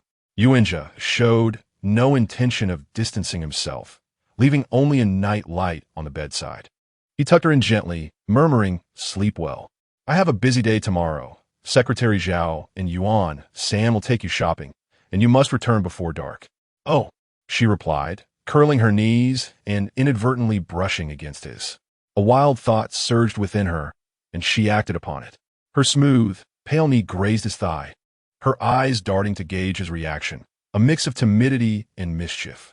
Suddenly, he grasped her knee, his fingers effortlessly asserting control, the rough pads of his fingers caressing her delicate skin. Jiang Li could not see his expression, only hear his low, restrained warning. "Little pear, dimple. If you wish to stay awake tonight, I have myriad ways to entertain you." Dr. Gong had advised that Jiang Li and Apos, as physical condition was unsuitable for intimacy, and Yuan Hezhi was not a man driven by impatience or frivolity. He was willing to nurture her with care, for she was to be his lifelong companion. Yet, to Jiang Li and Apos' ears it sounded twisted. She promptly yielded, too intimidated to request he release her knee. His hand was too large, even encroaching on her thigh, provoking an uncomfortable itch. "I and Apos am merely a bit itchy at my knee." She attempted to salvage her dignity. "Very well. Shall I scratch it for you? Any other areas?" "None." "Then let us sleep and cease the antics." Jiang Li, fraught with confusion, closed her eyes and succumbed to slumber. Perhaps she was bewitched this night, compelled to ascertain Yuan Hezhi's virility. Once she was deep in sleep, Yuan Hezhi quietly rose, shedding his damp nightshirt, his taut back muscles stretching gracefully. The sheen of sweat enveloped him like a fragrant oil, radiating an irresistible masculinity. After a lingering kiss on her lips, he retreated to the bathroom for another cold shower. In the face of his wife's advances, he gripped the silk pillow tightly, striving to suppress his urges. The following morning, Yuan Hezhi had already departed, leaving a note that he was busy but would join her for dinner. In the dining room, Jiang Li ordered 2 croissants, finding foreign breakfast too dry and monotonous. Secretary Zhao appeared at an opportune moment, inquiring, "Madam, do you have any plans for today?" Jiang Li responded, "Do you not need to accompany Yuan Hezhi?" "Indeed, Mr. Yuan and Apos' schedule today does not require my presence. Qinxue is aware of my arrival in Paris. She sent me a list. Could you assist me in finding these items?" Before her flight, she had consulted Lu Qinxue, who provided her with a list, stating, "Even if you cannot win over Yuan Hezhi, you can still earn my gratitude." How considerate of her dear friend. Zhao glanced over the list swiftly, noting chocolates, jam, and perfume. These snacks and trinkets could be procured by instructing the driver. However, if Madame wished to shop personally, that was also an option. Jiang Li preferred to send the driver, stating, "I do not wish to remain at home. Shopping seems rather dull. Do you have any recommendations, Secretary Zhao? Are you interested in concerts or auctions? Auction houses are extravagant, far too costly. I'm more intrigued by concerts." Standing nearby, Yuan San interjected, "Concerts can be quite crowded. If Madame wishes to attend, I must consult with the young master first." Jiang Li opened her mouth, but then closed it. At that moment, her phone rang. It was Jiang Song and Apos, calling. She hesitated to answer, yet the persistent ringing, accompanied by relentless text messages, compelled her to respond. Upon answering, Jiang Songer bluntly asked, "Did you follow Yuan Hezhi to Paris?" "I did not follow him. I came of my own accord." "Who informed you of my presence here?" "The matriarch."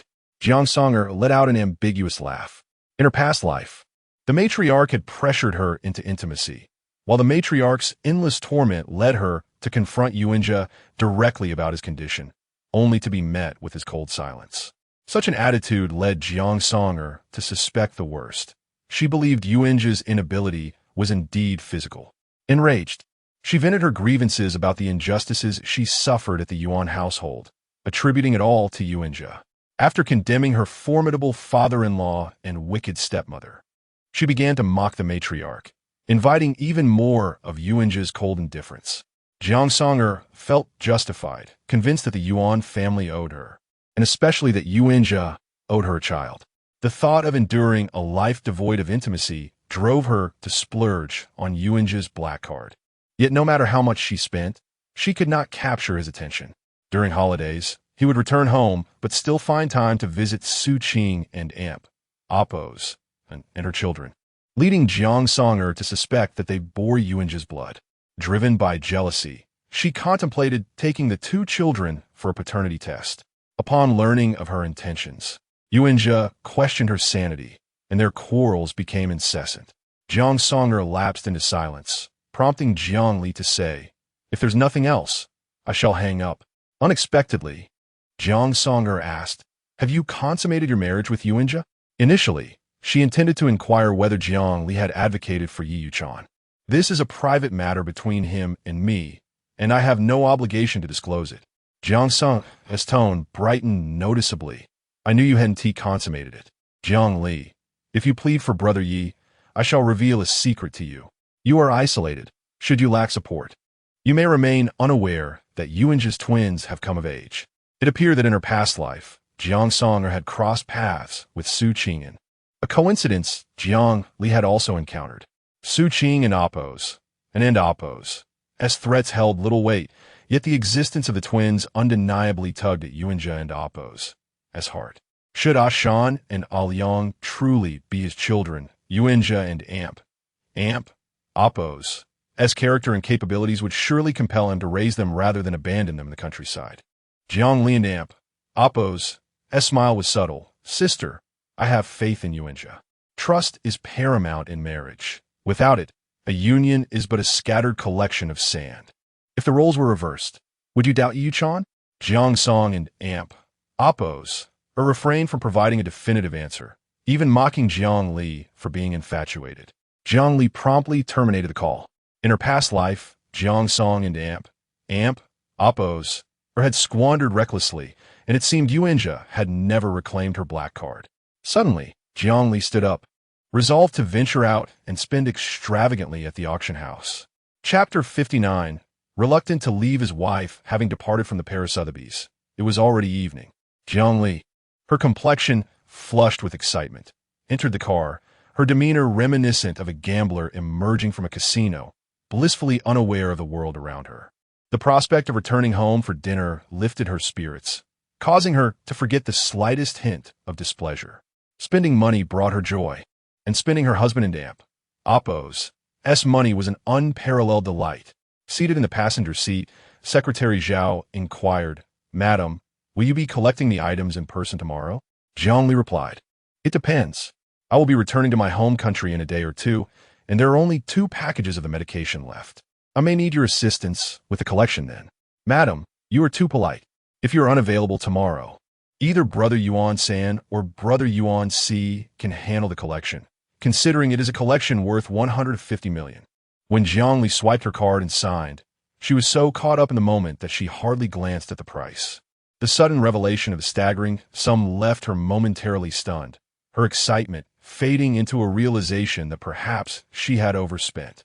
Upon returning to Yuan Hezhi and Oppos' estate in Paris, the mansion and Oppos' lights illuminated the evening, but Jiang Li lacked the heart to appreciate the vibrant nightscape.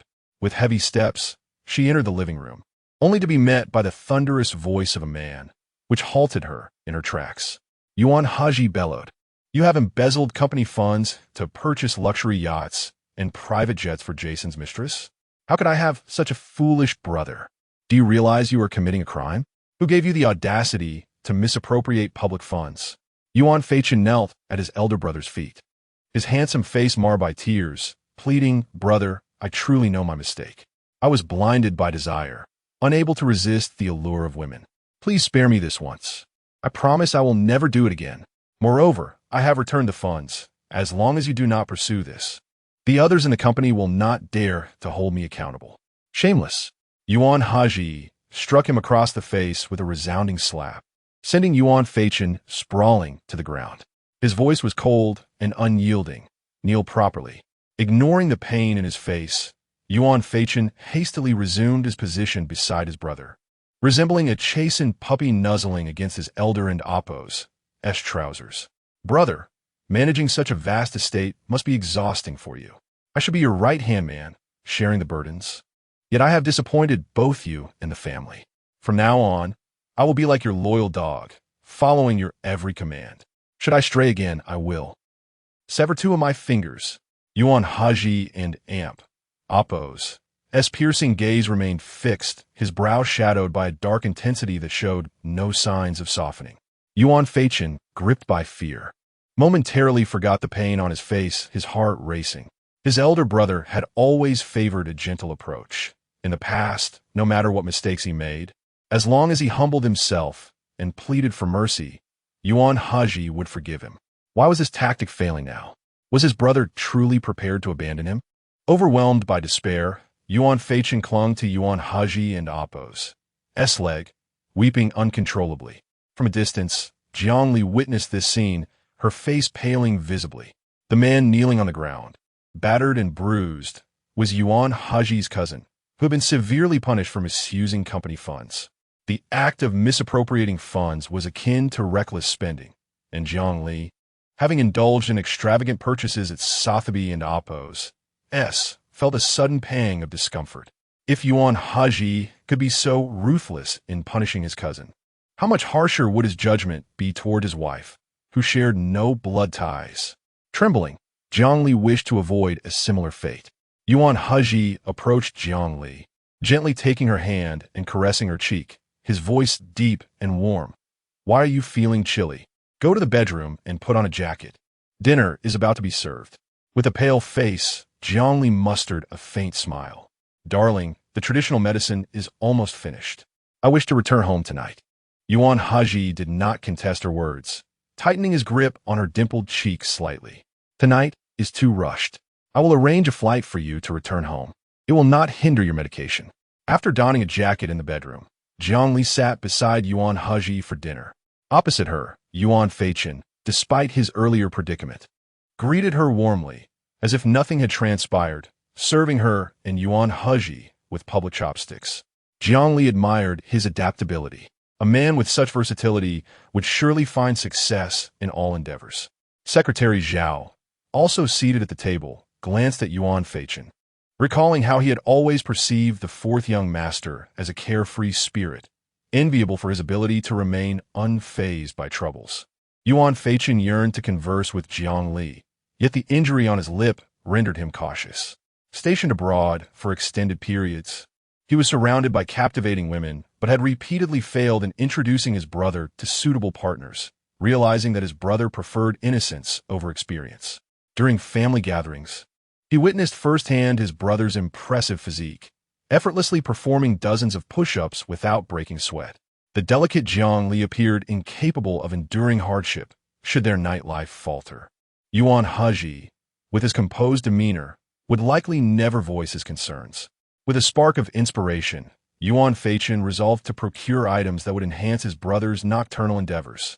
After dinner, Yuan Hezhi and Jiang Li retreated to the study.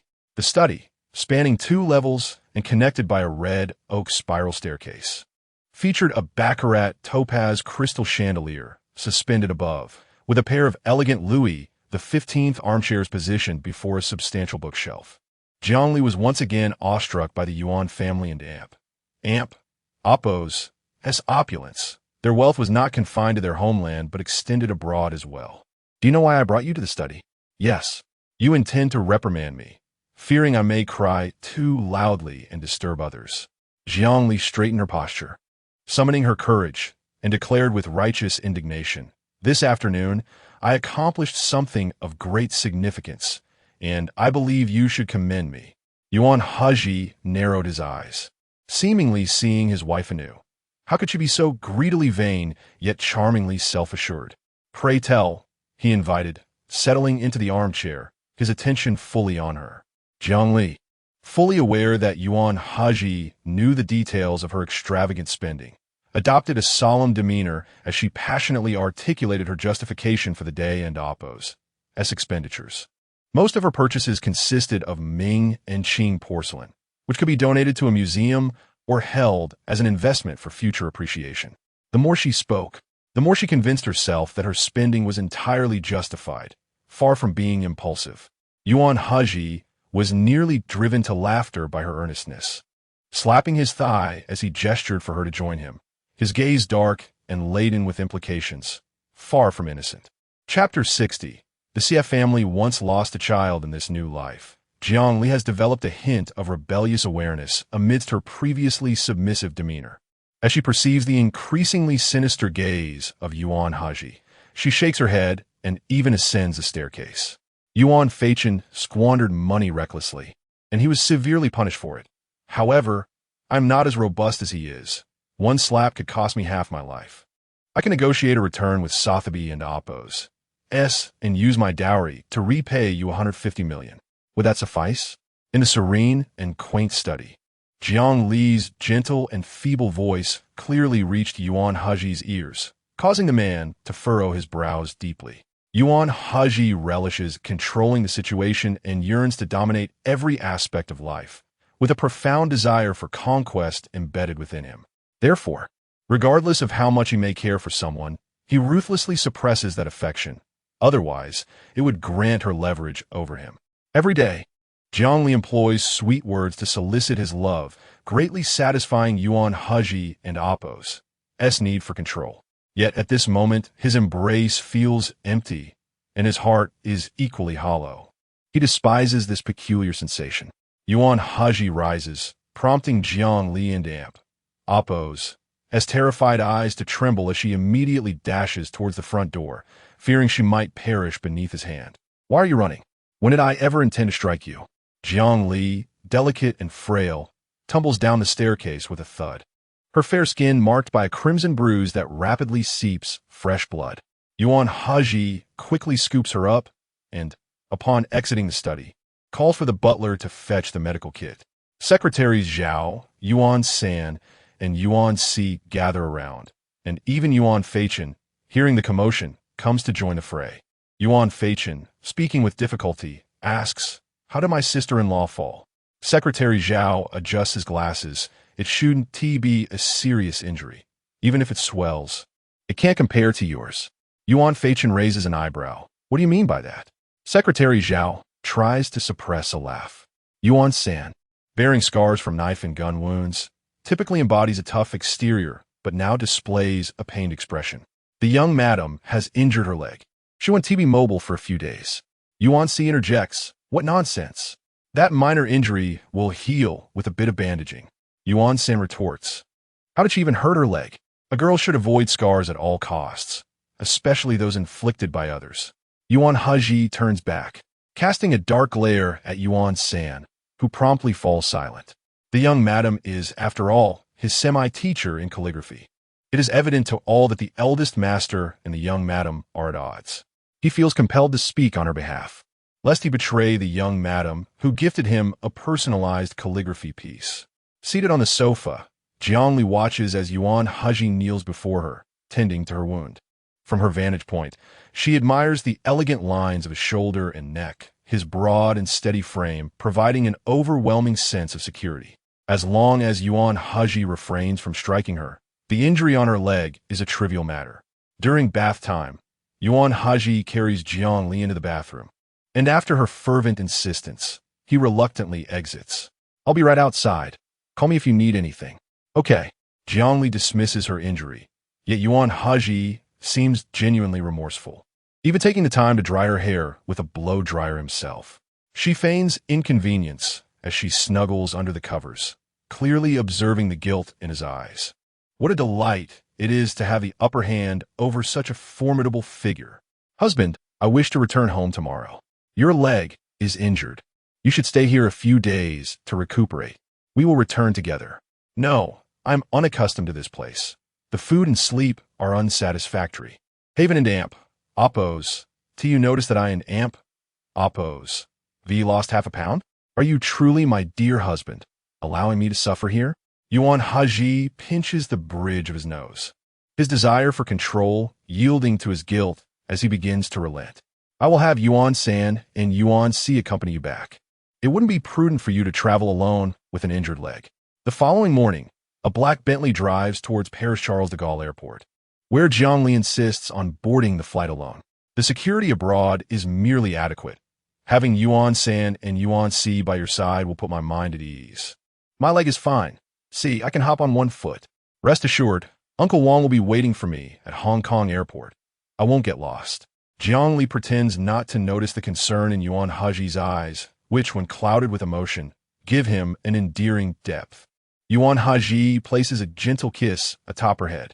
"Call me the moment the plane lands." "Yes." Yuan Hezhi carries Jiang Li's bag, exercising a bit of privilege to escort her to her seat. Upon recognizing Yuan Hezhi and Appo's identity, the chief flight attendant assures him that they will take excellent care of the young madam. Thank you. You are most welcome, the flight attendant replies with a smile. Jiang Li gazes up, her dark eyes reflecting Yuan Hezhi's visage, and softly inquires, Brother Hezhi, had I not fallen in the study, would you have struck me? Yuan Hezhi's Adam's apple shifts as he leans down to press 2 firm kisses on her soft lips, realizing that this little rascal is intentionally pricking at his heart. I would never harm you. Did Yuan Hezhi speak ill of me? I will deal with him when I return. No, he didn't say anything bad about you. In fact, he gifted me something to open when I get home. As the plane prepares for takeoff, Yuan Hezhi reluctantly departs. He glances back to see Jiang Li maneuvering awkwardly, contemplating whether he should fly back with her instead. Ultimately, reason triumphs over emotion, and the tall, impeccably dressed man watches the plane ascend until it disappears from view, feeling an even stronger sense of longing in his heart. Yuan San and Yuan Si find themselves enveloped by a terrifying aura. They would rather accompany the young madam on her journey than remain with the eldest master, who now radiates an oppressive energy. Anyone who crosses him is doomed. Yet, someone else is bound to meet their demise first. Meanwhile, Yuan Hezhi, attempting to maintain his composure at the hospital, sneezes. Jiang Li requests a can of cola from the flight attendant and, after finishing it, can only utter one word, refreshing. However, joy turns to misfortune as the urge to urinate strikes. She rushes to the restroom 2 or 3 times, dragging her injured leg along. Having enjoyed a steak provided in first class, Jiang Li sleeps soundly for 10 hours, finally awakening upon landing in Hong Kong. Awaiting her at the airport are Uncle Wang and her dear friend, Lu Qinxue. Lu Qinxue supports Jiang Li, repeatedly questioning, You really fell by yourself? No one bullied you? Uncle Wang shares this curiosity, though he firmly believes the eldest master would never mistreat the young madam, as he has complete confidence in the eldest master and Appo's character. Truly, I fell by myself. If anyone were to bully me, Yuan Hezhi would seek revenge. Lu Qinxue harbors doubts, fearing that perhaps it was Yuan Hezhi who mistreated her. It's peculiar that a good person would get injured in Paris, and especially under Yuan Hezhi's watch. If Yuan Hezhi were present, she would undoubtedly confront him, refusing to let anyone take advantage of Jiang Li simply because she lacks parental guardians. Jiang Li pats Lu Qinxue and Appo's hand, about to respond with a smile when she locks eyes with a striking woman exuding an intense aura. Tall and stunningly beautiful, the woman removes her sunglasses to scrutinize Jiang Li for several moments before donning them again, surrounded by a group of business people as she exits the airport, clearly of high status. Who is that woman? Jiang Li inquires. That Appo's Miss Xie, the young president of the Xie Group, Xie Yeren. The Xie brothers are formidable figures, well known even on Wall Street, yet the fate of the eldest brother's family has been tragic. Shortly after the birth of his child, the infant was abducted, while the second brother has only Xie Yeren as his sole heir. It seems inevitable that the title of young president will soon be dropped from her name. Chapter 61. As long as the wife is sweet, love can still blossom after marriage. Jiang Li settled into the car, reflecting on a documentary she had seen, which stated, The turning point in life is not the college entrance examination, but rather the amniotic fluid. For ordinary individuals who start from scratch, the pinnacle of success is akin to Yi Yuqing, who becomes the owner of a publicly listed company, amassing a fortune of billions. While this may sound immensely wealthy, it pales in comparison to the likes of Wen Shi and Xie Yeren, who are at the level of female CEOs. Jiang Li couldn't and Appo's help but ponder how effortless it would be to handle Yi Yuqing if her background were equally favorable. No, she would never encounter someone like Yi Yuqing in the first place. Lu Qinxue, Ali? It was unclear when it began, but Ali occasionally exhibited an air of melancholy, as if she had endured an indelible upheaval. Jiang Li, everything you wanted is safely packed in the suitcase. Lu Qinxue, oh, that and Appo's. That's not what I meant. Madame Jean and Appo's birthday is approaching, and with your leg injured, will you still be able to attend? Jiang Li, Madame Jean loves to play matchmaker, but since I am already married, there would be no joy in attending. You should enjoy yourself. Lu Xinxue. If you're not going, then I have no desire to go either. Jiang Li hesitated, yearning to inquire if Xinxue had found love abroad. But with Uncle Wang and the driver present, she refrained from asking. Jiang Li, there are 3 or 4 days left. If my leg heals well, I will accompany you. Lu Xinxue immediately kissed Jiang Li, her face brimming with delight. You are the best Li in the world. She felt no guilt for toying with a patient. Reminiscing about their graduation trip, when she had traveled for half a month with a broken arm.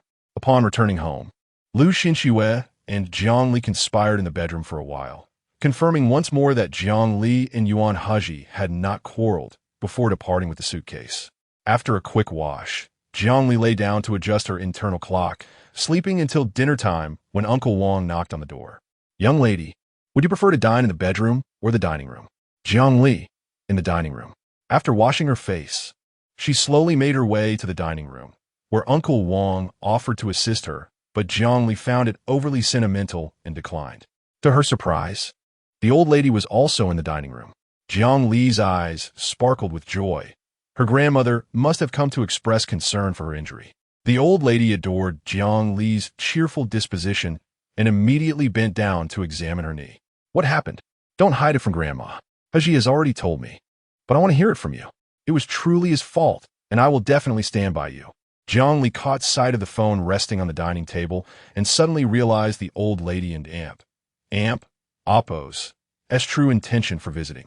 Someone far away in Paris was likely listening intently to their conversation. At this moment, as a gentle and virtuous wife, she should speak well of her husband. But she was the injured party. Jiang Li and Appo's rosy lips pouted slightly, her delicate eyelids tinged with a hint of red, resembling 2 glistening lychees, utterly endearing. Yuan Hezhi and Appo's aura is overwhelming. I couldn't and Appo's tell if he wanted to kiss me or scold me, and I stumbled down the stairs. Ultimately, I realized he wanted to kiss me, but since I was injured because of him, I didn't want to let him, so I returned home.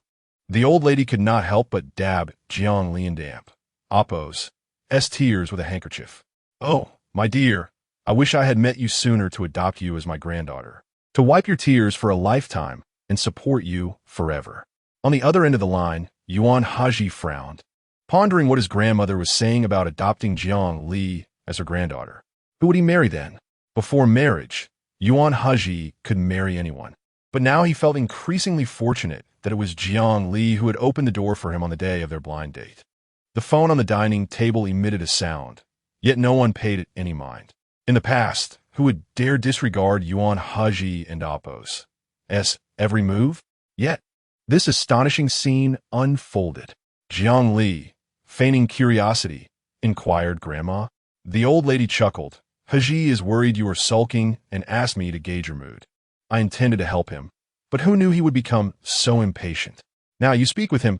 Grandma is heading back. Jiang Li, Arn and Appo's, you joining me for dinner? The old lady replied, look at the time.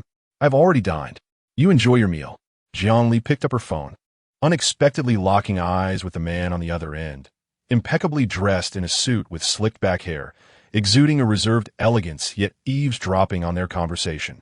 Jiang Li huffed playfully, propping the phone aside as she began to eat. Throughout the meal, her cheeks remained pleasantly full. Yuan Hezhi refrained from interrupting her, engrossed in a contract, but remained unable to turn a single page. Your eyes appear a bit red. Remember to use eye drops before bed, he remarked. I didn't Appo's sleep well.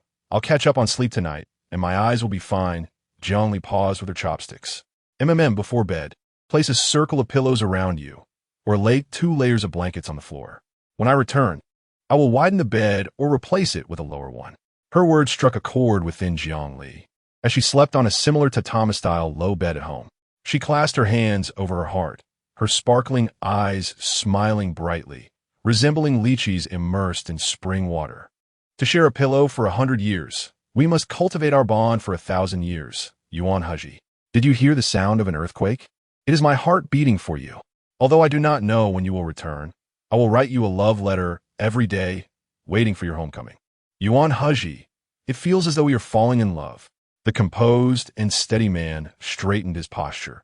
He had shown little reaction upon receiving the marriage certificate, but upon hearing the words "falling in love," a hint of discomfort crossed his expression, as if she had touched upon the most intimate, tender emotions within him. That night, Yuan Hezhi dreamt of Jiang Li, their intimacy reaching its climax. Realizing he was dreaming, he did not stop, but instead became more fervent in his advances. As his wife's sparkling lychee-like eyes overflowed with tears of both pain and pleasure, causing him to lose the rationality he prided himself on. Upon waking the next morning, Yuan Hezhi's alluring atoms apple-bobbed, as if savoring something. After a cold shower, he personally placed his pajamas and bed linens into the washing machine. 3 days later, Jiang Li's knee wound had scabbed over. As long as she walked slowly, no one would notice anything amiss. She was contemplating whether to attend Madame Jean and Apo's birthday banquet when Madame Jean personally delivered an invitation. Madame Jean was an exceptionally charismatic woman. Once, a wealthy heiress who had never received an invitation to Madame Jean's birthday complained in public. This comment reached Madame Jean's ears, and the following year, she invited the socialite to her birthday banquet, praising her beauty and grace. From that day forth, the socialite became a devoted fan of Madame Jean. Now, Madame Jean extended a personal invitation to Jiang Li for her birthday banquet tomorrow night. Jiang Li, despite her reluctance, felt compelled to attend. This was not their first meeting. However, Jiang Li's status had changed, prompting Madame Jean to scrutinize her more closely. Suddenly, she felt Jiang Li looked remarkably familiar, perhaps resembling a certain celebrity. Chapter 62. In a rebirth, who would still endure insults? On the day of Madame Jin's birthday, Lu Qinxue arrived early at the Yuan residence, intending to accompany Jiang Li to the event. "Qinxue, you've become quite clingy lately," remarked Jiang Li. Instantly, Lu Qinxue pulled out a tissue and pretended to weep, exclaiming, "After years of sisterhood, I've clearly misplaced my affections." Jiang Li, having changed into her gown, rubbed her forehead and replied, "Well, didn't you say you weren't satisfied with the shoes you chose? We were the same size, so feel free to browse through my shoe cabinet." Lu Qinxue's face lit up with joy as she stepped into the walk-in closet, her eyes fixating on Jiang Li's collection filled with classic and limited edition pairs, items that wealth alone could not procure. "This embroidered Prada is stunning. Oh, and this traditional YSL is marvelous too. Look at these Chanel stilettos I'm wearing. They pair perfectly with my silver fringe gown." Assisted by her stylist, Jiang Li was putting on earrings and a necklace when she glanced over and said, "They and amp, Oppos, all yours." Lu Qinxue fell silent for a moment, clutching a few beloved pairs of shoes, and remarked, "My dear Jiang Li has become so generous." Jiang Li raised an eyebrow. "Are you implying that I was stingy before?" Lu Qinxue laughed. "Not at all. I mean, you seem much more relaxed now. You may not even realize it, but I believe you and amp, Oppos, VE changed significantly since your marriage." In the Jiang household, there was no lavish walk-in closet. It was merely a small space carved out from the bedroom, lacking the opulence and brightness of the present. Lu Qinxue scrutinized Jiang Li closely. "Your skin looks fantastic, so smooth and flawless. I can hardly see any pores. Is it your natural beauty, or perhaps the pampering from the young master of the Yuan family?" Jiang Li had never disclosed Yuan Hezhi's impotence to anyone, including her closest friend, Lu Qinxue. She quickly diverted the topic. "We should be on our way." This year's birthday banquet for Madame Jean was hosted at the Swan Lake Royal Hotel, where luxury cars lined the garage and parking lot like a parade of riches. The Bentley and Cullinan that Jiang Li and Lu Qinxue arrived in were scarcely noticeable among the multitude of extravagant vehicles. Outside, the atmosphere was vibrant and festive, and as they were swept away by the excitement, they entered the venue holding their invitations. Lu Qinxue and Jiang Li opted for non-alcoholic sparkling wine and, upon raising their glasses, discovered they were drinking from baccarat crystal goblets. Even Lu Qinxue, who hailed from a wealthy background, was taken aback. 2 baccarat crystal glasses could fetch a high price at auction. Madame Jean's birthday celebrations grow more extravagant each year. This glass feels almost too precious to hold. Jiang Li took a sip of the sweet, sparkling drink, admiring the baccarat crystal in her hand. in Yuan Hezhi and Amp, Oppos, study in Paris. There hangs a Baccarat ruby crystal chandelier, one of a kind. I can hardly believe it without seeing it for myself. Lu Chinchue and Oppos, eyes widened ruby? The total value of all these crystal glasses doesn't even compare to that chandelier. As admiration swirled around them, guests began to praise Jiang Li and Yuan Hezhi, who was absent from the banquet. The atmosphere felt intoxicating, and someone seized the opportunity to request a visit to Yuan Hezhi at another time. Jiang Li almost consented until she recognized the noblewoman making the request. She recalled the events from 5 years prior, when the Jiang family had reclaimed Jiangsong, hosting 3 days of reunions during which this woman had cast a disdainful glance in her direction. Jiang Li, unaware of the woman's identity and provoked by the unjustified disdain, impulsively confronted her. The noblewoman shot Jiang Li another scornful look. "You're just an interloper. What is the difference between you and an illegitimate child? If you were wise, you'd make way for the true heiress. Look at you, clinging desperately to the Jiang family's fortune." Jiang Li trembled with anger, fully aware that the Jiang family publicly labeled her as an adopted daughter, a title she had never contested. The noblewoman, cognizant of this, continued to deride her. Sensing the Jiang couple's lack of regard for Jiang Li and believing her to be an easy target. In her previous life, Jiang Li had sacrificed everything to become who she was now. If she continued to endure such humiliation, it would be an admission of her own weakness. "What is your name?" Jiang Li demanded. The noblewoman's eyes brightened as she replied, "I am Shuangji. My husband is Sun Yongchong, the general manager of the Sun Group." Jiang Li smiled, though her eyes betrayed no warmth. "I'll remember your name. The doors of the Yuan family will never be open to you, primarily not for you." Shuangji and Amp, Oppos, complexion pale, why not? Jiang Li and Amp, Oppos, voice turned cold, reminiscent of Yuan Hezhi and Amp, Oppos, imposing presence. Think for yourself. Perhaps there was a business association between the Yuan and Sun families, but what did it matter to her? She was but a woman concerned only with her own well-being. Lu Chinchue and Oppos, eyes sparkled. "How thrilling. Has Shuangji bullied you before?" Jiang Li replied with a smile. "Only you stand unequivocally by my side." Lu Chinchue affirmed, "No matter what happens, I will always stand by you. My grandfather dabbled in fortune-telling. He said you were born to a life of wealth, though he never understood why you ended up in an orphanage. Before he passed, he lamented that if he had been more skilled, he could have divined the identities of your biological parents. Perhaps your original family is quite affluent, searching for you, just as the Jiang family sought Jiangsong. After 21 years, if they could have found her, they would have done so by now." Jiang Li had long since given up the dream of reunion. Her eyes brimmed with unshed tears. "I need to use the restroom."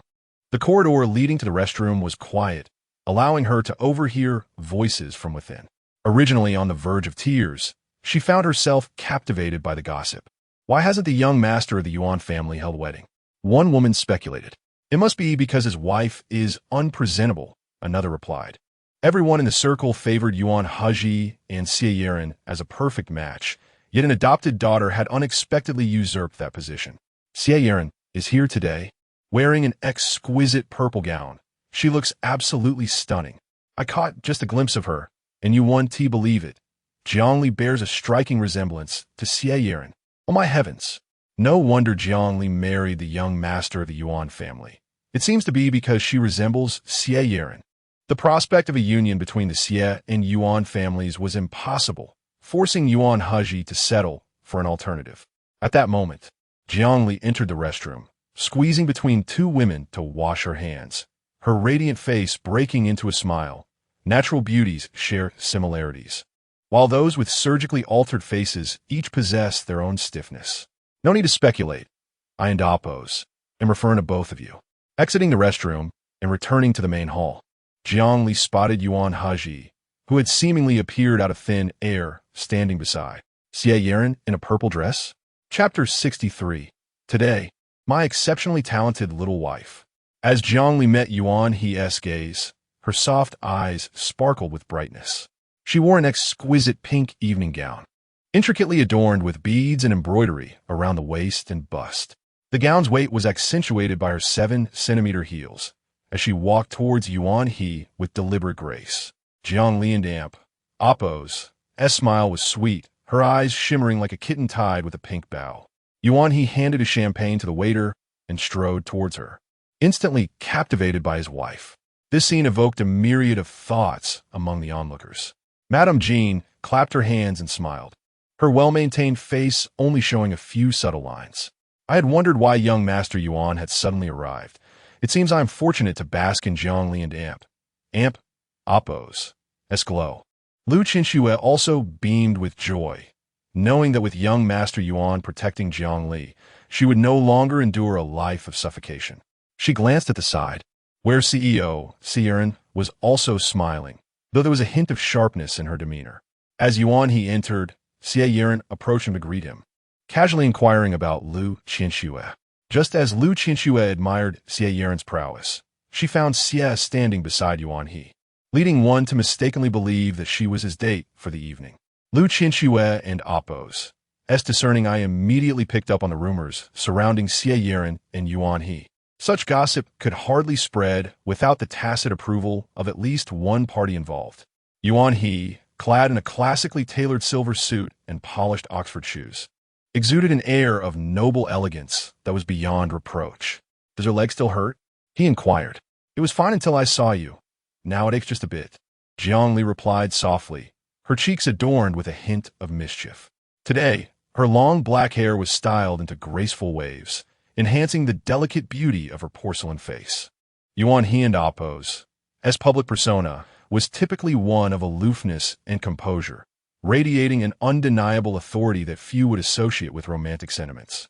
Yet as a strong, long arm encircled Jiang Li's waist, he lowered his proud head, tenderly advising her with an unprecedented patience and affection. Sieran, with a faint smile, handed her crystal glass to a waiter, who noticed the unusual red marks on her fingers and palm from gripping the glass too tightly. Among these elite individuals, hidden agendas were commonplace, yet they maintained smiles that outshone the rest. As they approached Madame Jean, Yuan He signaled his intention to take Jiang Li away early. Given her injury, unaware of the underlying tensions, Madame Jean held Jiang Li's hand, encouraging her to stay a little longer. "All right," Jiang Li replied. "Hello, I am Sieran." A cool voice interjected as Sieran squeezed past Lu Qinxue to stand beside Madame Jean. "Hello, I am Jiang Li," she responded, taking Sieran and Appo's outstretched hand. Feeling the pressure of Xie's grip, Jiang Li raised an eyebrow, sensing the challenge. "I've been practicing calligraphy with stone weights since I was 5. You wouldn't, Appo's, to assume my flesh is soft, would you?" Jiang Li subtly exerted her strength, causing Sieran to furrow her brow. Madame Jean noticed the tension and, with a warm smile, suggested, "All right, let go now. Even if you admire each other, you can't hold hands forever." Once released, Jiang Li leaned against Yuan He's chest, resembling a delicate vine that could only thrive with the support of a strong figure. Madame Jean blinked, pondering whether Jiang Li had been at a disadvantage during their handshake. Lu Qinxue nearly burst into laughter. She had never bested Jiang Li in an arm wrestling match, underestimating her resilience. Having been reborn, Jiang Li was determined to uncover the identity of another foe, and the opportunity presented itself with Sieran right before her. "Little CEO, I heard you favor pink. Why did you choose a purple gown today? Afraid of a fashion faux pas?" Madame Jean stifled a laugh, realizing Jiang Li's combativeness was not to be underestimated. Sieran, maintaining her composure, replied with a light chuckle, "I prefer to wear pink underneath, revealing it only to my most intimate man." Jiang Li's fingers trembled slightly, recognizing that Sieran was the white moonlight of Yi Yuqing. Yuan He's indifferent voice broke through, "Little CEO, please conduct yourself with decorum." With a smile fading, Sieran felt an unwarranted anger rise within her. She refused to believe Yuan He was oblivious to Jiang Li and Appo's provocations. Sieran inquired, "I wonder what gift you presented to Madame Jean for her birthday?" Madame Jean, with her eyes darting back and forth, interjected, "You too. Don't let your rivalry affect me. I am nearing 50. I gifted Madame Jean at a ET cake. Jiang Li replied that a ET cake had fetched a staggering 50,000 at auction, a prize from 2 decades prior, making it an impeccable gift. Evident from Madame Jean's reaction. Seiren remarked, I had thought, with your upcoming calligraphy exhibition, you would personally craft a piece for Madame Jean. She emphasized, personally, implying a lack of sincerity in Jiang Li and Appo's gift. Jiang Li smiled sweetly, responding calmly, who said I only brought 1 gift for Madame Jean. Madame Jean gasped. I have 2 gifts. Indeed, I plan to write a piece for you on site, not merely to show my dedication, Jiang Li explained. Madame Jean enjoyed hosting gatherings, and Jiang Li had been fortunate enough to attend several. Their first meeting had occurred at one of Madame Jean's spring appreciation banquets. This was their first time attending such an event post-marriage, and since Madame Jean had acted as a matchmaker, Jiang Li felt compelled to present her with a special birthday gift. Once a cold and aloof lady, Madame Jean had shed her facade over time, embracing the joys of matchmaking. Jiang Li and Appo's flattery reached Madame Jean and Appo's heart, prompting her to request the necessary writing materials. The commotion attracted many onlookers, and as the writing materials were arranged before Jiang Li, Seiren's expression remained stoic. Just as she prepared to speak, Lu Qianxue pushed her aside, determined not to let anyone overshadow her friend's moment.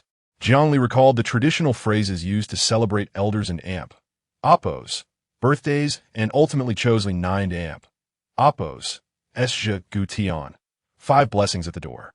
As Jiang Li and Appo's elegant, spirited characters flowed onto the paper, the spectators grew increasingly engrossed in the spectacle. It appeared that Mrs. Yuan indeed possessed remarkable talent. Chapter 64. The intoxicated Jiang Li is a little dodgy Madame Jean, possesses an exquisite artistic cultivation. When leisure permits, she often practices calligraphy. She gazed deeply at Jiang Li, sensing the boundless potential within the young girl. I truly adore the piece you gifted me. The more I behold it, the more I cherish it. Madame Jean summoned the female housekeeper, instructing her to preserve it carefully and frame it for display in the study the following day. Yes, ma'am, the housekeeper replied. Surrounded by a flurry of compliments directed at Jiang Li, the atmosphere grew increasingly lively. Jiang Li casually lifted a glass of champagne to her lips, only to discover a hint of bitterness that suggested it was not non-alcoholic sparkling wine. Oh my goodness, she exclaimed. Although she was not prone to inebriation, she found herself slightly tipsy after consuming alcoholic beverages. Madame Jean bestowed upon Jiang Li a splendid Cartier platinum diamond bracelet.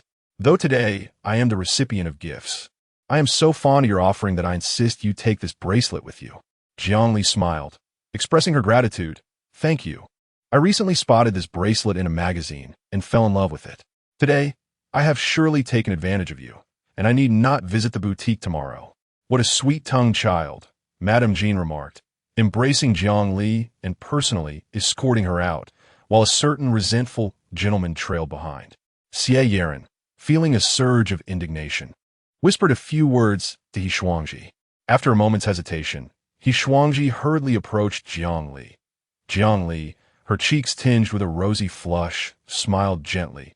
Madam He, is there something you wish to discuss? He Shuangji, unwilling to concede to a foster daughter, shot a reproachful glance. Madame Yuan, I kneel before you. Please spare me. Madame Jean furrowed her brow and quietly inquired of Jiang Li, what is happening here? Jiang Li replied, it's nothing. Lu Qianxue had been keenly observing Seiren's movements, certain that she had instigated He Shuangji with the intent of undermining Jiang Li and Appo's relationship with the young Master Yuan.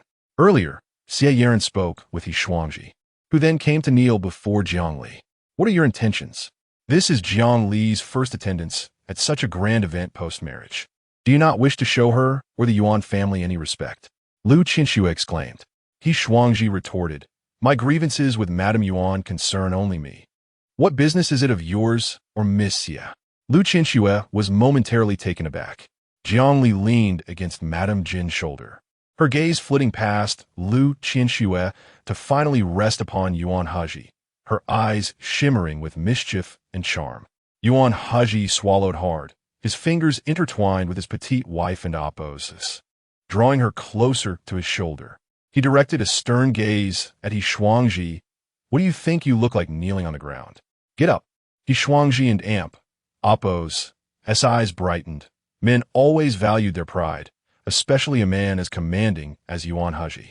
Mr. Yuan, I may rise, but you must advocate for me. I feel utterly oppressed by Madame Yuan. Jiang Li, leaning against Yuan Hezhi and Amp. Amp, oppose, his shoulder, showed no inclination to clarify. Her laughter, fragrant with the essence of wine and sweetness. Fill the air. Lu Qinshu and Amp. Amp, oppose, S eyes widened. No matter how coaxed, Jiang Li had previously resisted alcohol, for she transformed into a captivating Daji when intoxicated, her every move enchanting, seducing both men and women alike. Had the occasion not been so solemn, she would have surely recorded the moment. Yuan Hezhi, feeling parched, maintained his composure. As a conservative patriarch, he allowed for minor indulgences in private, but could not afford to lose face in public. My wife is inebriated, Miss Lu. Please assist her into my vehicle, he instructed. Of course, Lu Qinxue replied, aiding Jiang Li and Oppose. S departure, faintly hearing Yuan Hezhi and Oppose. S deep, resonant voice. My wife is kind and gentle. There is no one more harmless and lovable in this world. Standing at a distance, Xie Yiren heard this and couldn't help but laugh. Just from the firmness of Jiang Li and Amp. Amp, Oppose. As handshake, she knew Jiang Li was no pushover. Yuan Hezhi continued, I believe there is a misunderstanding. Madam, I will speak with your husband tomorrow. You may return home now and convey my sentiments. He Shuangji's complexion turned ashen. And no, Mr. Yuan, But Yuan Hezhi had already departed. Madame Jean, concerned that He Shuangji might faint, called over 2 attendants to assist her into a vehicle. What a pitiful sight, Madame Jean remarked, approaching Xie Yiren with a serene smile. Miss Xie, you nearly disrupted my event today. Madame Jean, I find it hard to believe you were unaware. It was Jiang Li who instigated me. Why does everyone side with her? Xie Yiren retorted. Having never experienced a moment of financial struggle, Xie Yiren felt entitled. If not for her marriage to Yuan Hezhi, she viewed Jiang Li as insignificant, akin to an ant beneath her foot, and resented her audacity. Affection is a deeply personal matter. Madame Jean acknowledged her bias towards Jiang Li, fearing that Xie Yiren would harbor resentment. I have said nothing to provoke you. Before your marriage to Yuan Hezhi, it was you who had the rumors. Now, it is Jiang Li who stand beside him. But I know, if you truly wish to marry Yuan Hezhi, no other woman would matter. Indeed, you and Jiang Li are not rivals. Why contend with each other and lose sight of your own identity? Xie Yiren conceded, Madame Jean, you make a fair point. I admit I acted rashly today.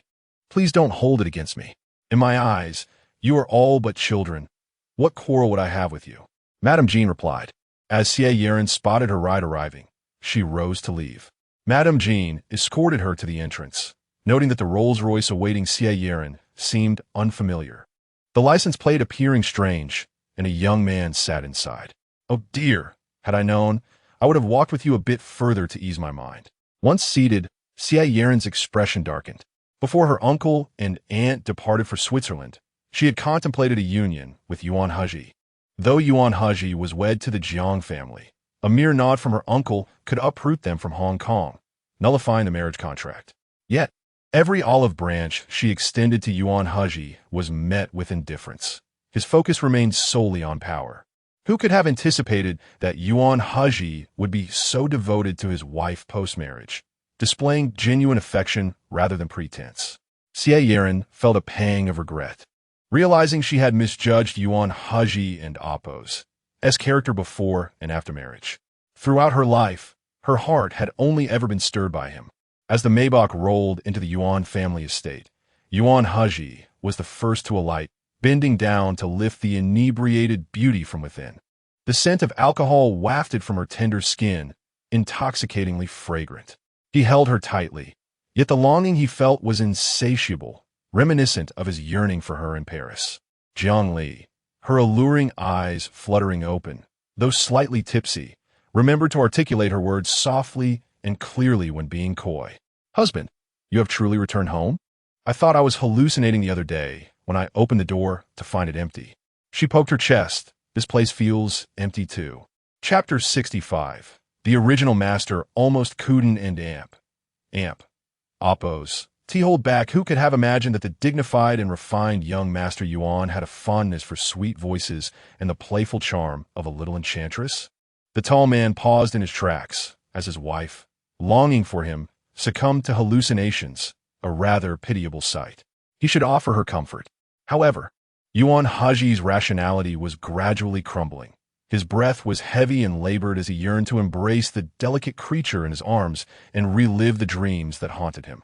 "Did you miss me so much that you began to hallucinate?" His own hoarse voice startled him. Jiang Li, unaware that she had perished multiple times in his mind, wrapped her slender arms around his neck, her rosy lips pouting. "You and amp, Oppos, you've been away on business for so long. I feel lovesick. You owe me a compensation. And what kind of compensation do you seek?"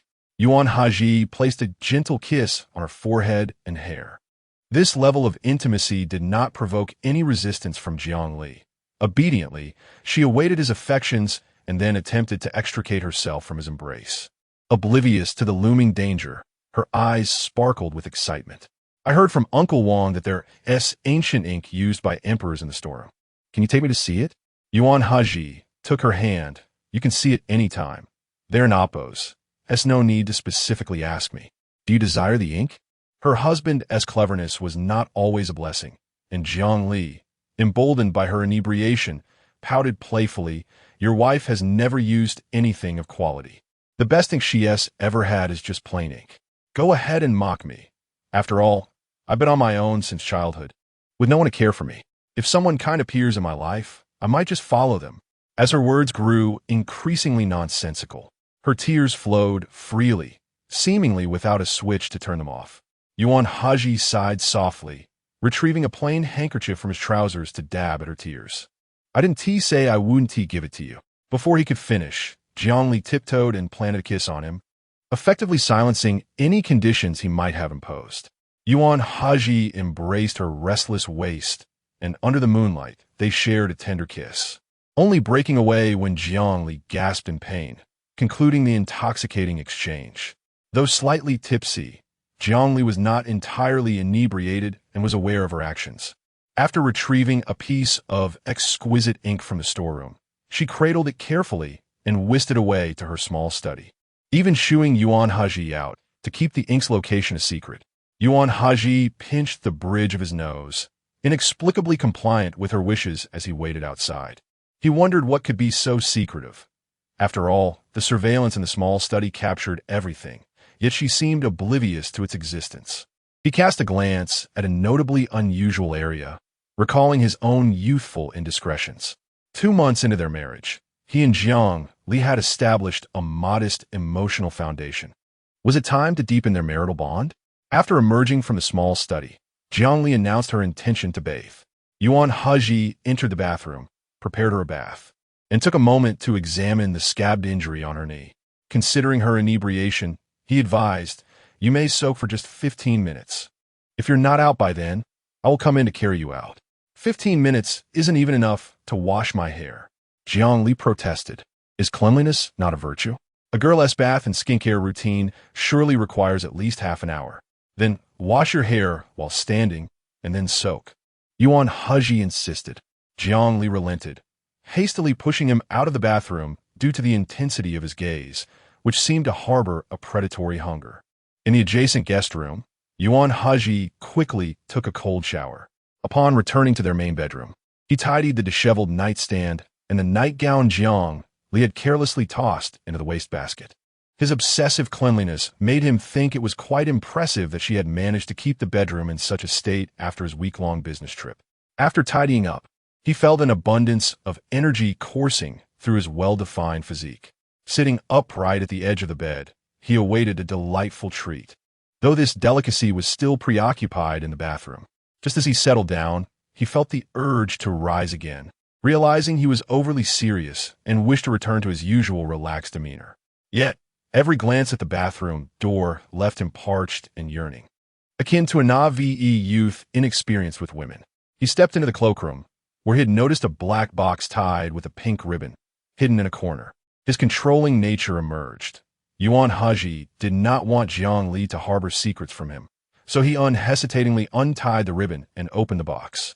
To his astonishment, the box was filled to the brim with contraceptive supplies, silently challenging his traditionally conservative beliefs. That morning, when Jiang Li had secretly lifted the blanket to admire his abs, he had sensed her slightly lascivious nature. He hadn't anticipated her desire to such an extent. Yuan Hezhi let out a barely audible sigh. He wished to indulge his adorable and greedy little wife, yet her delicate body required care. With a gentle touch, he retied the pink ribbon and returned the box to its hidden place, his restless body gradually calming. After drying her hair, Jiang Li felt drowsy and snuggled closer to Yuan Hezhi in bed. With her warm husband by her side, she felt secure against falling. Jiang Li appeared slender, yet her petite frame was entirely composed of soft flesh. A mere touch revealed her to be delightfully supple.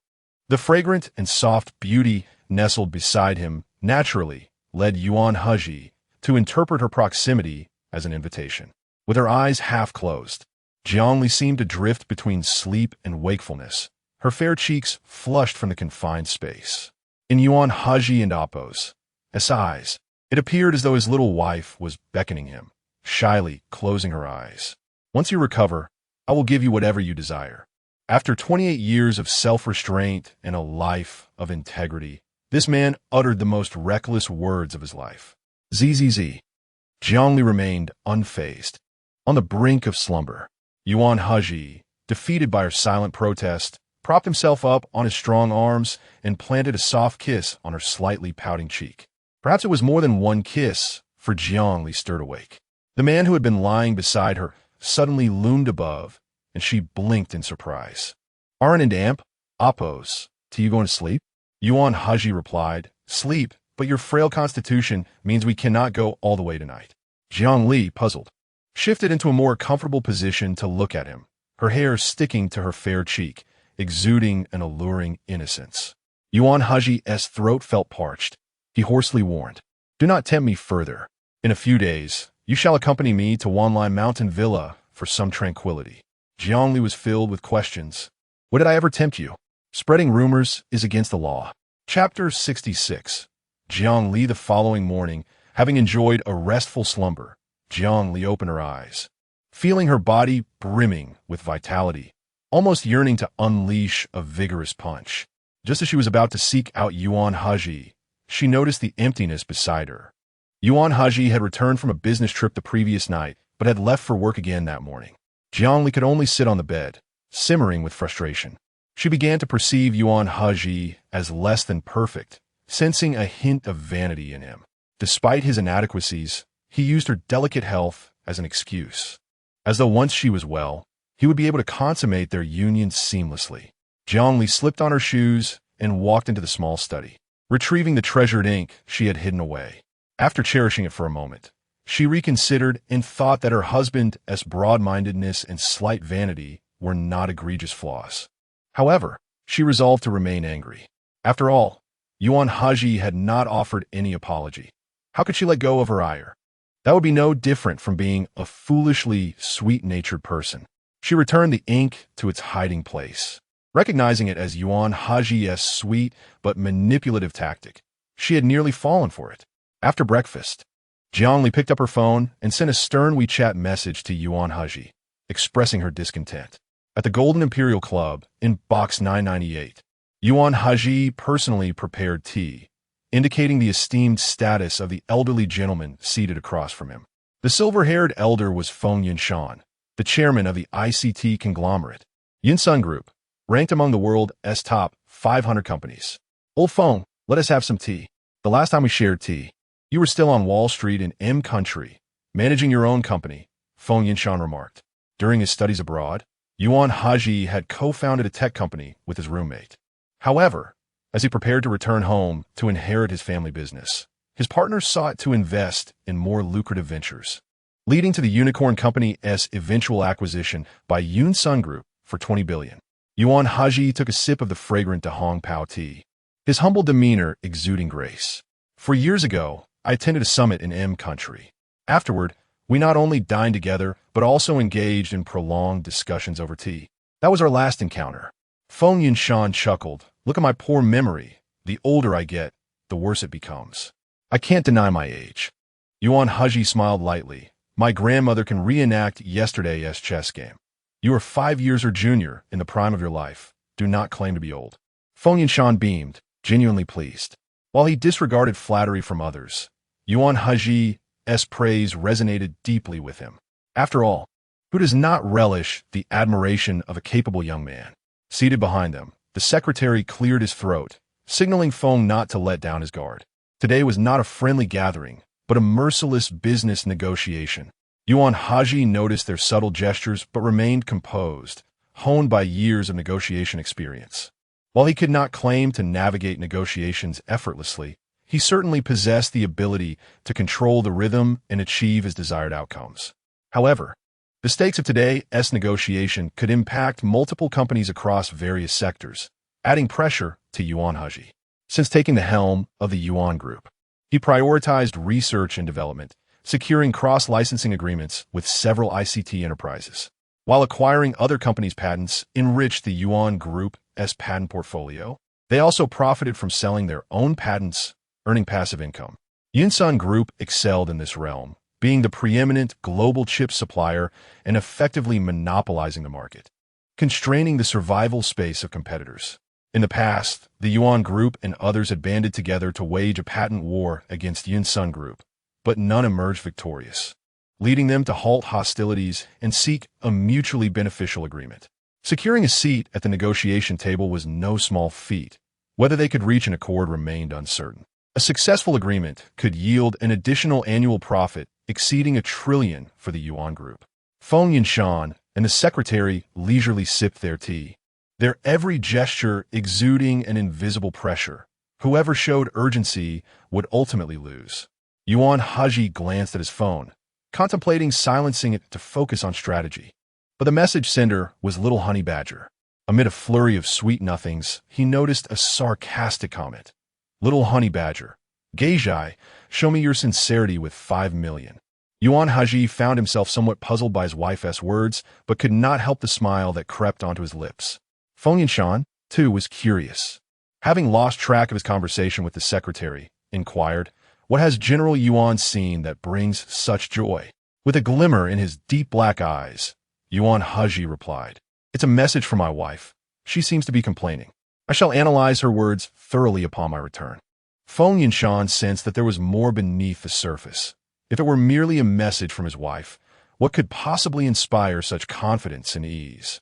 Last year, the Yuan Group's research expenditure reached 300 billion, and Feng had heard whispers of a groundbreaking chip developed in secret by the company. If the rumors held any truth, the interest group, led by Yuan Hezhi, would exert significant pressure on Yunsun Technology. Yet Feng Yunshan was unwilling to concede easily. A compromise would not come without substantial losses for Yunsun Group. His mind racing, Feng Yunshan felt the sweat trickling down as he processed the implications. He marveled at Yuan Hezhi's composure, recognizing that his future accomplishments would likely rival those of anyone else. Today, Japan is hosting several horse races. Let us wager on the next one. The horse with the greatest chance of winning will dictate our terms, Feng suggested. Yuan Hezhi readily agreed, not hesitating in the slightest. After examining the horse's information, he placed bets on 3, numbers 1, 7, and 10. The horse race was brief, akin to the time it took to smoke a few puffs. Horse number 10 surged from second to first place. Horses 1 and 7 finished as second and third, respectively. Feng Yunshan sighed deeply. You have won, and there is no disputing your victory. Yuan Hezhi replied, you are too kind. Feng shook his head, no. It is merely your exceptional luck. With a smile gracing his lips, Yuan Hezhi confessed, to be candid, the combination of those 3 numbers, 10, 17, represents my wife's birthday. Her good fortune has blessed me. Feng Yunshan and the secretary exchanged incredulous glances, internally lamenting. No one asked about the significance of those numbers. Must you flaunt it so brazenly? Having nearly signed the contract while skirting the edges of tension, Yuan Hezhi exhaled in relief after bidding farewell to Feng Yinshan and heading home. He longed to shower Jiang Li with affectionate kisses and initially considered transferring 50 million to her bank account, but he thought it wiser to personally inquire what she desired. For negotiations of this magnitude, Yuan Hezhi had prepared himself for a protracted tug-of-war lasting 3 months, yet he had not anticipated sealing the deal on their first meeting.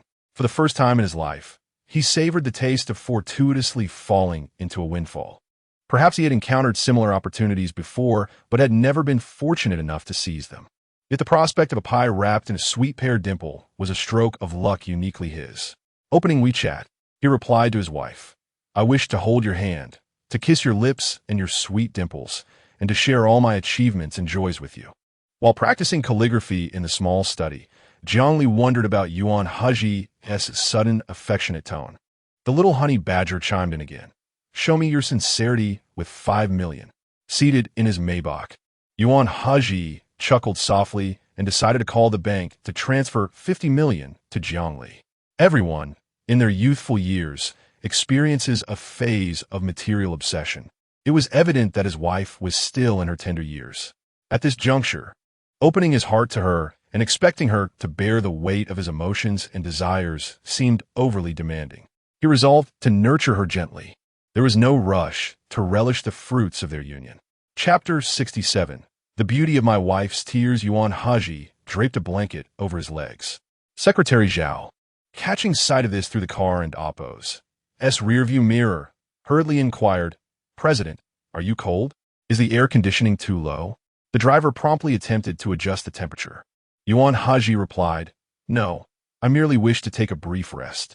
Upon hearing this, the driver immediately raised the partition, allowing the young master to rest undisturbed. Although the young master did not demean those beneath him, his standards were exceedingly high. Anything that did not meet his expectations would result in a replacement. The driver had diligently worked under Yuan Hezhi for 3 years, often replaying in his dreams where he fell short and where improvements were necessary. After the young lady entered the household, the young master seemed somewhat more amiable, but only in her presence. For when she appeared, his gaze was entirely fixed upon her, leaving no attention for others. Suddenly, Yuan Hezhi lowered the partition and asked Secretary Zhao, "What are you doing?"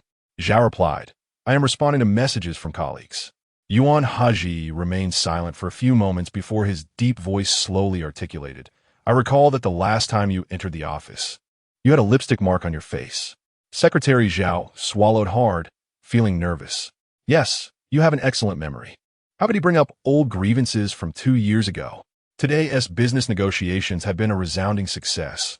Should not President Yuan be pleased instead of finding fault? Was such a degree of success insufficient to please him?" Yuan Hezhi continued, "Do not be anxious. I merely wish to inquire whether your wife bids you farewell with a kiss when you leave for work." Secretary Zhao stammered, "Yes, she does." He felt he might lose his mind. The boss's sudden interest in his private life was quite alarming. Yuan Hezhi closed his eyes to rest, not pursuing the matter further. His own wife was a little sloth, often not even awake when he departed for work. A parting kiss was a rare occurrence. Meanwhile, Jiang Li was astounded to discover a text message alert indicating that Yuan Hezhi had transferred 50 million rather than 500,000. Her husband's extravagant gesture left her flabbergasted, akin to savoring a fine delicacy for the first time. In her previous life, Yi Yuqing had entrusted all his financial assets to Jiang Li. On the surface, she appeared to wield fiscal power, but in reality, she lacked the authority to move even a single cent. Yi Yuqing had taken this precaution to prevent his mother, Wu Xiuzhen, from squandering their wealth. After all, she had squandered 300 million within half a year when entrusted with it. Being his mother, he could not report her to the authorities but could only argue with her. After the bride entered the family, it was Jiang Li who clashed with Wu Xiuzhen, who berated her for being a homewrecker, corrupting her dutiful son. After several arguments, Jiang Li discerned Yi Yuqing's subtle machinations. He had shifted the conflict, positioning himself as the dutiful son amidst familial discord. Jiang Li disclosed the truth to Wu Xiuzhen and shared her own predicaments. Yet Yi Yuqing and Oppo's image as a devoted husband was firmly established. Wu Xiaojin could not bring herself to believe that her son would use Jiang Li as a pawn. Feeling unsettled, Jiang Li set aside her brush, taking a moment to calm herself in her chair. Yi Yuqing had constructed an image of a good husband and honest man, with everyone proclaiming him a paragon of virtue, while all envied Jiang Li. Should she dare to voice a single objection, it would be seen as ingratitude. When it came to manipulation, Yi Yuqing could claim the top spot without contest. A rhythmic knock echoed at the door. "Come in," Jiang Li called. Yuan Hezhi grasped the doorknob and pushed open the door to the small study. His tall figure paused momentarily. The jubilant little wife he had envisioned was instead in tears. As his polished shoes met the sound-absorbing carpet, Yuan Hezhi strode to Jiang Li and Appo's side, gently caressing the dimple on her cheek before tracing the delicate line of her jaw, lifting her chin so that she was compelled to meet his gaze.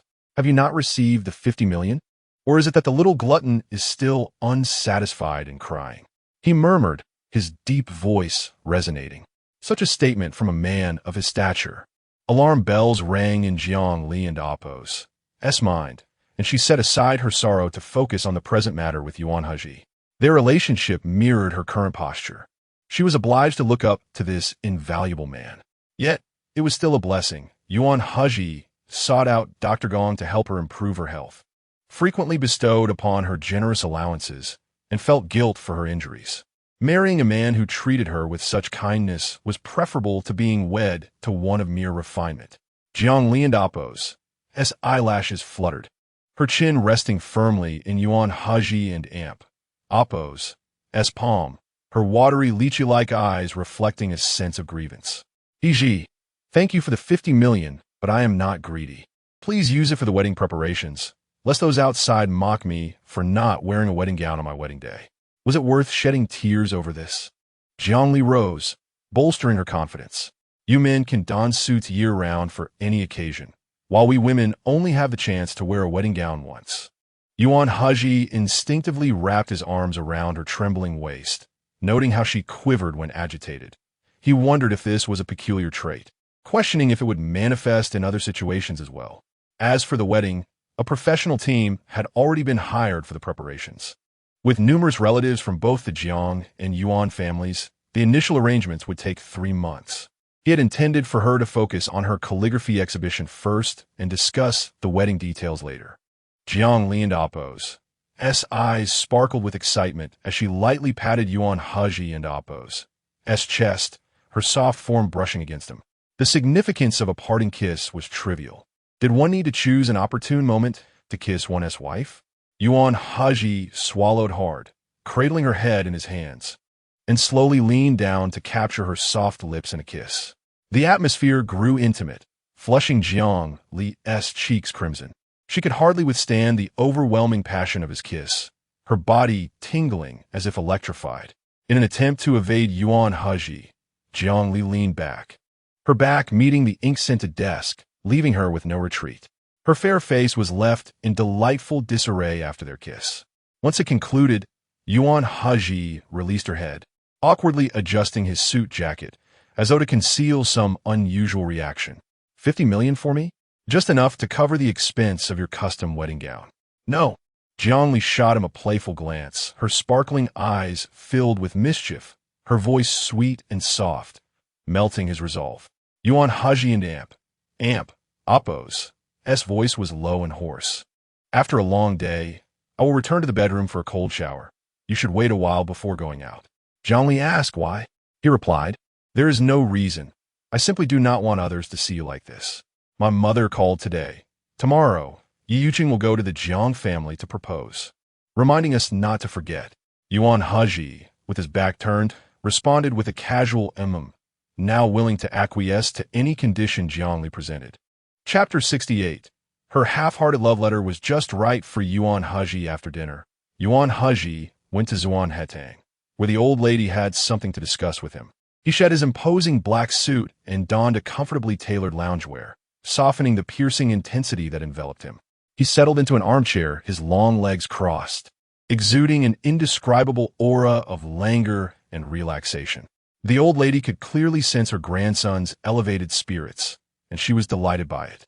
He had spread his wings, And unlike the humble and understated individual who returned to the country 9 years ago, he was now unrestrained by anyone.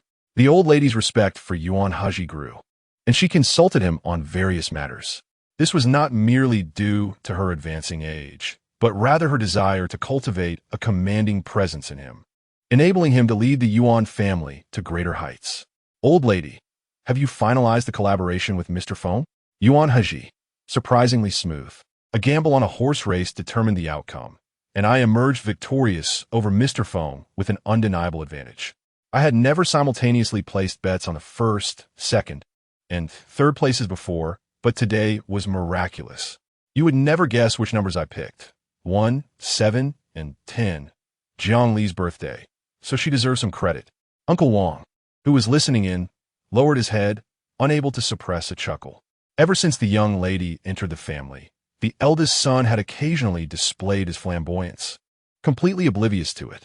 The old lady chuckled warmly. Before you got married, I consulted a master regarding the compatibility of your birth charts with the 2 daughters of the Jiang family. Your chart aligns better with a Li and Oppos. Yes. But since you didn't seem interested, I refrained from mentioning it. As the saying goes, marry a virtuous wife, and she can bring prosperity to the family for 3 generations. I believe Ali is indeed quite virtuous and will bring you fortune. Yuan Hezhi popped a piece of longan into his mouth, and upon hearing his grandmother's words, the dignified man chuckled lightly. A virtuous wife? The old lady, sensing her grandson's prideful stubbornness, decided against further conversation. It was evident that he cared deeply yet pretended not to. This flaw would be left for his wife to address, as she felt powerless. Old lady, I almost forgot to mention something. Your father has erred, but he has faced consequences for it. Bring them home soon. Do not give others a reason to speak. Regardless of his faults, he is still your father. Yuan Hezhi replied coolly. I have already sent someone to fetch them. They should be home shortly. You should rest, grandmother. I will go greet father and Aunt Song. The old lady nodded, and Yuan Hezhi rose to leave Zuanhetang. After a few minutes, he entered a brightly lit courtyard filled with a cacophony of noise. Yuan Liangjian and Mrs. Yuan were slumped on a soft leather sofa, utterly exhausted. The expenses from their recent travels had been earned through their own hard work. They had never felt such fatigue, nor realized how difficult it was to earn money, having to stretch every dollar. Upon seeing Yuan Hezhi enter, the couple felt both anger and trepidation. Yuan Liangjian, unable to contain his fury, exclaimed, Unfilial son, how dare you show your face here? Yuan Hezhi took his seat with calm composure, his elegant demeanor making them appear even more disheveled. Father, I shall not involve myself in your affairs, and I expect you and Aunt Song to refrain from prying into my private life. Jiang Li is my wife and my dignity. I hope you and Aunt Song remember this. Yuan Liangjian stood up, his face flushed with rage. Are you threatening me? I am your father. Yuan Hezhi coldly departed. He was not a heartless stone, having once yearned for paternal affection, but he received no response from Yuan Liangjian. Later, he tasted the intoxicating power that was not love, but rather the iron-fisted authority that nourished him, making it difficult for him to revert to being an obedient son. Why did he retreat to Wanleishan's Wang each month for solace? Who could possess such vast authority without succumbing to madness? Sooner or later, he too would spiral into insanity, becoming a puppet of power, embroiled in absurdity. Upon returning to the master bedroom, Yuan Hezhi lay on the bed, closing his eyes to recuperate. Suddenly a soft, warm body nestled against him. It was Jiang Li. She was awake and softly inquired, Did I hear the sound of car? Are my in-laws back? The Yuan family residence was expansive, yet only a few relatives resided there. Yuan Hezhi responded with his eyes still closed, his brow shadowed by a cloud of discontent. It was unwise to carry emotions into the night. Jiang Li, in a playful tone, asked shyly, Would you like to read the love letters I and Oppos written these past few days? Yuan Hezhi opened his eyes, recalling her promise to write him a letter each day. Let me see. He truly was a merchant at heart, always seeking profit. Jiang Li produced 5 sheets of stationery, still warm from her touch, revealing her anticipation for his return. Yuan Hezhi and Oppos. His heart stirred as he placed a kiss upon her hair before reading the letters. Yuan Hezhi is a wealthy and handsome gentleman, a soft-hearted deity, and a devoted husband who strives to fulfill all of Jiang Li and Appo's wishes. Yuan Hezhi rarely loses his temper and smiles often, destined to live to 100. Jiang Li, his wife, will also enjoy longevity. He shall not face solitude in his twilight years. Each love letter was brief, resembling more of Jiang Li and Appo's wishes than traditional love letters. He placed them on the bedside table, and as Jiang Li rested her head on his broad chest, her half-molded face muffled her question, "Are you moved?" Yuan Hezhi replied, "I dare not move." Jiang Li and Appo's eyes sparkled with amusement, surprised that Yuan Hezhi would employ a popular joke, albeit one that had already grown stale. Yuan Hezhi pulled the blanket over her exposed shoulder, his voice warm and steady. "Sleep now. We must leave by 6:30 tomorrow. Are you planning to wake at 5 to prepare?" Jiang Li pouted, feeling that Yuan Hezhi was entirely unmoved. Indeed, her letters were rather perfunctory. It seemed she had never excelled at writing love letters, having failed to capture the affection of a boy she liked in her school days. After Jiang Li fell into a peaceful slumber, Yuan Hezhi opened his eyes once more, glancing over the half-hearted love letters his wife had penned. A smile graced his lips. Lengthy declarations of love held little appeal for him. These concise and playful notes were just perfect. A long life, he mused, was a practical yet romantic blessing. He wished to spend a century with Jiang Li. Thus he would cherish her, allowing desire to crumble before reverence. The following morning, Jiang Li awoke to Yuan Hezhi and Appo's tender morning kiss, and in a daze, she asked, "Which good family has a morning kiss lasting 10 minutes?" Yuan Hezhi, unfazed, replied, "Secretary Zhao and his wife do. If you don and Appo's, believe me, you can directly inquire with Secretary Zhao." Jiang Li conceded. Despite her significant transformations since her rebirth, no longer soft-hearted and only pursuing self-beneficial endeavors, she still retained a shred of dignity, unwilling to pry into Secretary Zhao and Appo's private life. "Yuan Hezhi, just you wait. When I recover, I will kiss you senseless," Jiang Li lamented, realizing she could not find a single condition to threaten Yuan Hezhi with. Chapter 69. Dining on leftovers from my wife last night, Jiang Li had selected an exquisite powder pink organza dress for their outing. However, upon wearing it, she deemed it too extravagant and decided to change into a tailored blue ensemble instead. Yuan Hezhi stood at the entrance of the cloakroom, adjusting his suit cuffs, and inquired, "Why not wear the previous outfit? It was quite beautiful." Jiang Li replied, "It felt too grand, a bit ostentatious. It will be more fitting for my sister's wedding day." Yuan Hezhi offered no rebuttal. After all, she often donned high-end gowns at home, yet hesitated to do so in public. How amusing. This little one who thrived in her own domain. "Are you ready? We should be on our way." "Yes." Jiang Li linked her arm with Yuan Hezhi's, gazing up at his sharply defined profile, enveloped by his calm and composed aura. Yet, she felt a deeper intrigue, sensing that his thoughts were far more concealed than most. Puzzled, Jiang Li wondered what mischief Yuan Hezhi harbored in his heart, given his unusual enthusiasm. The Jiang family villa, nestled in the opulent city center, was shrouded in lush greenery, providing a tranquil respite amidst the chaos. The journey from the Yuan family's old residence took an hour, but as they departed early, they avoided the morning rush and arrived at the Jiang villa in just over 40 minutes. Due to the need to park the Yi family's convoy outside, the sleek black Maybach drove directly into the garage. As Jiang Li stepped out, the familiar yet foreign surroundings of the garage evoked a sense of nostalgia. It seemed she had not been away from home for long, yet the Jiang residents felt oddly estranged. The servants, who had been waiting in the garage, greeted Jiang Li and Yuan Hezhi, exchanging a few auspicious words. Prepared for this moment, Jiang Li retrieved several red envelopes from the cloth bag Yuan San was carrying and distributed them. "Thank you, second miss." "Thank you, second young master." As Jiang Li took Yuan Hezhi and Appo's arm and exited the garage, she wondered if Yu Chen would be late for the betrothal ceremony today, her heart racing with anticipation at the prospect of amusement. A few servants gathered, excitedly opening their red envelopes. My goodness, there are 20 inside. I have 20 as well.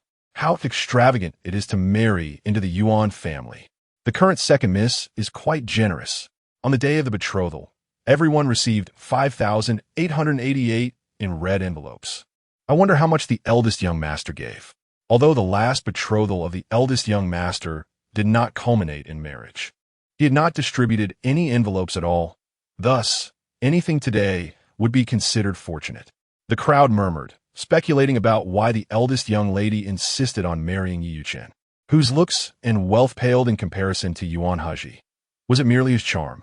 Yuan Hezhi found himself ensnared in a conversation with Jiang Deming, who was engrossed in discussing economic matters. Jiang Madam led Jiang Li upstairs, inquiring, Ali, how have you been at the Yuan residence? Do the Yuan family treat you well? Jiang Li smiled, her melodious voice unpretentious. I have not compared, so I cannot say if I'm doing well or not. It feels like home to me, with no discomfort. Jiang Madam regarded Jiang Li thoughtfully, relieved to see her daughter so content. She believed her adopted daughter had transformed significantly since marriage, becoming more confident and composed, shedding the previous sensitivity that once characterized her. Reflecting on her own biological daughter, who had grown increasingly headstrong, Jiang Madam hoped her daughter might also evolve positively after marriage. As they entered Jiang Song and Oppo's room, a lively voice echoed. The car convoy has arrived. The dashing Yi is here to fetch his bride. Jiang Song and Oppo's pushed the makeup artist aside and hurried to the window, her heart finally settling. This was the second proposal. If Yi Yuchen were tardy again, it would be a disgrace for both her and the Jiang family. The festive sounds of the living room drifted up to the third floor, yet Jiang Song and Oppo's could not rush down immediately, so she sat in her chair, waiting with joy. Out of the corner of her eye, she caught sight of the vibrant Jiang Li, adorned in the season and Oppo's latest Chanel haute couture, a testament to her flourishing life at the Yuan residence. Jiang Song's smile faded as she thought, Sister, do you know why Yuan Hezhi has not consummated your marriage? It is because of the widow outside who entices him. You might want to consider my proposal. I assure you it won and Oppo's. TB to your detriment. Unbeknownst to Jiang Song and Oppo's, Su Qingyan had already been dismissed by Yuan Hezhi. Jiang Li had no intention of clarifying the situation. Instead, she smiled coolly and asked, So, what do you intend to offer in exchange? If your leverage is insufficient, I shall not engage in a bargain that undervalues me. Jiang Song and Oppo's was taken aback. Jiang Li and Oppo's aloof demeanor and tone reminded her of one person, Yuan Hezhi. Before Jiang Song and Oppo's could respond, Zhao family cousins surrounded her, urging her downstairs to meet the groom's family.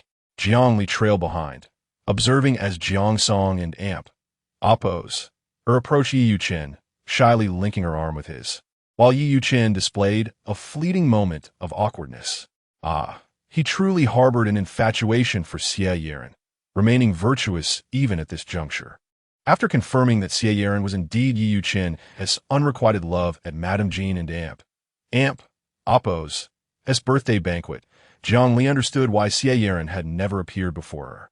The esteemed daughter of the Xie family and the president of the Xie group, destined to become the future chairperson, if it were known that she was involved with someone else. It would jeopardize the company's stock. As for why Yi Yuchen did not marry Xie Yeren after his rebirth, that was a question best directed at her. Perhaps due to an existing engagement or other reasons preventing their union. With the excitement waning, Jiang Li felt disenchanted, even contemplating retreating to her room for a nap. Suddenly, an imposing figure appeared before her. Yuan Hezhi held a bowl of Tang Yuan and softly remarked, You Haven and Oppo's, tea had breakfast yet. Jiang Li grasped the porcelain spoon and, in sync with his movements, consumed a few of the red bean-filled dumplings. She preferred sweet treats in the morning, as they often dulled her appetite by lunchtime. Yet the bowl still brimmed with Tang Yuan, and it would be wasteful not to eat. Jiang Li hesitated with the spoon, ultimately scooping another dumpling into her mouth. Struggling to swallow, Yuan Hezhi said, I have not eaten yet either. Jiang Li paused, staring intently at his exquisite and noble visage. Her thoughts racing. Was he implying he would consume her leftover dumplings? According to reliable information from Uncle Wang, Yuan Hezhi had never known a moment without servitude since birth, living a life of unparalleled privilege and luxury. Yuan Hezhi himself was surprised by his own words. He began to eat the tang yuan, finding them not overly sweet, but rather enjoyable. Jiang Li felt a pang of sympathy, realizing she may have spoiled the Yuan family and Appos as cherished gem. A sharp, piercing voice drew Jiang Li and Appos as attention. Jiang Song and Appos was standing close to Yi Yuchen, and due to her high heels, she easily spotted the dark red hickey concealed beneath his shirt collar. Yi Yuchen, what is that on your neck? Tell me, is that a hickey? Jiang Deming and Jiang Madam engaged in lively conversation with friends and family. Were taken aback by the sudden exclamation, with Jiang Deming and Appos' eyes twitching in disbelief. What chaos was this on such a celebratory day? Ever since his daughter had clamored to marry Yi Yuchen, she had seemed a bit unhinged. Chapter 70. The Scoundrel's Proposal. The stage is set. Every man cherishes his pride, especially someone like Jiang Deming, a successful individual. Witnessing the impending collapse of this proposal, he felt a pang of anxiety gripping his heart. Mrs. Jiang was alarmed, hurriedly assisting him to a seat and retrieving some medication from her pocket to administer to him. Jiang Li, recognizing the couple who had raised her, approached with genuine concern for Jiang Deming's health. "How is father?" she inquired. Mrs. Jiang forced a smile, attempting to reassure everyone, "It's nothing, truly." Jiang Song, seeing her father in distress because of her, fell silent. Her eyes filled with resentment as she distanced herself from Yi Yuchen. Mrs. Jiang's emotions were conflicted. She did not wish for Song to marry Yi Yuchen. Yet the circumstances dictated that she had no choice but to accept the union. The repeated back and forth of proposals would tarnish the Jiang family's reputation. Jiang Song, moving closer to her mother, playfully tugged at her arm. "Mom, Yi Yuchen has a hickey on his neck. He has been fooling around with other women. He is unfaithful. How can I marry a man like that? He'll ruin my life." Mrs. Jiang looked towards Yi Yuchen, who kept his gaze lowered, offering no defense, leaving her uncertain about his thoughts. "Song, let us discuss this later," Mrs. Jiang urged.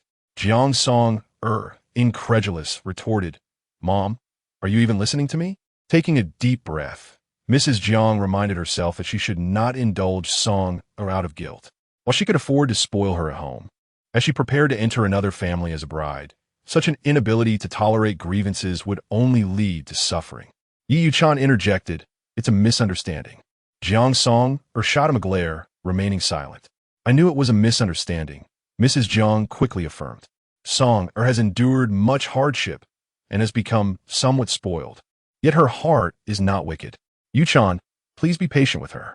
Yi Yuchen merely responded with a non-committal With the atmosphere stabilizing, Jiang Deming felt a sense of relief.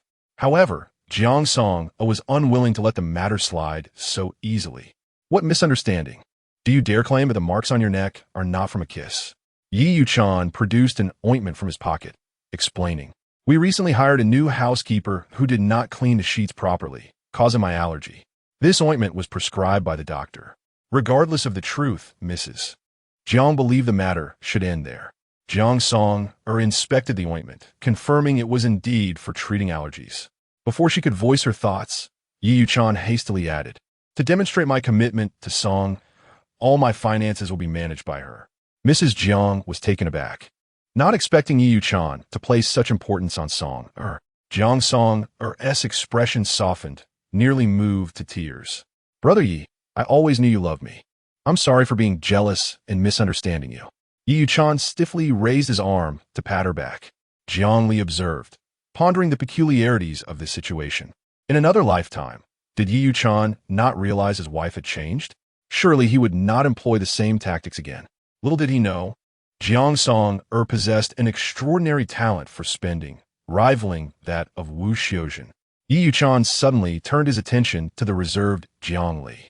In his past life, he had entrusted his finances to Jiang Li, which had quelled Wu Xiuzhen's disturbances. However, Jiang Li lacked financial acumen. Money in her hands was as good as waste. In contrast, Jiang Song studied economics and management, surely capable of providing him with greater support. As the misunderstanding lifted, the atmosphere lightened once again. Mrs.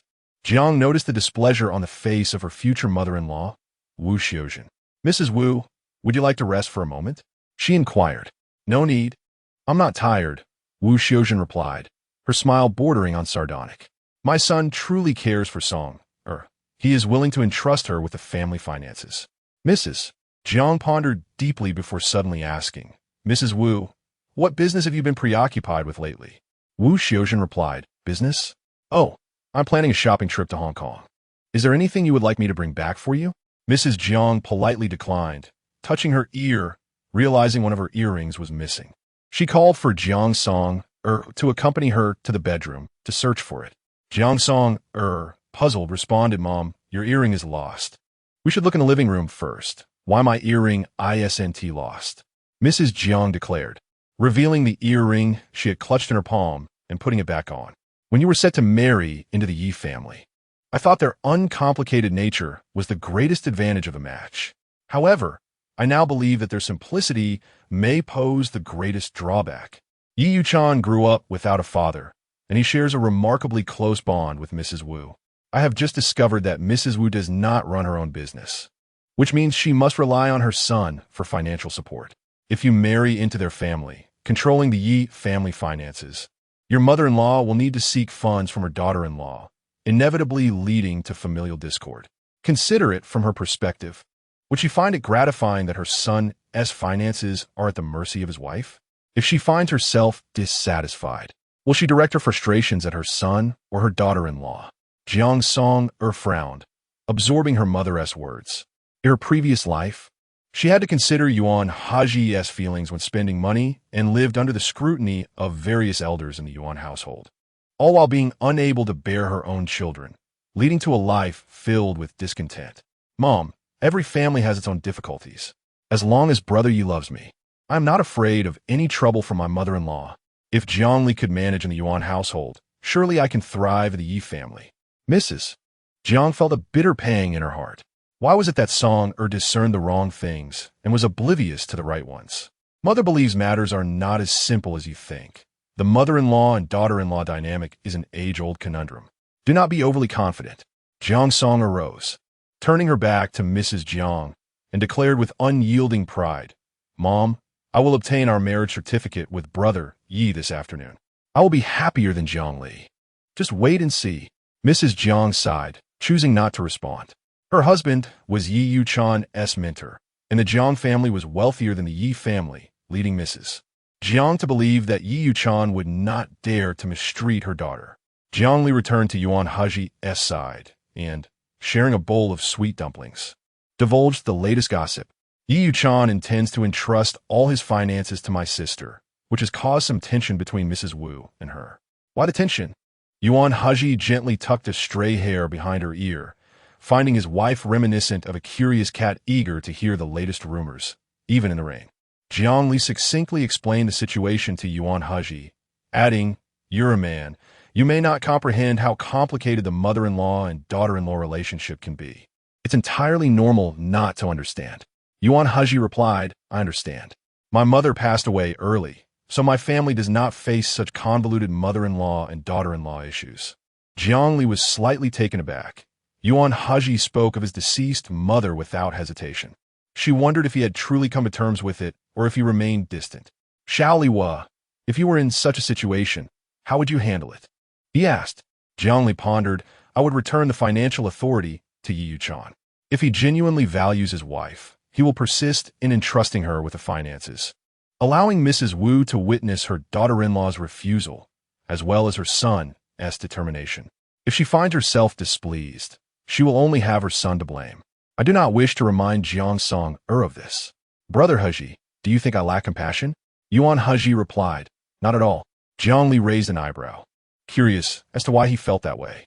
Perhaps your wife is not as innocent and endearing as you imagine.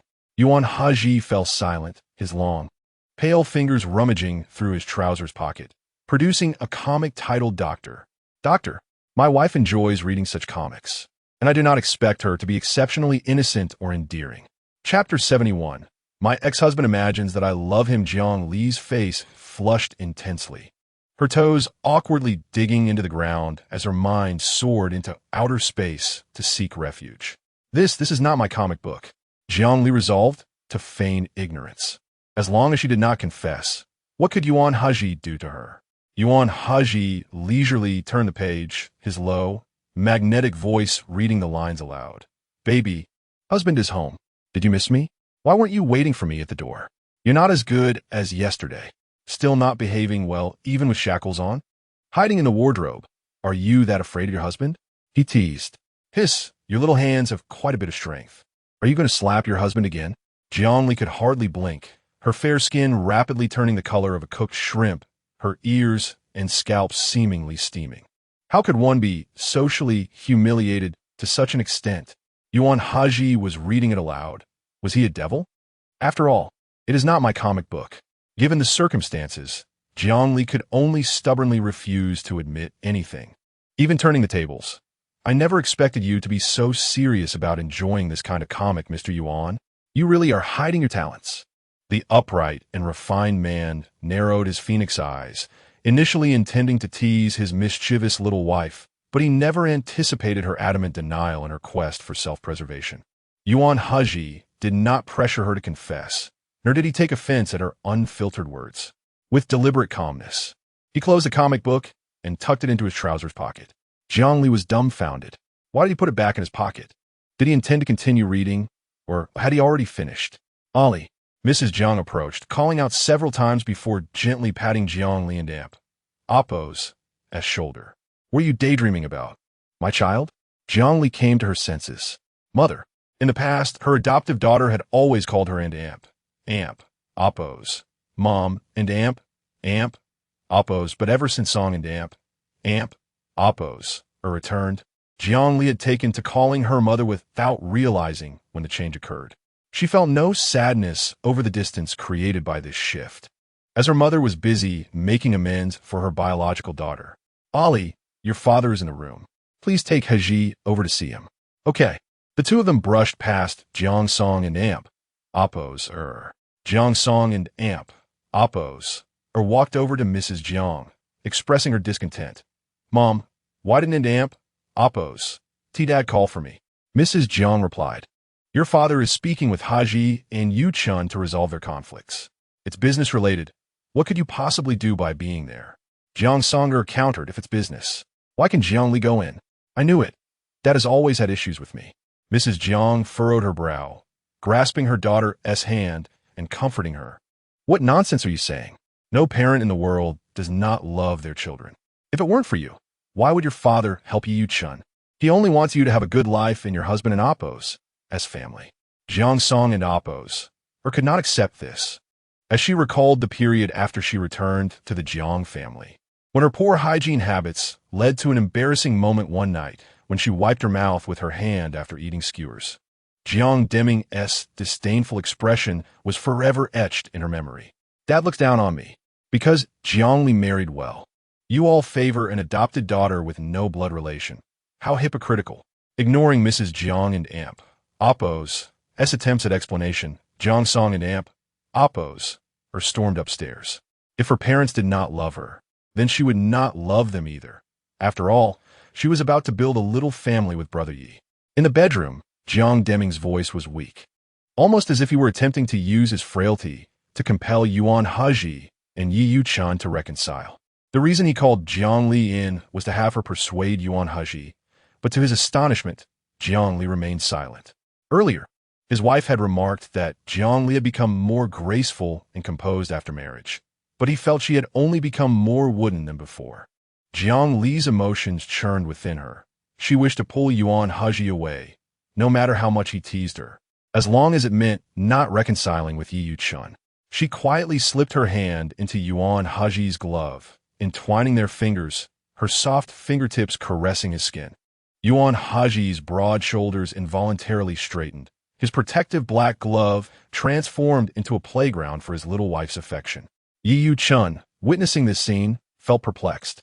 It seemed Jiang Li was pleading on his behalf. He inexplicably recalled events from his past life. Wu Xiaojin was preoccupied with shopping, and Xie Yiren was busy with work. But only Jiang Li would cook a bowl of longevity noodles for him on his birthday, waiting for him to return home.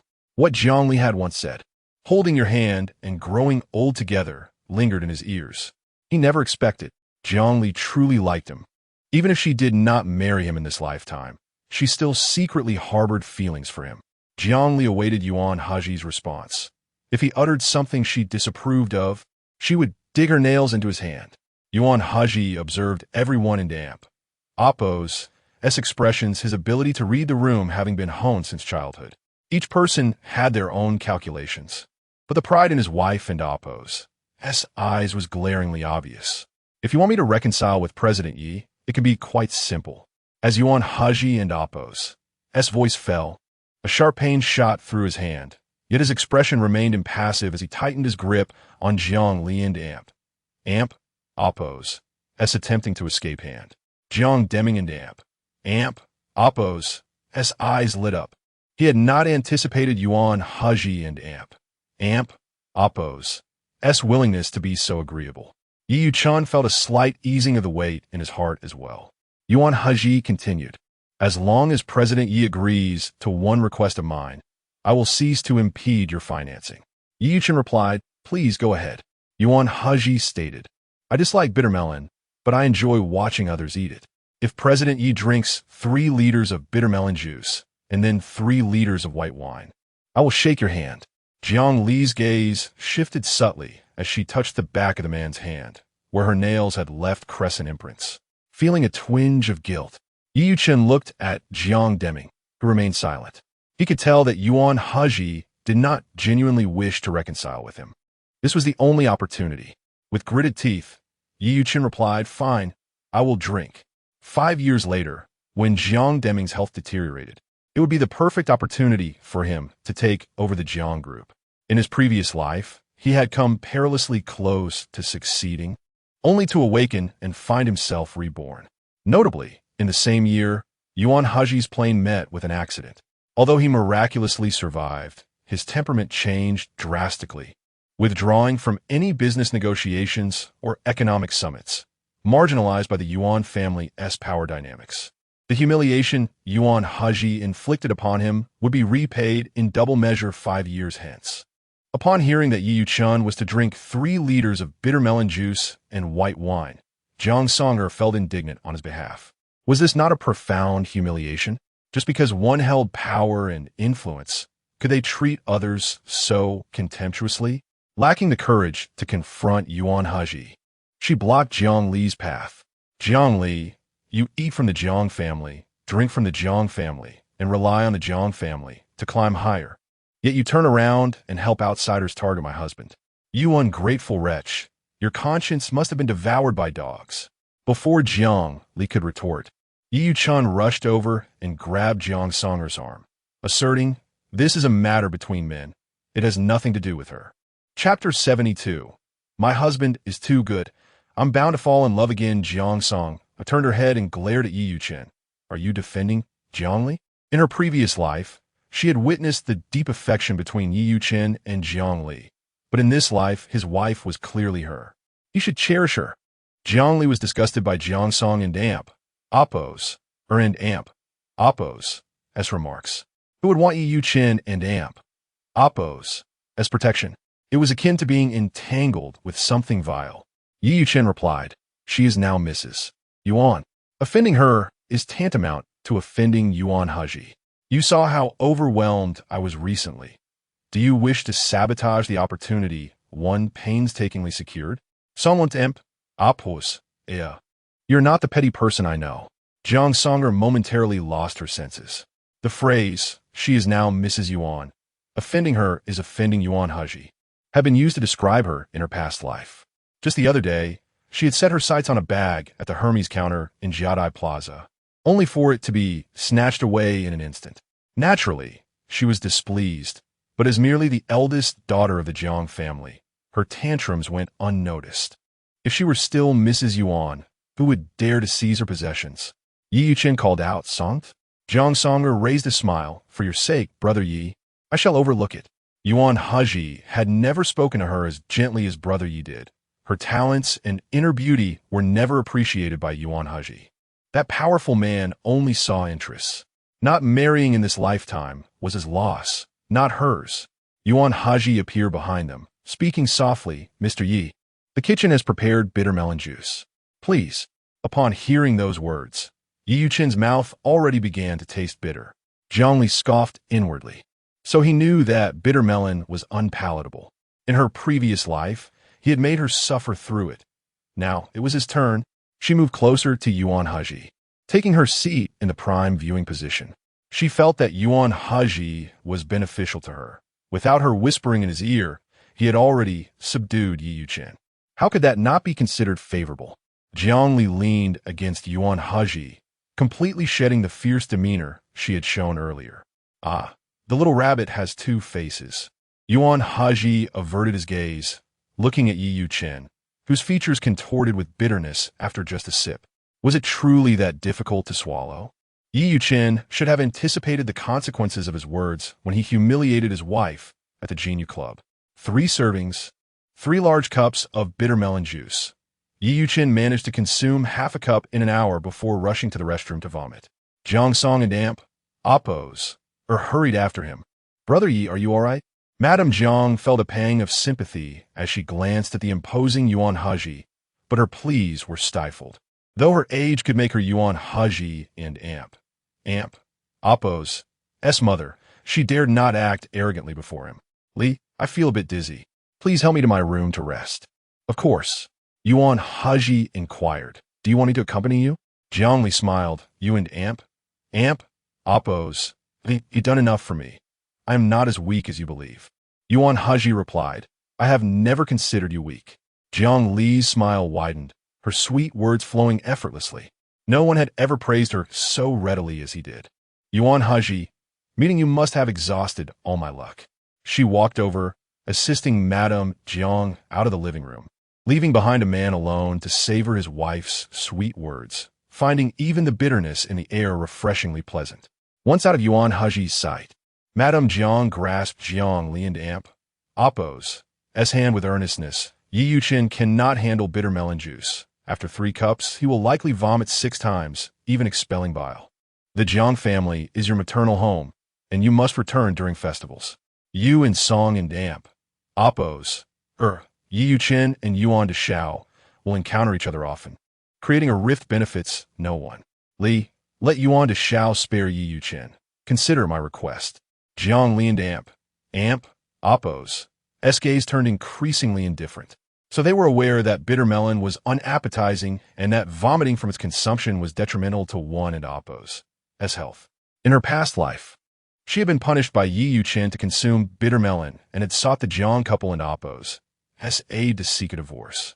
However, upon hearing this, they had urged her to reconsider, insisting that bitter melon cleared heat and detoxified the body, claiming she misunderstood Yi Yuchen and Amp, Oppos' good intentions. Jiang Li withdrew her hand from Madame Jiang's grip, her smile failing to reach her eyes. Mother, I cannot alter Yuan Hezhi's decisions, and this is Yi Yuchen's own choice. Had the former Jiang Li spoken to her like this, Madame Jiang would have surely punished her by withholding meals, but Jiang Li's current status was different. Madame Jiang was about to plead further when Jiang Songer suddenly burst in, exclaiming, Mom, don't plead with her. I've already poured out the bitter melon juice and white wine. You won't torture Brother Yi any longer. Madame Jiang was taken aback. This was the opportunity your father had secured for Yi Yuchen. How could you have discarded it? In a moment of impulsiveness, Jiang Songer felt regret creeping in. She looked at the calm Jiang Li, threatening. Yuan Hezhi is making things difficult for Brother Yi because of you. You must plead with him to spare Brother Yi, or you shall not leave this door today. Madame Jiang retorted, Have you lost your mind? She ushered Jiang Li out, leaving Jiang Songer behind. Mom, what are you doing? Madame Jiang closed the door and slapped her. Are you calm now? Jiang Song and Amp, Oppos, lowered her head, filled with resentment. Madame Jiang instructed, Now lie in bed and feign illness. Act weak. Mom? Quickly. At that moment, a hurried knock echoed at the door. Madame Jiang settled her daughter and went to open it. Outside stood Yi Chen, his eyes bloodshot and resembling a man possessed. Madame Jiang was startled. Yu Chen, Song, and Oppos is furious and has fainted from the stress of your situation. Come in and see her. Yi Chen, with a semblance of a smile, inquired. Fainted? Yes. Yi Chen intended to take Jiang Songer to apologize to Yuan Hezhi, but now that she had fainted, how could he proceed? Had he truly made the right choice in marrying Jiang Song? Jiang Deming arrived upon hearing the news, and upon seeing his unconscious daughter. All his pent-up anger nearly caused him to collapse. Yu Chen, do not worry, we still have a chance. Madame Jiang said, Song and damp. Oppos, has fainted. You both may go to collect your marriage certificate tomorrow. Yi Chen replied, tomorrow is Saturday. I will be on a business trip and will return in about 5 days. He turned to leave without uttering a word regarding Jiang Songer's health. Yet the Jiang couple understood that now was not the time for grievances.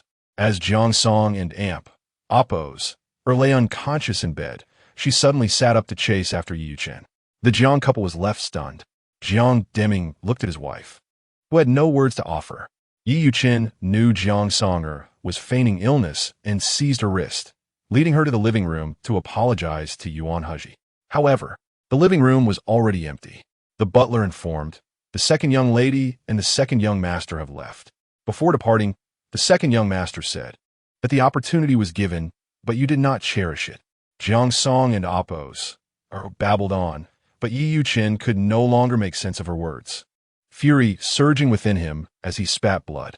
In the Maybach, Jiang Li helped Yuan Hezhi remove his gloves, gently massaging the spots she had pinched earlier, even though the marks had faded. Husband, does your hand still hurt? Jiang Li feigned concern, more obsequious than anyone Yuan Hezhi had ever encountered.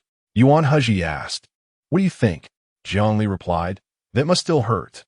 She extended her delicate hand, inviting Yuan Hezhi to pinch her back.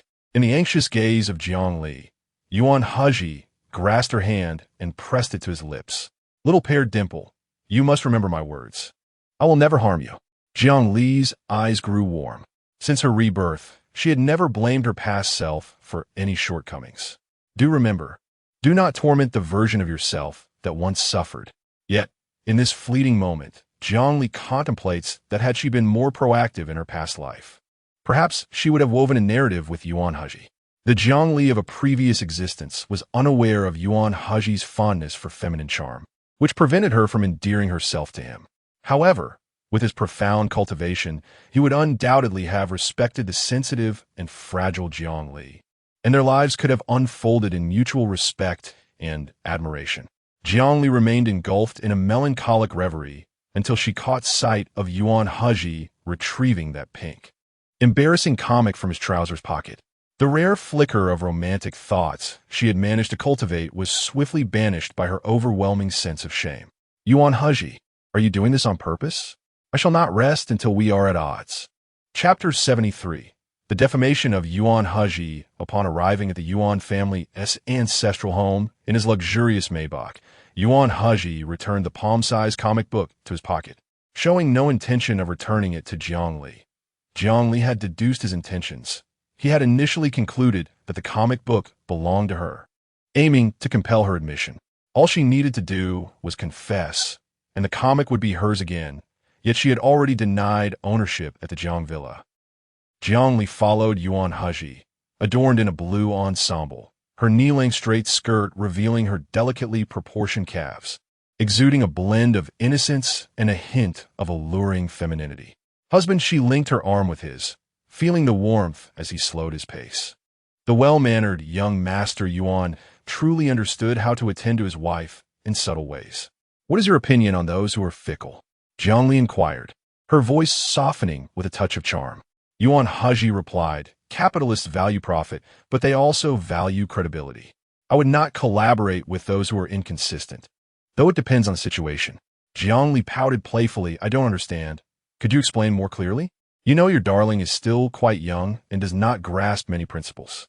You are a few years younger than me, and as a man of experience, I am a guiding light for you, as well as your lifelong partner through thick and thin. Yuan San and Yuan Si watched as a smile crept onto the young masteress' lips. Amen, he said, his tone both serious and dignified. For example, with projects that I hold in high regard, even if the other party proves to be inconsistent, I would still be willing to offer another chance. But not more than twice. Those who toy with me have already been expelled from Hong Kong. Jiang Li's dark, lustrous eyes sparkled as she said, "Husband, that comic book in your pocket actually belongs to me." His eyes narrowed, the pressure palpable as he halted. "Have you forgotten what I said? I do not show favoritism to anyone, including you. If you lie or make mistakes, you shall be punished just the same." Jiang Li was unaware of her own thoughts as tears cascaded down her cheeks, glistening like dew on her long, dark eyelashes, her delicate hand gently pressing against his chest. "How will you punish me? A slap would hurt my pride, and my bones would only hurt your precious hands. I cannot be spanked either. It will be too painful for me." Before she could finish, Yuan Hezhi covered her mouth with his hand, his fingers almost obscuring her entire face, leaving only her tear-filled eyes visible, stirring a base desire within him. Ultimately, Jiang Li reclaimed her comic book and learned from Uncle Wong that she had once left it in the Bentley after reading it inside the car. The driver discovered it and handed it to Uncle Wong, who immediately recognized it as belonging to the young mistress. Yuan Hezhi was present during the identification process, which is why it found its way into his pocket. After hearing the details, Jiang Li felt bewildered. How could one endure such a public humiliation? It was akin to being dragged from a funeral home to be cremated. In the study, the computer on the desk glowed, financial reports spread out beside it. Yuan Hezhi, seated in his executive chair with eyes closed, exuded an air of calm and composure developed through years in high office, nearly faltering before his candid young wife. She was young, lacking restraint, flirtatious and capricious, and despite her frail constitution, she continually sought to entice him. He could not wait any longer. Tomorrow was Saturday, a perfect opportunity to take her to Wanlai Mountain Villa for some tranquility, lest she persist in her attempts to seduce him. Yuan Hezhi summoned Uncle Wong, instructing him to prepare their belongings for Wanlai Mountain Villa. "Master, every time you go to Wanlai Mountain Villa, you do not require assistance, and you personally attend to all meals. I am well aware of your survival skills. However, the young mistress is delicate. She not only drinks traditional Chinese medicine daily, but also refuses to eat unless the flavors of the milk and bird's nest porridge are just right. Moreover, she must be coaxed into eating broccoli, eggplant, green beans, and lettuce. I have recently noticed that the young mistress is quite picky. Perhaps it is best to leave her at home. She remained strong and untroubled during your last 10-day business trip." Yuan Hezhi pondered for a moment. "Uncle Wong, why do I feel she is the indispensable master of this household?" Uncle Wong smiled. "The woman you personally chose is indeed the essential mistress of this home. Since her marriage, the smiles on your face have multiplied, and we naturally come to value her as well." Yuan Hezhi approached the floor-to-ceiling window, his tall figure radiating an imposing authority. "She must accompany me to Wanlai Mountain Villa, for it is she who needs to cultivate her character, not I. The reasons are not convenient for me to disclose, but ensure her belongings are packed. Her little dress is merely a step away from the washing machine. She should learn to manage her own necessities." Uncle Wong had no further objections and obediently began to pack. He dared not confront the young master about his contradictory nature. Such sensitive matters were best left for the young mistress to handle. On Saturday morning, after completing his morning run, Yuan Hezhi received a call from Feng Yinshan and promptly took a shower and changed his clothes. Plans often change unexpectedly, and it seemed he would not be able to visit Wanlai Mountain Villa today. Jiang Li felt a surge of joy but dared not reveal it, sensing that Yuan Hezhi appeared quite eager for their outing. As he approached the door, he turned back to plant a kiss on Jiang Li, who looked particularly vulnerable in her sleepy state. Her soft, delicate arms wrapped around his neck, and their lips met in a tender, sweet embrace. "Husband, I desire a Hermes snow house. The 3 small rooms seem to offer a sense of security. I shall buy it for you." Yuan Hezhi pressed a gentle kiss on her slightly swollen lips before rising to leave, his impeccably tailored black suit devoid of any wrinkles. His refined appearance leaving an impression of grandeur that suggested a distance too daunting to approach. At times, Jiang Li wondered if this were all just a dream. While practicing calligraphy in her small study, Jiang Li contemplated calling Yuan Hezhi to inquire about dinner when a knock interrupted her. Uncle Wang frowned. "Young mistress, our esteemed grand aunt has arrived. The madam is entertaining her and wishes for you to join them for conversation, allowing the grand aunt to become acquainted with you." Setting down her brush, Jiang Li felt a mix of anticipation and concern. "This is a good thing, but why do you look so troubled?" Uncle Wang replied, "The grand aunt, raised in wealth, is nonetheless frugal and unpretentious, though she does not expect others to mirror her simplicity. However, she is straightforward and has little patience for wrongdoing." Jiang Li understood. The grand aunt was easily swayed, and Uncle Wang feared she might make things difficult for her. As a genuine elder of the Yuan family, unlike the madam, Jiang Li dared not be negligent. "Let us speak as we walk, Uncle Wang. Please tell me more about this grand aunt." Chapter 74. Encountering Aunt Li's bottom line. Striking back at the wicked matron Jiang Li could find a reason to seclude herself in the villa, avoiding her great aunt, but with so many elders in the Yuan family, she could not evade them all. If her great aunt truly was as straightforward and principled as Uncle Wang described, then she had no fear of Madame Yuan instigating her. Upon stepping into the small courtyard where the Yuan couple resided, Jiang Li was greeted by a hearty laugh. Uncle Wang remarked, "That's your great aunt. She has a loud voice and a love for laughter." She appeared to be an amiable person. As Jiang Li entered the living room, her eyes fell upon a somewhat larger-framed, middle-aged lady. "Greetings, great aunt. I am Jiang Li," she introduced herself. Yuan Guirong scrutinized Jiang Li from head to toe. Clad in an elegant qipao, her long hair elegantly pinned up, revealing a delicate swan-like neck, she was indeed a striking beauty, though appearances can often be deceiving. "Ah, Hezhi," she mused, "what a remarkable and decisive young man he is. Yet he too cannot escape the allure of beauty." Reciting Jiang Li's name, Yuan Guirong inquired, "I've heard that since your marriage, you rise later than Hezhi each day?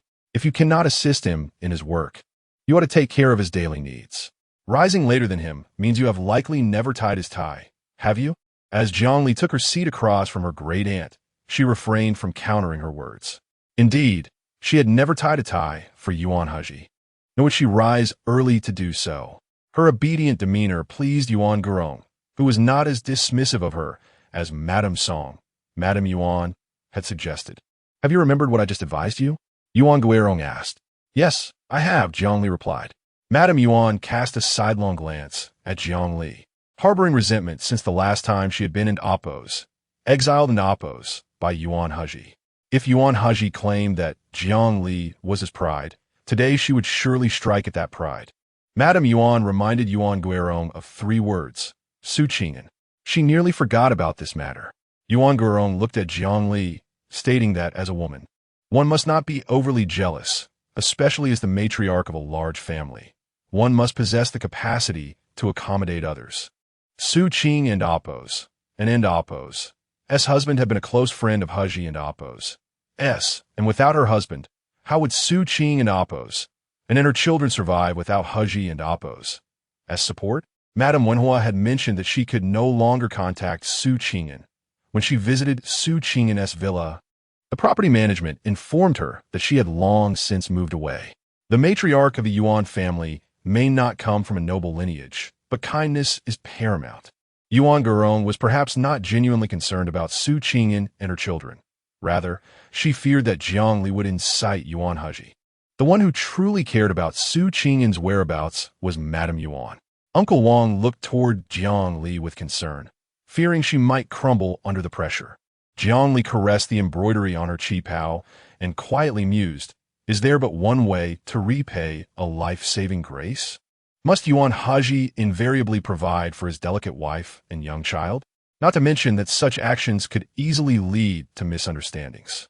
Shouldn't the ones most deserving of support be the parents who have toiled to raise the deceased and now bear the sorrow of losing their child? Hezhi has known Su Qing'an for over 3 years, while I have been married into the Yuan family for less than 3 months. I understand your deeper affinity for Su Qing'an. Thus, I truly do not grasp how her villa could be empty. Great aunt, please do not frighten me. If Su Qing'an has committed an error and has been cast out by Hezhi, should I err, I fear I would face even harsher repercussions. Yuan Hezhi was taken aback by this response. She was neither angry nor irritated. As for my great-nephew's wife, do you perceive Hezhi as a cold-hearted executioner? Jiang Li shook her head. I dare not do so. I have only been here for 3 months and do not know Yuan Hezhi as well as Su Qing'an does. If you wish to know Su Qing'an's whereabouts, I shall inquire on your behalf this evening. Madame Yuan hesitated, pondering whether Su Qing'an had indeed offended Yuan Hezhi and been expelled from Hong Kong. Otherwise, why could she not find her? Yuan Hezhi considered this and concluded, You truly do not understand Hezhi. He detests others prying into his privacy. Since you are unaware of Su Qing'an's whereabouts, do not inquire further. Jiang Li nodded in agreement. Madame Yuan, unwilling to relent, added, Great aunt, you may not know, but Ali is about to hold a calligraphy exhibition. Though she is young, she is a master of calligraphy. The rare editions you possess require careful preservation and are seldom taken out for reading.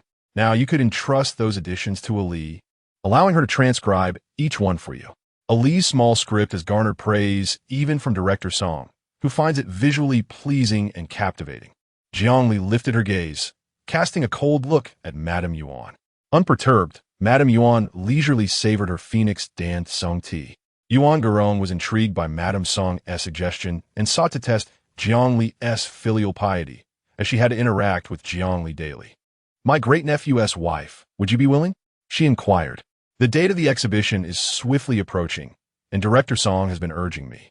In order to allow me to concentrate on preparing for the exhibition, Hezhi postponed the wedding if you do not wish to do so. Simply say so. Yuan Hezhi interrupted her, choosing not to acknowledge Jiang Li further. Madame Yuan's smile widened. Great aunt, perhaps you misunderstand.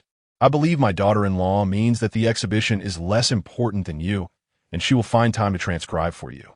Yuan Hezhi turned to Jiang Li. Your mother-in-law is speaking on your behalf. What is your stance? A low, icy voice cut through the tension. Aunt Song. Upon hearing Aunt Song, Madame Yuan's heart quivered, and in her startled gaze, Yuan Hezhi approached Jiang Li's side. With ease, he enveloped her small shoulder in his large, privileged hand, feeling her tremor of anger, which made his own heart ache. Wife, tell great aunt whether you wish to transcribe. Jiang Li remained silent, casting a pitiful glance at Madame Yuan, her behavior reminiscent of a textbook green tea character. Yuan Hezhi and Appo's sharp, piercing gaze landed on Madame Yuan. Yuan Hezhi also focused on her. Madame Yuan felt as though she were sitting on pins and needles. This audacious scoundrel was becoming increasingly brazen, and she felt a twinge of fear. With a forced smile, she said, Since my daughter-in-law lacks the time, we shall forego the transcriptions. Great aunt has many books at home. It is not necessary to have rare editions copied again. Yuan Hezhi took a deep breath, stating candidly, It seems I am being overly aggressive. I did not request my great-nephew's wife to transcribe. Had you not mentioned it, I would not have known she was a calligrapher. The smile faded from Madame Yuan's face. Yuan Hezhi assisted Jiang Li to her feet, urging her to lean against him, his intimidating gaze fixed on Yuan Hezhi. Great aunt, do you have anything further to say? Yuan Hezhi, alongside Madame Yuan, feigned humility. Jiang Li, suppressing her trepidation, grasped Yuan Hezhi's fingers. His imposing presence was frightening. It was not merely his violent methods that instilled fear, but the sheer terror of power itself. One point Yuan Hezhi made was indeed valid. As the matriarch of a large family, one must be magnanimous. While it may be easy to foster enmity with the Yuan family, who would stand by her side in future disputes, Jiang Li spoke up, Great aunt. Would you care to visit us? Although I lack the time to transcribe for you, I can present you with my best recent work. Yuan Hezhi immediately rose, flustered by her great-nephew's wife's generosity. Chapter 75. Does my wife love me or the handbag? Yuan Hezhi felt a bit intimidated by Yuan Hezhi, yet she did not wish to refuse the goodwill of her niece-in-law, so she followed Jiang Li into the small study. Jiang Li had decorated her study with great elegance. The low bookshelves were filled with books, and the blank walls displayed framed calligraphy works and Jiang Li's paintings. Anyone who could read and write would appreciate calligraphy, and Yuan Hezhi was no exception. Niece-in-law, I did not expect your small script to be so exquisite, rivaling those of renowned calligraphers. Such praise from you, great aunt. is too generous, Jiang Li replied, pulling out an unframed piece. Here, take a look at this one. It is my favorite. If you prefer any of the ones on the wall, I would gladly gift them to you. Just as Yuan Guirong was about to joke that she could have all the artworks in the room, she suddenly caught sight of the stern and composed Yuan Hezhi, which made her hesitate to speak freely. Niece-in-law, I do not wish to take your most cherished creation. It is commendable of you to have such filial piety, but I cannot take what belongs to another. Yet I truly admire your small script. Would you be willing to part with the piece in the center of that wall? Why would I hesitate? Jiang Li swiftly removed the calligraphy and handed it to Yuan Guirong. Great aunt, I noticed a delightful fragrance emanating from you this morning. Upon closer inspection, it seems to be the scent of your clothing, a subtle and refreshing aroma. Jiang leaned amp. Appo's cheeks bore a soft dimple, and her voice was crisp and gentle. I do not offer you my calligraphy without reason. I seek your guidance. How might I achieve such a lovely scent on my garments? Of course, Yuan Guirong was well-versed in the art of fragrance, though modern individuals often favored perfumes, making kindred spirits increasingly rare.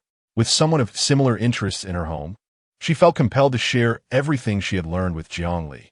Seeing the two engrossed in their conversation, Yuan Hezhi brought them each a cup of warm water. Yuan Guirong drank half of hers in one go, her genuine nature surfacing. I spoke quite a bit earlier. I hope you remember it. How about this? I shall write it down for you when I return home. Jiang Li's eyes sparkled as if she had received a treasure. Thank you, great aunt. Ah, dear Li, you are far too courteous. It is I who should express my gratitude. Yuan Hezhi interjected, Great aunt, grandmother wishes for you to visit her before you leave. Yuan Guirong replied, My sister-in-law must be missing me. I shall go to her now. Jiang Li accompanied her to the door. Great aunt has a delightful personality, she remarked. Yuan Hezhi stood tall behind Jiang Li, his imposing figure entirely overshadowing her petite frame.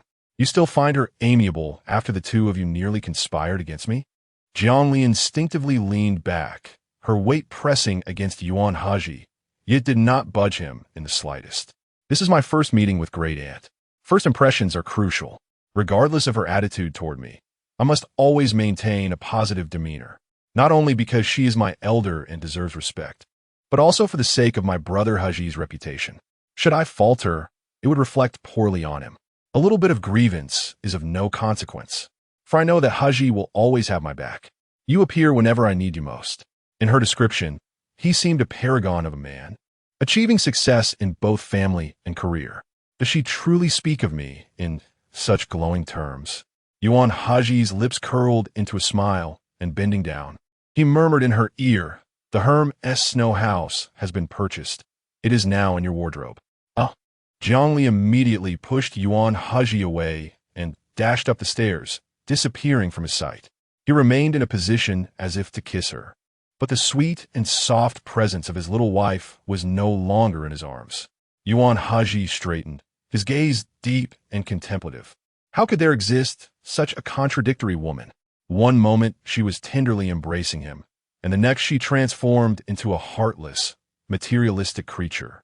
Do you think she loves me, or does she love the handbag more? Young master, I did not expect you to be troubled by matters of the heart. What has become of your former confidence? Yuan Xing glared at him. You will practice 20 large characters today. Fine, I shall write. Thanks to the young lady correcting his work daily, he had made considerable progress in his calligraphy. When he presented his work to Uncle Wang, the latter was astonished that it was indeed his handiwork. It was only after he wrote a line in front of Uncle Wang that he gained full acceptance. Uncle Wang sighed. It is truly difficult to appease children. Yuan San scratched his head, reflecting on his own challenging childhood, which nearly led him down a dark path. Yet he had encountered a wonderful young master and young mistress, making his life worthwhile. In the Su Nhting, the old lady and Yuan Guirong compared two of Jiang Li's ink treasures. The piece in Yuan Guirong's hand, written after Jiang Li's rebirth, was imbued with emotions and skill that were extraordinary. The old lady stared at Yuan Guirong's artwork, her eyes wide with desire. Shall we trade? Yuan Guirong immediately shook her head. Sister-in-law, if you desire it, simply ask Jiang Li directly. I will not trade with you. The old lady replied. Jiang Li is preparing for a calligraphy exhibition, and time is of the essence. Even if I adore her writing, I wouldn't dare ask for it outright, as it would only complicate matters. Jiang Li's willingness to gift you her work indicates her fondness for you, great aunt. Yuan Guirong understood her sister-in-law's implication, her cheeks flushing with embarrassment. Jiang Li is a wonderful child. Previously, I misunderstood her. Her generous spirit in gifting me her work humbles me. Jiang Li, raised in the Jiang family, is a remarkable girl, and I now see that this family is truly commendable. This union is fortunate, all thanks to your discerning eye, sister-in-law. The old lady smiled, shifting the conversation to other topics. She was aware that Yuan Foreign would exploit Yuan Guirong's genuine nature to trouble Jiang Li. Jiang Li appeared delicate, yet she was resilient, capable of holding her ground alongside Hezhi. Ignoring the chaotic presence of Yuan Liangjian and Song Wenhui, with Yuan Hezhi and Jiang Li at home, she could now find peace and rest. As night fell, Yuan Hezhi and Jiang Li joined the old lady for dinner, for they would be departing for Wanleishan's Wang the following day. Jiang Li was reluctant to go. Having succumbed to the opulence surrounding her, she felt incapable of fending for herself. In light of the Herm's snow house, she begrudgingly agreed to accompany Yuan Hezhi to Wanleishan's Wang for a couple of days of scripture reading. When Uncle Wang was packing their belongings, Jiang Li conducted a final check, which nearly led to an argument with Yuan Hezhi. Indeed, traveling and cohabiting could truly test the compatibility of a couple. The conflict arose when Jiang Li formed a bond with Demao, the golden retriever raised by Yuan Hezhi, and wished to bring him along on the trip. As Yuan Hezhi was unable to have children, Jiang Li naturally considered Demao as her child. After all, a furry child was still a child. Yuan Hezhi disapproved, and while Jiang Li respected his opinion, she was taken aback when he added, "Even if we bring Demao to Wanleishan's Wang, it will still be a burden for me to care for it." Jiang Li retorted, "Excusez-moi, if you think I and Oppos am lazy, to say so outright. What is the point of veiled insults?" Chapter 76. A day of clamor at Yuan's residence the following morning. Uncle Wang had already loaded the suitcase into the car, yet the eldest young master and his wife were nowhere to be seen. Typically, the eldest young master would rise at 6 when heading to Wanlai Mountain Villa, driving uninterrupted to arrive by 7:30, allowing him to prepare breakfast there. As Uncle Wang contemplated waking them, he spotted Yuan Hezhi carrying Jiang Li at the staircase. What happened to the young master and the young mistress? Uncle Wang inquired. Yuan Hezhi sighed. "What else can I do? I can add amp, Oppos, tea waker." He gently placed Jiang Li inside the Bentley, slightly adjusting the blanket wrapped around her to secure her seatbelt. After a moment's thought, he made his way to Demao's doghouse. Demao, nearly 6 months old, had grown to twice the size he was when Jiang Li brought him home, far plumper than most dogs of his age. Yuan Hezhi, looking down, was taken aback. "I and Amp, Oppos, V been so busy with work lately, and you and Amp, Oppos, V grown so fat." Demao, blissfully unaware of any concerns, only stirred when Yuan Hezhi carried him to the car. The well-mannered pup merely stared at Yuan Hezhi, as if asking, "Are you selling me?" Yuan Hezhi glanced at the sleeping Jiang Li in the passenger seat. "She insisted on bringing you along and kept me awake half the night. I hope she takes good care of you." Before 8, the Bentley arrived at Wanlai Mountain Villa, where the housekeeper awaited at the entrance. Maintaining a villa, yacht, and aircraft incurs significant annual expenses. Many can afford to purchase them, but cannot maintain them. Yuan Hezhi lowered the window and said, "We will be staying here for 2 days." The housekeeper responded respectfully, "Yes, young master. All the fresh ingredients in the refrigerator were delivered this morning. Wishing you a pleasant vacation." Yuan Hezhi simply nodded. He was not here for leisure, yet there was no need to elaborate. Upon entering the villa, the housekeeper closed the door and departed. The eldest young master typically visited alone, as he preferred solitude. However, he thought he glimpsed a woman in the passenger seat. Perhaps it was the young mistress. Rumors from the old residence suggested that the young master and mistress shared a deep affection. Once, when the young mistress suffered significant blood loss, the young master was alarmed and spent several days at her side in the hospital, which the media reported upon her discharge. Despite the need to cultivate a positive public image after marriage, the proud young master did not feign affection, indicating his genuine fondness for his wife. Once the car came to a halt, Jiang Li awoke, kissing Yuan Hezhi's cheek. "Good morning. Thank you for driving all this way. I'll take care of breakfast." Yuan Hezhi and Oppo's eyes flickered with unspoken words, yet Jiang Li had already exited the vehicle. The purpose of this visit was to allow her to rejuvenate and cultivate tranquility. He could not allow her to become overly attached from the outset. He would need to inform her later that such displays of affection were inappropriate at Wanlai Mountain Villa. Yuan Hezhi took Mao out for a walk, allowing the dog to relieve himself. Afterward, his aversion to dirt compelled him to wash his hands indoors. With Mao happily trotting behind, Jiang Li had prepared breakfast, 2 bowls of wontons, and also poured dog food for Mao, who eagerly devoured it. "See, I can take care of Mao." The delectable wontons, rich in flavor, vanished swiftly as Yuan Hezhi finished 1 bowl in mere minutes. "They're into Oppo's more in the kitchen," Jiang Li said tenderly. "I made plenty, fearing you might not have enough." Yuan Hezhi glanced at her apron, still tied around her waist, and thought perhaps his grandmother was indeed correct. She was indeed virtuous. Jiang Li then asked, "The villa has a golf course. Where can I find the equipment?" Yuan Hezhi pointed her in the right direction. Before long, Jiang Li, carrying her golf bag, passed by and flashed a sweet smile at Yuan Hezhi before calling to Mao to join her on the golf course. As for the dishes, they would be left for Yuan Hezhi to wash. The young master, who had always avoided domestic chores, fell silent. Previously, his visits had been filled with tranquility, sipping tea and enjoying fruit, never needing to cook or clean. After a moment of contemplation, he opened a WeChat group chat and asked, "Does anyone know how to use a dishwasher?" "Oh, I know. You need a special detergent for it, or it will malfunction." The eldest young master of the Yuan family is washing dishes himself? Our Hong Kong elite is doomed. "Young master, your family's status is precarious." Yuan Hezhi did not find washing dishes shameful. He merely disliked it. He responded, "Let us not be ridiculous. A wife cooks, a husband washes dishes. That is the way of marital harmony." Reasonable suspicion. Yuan Hezhi is showing off his affection. Have you all not realized? Right? No one even asked him about cooking. He and Oppo's just showing off. The single dogs passing by feel unjustly kicked. What did I do wrong?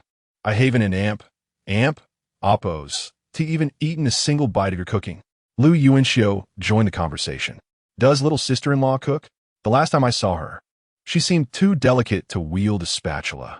Yuan Hezhi replied, "She can wield a spatula and can also take your head off." Lu Yuanxiu. Angry and embarrassed, "I knew it. I said little sister-in-law couldn't cook." Lu Yuanxiu. "No need to show off affection. I've never seen a wealthy wife personally cook. The smoke harms the body and skin. They're all too concerned with their own well-being." Yuan Hezhi pinched the bridge of his nose, surrounded by foolish friends. He figured out how to operate the dishwasher himself, and then glanced at the range hood.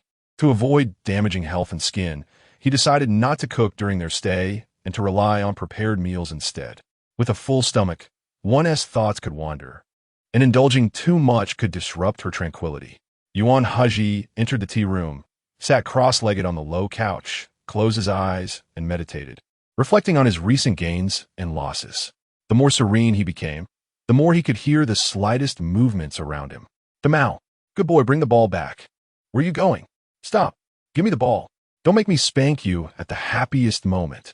Jiang Li shouta, swinging her golf club as she chased after the dog, trying to help him lose some weight. The tea room had doors at both ends. And opening the back door revealed a panoramic view of the nearby scenery and the distant golf course. Yuan Hezhi took a deep breath, his mind clouded with thoughts of Jiang Li's voice, which he had never noticed was so loud before. He opened the back door of the tea room, but saw no sign of the woman and her dog. "Where are they?" Yuan Hezhi furrowed his brow, slipping on his shoes to search for them. Jiang Li, having washed the fruit plate, was sprawled lazily on the sofa, engrossed in a show, her cheeks stuffed with green grapes. She looked up at Yuan Hezhi from the staircase, her mouth full. "Is the TV too loud, disturbing your meditation?" "I've turned it down to the lowest setting." As Yuan Hezhi approached, he noticed a Mao sitting beside her on the sofa, wearing a bib and munching on an apple. While the Mao was clean, the sofa had not escaped unscathed. Yuan Hezhi placed a hand on his waist, his sharp eyes narrowing as he seemed to perceive Jiang Li and Oppo's intentions. Did she think she could avoid meditation at Wanlai Mountain Villa? Dama will be spoiled by you. Come with me to the tea room to meditate. Oh, Jiang Li followed him into the eerily quiet tea room. Once Yuan Hezhi settled into a cross-legged position, she impulsively plopped herself into his lap. While he talked to Mao well, she felt it was unfair that the pup was merely enjoying a snack on the sofa. His heartless father, Yuan Hezhi and Oppo's embrace was the finest sanctuary in the world. Sitting in his arms for meditation, Jiang Li felt she could resolve any dilemma. Delighted, she disrupted his tranquility, forgetting that it was just the two of them in that space. Chapter 77. Yuan Hezhi. My affection for you ceases. Uncle Wang mentioned that Yuan Hezhi seeks tranquility at Wanlai Manor every month, an itinerary only foregone under exceptional circumstances. This practice seems crucial to Yuan Hezhi's well-being, and disturbing him is ill-advised. Realizing this, Jiang Li tightened her embrace around Yuan Hezhi's neck. Burying her alabaster face in the hollow of his throat, their skin intimately pressed together. This, for a man afflicted with tactile deprivation, was akin to strangulation while being force-fed an aphrodisiac. Jiang Li yearned to escape this place, finding it too serene, too awkward, lacking the comforts of home. At home, she could surreptitiously order bubble tea online, discreetly pour a small cup for herself, and share the remainder with Uncle Wang. Wanlai Manor, on the Mate One app, was merely identified as a golf course, inaccessible to delivery services. Jiang Li sought to vex Yuan Hezhi, feeling like a temptress disrupting a saint's meditation as she observed his composed and dignified demeanor. A temptress she would be if it meant returning home for her bubble tea. Dearest Hezhi, Jiang Li bestowed upon Yuan Hezhi a pair of fervent kisses, her breath sweet and her voice honeyed. My presence here only causes disruption. You toil tirelessly, and your moments of respite should not be marred by my antics. Besides the Bentley you drove today, I noticed several other vehicles in the garage. Allow me to drive myself home. Yuan Hezhi opened his eyes, his voice even and composed. Henceforth, whenever time permits, I shall bring you to Wanlai Manor for contemplation. It is you who requires tranquility most, so abandon thoughts of departure. Now dismount from my lap immediately. Conduct yourself with decorum and cease your attempts at amorous entanglement. Jiang Li regarded him as a leader, not merely out of reverence, but also due to his inherent leadership qualities, his effortless composure and gravity. Who could perceive him as a mere ordinary husband? Jiang Li rose with feigned grievance, only to collapse back onto his lap, feigning weakness. Forgive me, it was unintentional. Her ruse successful, she swiftly scrambled to the opposite side, distancing herself from Yuan Hezhi. So I am forbidden from sitting on your lap? You shall sit, you shall. Jiang Li failed to notice Yuan Hezhi and Oppo's ominous gaze. When she glanced at him furtively, he had resumed his meditation, a gray blanket now draped over his legs. Unnoticed by Jiang Li, his arms felt empty, his neck still yearned for the delicate warmth he had just experienced. Yuan Hezhi found himself incapable of finding peace.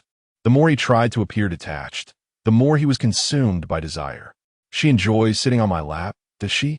She shall have ample opportunity in the days to come. Jiang Li awaita l'ultima. Yuan Hezhi announced that he would prepare the meal himself, a display of refinement from the young master, deigning to perform menial tasks. She had no intention of assisting in the kitchen, preferring to await her meal in the dining room. Alas, Jiang Li sighed for the umpteenth time. Ever since Yuan Hezhi discovered that comic book, he seemed convinced of her impurity, insisting on her seeking tranquility. Please, he is impotent. Does he fear coercion? After a hasty lunch, Yuan Hezhi took Damao for a stroll and inquired whether Jiang Li desired an afternoon nap. Jiang Li, you wish to nap? Yuan Hezhi, indeed. Jiang Li and Oppo's eyes darted about. You sleep first. I shall watch an episode of a drama before napping. Yuan Hezhi, very well. The midday sun is intense. Refrain from taking Damao out to play golf, lest your skin suffer sun damage. As she watched Yuan Hezhi ascend the stairs, Jiang Li nodded obediently, then playfully pinched Damao and Oppo's muzzle. Damao, this place is devoid of amusement. We shall vex Yuan Hezhi until he never brings us here again. Yuan Hezhi slept soundly for a full hour, oblivious to the alarm he had set for 30 minutes. He had not experienced such restful sleep in the past month. Upon completing his ablutions, Yuan Hezhi realized that something was amiss. There were no signs of Jiang Li having slept beside him. She had not come in for an afternoon rest. He changed his attire and departed the bedroom. Jiang Li? Little pear dimple? Wife, cease your jesting and reveal yourself. Damao? After searching several rooms, Yuan Hezhi immediately proceeded to the garage, discovering that a black Mercedes was missing. His face darkened, the veins on his pale fingers snaking up to his forearm. He retrieved his phone and issued a few curt instructions. Concealed within a white Audi across the way, Jiang Li muffled her laughter, using her other hand to pinch Damao's muzzle. Yuan Hezhi, a man of such arrogance and power, would undoubtedly not passively accept a breach of his plans. Instead, he would immediately pursue the culprit, Jiang Li. Jiang Li was waiting for Yuan Hezhi's car to exit One-Line Manor before she followed him. Then it would not be her fault. Damao seemed to sense something. Breaking free from Jiang Li's grasp and gazing out the window, Yuan Hezhi was standing outside. Due to the angle, the man's face was obscured, but his sleeves were rolled up, revealing a length of slender, toned arm, his veins pulsing, his composed demeanor tinged with a hint of ferocity. Jiang Li felt her eyelids flutter. Remain calm. He may not have discovered me. The car door was wrenched open, and Damao bounded out, licking and nuzzling Yuan Hezhi, perfectly embodying the term sycophant. Yuan Hezhi ruffled Damao's head. Get lost. Damao whimpered and vanished in a flash, valuing his canine life. Jiang Li lay prone in the back seat, attempting to roll over and feign innocence, but her waist was pinned down by the man in Oppo's palm, rendering her immobile. Danger, danger. Husband, it was merely jesting. Is this game of hide-and-seek not amusing? I'm always discovered, as I only consider the beginning and not the end. Your wife is inept at games. Can you not indulge her? Yuan Hezhi and Oppo's voice was frigid. Jiang Li, I find this jesting unfunny. Upon discovering that the black Mercedes was missing, I was genuinely alarmed, even for a second. I strongly disliked the sensation of you vanishing from my sight. Even for a second. You shall pay the price for that second. I never personally discipline women, but you are an exception. Spare me. I truly know my transgression. I shall never tease you again. Jiang Li continued to struggle, attempting to roll over in his grasp. However, instead of succeeding, she felt 3 sharp slaps on her posterior. Jiang Li's eyes glazed over. She had actually been spanked by Yuan Hezhi. She knew he would be displeased, but she had not anticipated physical punishment. Yuan Hezhi extracted her from the car, noticing the tears welling in her eyes. He found the hypocritical little vixen's tears beautiful and felt no remorse. Yuan Hezhi, I no longer wish to be fond of you. Jiang Li sobbed, averting her clear, lovely eyes. Jiang Li, Yuan Hezhi and Oppo's face darkened. He was aware of his responsibilities and never permitted himself to indulge in romance. But hearing those words filled him with rage. Chapter 78. The young master puts on a show, and Ali is slandered. No man can resist a display of charm, provided it is accompanied by beauty. Otherwise, it becomes mere petulance. As Jiang Li wept, her tears, resembling droplets of jade, cascaded down her cheeks, soaking the fabric of Yuan Hezhi and Oppo's attire. No one loves me. Woo, even you bully me. Stop crying. I want to cry. Why should I not weep when I've been wronged? Jiang Li attempted to break free from his embrace, but his arm around her waist felt like a vice, rendering her immobile. Stealthily, she wiped her nose on his clothing, continuing to sob. You are so dignified and composed. You deserve a sensible and intelligent woman, like Xiao Xia. She can assist you in your work and won't cause you any trouble in life. My antics irritate you, transforming you from a gentleman into an abuser. It's evident we are ill-suited to coexist. My presence has disrupted your life. Without me, you could return to your former routine, free from annoyance. You certainly have a knack for choosing a wife. Yuan Hezhi's dark eyes bore into Jiang Li's before he effortlessly lifted her and exited the garage. The air conditioning was excessively cold, and he could feel the chill against her skin. Your former routine? Yuan Hezhi had long forgotten what life was like without Jiang Li. He had unconsciously come to regard her as an integral part of himself. Although he recognized her deliberate display of distress, the redness around her eyes was genuine, stirring his compassion. "Do not cry. You may joke with me in the future, and even if you scold me, I shall not take offense. But do not jest by disappearing.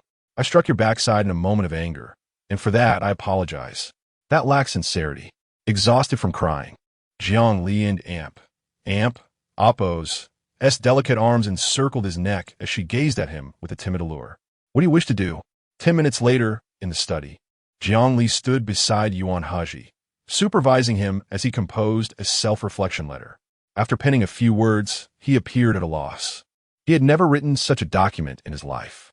"I do not know how to write a self-reflection letter," Yuan Hezhi admitted candidly. "You have never written one?" "Indeed. Why not?" Jiang Li questioned incredulously. Yuan Hezhi pondered for a moment before responding. "Reflection is necessary when one has erred. I once made a grave mistake, incurring significant consequences. Since then, every decision I make is thoroughly deliberated. Although this method of thinking can be exhausting and may occasionally rob me of sleep, I am determined not to repeat my past errors." Jiang Li furrowed her brow, sensing a hint of vulnerability emanating from Yuan Hezhi. Striving for perfection in every aspect is a tiresome existence. He pressed his forehead against hers. "It is indeed somewhat exhausting." As the esteemed heir of a prominent family, Yuan Hezhi did not require external admonition. His self-imposed standards were exceedingly high, driven by a sense of duty that compelled him to pursue excellence in both academia and career. Even if the family were to decline, a man of his caliber would not falter. His inherent ambition destined him to navigate the tumultuous waters of power throughout his life. How could it not be exhausting? When Jiang Li regained her senses, she realized she had dined, bathed, and was now comfortably nestled in Yuan Hezhi and Appo's embrace, drowsing. She couldn't shake the feeling that Yuan Hezhi was feigning distress merely to evade writing the self-reflection letter. The more she contemplated, the more it seemed amiss. Jiang Li sighed, recognizing that the opportune moment for anger had passed. This matter had been settled. To revisit it would be to display a lack of tact. Repetitive arguments over a singular issue could erode the bonds of affection between couples. Moreover, given the scant emotional connection between her and Yuan Hezhi, their relationship could scarcely withstand conflict. After spending a day at Wan Lai Mountain Villa, Yuan Hezhi returned Jiang Li to her family home before heading to the office. Jiang Li shook her head. She had not a trace of diligence, collapsing into her bed until midday. Upon rising, she first indulged in a hearty meal, then contemplated a visit to the Jiang family. They possessed several sets of indecorous comic books, which she intended to entrust to Qian Shui for safekeeping, lest Yuan Hezhi be further troubled by her presence at Wan Lai Mountain Villa. "Uncle Wang, is the young mistress going out?" Jiang Li, "Yes. Today. Your regular driver is on leave, so Yuan San will drive you." "Wasn't his license suspended for 12 points? That was last month. Yuan San has since retaken and passed the driving test." "Very well." Yuan San was Yuan Hezhi and Appo's trusted aide, relaying all matters to him. She feared her plans would be divulged. Upon arriving at the Jiang residence, Jiang Li exited the vehicle, saying, "Please wait for me in the car. I shall return shortly." Yuan San unfastened his seatbelt. "Allow me to accompany you. If you need anything, I can assist." His primary concern was the unreliability of the Jiang family, fearing for the young mistress and Appo's welfare. Entering the living room, Jiang Li found Jiang Song and Appo's present. Uncertain if she had recently married Yi Yuchan or if she'd come from the Yi family. Jiang Li's previous life had ended in abuse, yet Jiang and his wife, along with Jiang Song and Appo's, bore no direct culpability. They merely turned a blind eye. If she were to resent others for their failure to assist her, she would have a multitude of individuals to blame, a burden she lacked the energy to bear. Jiang Madam and Jiang Song and Appo's ceased their conversation as Jiang Madam remarked, "Why has Ali returned so suddenly? Is there something amiss?" Jiang Li smiled. "I do not wish to interrupt mother and sister's conversation. I shall retrieve something from my room and leave. I have been quite busy lately, but I will return to spend time with you when I can. Jiang Madam, preoccupied with her daughter and Oppo's affairs, distractedly replied, although you no longer reside here, your room is cleaned periodically. If you cannot find something, feel free to ask the butler. Thank you, mother. Jiang Songer wiped her tears and stealthily ascended the stairs, encountering Yuan San waiting in the corridor. Yuan San, Yuan Hezhi's personal bodyguard, was skilled yet lacking in other qualities. He was poorly educated, ill-mannered, and particularly disrespectful towards her. In her previous life, during an argument with Yuan Hezhi, she had been so enraged that she attempted to smash a vase over him, only to be kicked aside by Yuan San. The vase shattered, and she spent months in the hospital, with her parents eventually seeking reparation from the Yuan family before Yuan San begrudgingly apologized. But what was the value of an apology? Jiang Songer could not swallow her indignation. It was one thing for Yuan Hezhi to mistreat her, but a mere dog dared to bully her. Upon learning that Yuan San was preparing for adult education, she took every opportunity to belittle him, ultimately driving him to abandon his studies. A dog would forever be a dog. Dreaming of rising to prominence was futile. Jiang Songer glanced at the tightly shut door of Jiang Li's bedroom before approaching Yuan San, whispering, I know you're fiercely loyal to Yuan Hezhi, so you must keep an eye on Jiang Li. She is my sister, and I should protect her, but I am one to prioritize duty over kinship. You must not allow Jiang Li into Yuan Hezhi's study. Jiang Li and Lu Qinxue shared an unbreakable bond, and Lu Qinxue and Amp, Oppo's elder brother, Lu Yuming, was Jiang Li and Amp, Oppo's romantic interest. The Yuan group and Lu group had overlapping commercial interests. Thus, you must be vigilant against Jiang Li stealing secret from the Yuan group to aid the Lu group in its ascent. Chapter 79. The Jiang family and Oppo's abuse of the young lady. He plans to report. Yuan San observed the demeanor of the young lady since her marriage into the Yuan family. After all, she is also his half-calligraphy teacher. He found it hard to believe Jiang Songer, yet refrained from rebuttal, eager to hear what else she might say. Noticing his silence, Jiang Song and Oppo's smirked. Jiang Li had always felt that life was unfair to her. Individuals who appeared frail yet harbored darkness within could achieve power and commit any transgression. At that moment, the door swung open, revealing Jiang Li carrying a cardboard box. Unexpectedly smiling at Jiang Song and Oppo's Yuan San quickly took the box from the young lady and Oppo's hands, sensing its considerable weight. Jiang Li approached Jiang Song and Oppo's and softly remarked, Sister, are you afraid that I might thrive in the Yuan household, prompting you to smear my reputation? In our childhood, you were envious of me and pretended to fall down the stairs, claiming I pushed you. Our home lacked surveillance, and no matter how I explained, Mother punished me with 3 days of starvation, permitting only a cup of water each day. On another occasion, you took our mother's cherished pearl necklace. When she threatened to call the police, you hid it in my room. This time, I am confined to a small dark room, without even water to drink. Young lady. Yuan San's expression reflected disbelief. He felt compelled to report the Jiang family's maltreatment of her. Jiang Songer retorted sharply, Jiang Li, have you lost your mind? I did none of those things. You are slandering me. Yuan San, have you witnessed her underhanded tactics? Yuan San remained speechless. Jiang Li continued, Yuan Hezhi has forbidden Yi Yuqing from seeking financing, and in Xiangjiang, only the Xie group can rival the Yuan group. Yi Yuqing has no choice but to plead with the strikingly beautiful general manager Xie. When I entered, I saw my sister in tears. Surely, you are not envious of general manager Xie and venting your frustration on me because you lack the courage to confront her? How dare you speak to me like that? Jiang Song and Amp, Oppo's, trembled with rage. She had always been domineering in front of Jiang Li and had never faced such derision before. Ignoring her, Jiang Li turned to leave. Don't go. Jiang Songer reached out to strike Jiang Li, only to be pushed aside by Yuan San. Back in the Bentley, Jiang Li could still hear Jiang Songer's curses. She hoped that the chaos would follow her to the Yi household. Madame Jiang was suffering from a severe headache. You did not provoke her. Why did you stir the pot? Jiang Song and Oppo's replied. She returned to her parental home with bodyguards, flaunting her status, clearly mocking my life after marriage. Madame Jiang pondered. Isn't that the truth? The Yi family pales in comparison to the Yuan family. Yi Yuqing is not on par with Yuan Hezhi, and your marriage is less favorable than Jiang Li's. Perhaps it is time for you to return?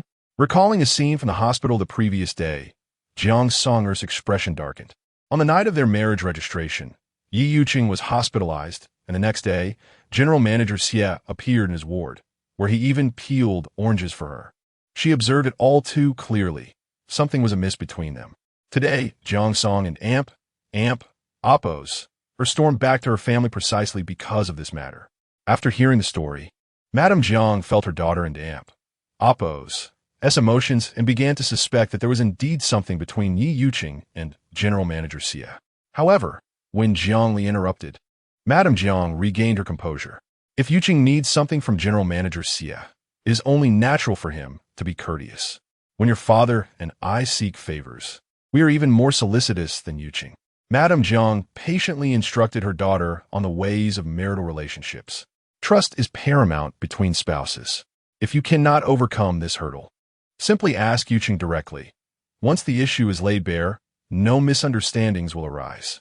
Jiang Songer was persuaded and drove to the hospital. On the day Yi Yuqing was engaged, he had coughed up blood and lost 5 pounds within 3 days. His face had become gaunt, and his previously refined demeanor now bore a shadow of gloom. His smile remained gentle, yet it seemed insincere, perhaps due to his illness, lacking any vibrant essence. You and Oppos, come to see me. Does that mean you're no longer angry? He asked. Realizing that Yi Yuqing was trying to placate her, Jiang Song and Oppos felt a sweetness in her heart. This was the husband and marriage she desired, while Yuan Hezhi resembled an ice fortress. Darling, when will you recover? She inquired. I should be discharged in about a week, he replied. Jiang Song and Oppos bit her lip, wondering if General Manager Xie would visit him again. She manages the vast Xie group, it and Oppos. It's remarkable that she came to see me even once. It's unrealistic to expect her to visit daily, he stated. Is there truly nothing between you and General Manager Xie? Nothing at all. You are overthinking it.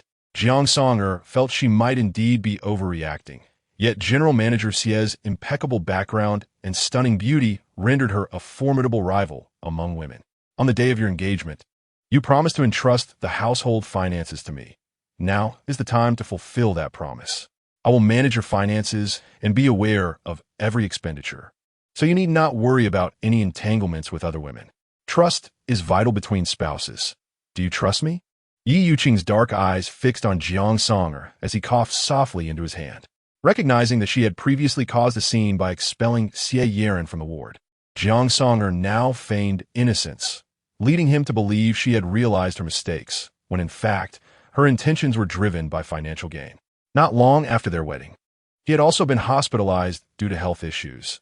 Jiang Li had personally made lily and pear soup for him, providing a variety of nourishing broths every day.